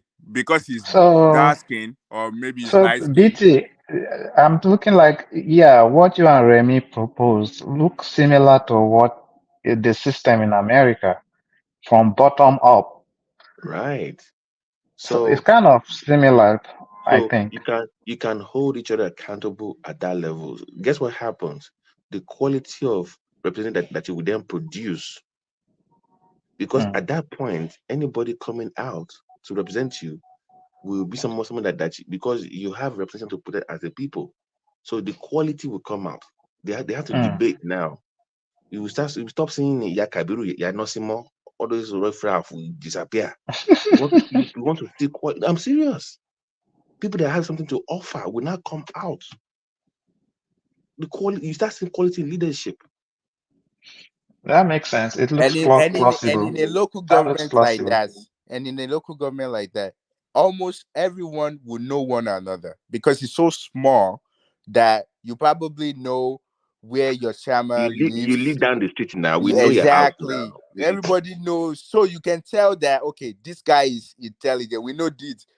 Like they will say Egmo Adubo or somebody or I forgot how they used to say that in Nigeria, like someone that went to university, you know how to refer to them because you already know this person, or if this person is a professor, you know them. So it's easy for us to choose a leader Oh yeah, like because we're our familiar with them. counselor back then in my area in the 80s was 3 streets from my house. My counselor in We used to my have street town hall. We used to have lives town. like three. He was the de facto head of the landlord association. They used to have meetings with him every time, anything security issues. We knew who he was. He would hang out with us, discuss issues with us. If You we have even concern, he would invite discuss with us. yourself to parties, like if you're doing birthday parties or And this person. that's the way. Guess what? Guess what? We're like in our area. We want someone that is we want I want like well I feel cool. My Just, embarrassment. so, Babati, just That's the what mere it was. pronouncement of financial autonomy to local government. A lot of people in Yoruba land have started talking. If a chairman in my local government, I will know that he lives in my community. I want to see how he's not going to do that road in front of my house. Yeah, that's how it used to be. I will take him to court. I know him. We can go to him and beat him up. Okay? They don't have immunity. People already know you don't No have immunity. violence, no violence. No, I know no violence, but what they are trying to say is that without no immunity, they can take him No, to no, no, court. no, no, no. He should have it at the back of his mind that in case he do not Of misbehave, course, I will not it's stop an turn option. that is the truth. Because Oju want to Rito, they are tired already. They have seen how come we don't have light, how come we don't have good road, and upon money voted. Let me bust your bubble. Do you know that Ogbomoso local government, they are claiming 19 billion naira from your state governor? How does he spend the money in total of 2 years? 1 year, 19 billion naira, nothing to show. And that is one of the reasons he's fighting tooth and nail because we have still part of the money. Let me give you an example. Example. If we have this in the local government council, we can say, okay, in our own area, no borehole will be allowed. We will provide you water in our area. You will pay for the water, but no borehole. But Right? see, I have a That's proposal. standard. I have a proposal, a very radical one. You want me to say it? Go ahead. Go ahead. Okay, cool. So every state go separate way. Every state control their own resources. However, those viable states that have the means and the capability can acquire other states. So states like states like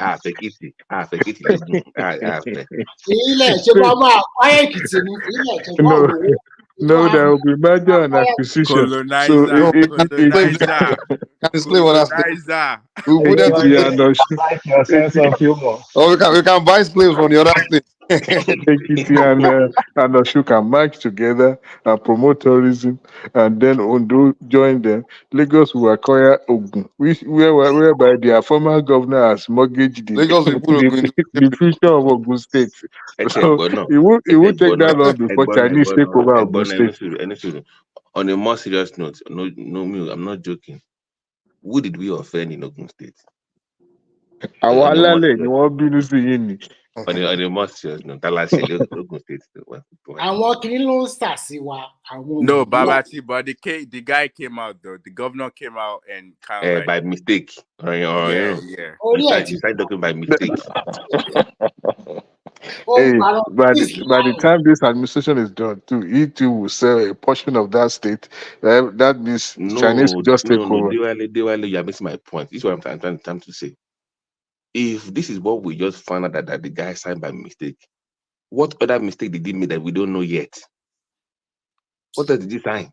He said pending when everything is sorted out, that he appointed a foreign company to oversee the trade zone. However, only to find out that the company that he appointed was actually the original. Because Nigerians have connived with those. You know what? They never even terminated the contract of that junction in the beginning. The contract is still existing. So there's a lot of shenanigans going on around that place. And I always see my people that they are above board. I mean, some of them, not all of them. But they really disappointed me. That Amoson, I can't believe my eyes. In fact, This present one, he had a teacher mistake to what you will have signed a lot of contract by mistake. So But you will not find that in the next 4 years. They will not say you owe something again from nowhere. We just say you have signed something out. Only God knows what they're hiding. But don't worry. Chinese, those companies will release those two jets because they also want to partake in Nigeria economic growth.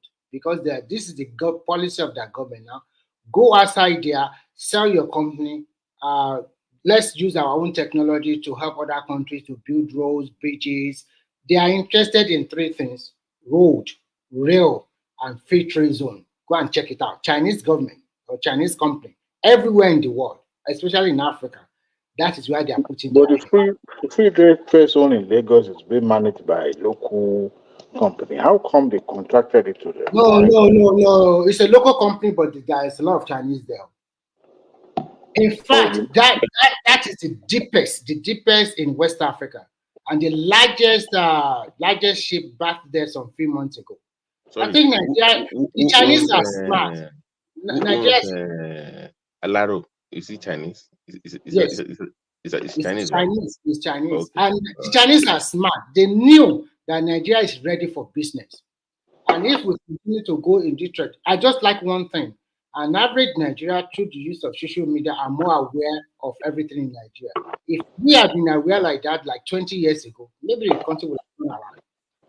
I think people are shouting. If the rate information is being disseminated these days, yes, with the use of social media, internet, everything, they're kind of like making life easy. Unlike when we have to wait for NTA.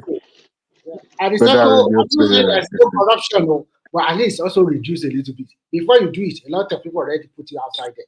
Look at the way they just do that better they do now. Those people he gave money to, that they recorded the video, they just released it outside. Look at, oh my God. Yeah, but but how many? That social media must be regulated in Nigeria. Do you know what they did in China? Before you can have an what do you call it, a social media account, they use if you're a foreigner, use your international passport. If you're local, use your ID card. The moment they do that in Nigeria, you will see that people will not be talking anyhow anymore. If they do that in Nigeria, but how many Nigerians actually have access to internet? A lot. Social media. A lot. No. I'll give you the numbers now. Nigerians on Twitter is 5 million out of 320 million people. Nigerians on Instagram. Wait, listen. Nigerians on Instagram, according to them, according to Twitter, Nigerians on Twitter is 5 million. Nigerians on Instagram is 12.2 or 12.3 million. Nigerians on Facebook, they're about 20 million. Nigerians on WhatsApp, maybe like 30 million or so. So what are we talking about? Majority of Nigerians are not present. No, I don't agree. But that number is too significant. That number you mentioned. No, they go online, but they don't go on to that. You need to look at the internet. No. I'm talking about the funniest people that register with them. Some of them use VPN a lot. No. That's not how. Okay. I don't want to. That's not how it works. Oriola, what you have seen is young Nigerians. They are the one interested in Twitter or Can Facebook. I give you data? Remy, hold on. Let me give him data. Internet. Okay. Oh, okay. I think it's about 55.4% of Nigerians have access to internet, like full internet. 55.4% as of last 21. So the penetration of internet in Nigeria is about 55.4%. Through their mobile phone, correct? No. Okay, don't say because people don't go on Twitter or go on Facebook, they don't go online. People have other things to do with their lives, not just Twitter only. So no, I know. I was just giving you the data for social media. It doesn't mean that that's the access. I'm just saying on social media, people that have presence on social media, that's the data I gave you. That doesn't tell us that's the only people that go into access internet. That's not what I'm saying. I'm just saying social media only. So pretty much 100 million people plus are online in Nigeria. That's what they say. 100+ million. Yeah, on their mobile phone. Yes, Yes. And that's even debatable, but I don't. The reason why I said that is No, no, it's not because no, because they can track it. They can literally track it with mobile companies, so they know. For that's a fact. It's not like debatable. They literally know. right. I understand Oriola, how what you're about saying. Reason why I said Olumide, Njoku, all of them living abroad and they're tweeting about Nigeria? How would they classify those ones? yeah. So if you let me give you like this. Um, if you every country has different IP address that allow. That's number one. Like if you stay in Nigeria and you trying to get into internet, you're using different IP compared to if you're doing it from US. It's different. That's number one. Number two, every social media, for example, or even Google, every time you want to access them, they give you an IP or a code or a number. So when you register with Facebook, for example, they give you a number digits. You will know your number. This is how you will know it. Right click your cursor and click on source code. That source code will tell you the number that you are. And everybody that is listed on your friend, you can tell what their number is because everything is numbers. So that numbers will tell you if you're like for me, for example, we register with Facebook since 2004 when they came here. Our number is different from people that register in Nigeria or any other countries. So that number is how they track it to know. And you yourself, you can use that number to track it that someone that registered in the US or England, the numbers is different from people that register in, let's say, Nigeria, for example, or other West African countries. So that's how they track it. So but I understand we can have close to 100 million people that access internet, which is might be correct, but you have to also understand that they provide us with people that are using smartphone in Nigeria. When it comes to like a lot of Nigerian people are still using 3G, and to access internet with 3G, I mean it's questionable. I mean it's fast, but not fast enough. So that would tell you the limits a lot of people have when it comes to like I'm Googling something trying to find more information or I'm trying to take classes online. You can tell with the type of data that your phone is running on.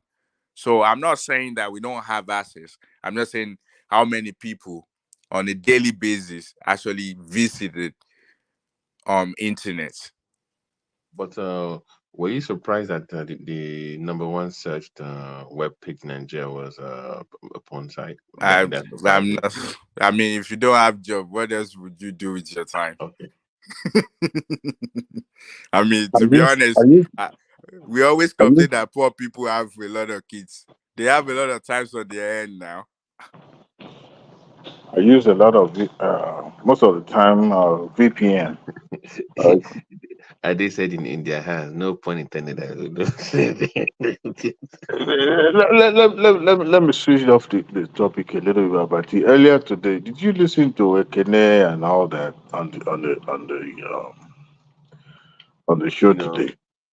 at some point, you just feel indifferent about that space. I used to actually try to care about it, but at this point, I just don't give a damn. And if people want to be in a particular way that is not But beneficial to them, Colata's gets assertion to a was point. that when he's accused Obi of not speaking up when it comes to the happening in the southeast, but he's always eager to, lend a voice when it's a national issue, especially from other regions. No, no, when they forget to be for a second, that annoying Obezekwele, that one Oh, is what I can't stand the most. That one could it's just be one of the quiet. people that I'm highly disappointed in. Just She disappointed me big time. She did. Because this is a woman that, I mean, I get it. You are pained because your kinsman did not become president. But that does not mean that you continue to constitute nuisance. I mean, look at what is her name? This Wait, Rival woman. can you bring some of us to up to date? Because I So didn't watch our interview, so but so what actually led to that was that day before yesterday actually. No, yesterday. Uh uh man of prestige came on the show and he was accusing one man of, amplifying some of those rhetorics about southeastern stuff and all that. And there was a video that was circulating on media, on social media, when somebody was talking about, uh, uh, you know, talking about Benin or something like that, to the point that he was being abused and in a way. And so, rational mind. I mean, sorry, rational mind. Man of Prestige now said has been debunked that those people that were talking about the issue or abusing the Oba of Benin were actually Yoruba. And meanwhile, today one man now played a video where he depicted that the man, those people were actually from the southeastern. And in the course of that, Kulata now said that, look, some of these things are anybody can abuse anybody, but he now refers to Obi and Obiese Kwesili for not speaking up when issue happens in their region, but they're always quick to tweet and to lend a voice when it happens in another region. And Okene was talking about being proud to be an uh, Biafran agitator, and also talking about HIPOP not being classified as terrorist group and all that. I was disappointed. Number one, because it seemed people do not want to look at the fact that, look, this thing happens in your region because it's your region, and some of the time we are beclouded by affiliations and all those things, and we don't want to speak the truth. And If and IPO, I've actually led to that was Samuel Ekpa when there was one man said that he showed a video where he was jogging and claimed that he was in Venezuela's presidential area or something like that.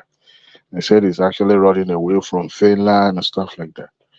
And the debate about whether IPOB is a terrorist organization or not a terrorist, and the likes of Banner Prestige saying that, oh, no, they are not terrorist organization. They are just, And then now, I don't know, somebody was mentioning, look, it was Soli. I was mentioning some of the atrocities being committed by this same group. And then I said, oh, the government has not classified them as a terrorist organization. So my own case is that I don't understand. Yes, you could be a proud Biafran. There's nothing wrong. Like I said earlier, that we are once a tribe before we are Nigeria. And I don't see how Nigeria is going to see themselves as Nigeria first before a tribe. I don't think, because the Yoruba man will identify himself as a Yoruba man or Oduduwa, or Ijoma, or Ikwere man, or Kalabari man, right? Or Igbo man. Then before they now say, well, I'm a Nigerian. So if we see it that way, I think we'll do better as a society than just be, blinded and just saying things, in a way. And the way in that video that was played, the way they actually uh, dealt with Oba of Benin, I mean, it was the most condescending thing I've ever heard about. It being said about that referred man. And then another video showing somebody saying they should throw the king in the lagoon or something like that. It was Yeah, baffling. they were like quick question. If I come to an area and I say the area was a swamp and I developed it, I will not be the first person to call for its destruction because it will be my life work, right? If I build something, I will not be the first person to call for its to destroy that place. Kind of debunks the whole myth of developing Lagos. But it's when that person now is now picked up by the DSS or the police, then he becomes a victim. Then the same people will start defending him, like, oh, look, poor, Right, look at the way it's being right, persecuted. That's right, the issue I have with that space. It's just right.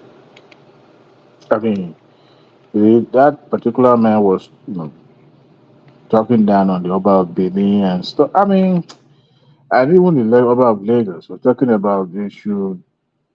I can't even repeat some of the things that he said. Those things are very, very despicable. And And I wonder why people are having a hard time to they condemn it, but so like on the other hand, you're like, yeah, you're this. Adewale, with all this thing that is happening in Nigeria, what do you think is the way out? Because it clearly shows that we don't like one another anymore. That is We true. Honestly. do. We do. No, we don't. We do. We do. No, What no, we no. fail to You know what? Let me we tell you do. something. That 8 years of Buhari clearly showed that these people, they don't like him. And that 2023 election clearly showed a big division between the Southeast and Southwest. It's like a big rivalry that I don't want to lose to these people. For God's sake, the election is over 1 year old now. And still that division is still there.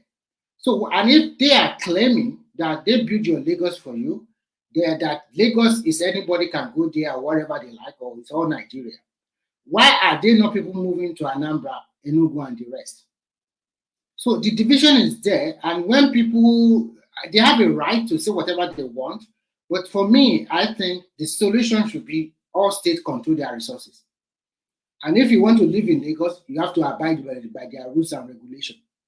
It's as simple as ABC. If I am in another state and I can get things done by that because I'm from that place, fine for me. And if they say, tell me, no, you are not from Oyo, go to Ogun, then I'll pack my bag and move to Ogun. Because at this time today, I don't see, because the way they are playing it's like we are playing with fire. And I hope it does not consume everyone. So before it gets too late, I don't know how the president is going to do it, or the House of Assembly is going to do it. There must be something for everybody. So it's not too late if we have our resources or go back to region. This thing will die down. So if you think your region is the richest, then go to your region and make your money there. Nobody will complain. At least no Yoruba man will go to Hausa and say, Arewa is part of my land. Even to now, the shocking news. Do you know that even in the north now, the Hausa are saying that they are not Fulani anymore? So this social media really help.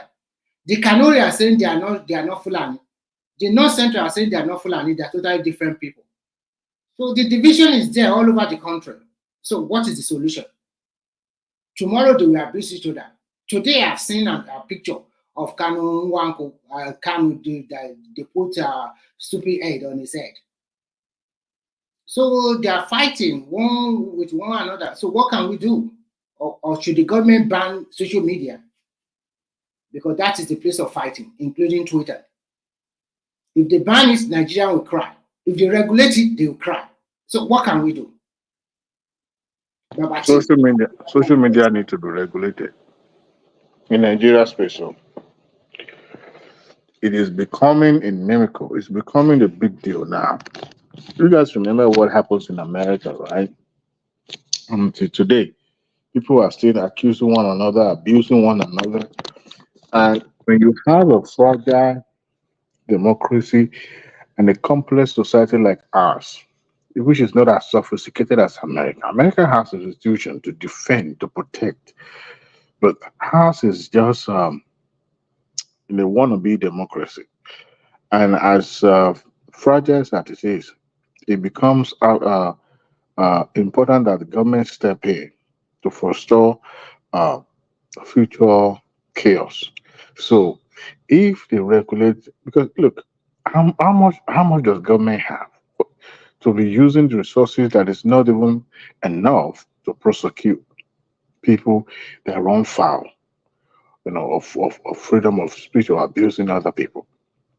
Um, Now we'll be now putting our judiciary to use for something that shouldn't have been in the first place. I think government should regulate. I mean, I'm not saying that government should be high-handed like the one in China, but at least controls every individual in Nigeria connected to internet on their phone have an IP address. They can trace you, they can track you.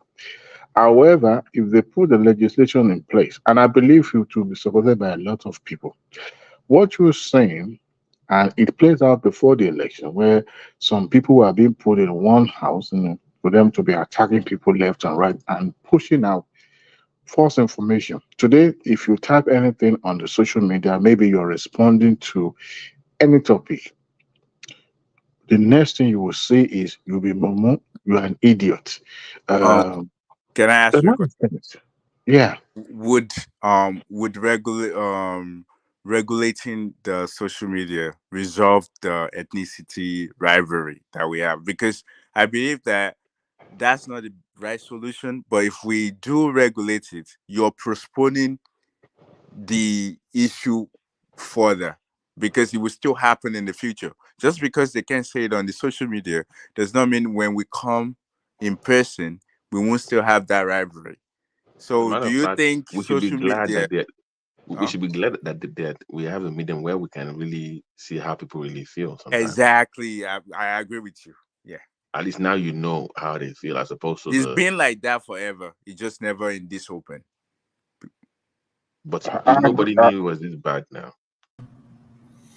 You know, Babati, the problem of Nigerians is uh, they like to ignore their problems, right? Whenever something exists, and because it doesn't make them feel good, they just want to act as if it doesn't exist. So this thing on social media of these certain Nigerians having bad feeling, like because hatred towards another people, it's always been there. But what always happened over the years was when those people want to have conversation, maybe expressing. Sorry, smart lady calling me. Sorry. Well, anyway, whenever anyone want to address it, they'll say, no, no, no, no, no, it's too sensitive. No, no, no, don't talk. You understand? Just like the Nigerian government, they banned discussing after the end of the war. They made it almost illegal for anyone to talk about it. That kind of That was stuff. a As that was a if the mistake. problem will go away. That was a mistake, man. That was You a mistake. understand? Like it will go away. So he's catching up to them now. Now you have people, you force them to keep whatever they are, what's bugging them inside of them because you are not comfortable hearing it. And it's always a black man's problem where a black man prefers to protect his feeling over actually dealing with reality, dealing with problems. If a black man sees solution to a problem and he knows that, oh, if I approach that solution, it's going to hurt my feelings, he would rather leave that problem to exist. You understand? So people saying, oh, let's ban social media rather than addressing why people hate people. So now you ban it, especially those leaders, they don't want to hear it. So you now hearing it means the way those people feel will now disappear, or the hatred will go away. I don't get it. Mike, remember there was a period of time on this platform where one man was diving into that civil war stuff and he became so uncomfortable, but we were moving and he shied away from it at some point because people just didn't want to have that conversation at some point.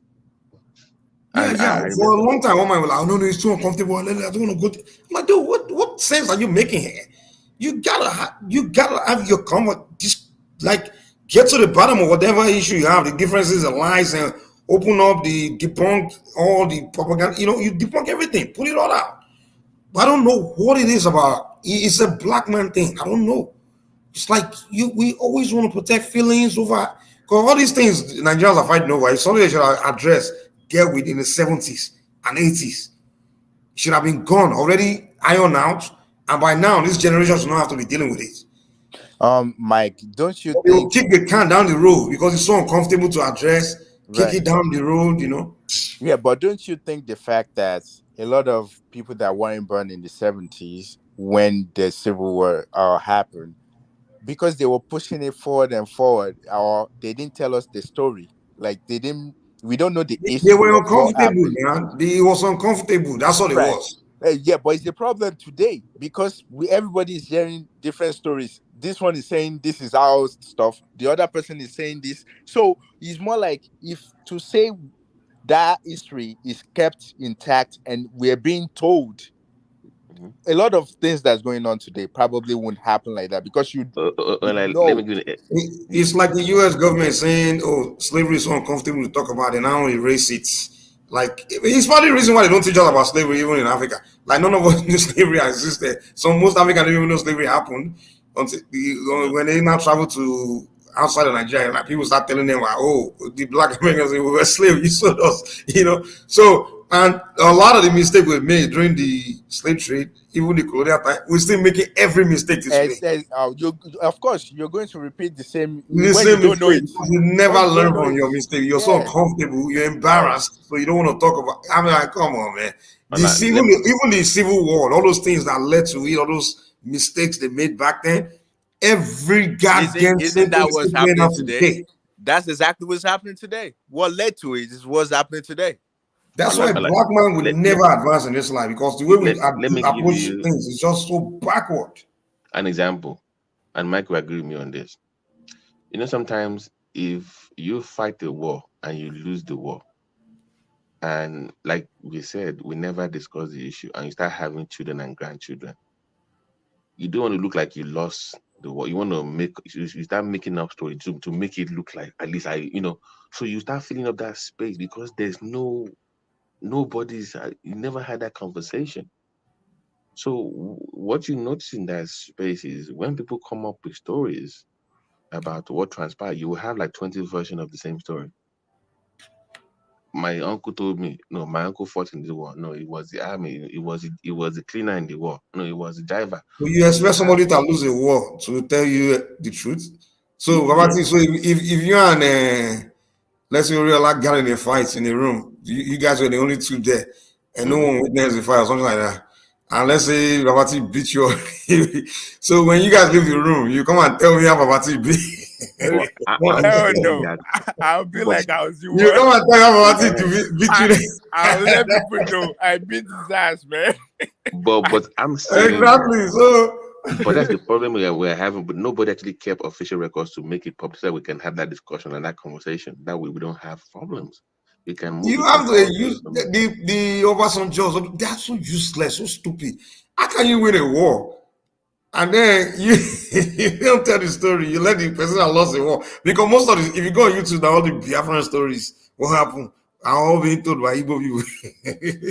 All the documentaries, and people writing the books. In fact, most of the books, people that wrote the book were the people that fought, that lost. Like Mike, the they Ojukus, even changed the name. Oh, most it's of so the bad. general on the Biafran side, they were the one that wrote most of the stories. No, Mike, they even changed the name because it's not it's this Nigerian Civil War, not the Biafra War. Even the name itself is already it's the Nigerian Civil War. It wasn't the Biafran War. It's the Exactly. Nigerian Civil War. So And you the ones that won the war, they kept quiet. They don't even tell the story. They are the one that won't ban history. I'm like, oh my God. And, dude, you guys cannot blame the Southeasterners. Give them most of the blame. Most of the blame is the Nigerian state, especially the Obasanjo, all those guys that ruled. The same people that won the war, the one that ruled us for people that fought the war and won. They were the one that ruled us until even till today, like till Obasanjo's regime and Buhari, and they are the one that won the war and they don't tell the story. They kept quiet. In fact, they put the story in the hands of the Ojukus and those ones to tell their people. Not only you defeated them and then you brought them back and you put them in charge of their people. I mean, what kind of bread? Mike, let The me way give a you an black man example. think is just, I don't get it. Let me give an example. Mike, we were doing a movie review for Passion Ruga, okay? And some people that were involved in the movie, so we were going back and forth with them about the movie. And one of the issues we raised was that if you ever notice in Yoruba movie, anytime they bring up learning, they always show them as being like Muslim, Islamic.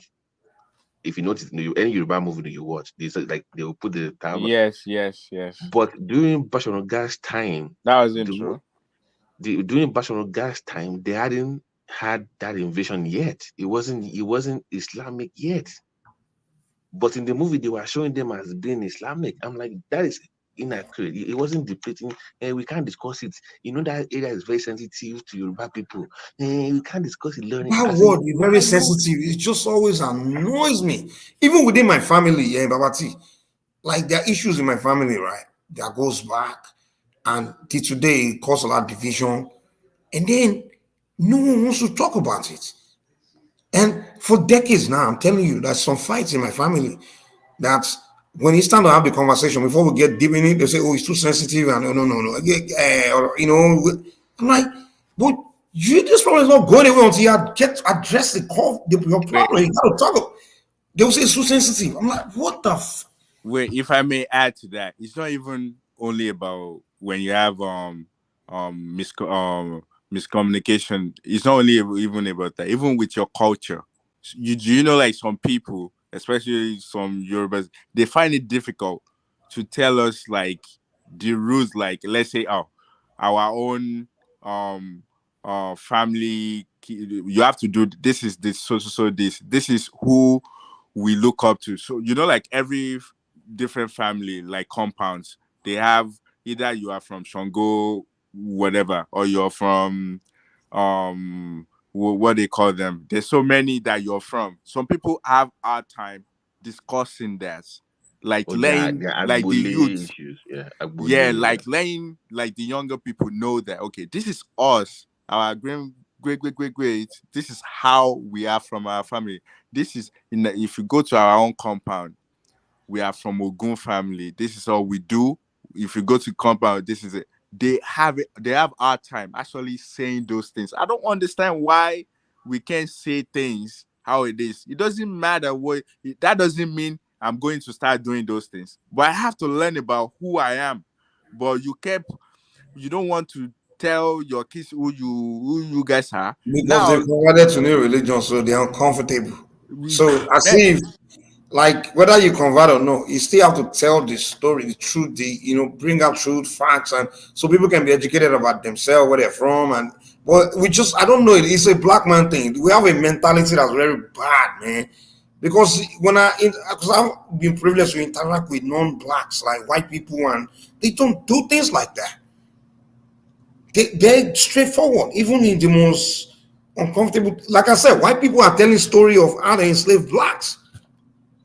Even though they know it was wrong for them to do it, they say it's the truth. So we have to lay it out. We have to tell the history, whether it's yeah, but bad that's the or good. best way for you not to We have to be repeat educated about the truth. yeah, that's the way But to blacks will be like, prevent oh, it's too repeating. sensitive. No, we have to take this Ola, out. Ola. Even that Saudi Arabia, they used to on board better on board their gods better than them now. Even up to today. But they still Those preserve those things. They didn't say because it's now Islamic, they should destroy everything. They still preserve their thing. yeah, go to Israel. Those countries they do see I've this been there. They Islamic and preserve us Christianity even thing is a tradition. Is a tradition thing to them. It's not really religion that we are thinking in this. You even see, we even have to Egypt. learn. Even Egypt, pre the pharaohs, they still have the artifacts there. They never got rid of them. But our own, once we bring one, we say go and burn your gods. I remember back in They made my us hometown hate back then. ourselves, man. They made us Once They they hate go say and it's forbidden to talk about this one. no Even no no no no no Mike, back then they will, once they do a crusade, they will say go and bring all your orisha. They will not be burning them during the got to crusade. buy many people, Jenny. yeah, they made us hate ourselves. Buy so They many made people, us Jenny. Somebody will hate go and bring ourselves. their families.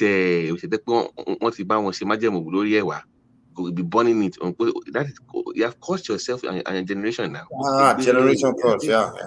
Yeah, So but many Nigerians over Dafa by if I always talk about that thing. yeah, Yeah. but Many you of Mike, know, them, he always talk about in dealing with the down lamb.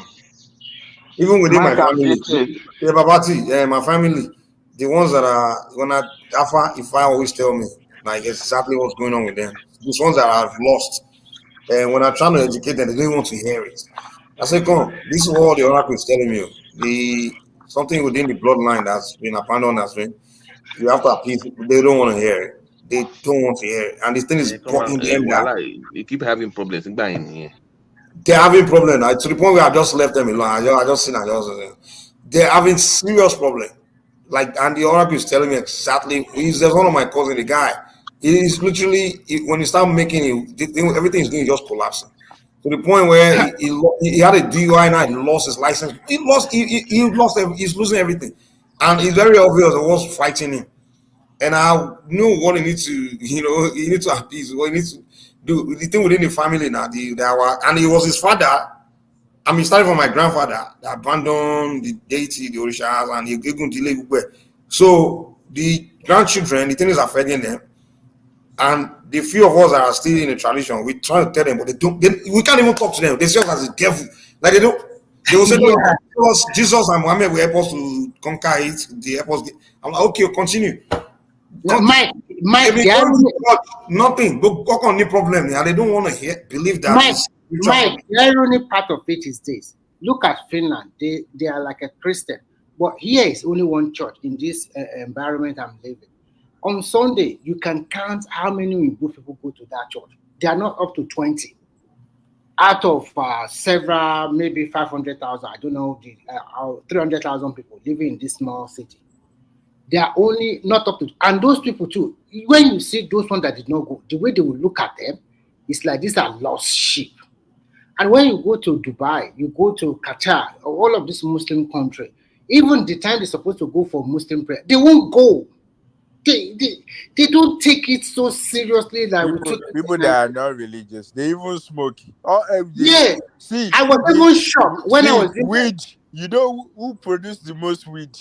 It's Afghanistan, and that's one of the Muslim countries. Come on, man! Like, see, you know what shocked me when I was doing my youth services in Enugu, I saw Reverend Father drinking beer like shit. I was Reverend Father with his white drinking beer. I was like, so these people also bad in life like this. I thought they don't drink or they don't smoke. They are so holy. In fact, you know, that religion. The one that annoys me is the hypocrisy of their life, the hypocrisy. They are the most dedicated to the church, and they commit more sin than even the Igbos that brought the Christianity. They commit, like you said, like drinking beer. The one that even annoys me, like Amati, in my family, like whenever they have serious problems, they will now come to me like okay, every find out from the oracle what's wrong, you know. So you find what is wrong, you know, like they will come behind the back and tell me not to tell anybody. Don't tell anybody. That's how it is. That's no. After the religion failed them, they always go and give back. testimony. Nigeria testimony in church. You know what? When a Nigeria have a problem, he will use that church and mosque to cover face. But behind, you always go to that. They will always go back home, man. I can guarantee most 75% of Yoruba will do that. But in church, you will see them on Sunday. On Friday, you will see them on that mosque. You will think they are so holy, they are so religious. Remy, I don't think it's 75. Especially I think it's 100%. 100%. Everybody remember where they're coming from. By the time they fail, the religion failed them, they go back to their thing. They go back. Even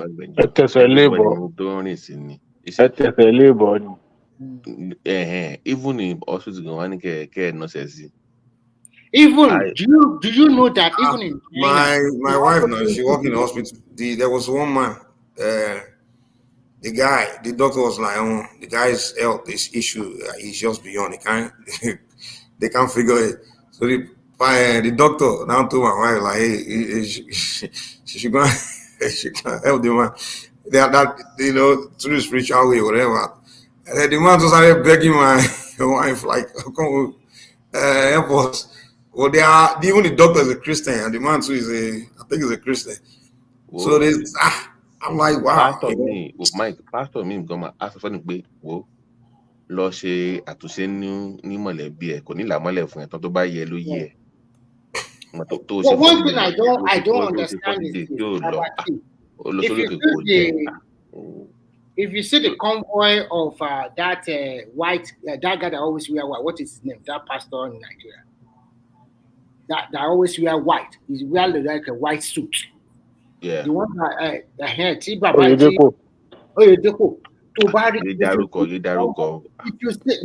if you see the convoy of this guy, I'm telling you, 2 limousines, Cadillac. I was like, kilo de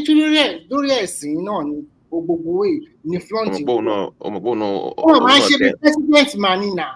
Convoy 10 vehicles. Òun náà 10 ni ó ti yẹ. Òun náà 10 ni. Wait, I have a question. Why are we so scared of who we are? Why are we so scared of everything that we are? The culture is the culture. You know, an average Yoruba man will tell you, don't tell anybody what you are doing. You don't know that you don't know. I will say it in Yoruba. One go alan takun, no takun daily. I think sometimes I think you guys understand it. So it's like don't tell anybody because if you tell anybody, you don't know who will wish you good or who will wish you evil. But that's not what I understand the point that you're making. But meaning like who I'm really who I'm really is it her or who I'm really is as a person. A lot of people are scared of actually like saying this. Like for example, now if somebody asks me now, I don't really tell people like, oh, I'm Nigerian like that. I'll be like, oh, I'm Yoruba, but we're located inside Nigeria. And I will also go to let people know this is language we speak. I try to like let people understand. I mean, I'm just realizing that now. Like I'm trying to let people understand, like I know who exactly I am as a person. Like when it comes to religion or when it comes to me as a person, why are we so scared to let people know like this is me? Because I've seen that a lot. Like we don't want to. It's more like we want to drift away from who we are as a person.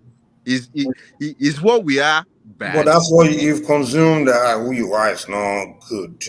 It's not what you should. It's not the way. Even within you, if you know that it's the way, you still wanna put. You wanna do things according to what people want, what you feel like society will accept. So that's what I see as a problem. Even a lot of people in the tradition, they hide it too. So They don't why want are we people like because they don't that? want to Why be do we judged. see? But I'm just different. I just at one point in my life I said no. I want life I will never live is a life of trying to impress anybody or please people. I just decided that no, because I'm not even helping the world if I'm doing that. I will always do what I feel is real, is right, and I'll be transparent with everything I do. How I feel.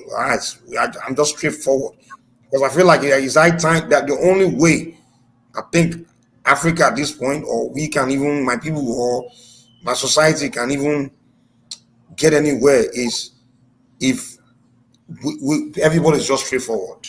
Go code of hiding things in it's killing you. It's just killing you, man. Right, as a race, yeah, we always do it. I understand. Like I don't know why You we are not get moving scared. forward now. Yeah, You're, we're not. We're at you're the so bottom. Like confused.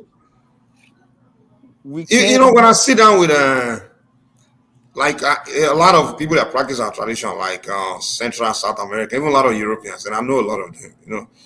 When I interact, even Black Americans, when I interact with them, they're like, "We noticed something about you Africans, They're man." so proud though that they're Yeah, yeah. When practicing. a lot of them come to, they come to Nigeria a lot. So we initiate them every day. We go They're to, so proud. I Mike, see them. Yeah, they, they're Mike, they, so they look proud at of us and they were like, they can't believe it, like the way we our are. ancestors. Like, why are we driven away from our Mike, let me even ancestors? No, give no, no. They example. talk to us in tradition like, so why do you people do things like this? Like, why do you? It's like you do things incorrectly in the sense of just in the name of pleasing or protecting feelings.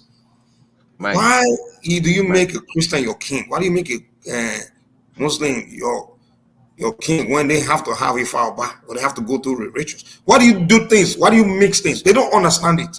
They say, why? Like, why do you do things incorrectly? They Black just don't understand it. man is easily to be brainwashed. Easily, they are the most easily to be brainwashed. You don't need to do And a they say, lot. why do you see things being done wrongly and you don't correct it and you take it, accept it as normal? Those people ask me so much questions like this. Africans, we don't understand you people at all. Like, Adi, They Adi, are easily brainwashed. sorry, àwọn ọmọ tá a wà ní Boston bí Dọ̀kí Àgbà, one of my mentors New York, àwọn náà àwọn ṣe wọ́n school, ara wọn ò balẹ̀, ADHD, wọn ò mọ̀wé. Mike, wọn kó wọ́n lọ Nàìjíríà ọlọ́wẹ́rí fún wọn ní Ògúnṣọyè. Wọ́n padà báyìí wò ó. Grade yìí Sori wò abẹ́rẹ́ ṣe. nǹkan tó sọ́ọ̀sì yẹn mo léèyàn kan náà tó ṣe bẹ́ẹ̀ fún ọmọ ẹ̀ and to God ọmọ yẹn nígbà tó máa ṣe wáyé báyìí A5 ló kó jọ ó dẹ̀ lọ sí OAU Canada ló wà sí ó ṣe bẹ́ẹ̀ fọmọ. So ẹni tó bá sọ pé kíní ò ṣiṣẹ́ irọ́ ni wọ́n ń pa mo dẹ̀ mọ̀ pé an average Yorùbá máa at the end of the day. No, sorry, like Remi, ordinarily, if not for my ẹ̀gbọ́n in New York, I ordinarily don't talk about it. Oh my God, or the law school by the law sort of by people don't not can say anybody most of you foreign Africans they kind of record back. And you say you went to medical, you want sort of right. It's supposed to be there. So, but I have seen it myself, so I can tell you for a fact, would it make So, sense? but see, there's so many things. To just pay àwọn other countries said they have wọ́n ti lọ. Ní China wọ́n ń ṣe àgbo fún mi. Ìgbà tí mo sick tí mo lọ sí hospital, doctor yẹn sọ pé mo ti ń work too much. I need to relax and láti gain energy mi padà. I need more blood. Kí ló fún mi? Chinese traditional doctor hospital ni mo lọ. Ó ṣe àgbo yẹn fún mi ní 1, 2, 3, 4, 5 days. Ó dẹ̀ wọ́n ní bí storage kan báyìí tí wọ́n mú gbogbo àwọn herbs yẹn jáde báyìí tí màá lò lọ́jọ́ Monday, Tuesday, Wednesday tí n bá dẹ̀ ti I will cook it for like 1.5 hours and then I will drink the water. 2 days, that's how much feel better. And they believe so much in that traditional medicine in China than even your orthodox and Western medicine, and it's working for them. These are people that they never live their own tradition. They try to incorporate it together. If you go to their hospital, there are 2 sections interwoven together. Doctors, that doctor that you call a Western doctor here or wherever in Nigeria, is also the one that also tell me I should go and take that herbs. Which is a medicine. In fact, one encourage you, don't always eat medicine. It's not good for your body.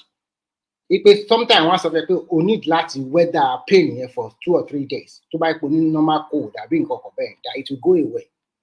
And since that time, it's my habit. I don't just take medicine anyhow. But in Nigeria, any available thing, so a country as big, like 3 times size of Nigeria, that they still imbibe their own culture and tradition in everything they do, and it's working for them. They never forget. Remy. Ṣé báwọn kan tẹ̀ ń sọ pé ó yẹ kán abolish cabbage or traditional ọba? Yeah, they're just saying rubbish because they don't understand this whole concept. If you script that one, that means you are just following Oyinbo like 100%. Yeah, but does your king your kings though? Does your They king would say everything was bad back then. It was bad. Wait, but does our king? That's the custodian of your tradition now. Yeah, but your kings are pastors now. Your kings are imam now. So what are we saying? Why are we having those? Just for face. No, the king is just a face. Now I will long come. They are the reconciling. Kings don't know shit. Yeah, so we don't. What I'm trying to say is we don't need those kings. If you know you can practice our tradition how it should be, go be the king for your religion, your church, or your mosque. Don't be part of our institution. Let the people that would practice and develop and promote our tradition be our kings. What's all the people that doesn't believe in our tradition want to be head of us? We don't need them. Let the people that believe that this is the way to go promote it. That's who we need. Because everybody is scared to come out and say this is us, and we are all scared. We can what we believe in. We can't even say it out unless we run into trouble. Then we go behind closed door to get to them. Like we need this thing in public. We need people to see that we are proud of who we are as a person. Can I come in real quick? Sure. Yes, sir. It appears that this major religion, the Christianity and Islam, took over the traditional religion quite recently. Why am I saying that? I had a discussion with my mom, and I was surprised. She told me that when they were young, that was when most people started leaving the traditional religion for the 2 major religion we have now. So, is it? I don't know if Mike and BT, if you guys have any knowledge of that. When That's true. Everyone's grandfather, at least grandfather or great grandfather, were traditionalists. Almost everybody I speak to, it started with everything started during in the south too. It started during the British colonial era now. Yeah, So that was part of around the that. colonial agenda. Like how many years ago? Probably from You statistics, what can I talk showed, about they say by century. 1950, by 1940s, about 80% of us in the South were still doing traditional. And then by as the years go by, as decades go by, people started living it. And from what is everybody I spoke to, it started this is how it started. They usually had their great grandfather. It's 100% tradition. And then by the time they had a kid, the first generation attended the colonial school, what they started doing was they converted, they were doing half, they were mixing, they were doing both the religion and the new religion together. It's either they were traditionalists and Muslim at the same time or traditionalists and Christian at the same time. And then by the time they had kids, and those kids were just 100% Christian, 100% Muslim. Right, but Yeah. you So and then the kids after that, those one are just gone. They just right, gone. but Okay, let me use my family example now. Let me use my family example. My great grandfather, for example, he was in fact, he was the head of Awu, 100%, like serious Awu. And then my grandfather, he went to school, and then he came. I mean, he started. Of course, he's child of Awu, practice Awu, so he was doing Awu and Islam at the same time, right? And then by the time he had my dad was just confused. So my dad was more exposed to Islam and because he's also I think he's more Christian, so he was exposed to Islam, Christianity, and tradition. So my dad going to school as well, so he was more exposed to the Christianity thing, and he's learning that oh it's bad, it's bad. So most of his siblings, all of them, most of them started picking Christianity, Islam, and then by the time he had us, most all my siblings they were just were really just more exposed to Christianity and Islam. So by the time now, my siblings, all their kids now, they're just gone. They're gone completely. Gone. I'm literally the only one among my siblings because I mean, due to my destiny now, from like it was literally my destiny to return back. You understand? So that's how it goes. Within generation to generation, it's just disappearing. So it's not like it was done by force. It was the British knew what they were doing. They implanted that thing. Their goal is to eliminate that thing, that African power, the African thing, because they realize, man, we couldn't succeed the same way we succeeded in North America, South America, and Australia. We just took the land from the indigens. And they know that the Africans, these are supernatural things just in our way. So their goal is to get rid of it. So they have to play psychological game and play the waiting game. The waiting game is once a day, the African themselves will completely abandon it and they will be powerless. So it's a game that people don't know. So, yeah, Mike, but that's colonization now. They can I use the school system. let me share this real quick, Ola. So the time I came in was the 80s. You gotta remember. I think the evangelicals had they're the one that changed the game. They're the one that actually It won was the the British behind them oh, now. They pump yeah, billions of dollars behind those people now. because even when we had the Orthodox Church back then, the Catholics, the Methodists, and the Anglicans. Even our bishop was an Ugboni member, and it was well known. Back then, that was what it was. People used to come openly to church with their regalia, so there was no difference. You can be Christian all you want, but we know what's up. That was everybody. It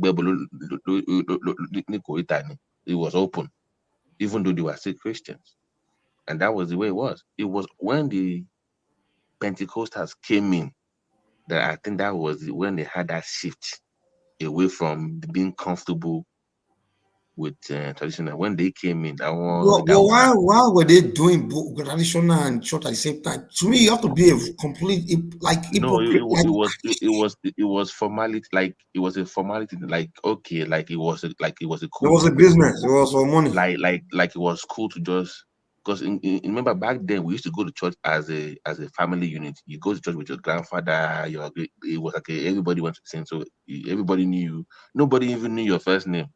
They knew you by your last name. That was the way it was. But everybody was still traditional practice. People they come to if I want to, it comes to that same way. It wasn't. There was no Why, difference. why were they doing that? What was the point of doing that? No, I mean it Even was. with my grandfather, my grandfather, I didn't even know it was my cousin, older cousins that told me, because my grandfather passed away when I was very young, about 6, 7. So they used to call me Alaji Yusuf, and I thought my grandfather Mama T, you know who first told me my grandfather was doing a civilian? Really? Also, Mm. I'm serious, man. The first time the first time I met Oson, I talked to Oson. Now the original talks now. So I went to the about Oson. I was saying also who Akakwe, the man that control it. But away my battle me my civilian and shit. I say all these Oson talking about. I say Oson just talking. I say I was talking rubbish because I knew my grandfather's allergy Yusuf, So after I saw he told me. So later now, I now went started asking my my cousin. Now told my cousin. He now told me like, yeah. Alaji only family. He say he was the one that always clean his room. Say my repo, oti that's why I'm like, wow. That's the first time I found out. And then I wanted to go around the conversation with my dad. My dad was not like, I should keep it to myself, So they were kind of hiding it because he was like a known allergy in the neighborhood. So he kept it to himself. He was hiding it. So he just do his practice, keep his original in his room, just in his shrine, was doing it privately. That his grandkids, most people didn't. I'm like, oh my God, man. Yeah. Once we Yeah, move into but that 90s, is when things changed. The late 80s, 90s was when that things really went yeah, crazy. but Like yeah, but to be honest though, if you still go to like different towns in Yoruba land, they still practice this thing core. I think the Oh yeah, only yeah. If you go to one thing I like about Oshun is pop league. Like literally, probably the most practiced religion is traditional. Is Oshun is my because first of all, in yes, Oshun most towns even a professor, you will see him right. in white. He will be. that's one reason why I That adopt was the Oshun way as it my was new home. now. If Yeah, I realize if you go to Oshun, traditional religion is wide openly practiced, like I openly. see. Will be surprised. I think majority of, except Lagos, or maybe like the state capital for all the Yoruba states. Every other places they still do these things. Because I remember them when Like I used to Oshun is do. the capital of Oshun, and you see widely practiced in Right, Oshun. they still do it in Yoruba land. Like a lot of people still have this. I think a lot of people that are foreign, maybe they live outside Nigeria or you live in Lagos. That's us that we think maybe this thing is still not being practiced like that, but it's No. still practice. People still do it. They still take Oro. They still do all the masquerade Yeah, festivals. yeah, yeah. In the rural part, I'm on 100%. Yoruba land is still highly traditional. It's just the problem in Yoruba land is the so-called educated people, the bourgeoisies. I literally cannot stand having conversation with them. Like, The dumb people are be oh my God, it's like Babati. The more ridiculous. educated Yoruba people become, the more freaking ridiculous. The more far gone they are, man. Even Kulata, last week, I remember, he was just like, those things are nonsense. They start speaking grammar. I'm like, oh Lord, man.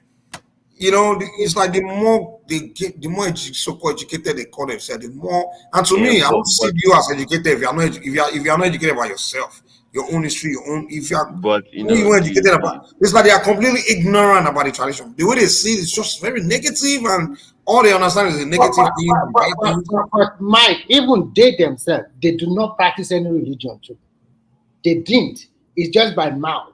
They don't put their hat or whatever, whether they are Christian or Muslim. They don't do it too.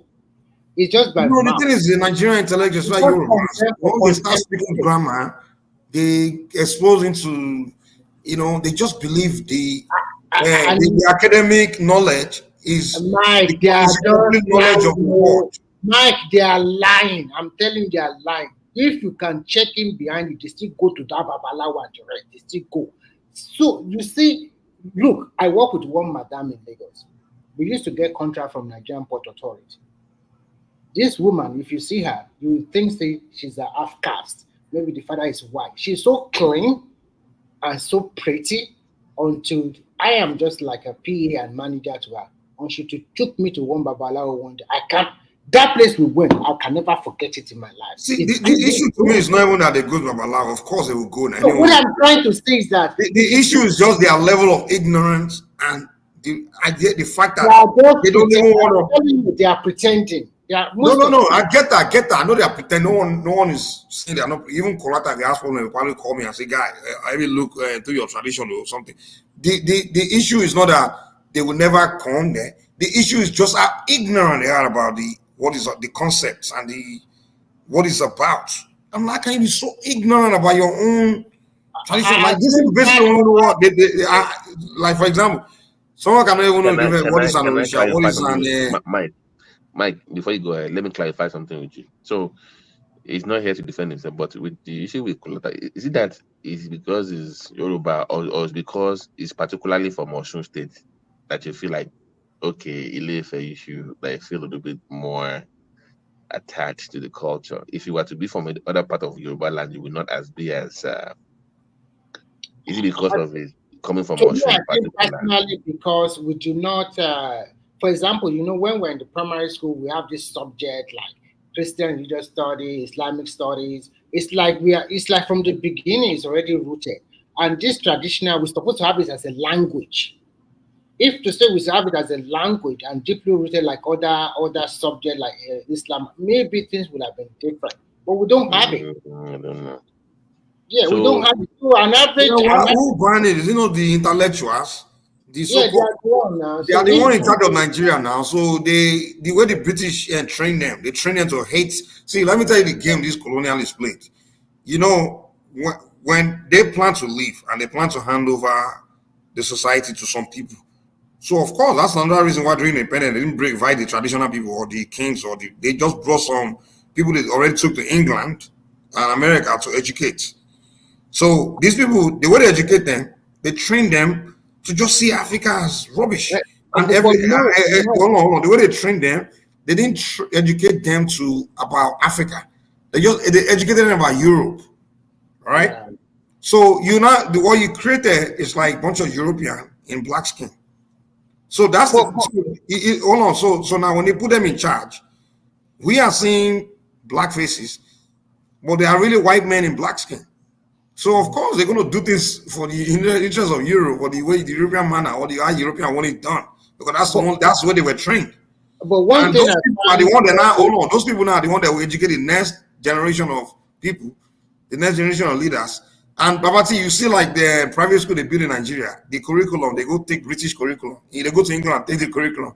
I put it there. I'm like, why are you taking curriculum of another society to educate your own people? Your curriculum should be designed based on Africa. You can take, of course, subject that's universal, is global, but the kids in those private schools, they don't have British history, British knowledge. If you were done right, it should be taught in primary school, secondary. It should be part of curriculum. It should be part of your exactly. Some people don't know what Orisha is. Mike, do you think the way the colonizer interfere with our development, does that have any effect on why we are not innovative? That's the root of your problem. That's completely and we don't have original thinking. That's the root of our problem. And when I look at I agree with you. We don't have original thinking because imagine the thing is this: most people always refer to when they came they were ahead of us, so we were stupid back then. So that's why we have to know who we are and follow them. When people Mike, let me tell you one funny thing. Do you want me to interject you real quick and say something funny? Just on this point you just made now. So I have a relative that always tell me that that Islam came to civilize us, and we back then people were living like animals. And I now told him that, is it the same Islam that said that you can cure diseases with camel urine, which at that time our ancestors were already using roots? Not true. I know the point you're making. No, Exactly. You Islamic see, never told you can do that. no, no, no. What these people did, here's the deal. Here's the deal. What Um, what what did Oriola say? Oriola, what did you say? I know the point you're trying to make, but I don't think Islam never told you you can use your rain to cure any disease. I Who don't told think so. you? I can well, I can give you the hadith. It's in a hadith. Okay. All well, right. anyway, Yeah. yeah, here's the deal. Whether okay, yeah, here's the deal. Like, because let's agree that maybe these people when they came, they were technologically more advanced. Now, materially, when the people say technologically more advanced, just material products. Because the reason why people submitted to them, see them as superior, is just because they came with material that they've manufactured, able to make. And we see and we assume that that makes you more advanced than me, which necessarily not true. Now, let's say, okay, good, that's an advancement. But the difference is this: when the British or the Europeans went to China, they were more advanced technologically than the Chinese. Now, the Chinese didn't see it as, oh, wow, it's because your culture is more advanced than my culture. That's why you're materially more advanced than me. Now, technological advancement is simply group people doing the research to figure out to put two and two together and make something.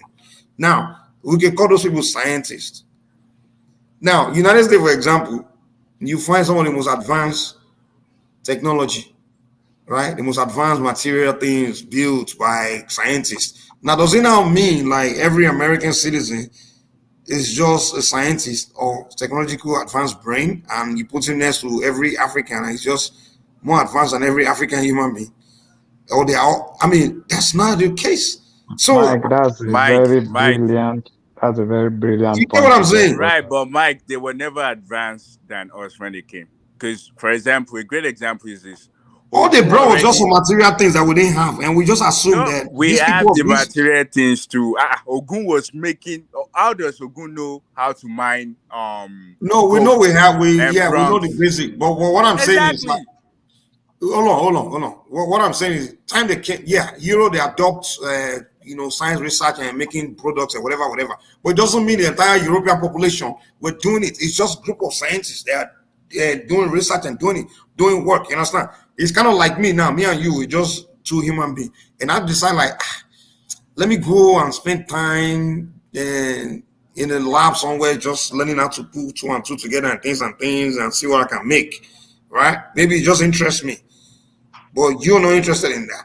Of course, within short time, I'm going to make something you're going to see. But does that mean I'm better than you? More intelligent than you, or whatever? It doesn't mean that. It's just that me had an interest in putting this and this together.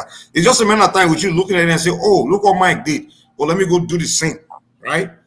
Yeah. Which is what which is the way the Chinese, all those people thought were thinking. Well, that's what they thought. Like, oh, this European, this British guy, they came here. Oh, they were already. They did some things. They brought some material things that they put together, some which were very glamoring and advanced. And the Chinese is like, oh, we can do the same. And they create their own class of scientists and so that you go into research and figure out to make their own stuff. But Africa, we say, some people bring argument to me and say, oh, your gods, you didn't have compass, you didn't know how to make this. When the white man came, look what they brought. Look, why didn't your own God teach how to make That's it? not true. And then they'll use that as a reason why we have to dump who we are, dump our Yeah. knowledge, and just become British, become English people. I'm like, Wait, oh my God. we've been doing all these things. They intercept our growth. That's what happens. That's what I'm saying. Exactly. Slavery Exactly. intercept our growth, and No, they no, they manipulate. intercept our thinking, our thinking process. Because just like you say, We Abdul, Okay, can I ask a Ilefe has question? been doing. They've been molding gold. All Alanisu, of those things. let me ask a question. Let me ask the question. How come the same thing was done in China and India, but some reason they were able to overcome that over time? They were able to reverse some part of it. Like they also went to the same thing, right? But unlike us, It's they didn't. different though. It's different. They didn't But went through slavery now. no. But in terms of like, okay, I mean some part of it, but what can we do but to we at didn't go least? through slavery in Africa either. Well, that's a different discussion Mike. entirely. Okay. But how come they are able to overcome that? Like, and we still keep part of it, or they are still proud of it, but we like completely just abandon and just how I come? think they get to So us that's more the than they same get question to them. I'm There's asking a to BT. way, Why the did way we all abandon our own? no, but we should look at it like this. 14 something, they came to our coast. They started slavery. They end slavery in 18 something. Look at that difference. That's about 400 years But the difference. slaves, they were taking them away now. They took them away.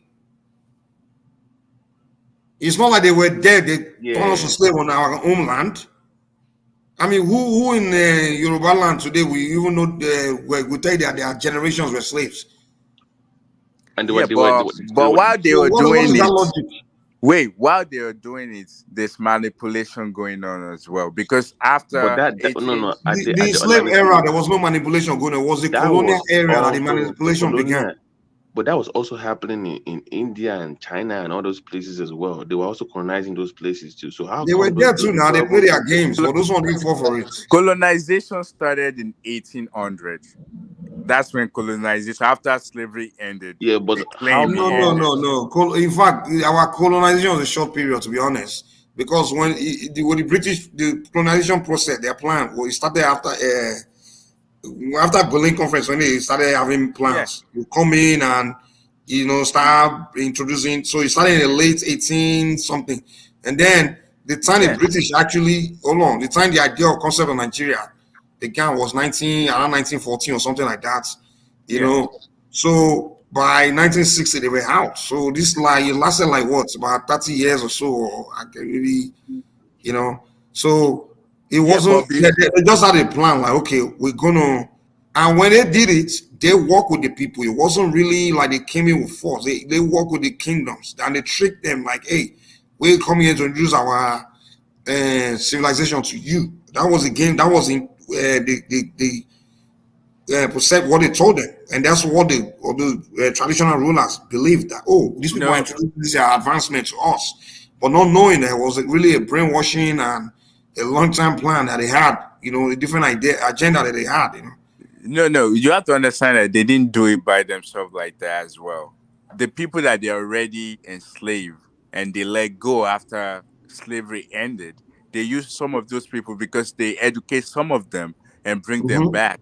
And Yeah, yeah. they They use use some those of people those too. people to manipulate our people. But what I'm saying is, slavery was part of it, taking people out of the system, using us, and our people does not know what's going on. So by the time those people are now coming back, people that they went through slavery or they have kids during those days, they came back with hatred. They came back with hatred, like our people that remain, they don't I like don't think those some people of were us. that relevant, though. It's just were through the It's education. They used them in relevant. the education sector, but they didn't really use them to rule like that because it was Well, really the kings. because if you went Now, through such things for like four to 600 years, you know how many generations has already Yeah, gone yeah, through. but those slaves that came out was mainly Liberia and Sierra Leone, though. I mean, you can't say No, they no, came back all over Africa. no. They, man, I don't want to go Okay, to give me an example in different. Nigeria now. Give me an example of how those people came and besides Sama Jaipada writing rubbish and a few of them, Yeah, but but tell me how they. it's not Samuel. It's not Samuel's fault because his dad narrated stories to him. You have to understand that the people that were free came back to Sierra Leone was his dad, and that's where they gave birth to him before they sent him to No, no, UK. no. Sama Jaipada was captured as a kid in Nigeria, man. What are you talking about? No, it's so not. Mike, It's not Samuel. What Samuel story is this that guy talking about, Babati? Ajayi Crowder that wrote the thing is the son. He's not the dad. He's not the dad that was captured. Unless people that were writing history, they're lying. It's not him himself. And there's a So lot you of know them. history more than the people that wrote the history. so Man, Mike, Anyway, the never things mind. fall apart. The book things fall apart. I believe you guys all read it, right? yeah. So Is the story like, is it narrating a true life story? Yeah, that's pretty much what was going on. So kudos Bec- to Gina Achebe. He saw. I mean, those people, that generation back then, they saw things. They understood. They were understanding what was going on.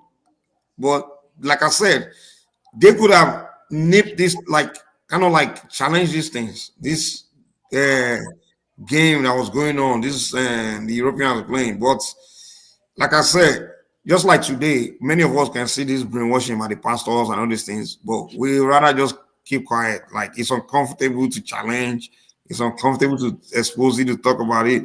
It's our nature until we allow it to get worse and destroy society. So back then, a lot of the people saw the colonial game because they're not stupid. So that's If I why may, he was courageous enough to write book about those things, just to kind of like say document it for the future for us to know that hey, this is what we saw back then, you know. yeah. So you have to Mike, in realize that that book, Shoyinka and Shina Ashebe, they're kind of like the first generation that will be educated in a way when colonials started to like rule us, and they're one of the first people that went to like England or abroad to study, and they see the difference. So you have to understand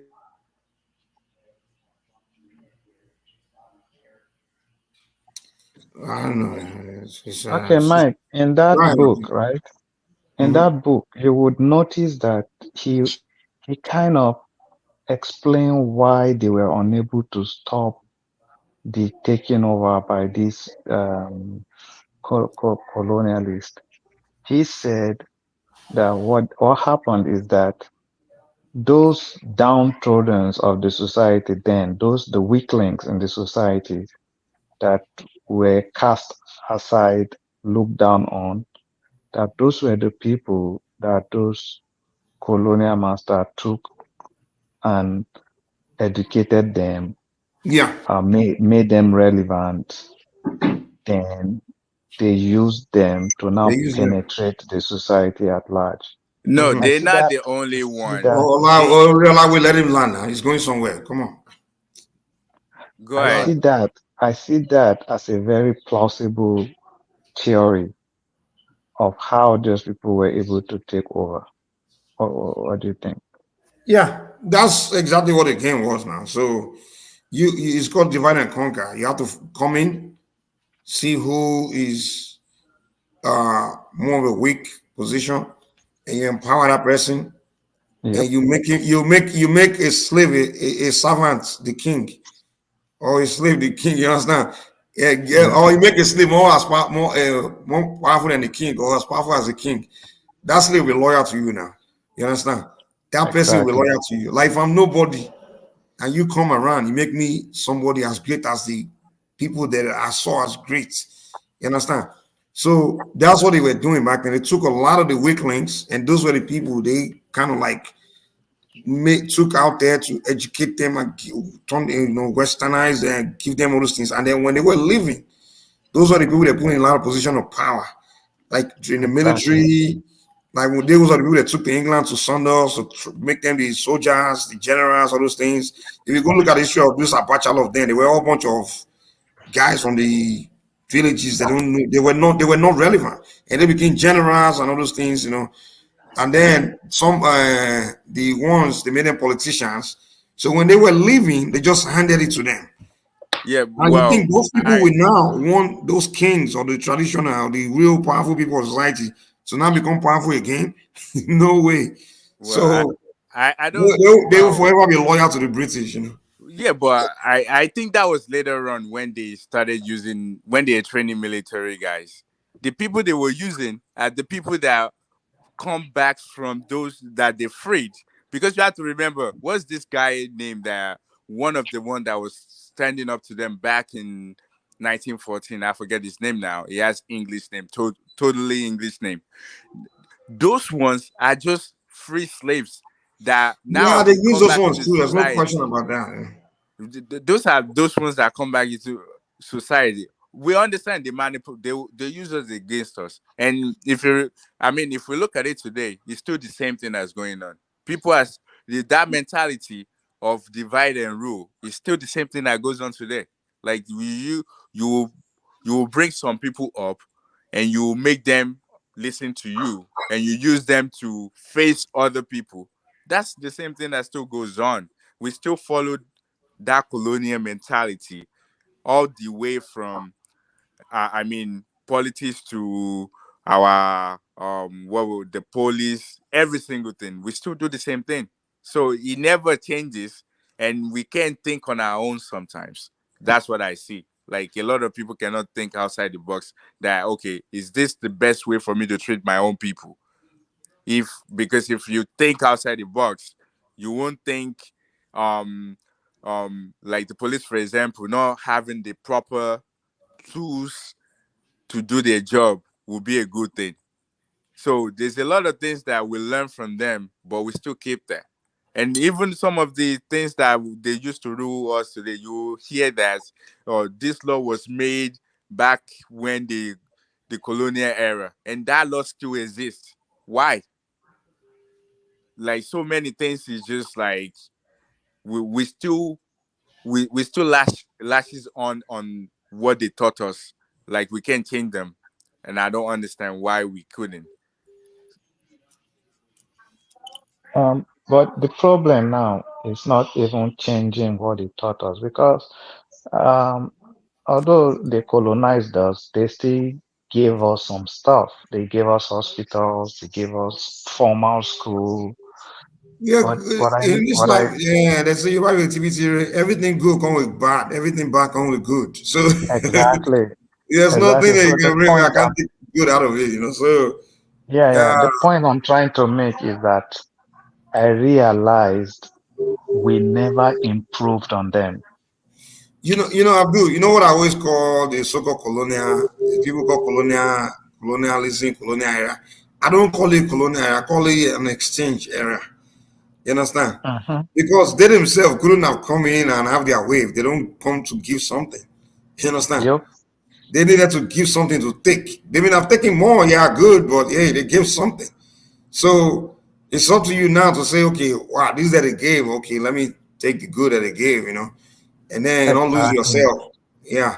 So, We well, a never lot of, improved on them. yeah, I look just at for example, let me give an example. I realized that the lab, right, the hospital settings, the curriculum the colonizer gave us that we were using, maybe in 1960. If you go and look at it, it's still basically the same thing. They're still using now that even the colonizer have moved on. They've done research, they've contributed, they've expanded the body of knowledge, they've uh, uh, deleted or do you know the reason expunged. for that? Do you know the reason for that? And that's why I always Yeah. tell people like, we have to take a step back. If you don't create something, you can't understand it. You understand? And you can't really improve on it. Oh, For example, oh, the man that designed Mercedes Benz, right? He also drives his Mercedes Benz, right? Now oh. you that didn't design the Mercedes Benz, and I give you the Mercedes Benz, I only teach you how to drive it, how to use it, right? But you didn't create it. You're not. There's no way you can improve on that Mercedes Benz or do much with it. You understand? You can only know how to drive it and just drive it and drive it until it dies, right? So, You know, what it is they designed the system, gave it to you, and told you how to operate it. You understand? you have Whereas, a you have a it, point though. you I see what I'm agree saying? with you. So the Exactly. As a system. matter of fact, yeah. Go ahead. Go ahead. So you just like you said, they keep improving on the same system they gave us, right? Because they designed when they were designing it, they know what they were thinking while they were designing it. The True. pieces, the administrative, why we have to create the administrative, the, compartments or whatever. You gotta, they have reasons why they create everything, even their curriculum, everything. They had everything was just not. It's not like it didn't come out of the thing yet. They had a plan. Why everything was created and they understood every component of it and the purpose why it was created and where it's supposed to take them to. They understood it. You understand? But they created it And they're like, oh, they saw Nigeria as an extension of England. It's part of their colony. So the administration, they brought it there. So now when they were leaving, they now train you on how to operate the system, just like they will train you how to how to drive your car. It's like giving you a manual. A manual to the vehicle does not mean you now understand how the vehicle was made, how to improve on the vehicle. You just understand the manual. The manual is only simply how to drive it. So what we have in You know, Nigeria is right? that the system was given to us, and all we're doing is just operating the system. You're 100% right, Mike. And sure, to add to your point, if did you read this book, The Cheap War, about this semiconductor, The Cheap War? I've forgotten the guy that wrote that book. In that book, the guy narrated how the Russians sent spies to America to copy, as in exact replica, they copy the technology of how America were making the chips. But unfortunately, they can reproduce the chip, but they cannot improve on it. And why? It still boils down to the point you just made now. They did not conceptualize it. Exactly. So it was hard for them or harder for them to improve on it. They couldn't improve on it. And that was why America still left them in the dust because they have the original thinking. Then Exactly.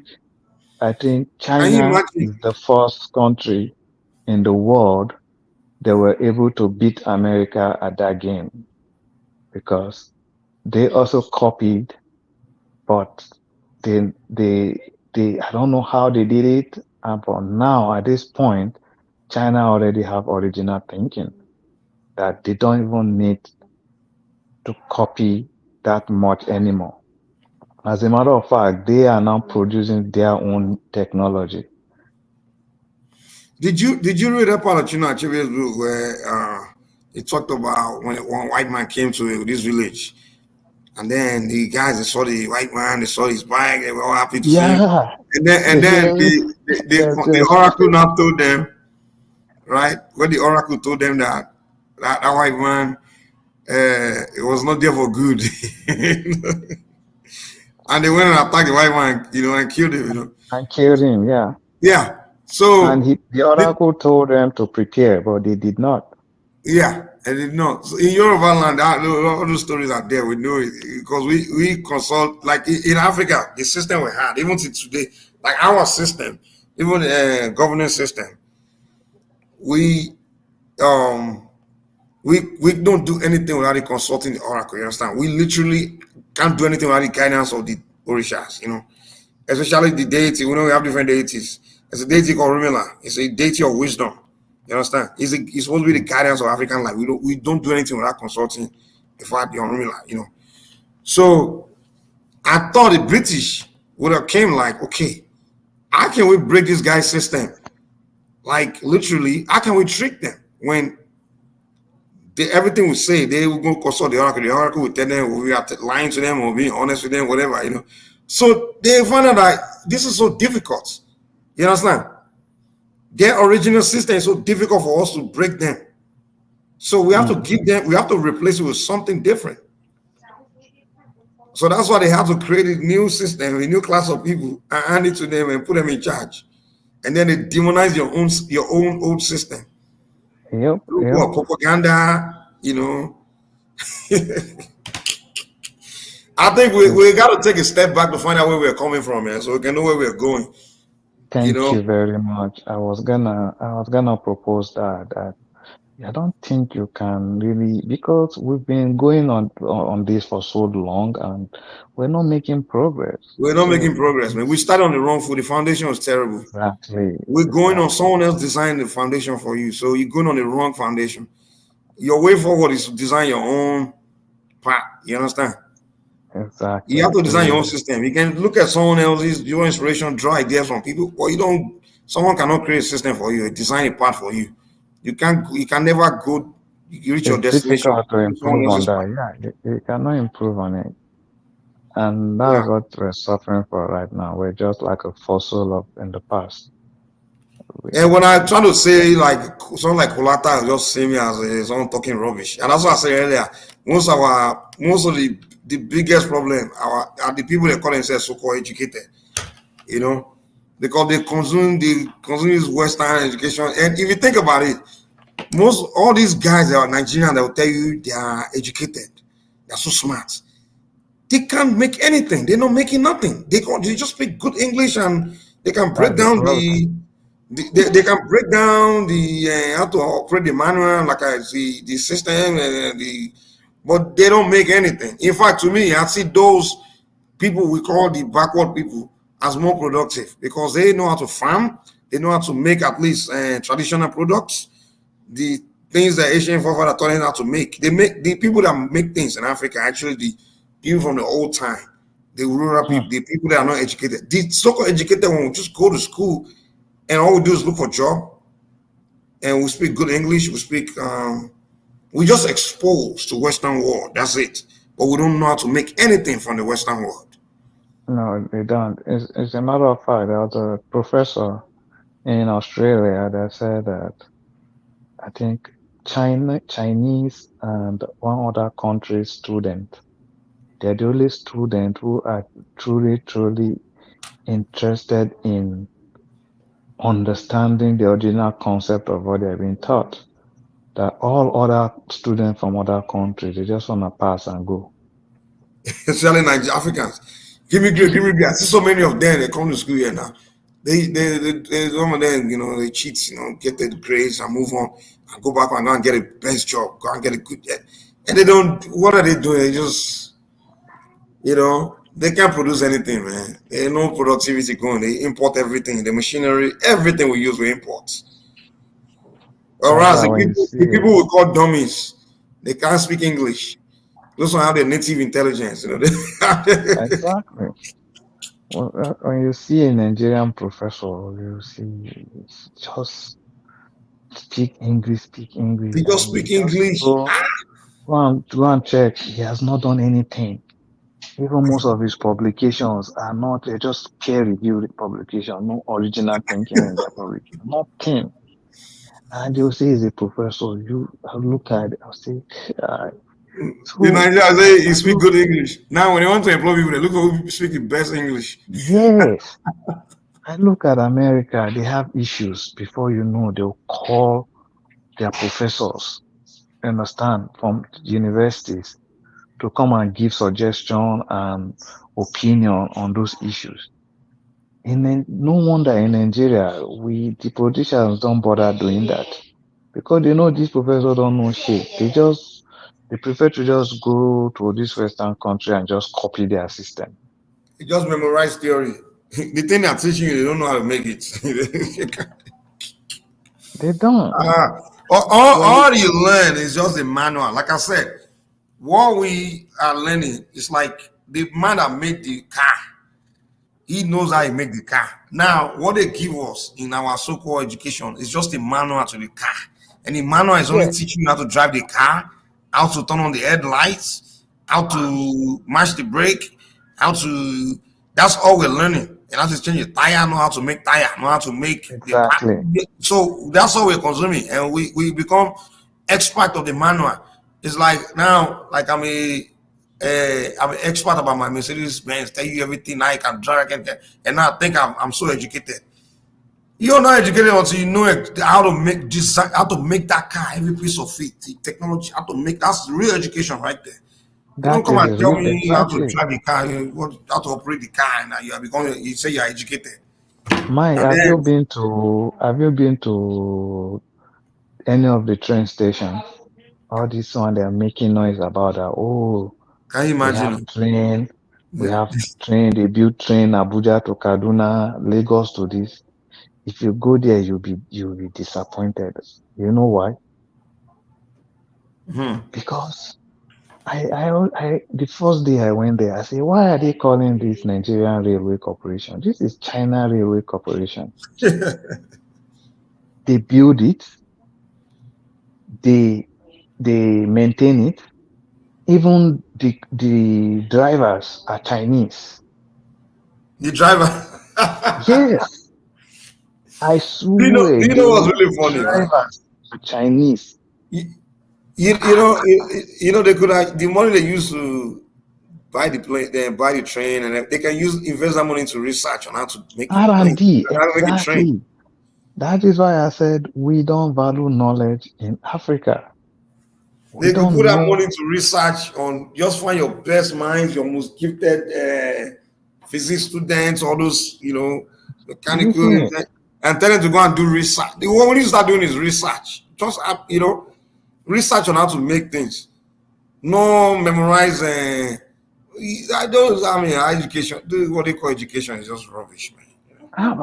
look It at what produces China did. graduate. They can't make anything. They're looking for jobs. Yeah, look at what China did. If you come to their country to do something like that, you must collaborate with a local company Exactly. so that as you are And making money from them, they go with you to take it apart and figure out to make. yes, as you are making money from them, the local partners are learning. They're learning. Before you know, they'll take over. That's how China developed. But you see, you saw call something Nigeria Railway Corporation. The rail was built by the Chinese, the train by the Chinese, maintenance the Chinese, even driving to drive the train is the Chinese people. And you have people, you have engineering school, you have graduates, you have Nigeria, professors. they call everybody engineer, engineer. How can you call And yourself engineer? nobody even You can't see it. engineer anything. They don't even, they're not even ashamed. That's even the worst part of it. Honestly, They're we have not no shame, man. ashamed. As black people, I'm sorry. We are the most They're shameless so, race of people. oh my goodness. They are so proud of it. Train, Abuja, Kaduna, there's AC inside. You This. know those Ajabo children now. They will not be looking down on the poor children. They can't afford to ride a plane. As they see, Exactly. they will say, "Me, I've been on the train. I know the train. The train, yeah, I'm better than you now." You know. So now, because now you can enter the train, now you're better than you're more civilized. No, they will say they are more civilized. Nigerians, once they are exposed to a foreign product, and another person that hasn't seen it, now they think they are more civilized than you. Yes. They think they're already one step ahead of you. I'm like, dude, you are not anywhere civilized. You are just exposed to something, to material. That's all. You want to prove to me that you're civilized now, you're not better. Tell me how make it. Exactly. The way they'll look down on those people that are from the rural part, like how those people are dumb, they are not civilized. No, you are not civilized. None of us are civilized. You can't make anything neither. You just exposed to it. That's all. You see, I wish people think the way you think because I read a book and the guy said, for you to make progress, you first have to accept that you don't know. Exactly. That if you cannot fight that instinct to tell yourself that you don't know, there's no way you can now go ahead. Do you know why? Do you know? One thing I learned in philosophy is that if you want to advance, you need to go back to your childhood, be a child again. You You have to understand? think like a child. Because Yeah, children, the reason why children they can learn 10 languages in a short time is because in the process they believe the children have said that they don't know. You understand? Children yes. will learn things quick because they use their original mind to absorb. They're curious. They're curious. They want to learn. They Children, they're want to curious, know. exactly, because they believe they don't know, so they just soak it. But adults, the reason why they struggle to learn new things is because when they're approaching The their brain is already set. information, they already know, they're using the existing knowledge to comprehend what they're being, taught. Exactly. They may even start Exactly. arguing against what is being presented to them. Exactly. That's So the they problem. struggle. Mhm. The brain is already set. The brain is no longer plastic. It Yeah. can absorb new information. Old dog can't learn new tricks. You know?